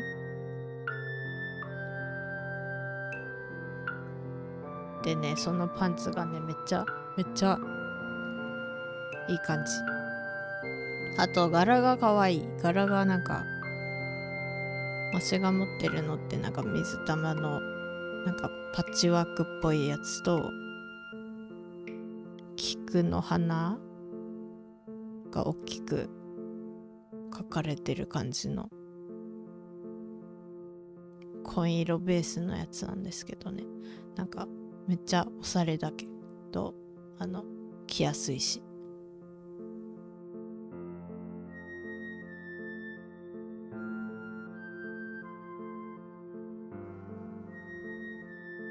おしゃれだけど着やすいっていうのすごく好き。まあおしゃれって言ってもね、なんか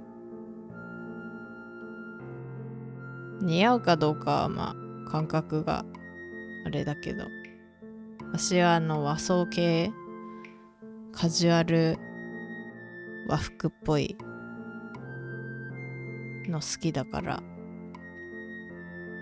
そういう意味でもそうおすすめしますけど、これはただ個人の意見なのでね他にもそういうお店あると思うけどね、なんか和服っぽいけどカジュアル系のなんかどこにでも着ていけそうな感じの。私はなんか柄が好きなんだよね。なんか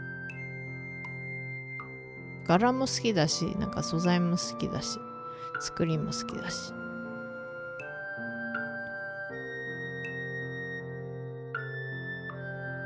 あとね、なんかソーソーのドレスもねあるんですけどね、ちゃんとねポケットがついてた。でなんかね、ドレスってポケットあんまりついてないの。私ドレスでついてるのあんまないかもしれない、ポケット。でもそれはね、ちゃんとポケットがねあってね、すごくありがたい。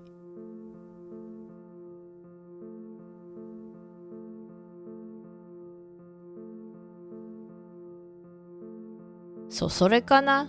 なんかなんかわしが思うジェンダーレスな服ってね、ポケットをもうちょっとつけてほしい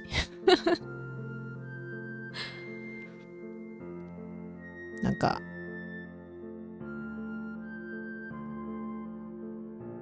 何でもいいからポケットくださいみたいな機能的なポケットね。なんか飾りのたまに柄っぽいけどポケットっぽいけど実は何もないっていうのがあるけど、あれほんと好きじゃないなんか見た目かっこいいんだけど手突っ込めないじゃんこれって思って。そうだからポケット増やしてほしいなっていうのはある。でそういう意味じゃそこのね、ソーソーのドレスはねポケットがついててびっくりした。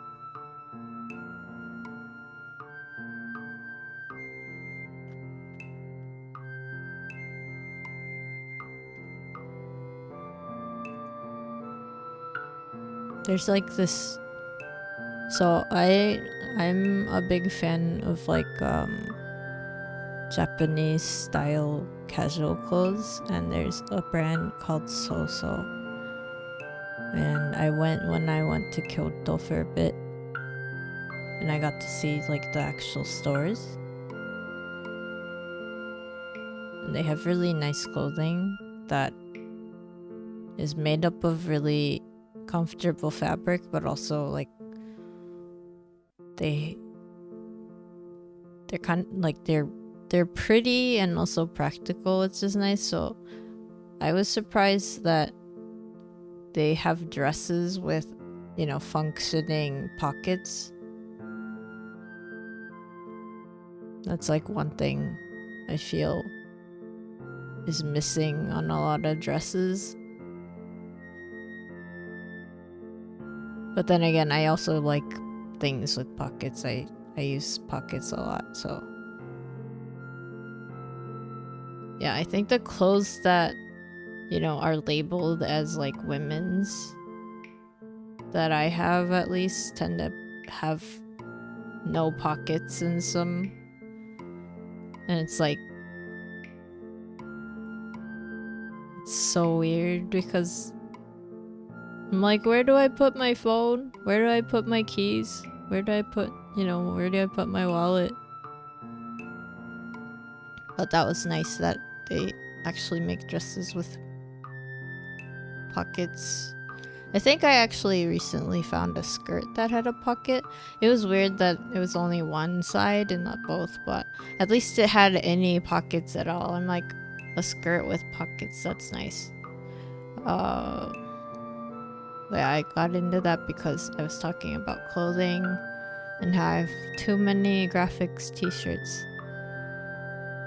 But then the thing is, I try to get rid of them, and then instead of getting rid of them, I'll be like, I want to wear this later, and then I put it away, right?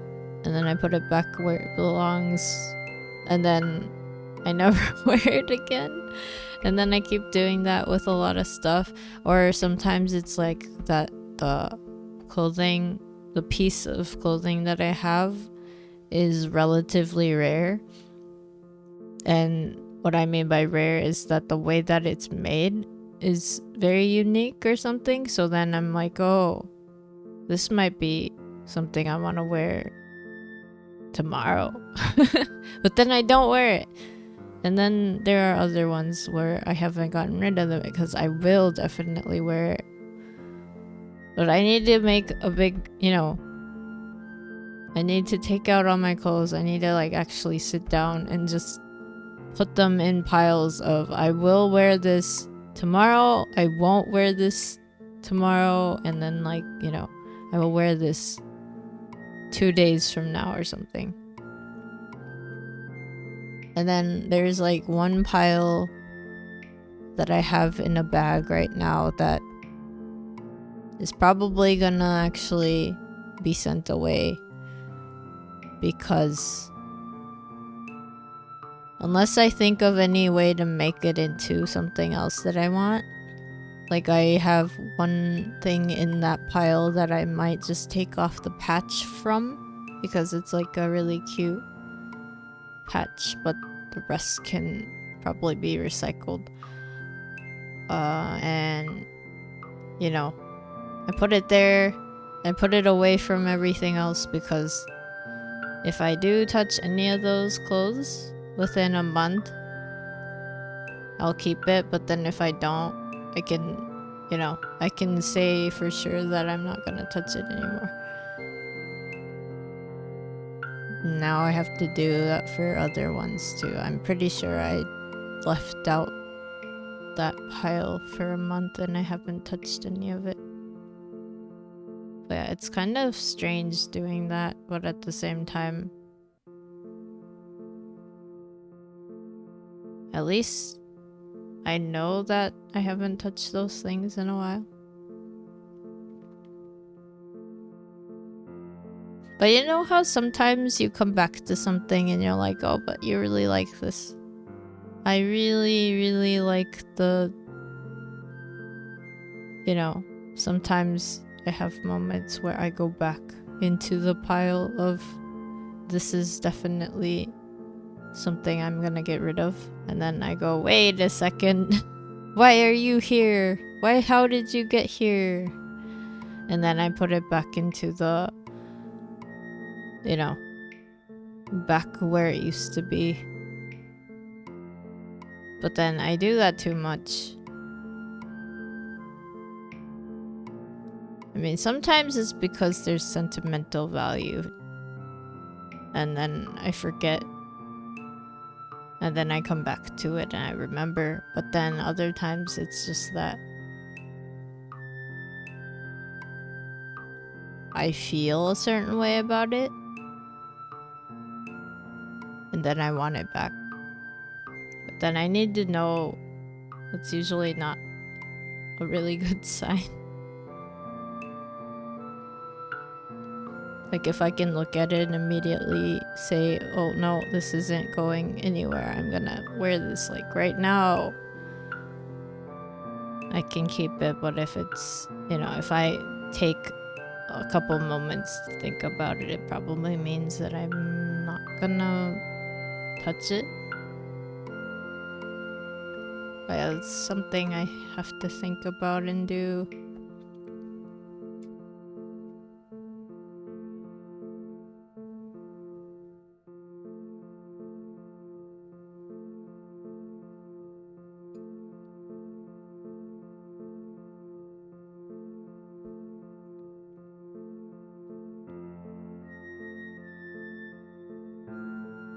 Well, I'm kind of surprised. I've been talking a lot this past 9 hours and almost 20 minutes of my stream. I mean, I did go silent for a bit just to focus on my knitting. But I was coughing a lot last month, so I'm surprised I'm not coughing this time. I'm probably gonna cough because I think about it, but I'm glad maybe my coughing is gone. That's nice, right? Maybe I'll do more singing practice. But one of the things I need to get done is to I need to make the cover instrumental of the song that I want to sing next. Thank you, Mercury. Well, if I can talk for 9 hours and not cough through it, that's cool, right? Because I didn't even notice. I was like, wait. I mean, I was coughing a little yesterday before I went to sleep, but I think for the rest of the past few weeks, I haven't been,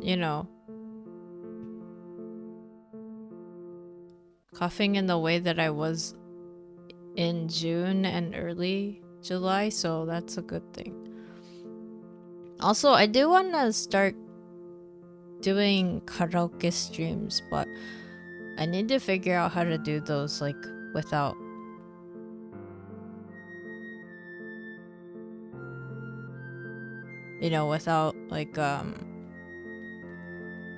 without getting into trouble and stuff.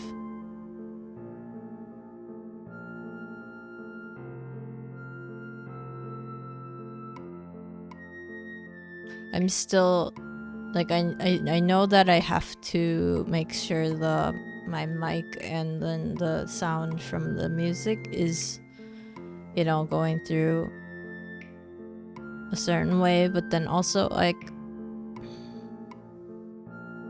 there's a delay, right? Because sometimes when I'm singing or talking, there's a delay and I can't tell on my end. I have to kind of ask people around me to see if there is any delay. But yeah, maybe if I sing more on stream, I will get used to projecting my voice. Although one thing I did learn about being in a live house. Although it was relatively small, it was a pretty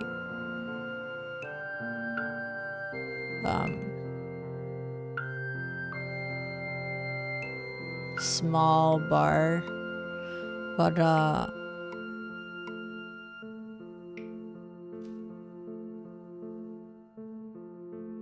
I had to kind of yell at one point when I was singing, and I was like, wait, I don't even know if it was like, if it sounded like I was yelling in my recording. I don't think it was. A delay between the PC audio and mic audio, I think.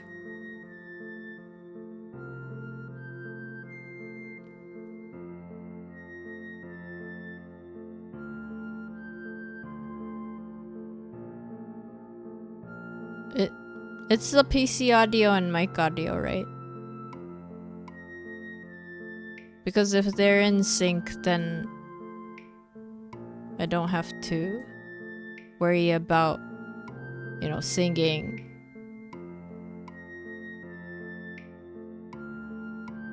at the right timing. Is that how that works? I honestly don't even know how my timing was when I had my my singing bits during my birthday stream, because I don't have, you know, recordings of that. I could probably record myself singing a song and check, then just add a delay on which is fastest. Right.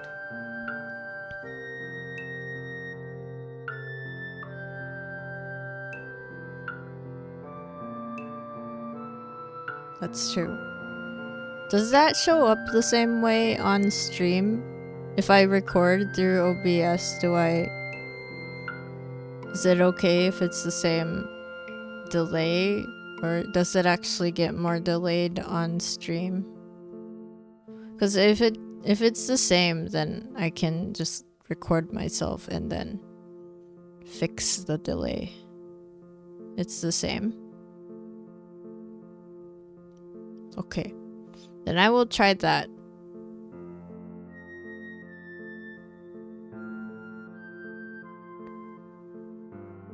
And those are probably gonna be, you know, way shorter. It shows up the same? Okay. Thank you for letting me know, Mercury. I know you do karaoke streams sometimes.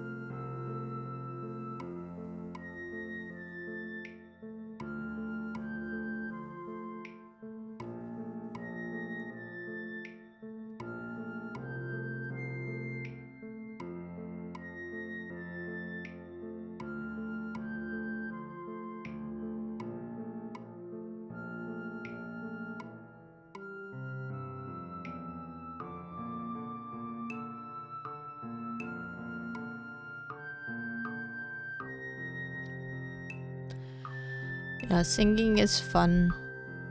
I just need to get over, you know,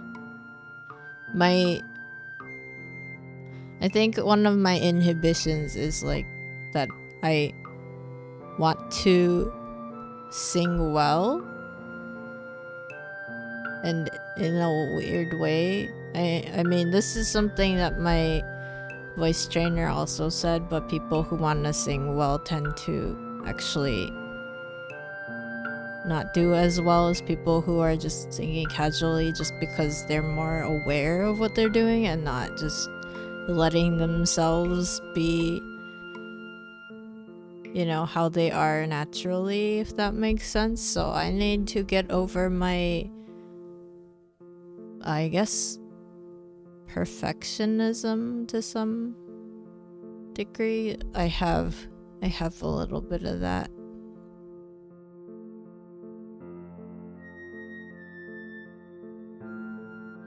Yeah, that's something I need to work on. I need to get good.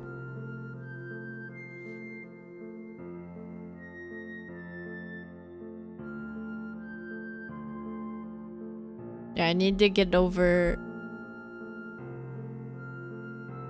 my own self-image of that too, I guess. Is that what it is? Something like that. Although I am happy because there were some songs I couldn't sing as much, and I tend to listen to more deeper voiced vocalists. So a lot of the songs that I sing, or I like to sing, they're all like a relatively lower range. And then I used to not be able to reach some of them. Like it would get too low. There's one song that I've gotten into recently though that I can't go that low, unfortunately. That would be really cool. I wonder how long it would take for me if I can get that low to get there, because you can work on stretching your voice, or was it the range? So yeah, I'm, you know, it might take me a while, but I am excited for that. My voice trainer said that usually people have an easier time stretching their higher pitches. So like if you think you can't reach a really high note, you're probably more likely to reach it faster than a low note that you think you can't reach yet. So yeah, in that sense,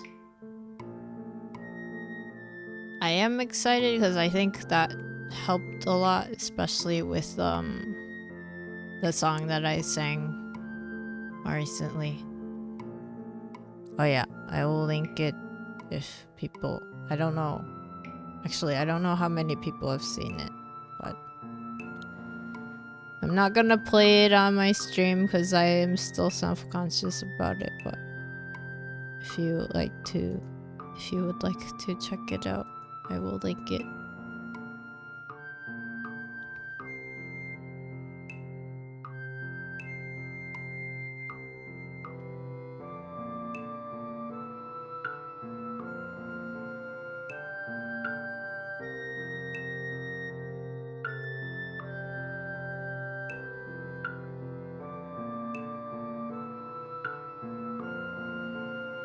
I've uploaded so many Elden Ring videos since... Yeah, speaking of Elden Ring, I will do another Elden Ring stream soon because I'm getting a ton of videos done.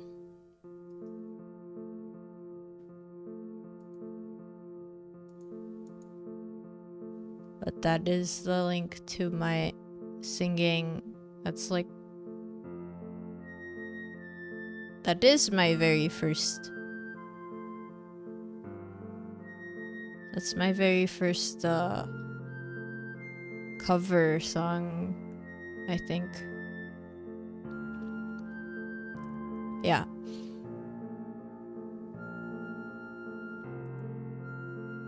Yeah, I have been enjoying Elden Ring. It is actually fun now that I am probably at kind of the level that I was supposed to be at when I'm, you know, when I was...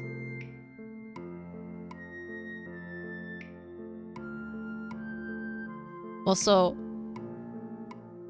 I basically, instead of going to the Urnya, I basically went to Caelid, and then I was like, I'm gonna sit around in Caelid, and then, so I'm used to fighting Caelid monsters, and then I, you know, I also went back and forth between that and Rimgrave, and I finally, you know, was able to level up.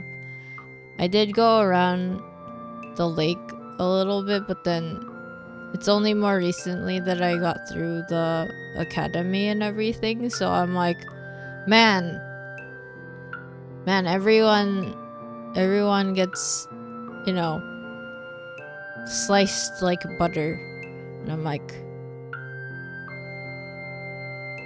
I don't know. I mean, I'm pretty sure I'm not super strong, but I am strong enough that I'm not, you know, suffering through it, if that makes sense.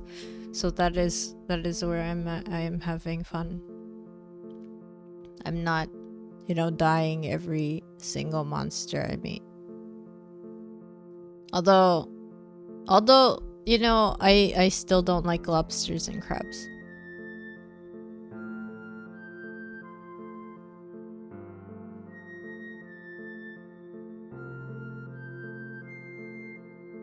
Yeah, Kaled, I realize Kaled, you're supposed to be, you know, relatively higher level than like the first two areas, but I'm like, well, I want to get stuff done in Kaled. So there are a couple areas that I keep trying and I fail. So it's fine. And I did kind of suffer through Kaled a little bit, but then eventually I kind of just went around the 3 areas and now I'm strong enough that, you know, the bosses that were just kind of getting in the way, I was able to manage, which is nice, you know, because you're not stuck on a boss all the time. Although I am having trouble with like crystal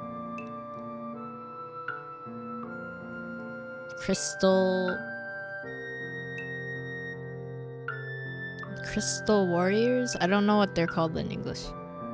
They're just made of crystal and they're really annoying. They're very tanky until you get them to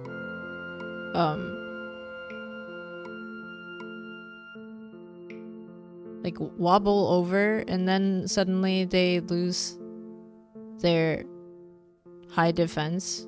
But then you know, in order to get them to that point, you need to hit them pretty hard. But yeah, I don't want to like, you know, say everything just because, you know, I want to keep it kind of a secret for when I am able to beat it. And it's all gonna be recorded, hopefully, so. But yeah, that's kind of one of the things I'm having trouble with. That and lobsters and crabs. If I see a lobster or crab, I have tried to go up against them. I have beaten some of them, but I don't really like them.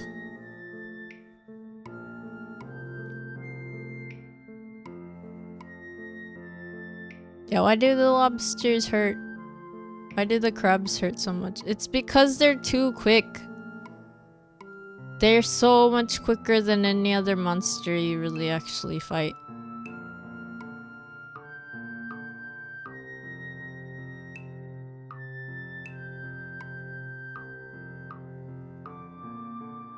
All you get is maybe a second before that crab lowers that hammer. You don't even get a second, it's a couple milliseconds probably. It's like whack and you're done. The power of crustaceans. The power of crustaceans. The sea insects. Oh yeah, and then scuttle scuttle snip snip. Man. Yeah, if you see a crab or lobster in Elden Ring, and if you're like me, just run. Just run away. Don't bother. They're not even gonna give you much. They'll just give you maybe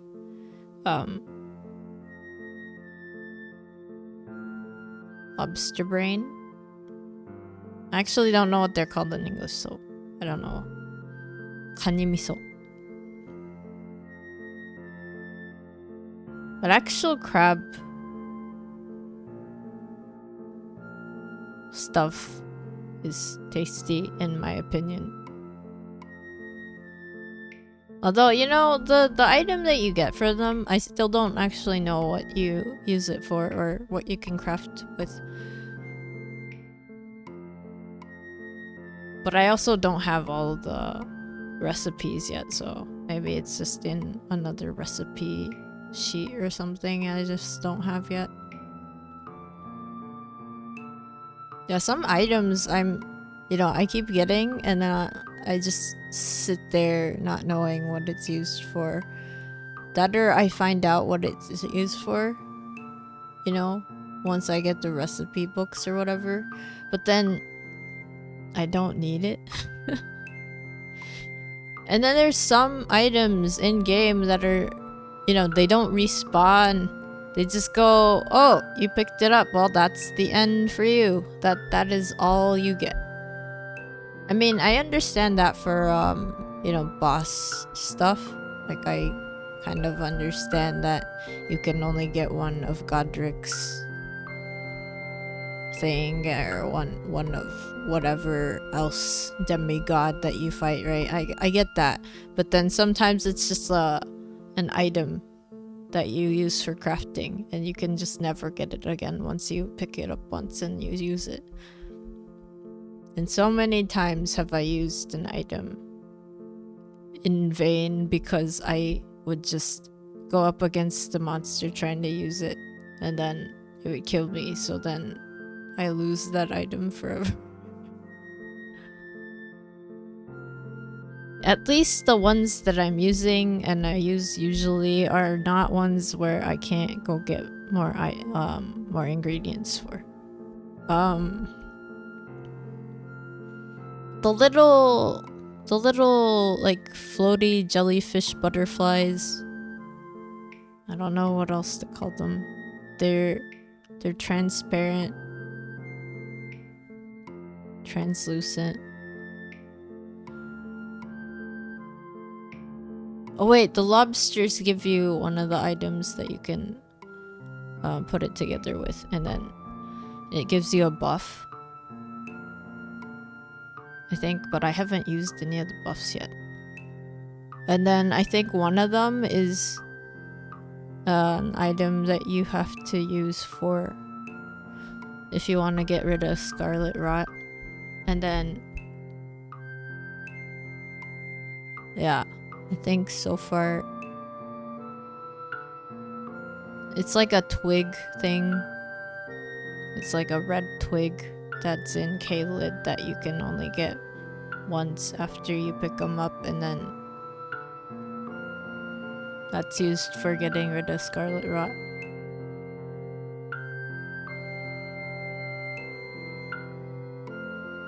And there's like one specific area where you can get a ton of them, but then I realized after I respawned that, you know, the ones that I didn't pick up are still there, but then if you go back and you know, if I, like, when I went back at least, there was nothing else there.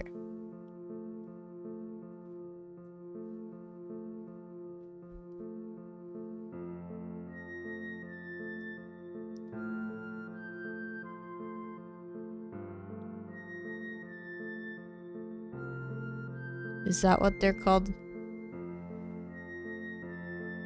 It's the twig that has red beads or something on it.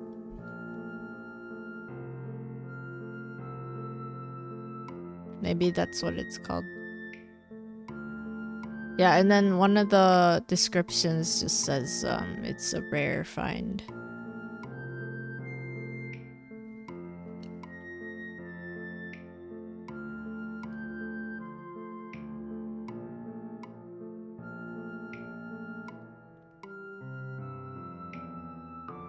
Yeah, that's what I was getting. And it's next to this area with a grace point.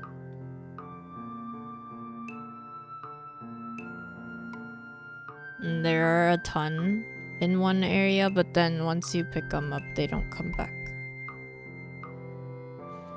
So it seems like any of the ones that say that it's rare usually mean that you won't be able to really pick it up anywhere after you've picked it up once. They don't respawn, so I think the ways that you can get them sometimes is if they are drops from monsters.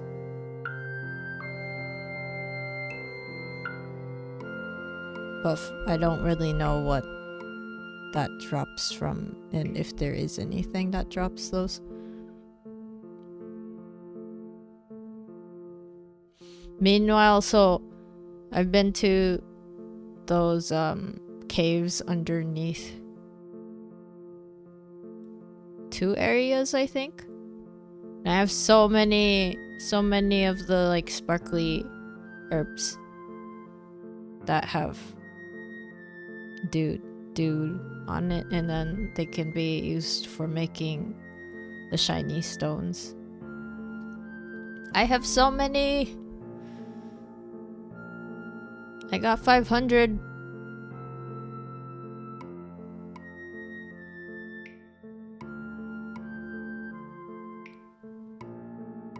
I can make so many shiny stones. I actually have less stones than I have those herbs, so I'm like, oh, gotta get more stones.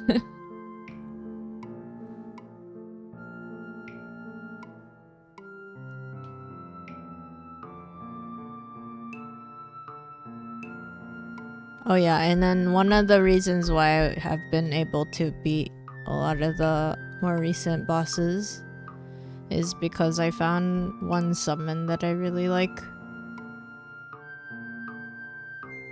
And they've been helping a lot. I used to use the jellyfish, and the jellyfish is adorable and I still love it, but I found a different one that tends to do better in terms of DPS, so I've been using that one.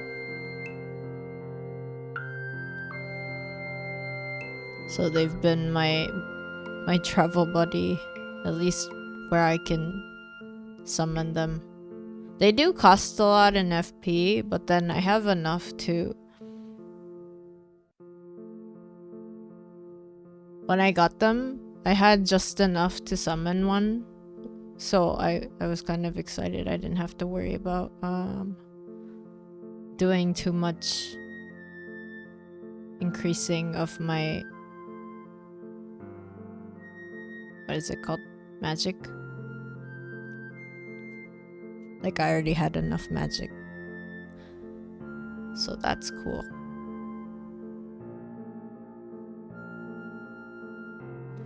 I could always use more points though.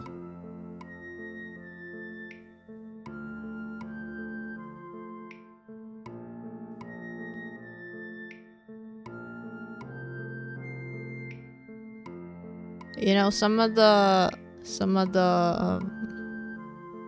magic that you can use, some of them you need like more than 50 points in your skill.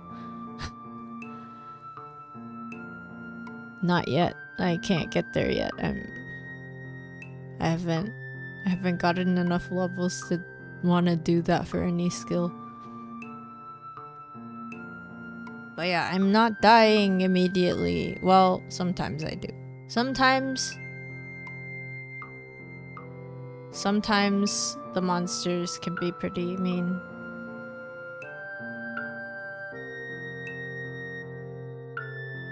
For the most part, I haven't had trouble with more the recent battles. I haven't had to deal with too much. Some of the stat requirements in the game are huge. Hello again. Welcome back, Astro. Right now I'm talking about Elden Ring because I've been doing watch along streams. So I play the videos that I've recorded while I'm playing alone because I can't do both at the same time. But yeah, I have watched, or I've played up to 20 on stream, and then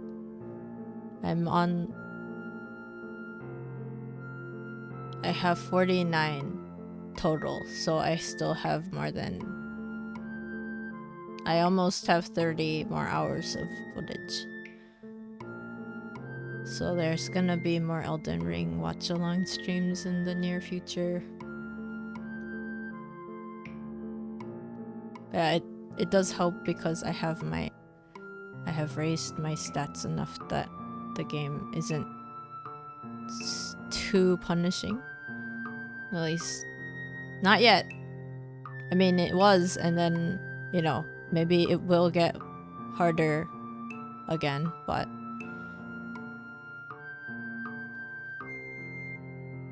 I'm just really glad I found a weapon that I like, and also for most of the recent battles with common enemies, it does help me get through them in 2 or 3 swipes. So I don't have to sit there, you know, trying to beat one monster for, you know, minutes at a time. It's like a couple seconds. And then it's also a relatively long weapon, so, you know, sometimes if there's multiple enemies nearby, I can just get them at once. That's been nice. But I do have enough stats to use like a heavier weapon.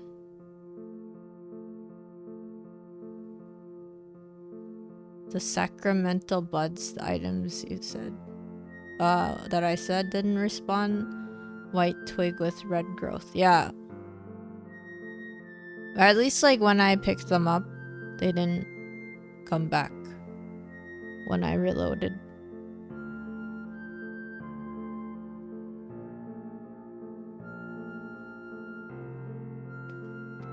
Yeah, and then I think in... was it crafting? They are used to make those like little fuzzy balls that are used to treat scarlet rot.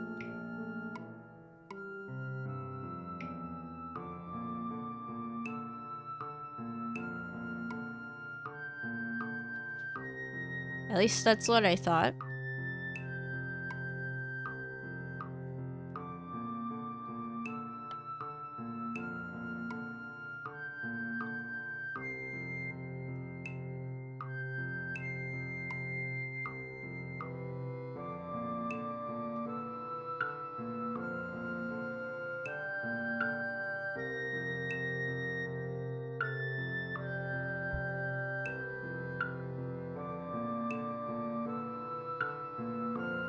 Oh, okay, so you can get them, they won't probably respawn once you get them from just where they're growing. Okay.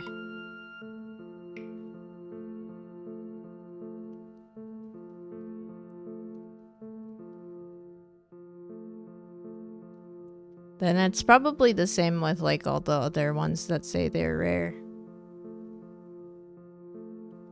So if you find them in the wild, you probably can only pick them up once from that spot, but then if you find enemies that drop them, maybe that's how you get them.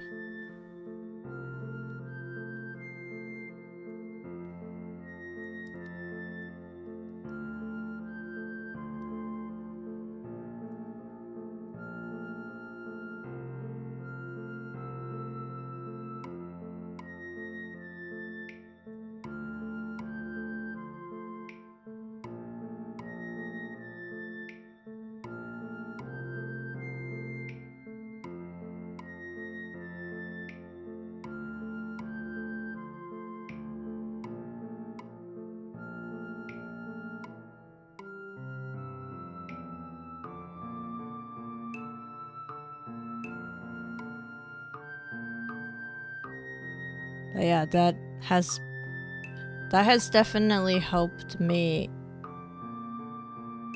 want to play the game enough to record, if that makes sense, because the first 20 something hours just kind of felt really long.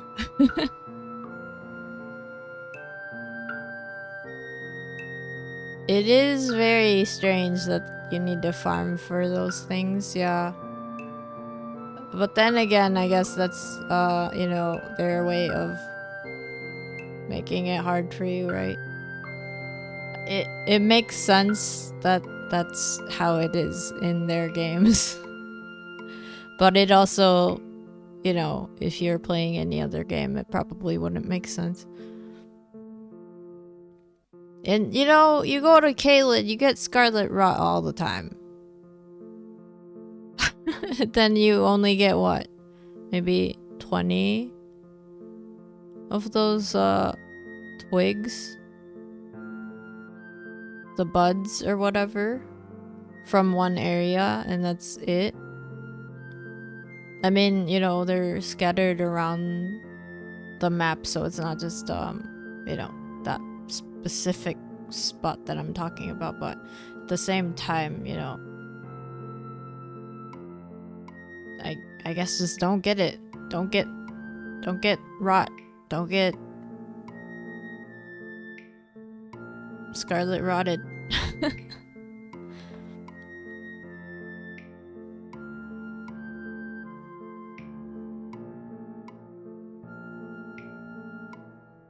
I forgot what the other thing was used for, the butterflies.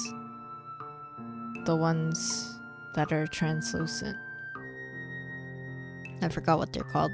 Well, I don't know what they're called in English, actually. I just don't. I'm playing all in Japanese, so all the item names are Japanese.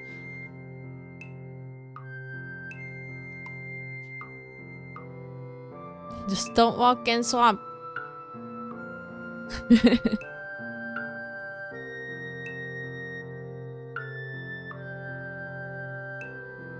Nascent, is it?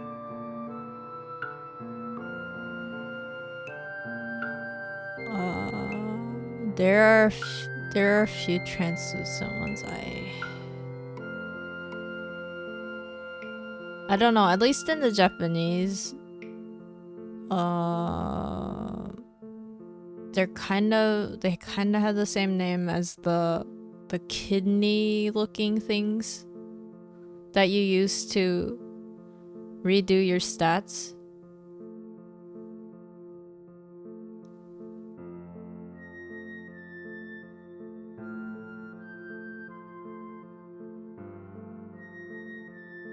You can be reborn.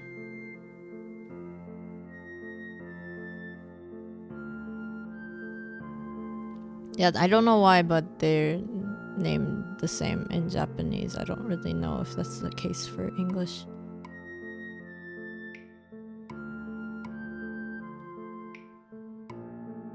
You know what's interesting is I was looking up dragon hearts just because I didn't really know why I suddenly had 5 extra. And then it's what's interesting about this, and this is kind of a spoiler, I guess, is there's I think there's 23 total in game that you can get. But then if you are to use all of them, you don't need that many, you only need 20.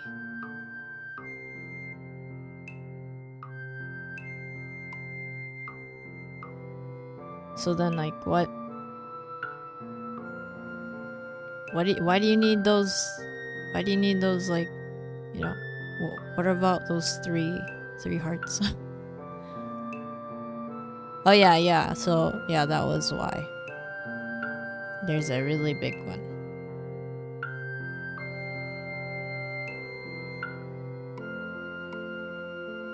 Yeah, I wasn't even paying attention, like, what was happening. I just kind of was like, oh, there's a lot of dragons.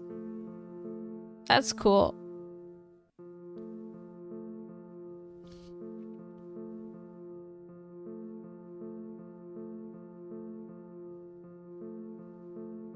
Dragons. Although, you know, honestly, if Torrent wasn't around, I don't know if I could beat those dragons. But since Torrent is around, it's pretty easy to beat them. in my opinion. I think I've had a lot more luck with dragons than most common enemies.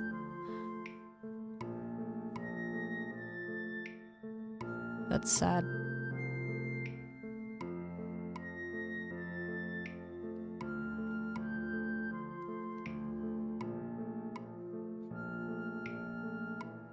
It's fine. At least I'm beating them, right?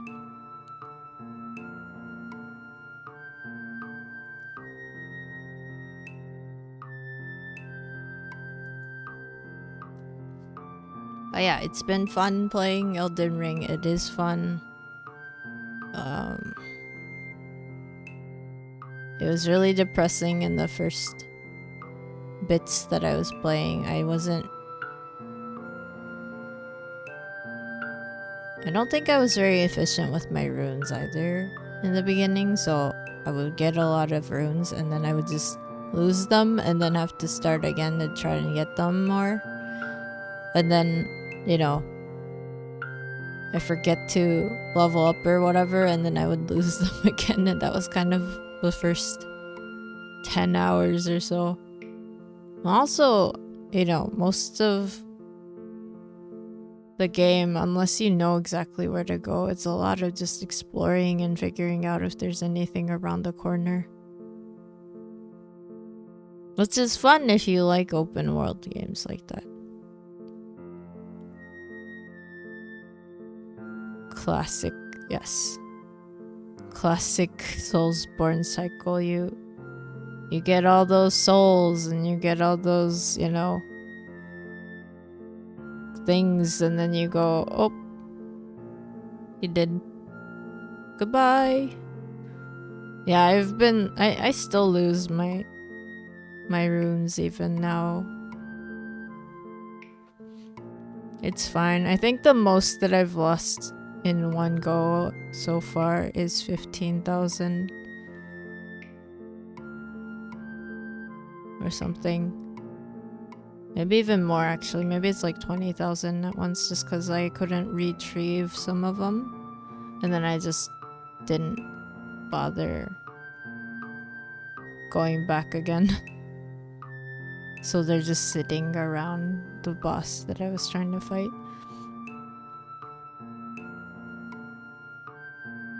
It's fine. It is what it is.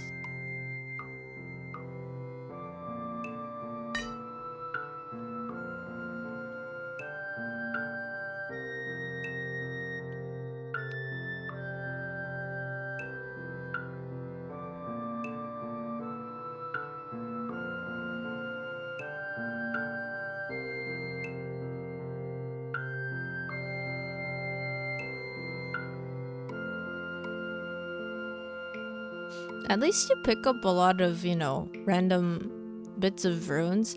That's been helping me a lot with my leveling.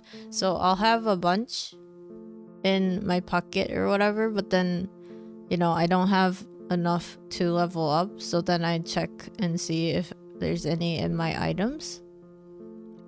And then for most of the game so far, yeah, I've been able to kind of just, you know, take what I have in my inventory and then just use it for leveling up, because I'm not always stacked up on runes in that way. But yeah, I like that you can just find runes on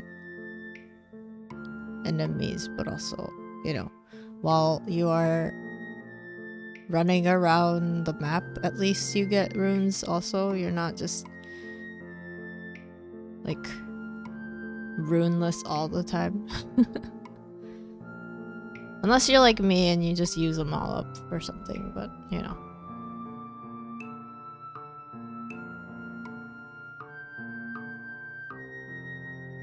The only thing is, for now, so far, after like 50 hours of playing, my need has grown, so I need 35,000 at least to level up. So that's been sad. You know, it's also weird to me that some of the big bosses that you beat, it's strange that they don't give you as much runes.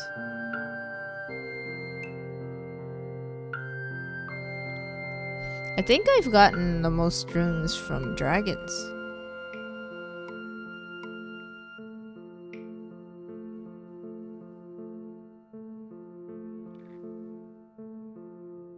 Yeah, it's nice to have that extra bit of runes in your pocket.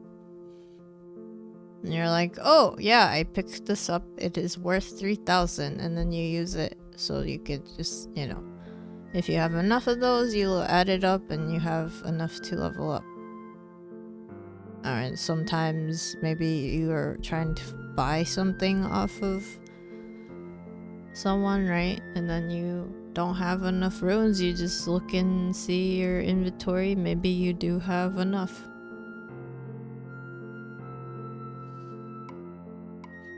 Although it is kind of annoying that, you know how you can sell things sometimes? I wish you could just sell, and make raisins at the same time. For, you know, the ones that you give torrent, because the raisins are 30 souls, but then the berries are only 10. So then, you know,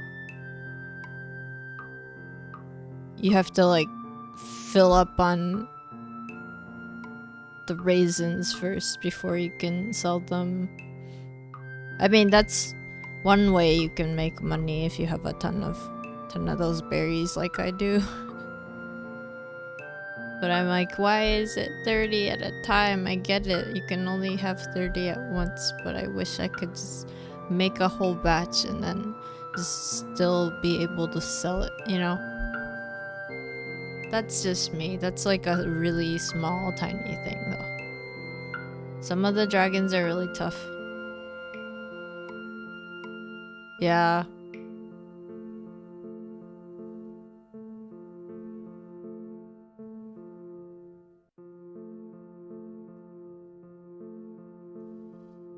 Oh yeah, but then because I was able to get through enough Kaled before going to Yernia, like yeah,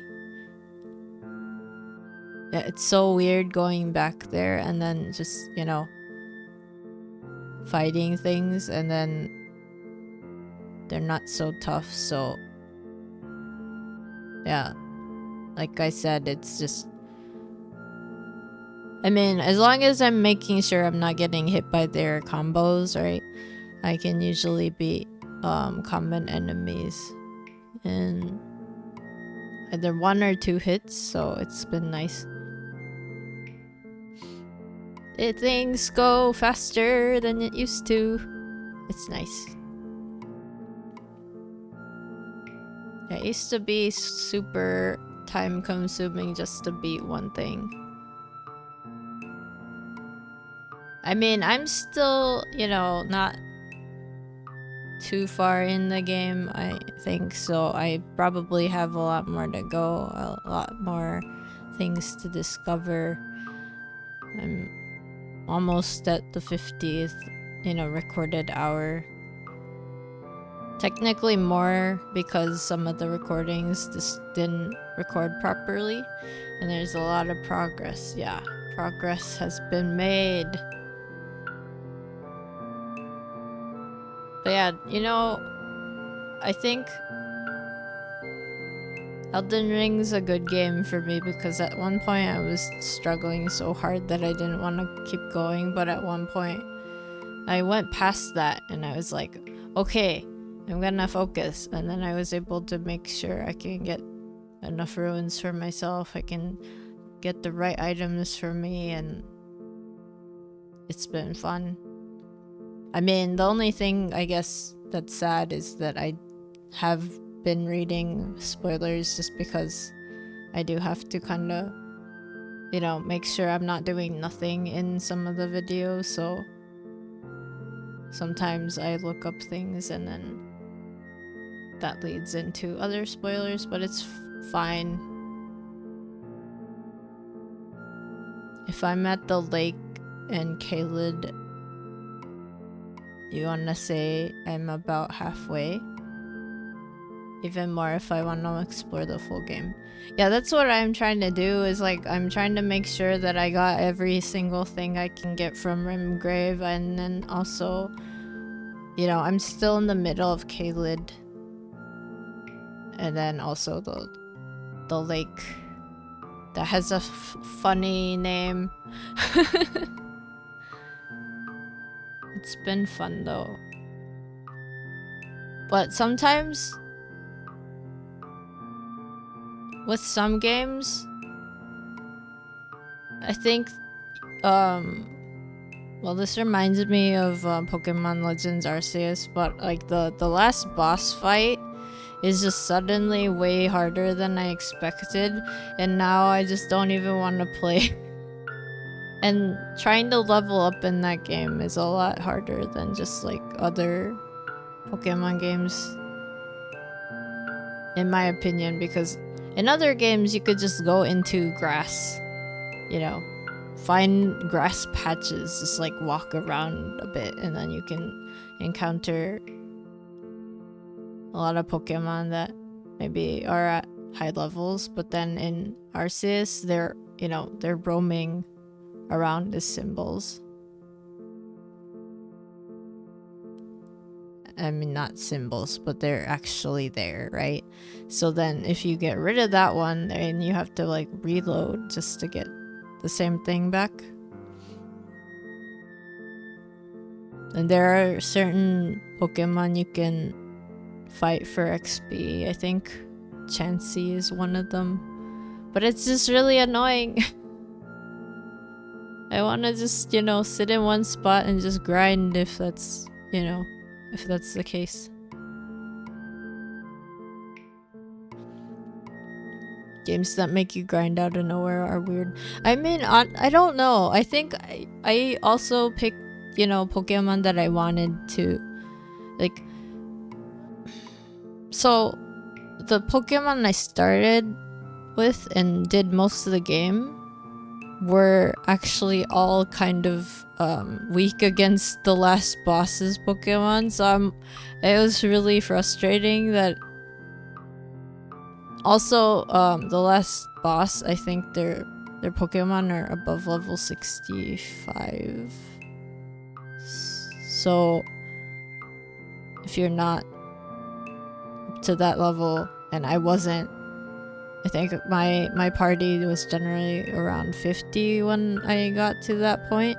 So I'm, you know, I ended up just kind of wasting a lot of time just trying to level up, and I haven't even beaten it, so I'm just like, do I want to play this game?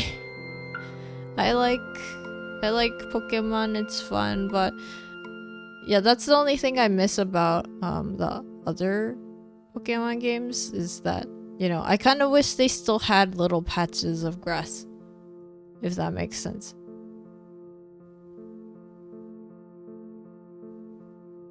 You know, maybe kind of like Pokemon Sword and Shield, where they come out, but then, you know, you can also run around inside grass and, you know, have surprise encounters with.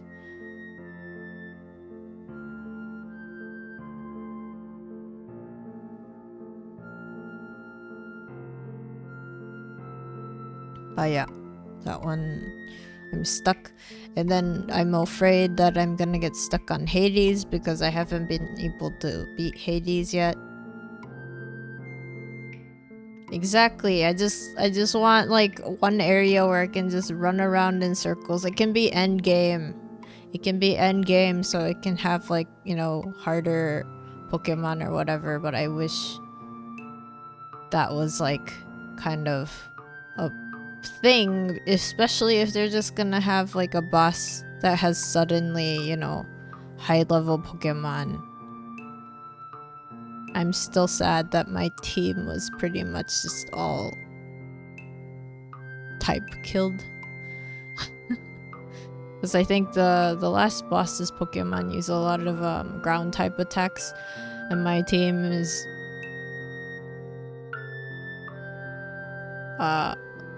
Lots of... I think almost all of them have a weakness against ground, and I was sad. Yeah, my Typhlosion, my beautiful ghost Typhlosion is fire, so you know that doesn't help.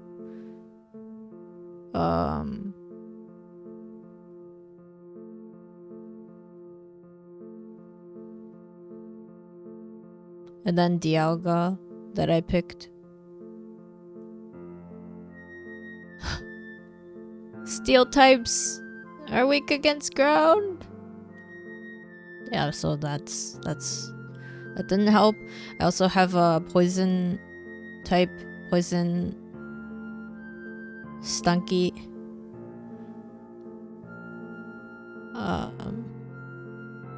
I think I have a Lucario, and that's also steel type. Earthquake. All of my Pokemon wouldn't be able to survive Japan.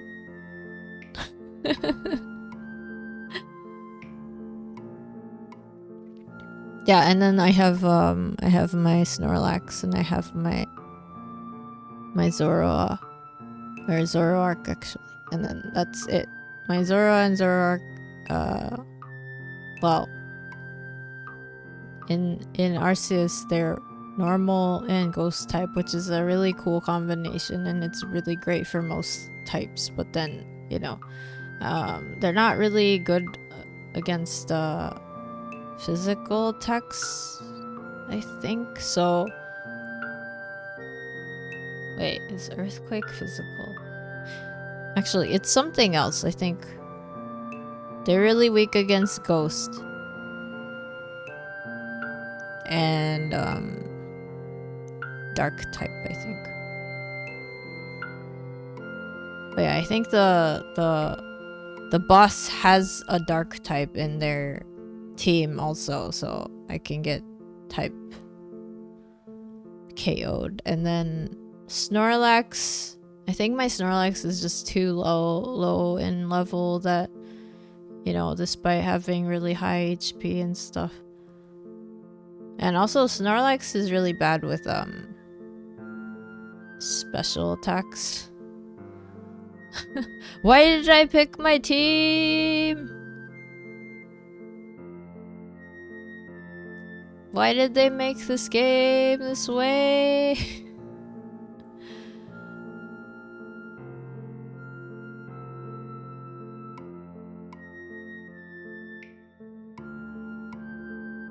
Yeah, I didn't really, you know, pick Pokemon that were good for the last boss. You know, also the hard thing is, like, I'm trying to level them up, right? But then in other games, you could probably get like a relatively high level Pokemon that you can just grind up to, you know, whatever level you need it to be. But then this game, you gotta fight whatever you get. Whatever you see on the map, you can fight. Otherwise, you gotta reload. You gotta reload. So I've fought Blissey and Chansey a couple times just to do leveling, but then every time I do that, I have to like reset and go back to one of the checkpoints, and then go back, and then go back, and pain. I am excited that in Scarlet and Violet they're gonna be letting you take Arceus Pokemon to that. I want my Typhlosion! My Typhlosion that knows the attack that's called Hyakkiyako. Hyakkiyako is the night procession of 100 Oni. I don't know what is it. I forgot exactly what it's called in English, but that's like the attack name in Japanese. It's a yokai, guys. And then like, well, of course, Zoroark is yokai as well. And then their special attack is Uramitsurami, which is like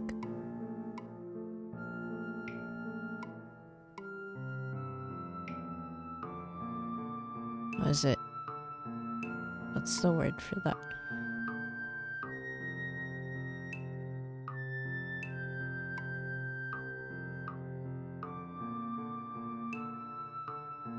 I can't think of it at the moment. I'm sleepy. I should probably go and eat something. It's been 10 hours. I didn't get too much knitting done because I got excited about talking about a lot of stuff, but I'm sleepy. But I'm also hungry. Infernal Parade in English. Right. That's actually like probably a cool way to translate hyakyako, but it's a little different.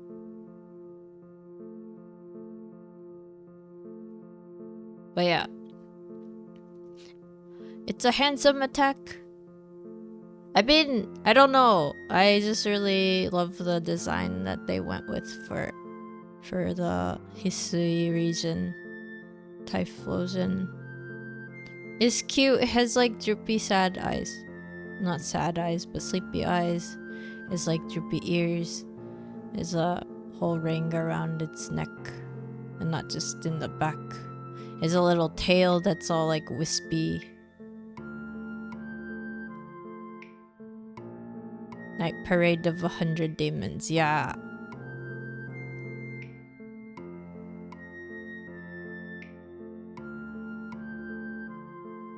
Although if it were just like, if that was the attack name, it would be a little too long. It would be like Night Parade ...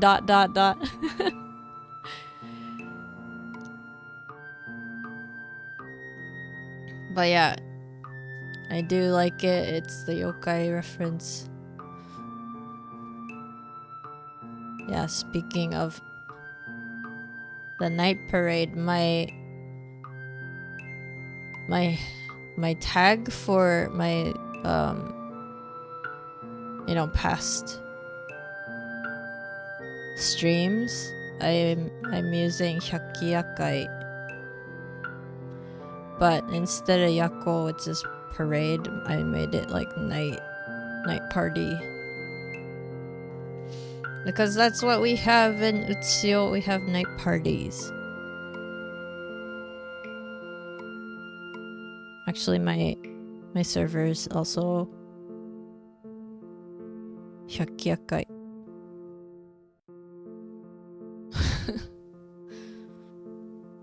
Night parties. Except I'm one of the weird oni that can't drink. Not because I can't, but more because it doesn't really make me feel good.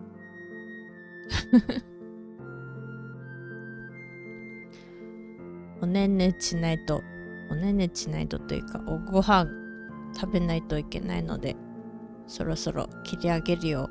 もう10時間経っちゃったね。わし喉ガラガラになってきた。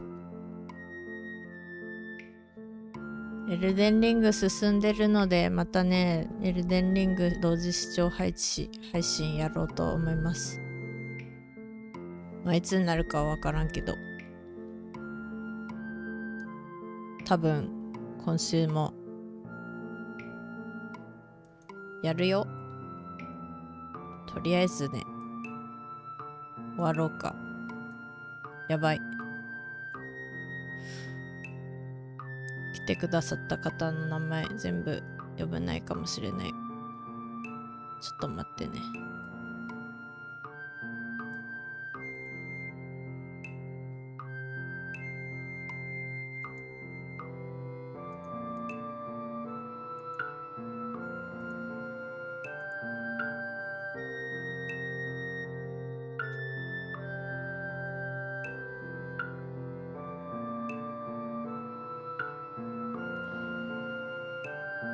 今回は結構長めだったからいろんな方が見に来てお話ししに来てくれたので、ちょっと待ってちょっと待ってちゃんと書いてあるかな。よっしゃ、見てみようか。ですね、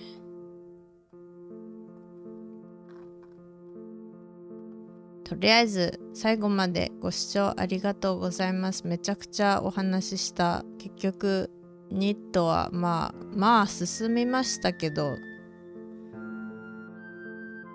お話楽しかったよわし。とりあえずお話チャットされた方、 P さんとルンバさんとコックビーさんとウホさんとクライネさんと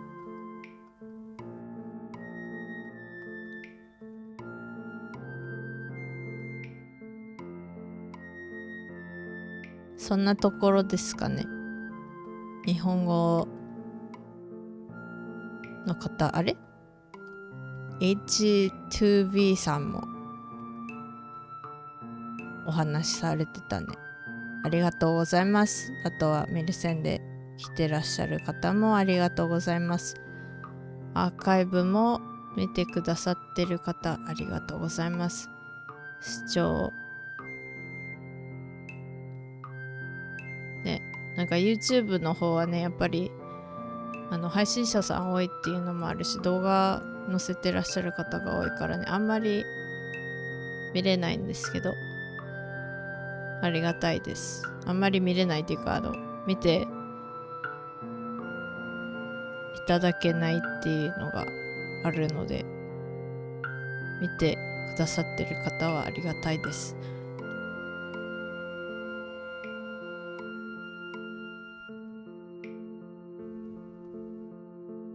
スタンプ、銀継ぎ消スタンプいっぺんに押すとスタンプが弾けるのいいですね。ありがとうございます。そう、全員集まっちゃったよ。フォロワースタンプになったらね。そう、ちょうど5人分だったのでね。まあ5人というか。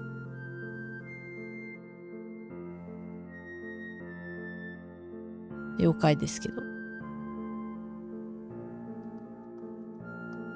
そう。YouTube の方もよろしければ。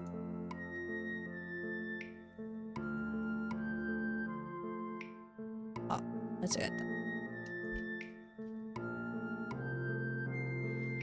今はもうツイッチで見れないような動画とかも全部載ったりしてるので、まあ、載ってなかったけど、載ってないけどなんか覚えててちょっと見たいなっていうのはあったら教えてくださったら、多分公開してないだけかもしれないのでよろしくお願いします。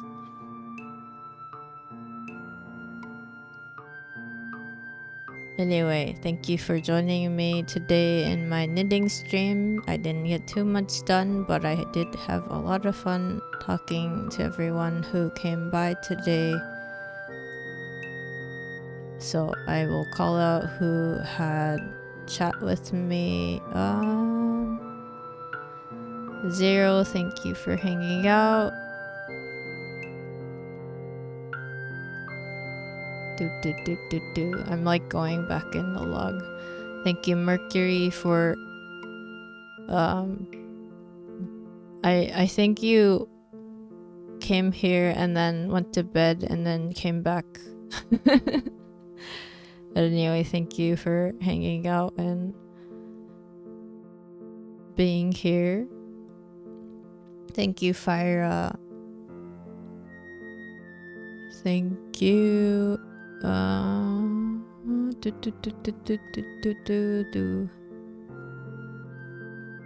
Thank you, Fujin.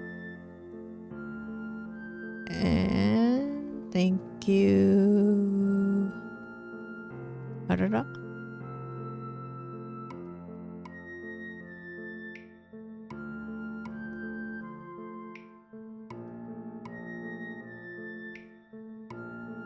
Thank you, Astro, also. And then, thank you, Chad. Actually, also, I forgot. I'm forgetting a ton of people. Some were new. And they came with, Tan.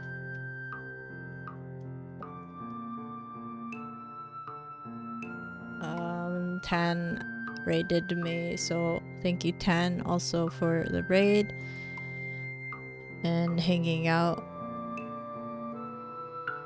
Yeah, I hope everyone slept well, and if they are still sleeping, I hope they are having a good sleep. Thank you, Brandon.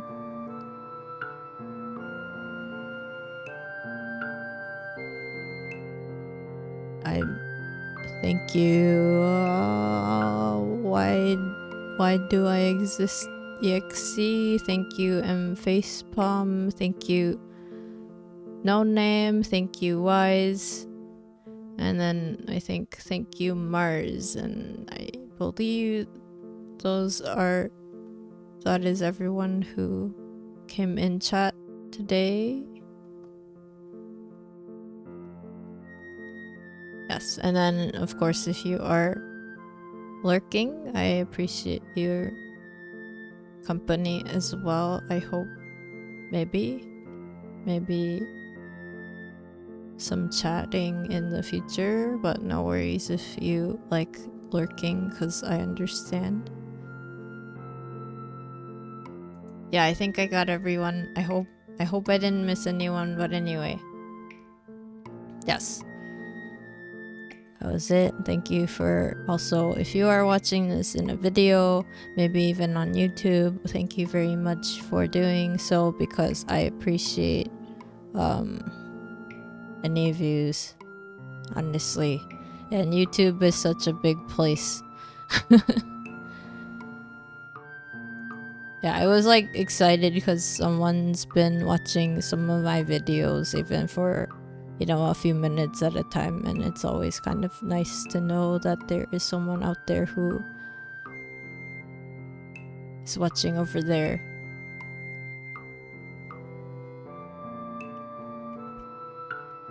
But yeah, I hope everyone has a good day. I hope maybe everyone who's sleeping has a good dream or something, and I hope if you are awake like I am, I hope you get food. I hope you get rest. I hope everything goes well. Maybe if I do another knitting stream, maybe I will have different nails, but maybe I will not, depending on if I cut them or not. Anyway, lots of taps. But yeah, that's it, I think. Yes. Lots of talking, lots of chatting. I got a lot of talking in about gender stuff this time, which was kind of fun. I mean, you know, it's all my opinion, so you don't have to agree with me. You don't have to, you know, think too hard about it. That was me kind of rambling, but thank you for listening if you did. Yeah, and then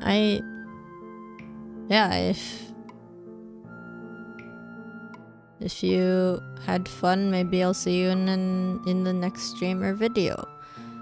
But yeah, anyway, I'll probably do a raid since there are a couple viewers here. So if you'd like to join me and do a raid message, my raid message is "You Ven raided."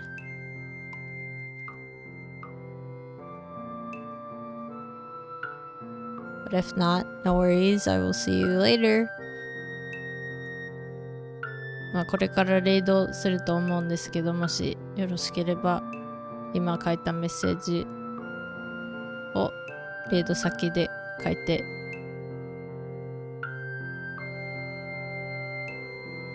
いただけると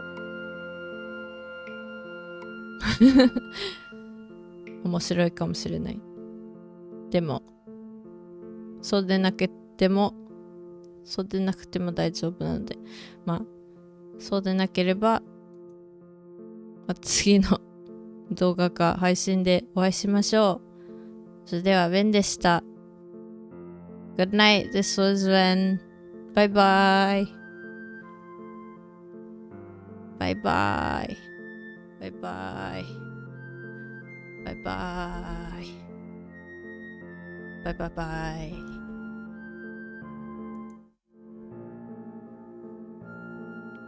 Bye bye. Bye bye. Bye bye.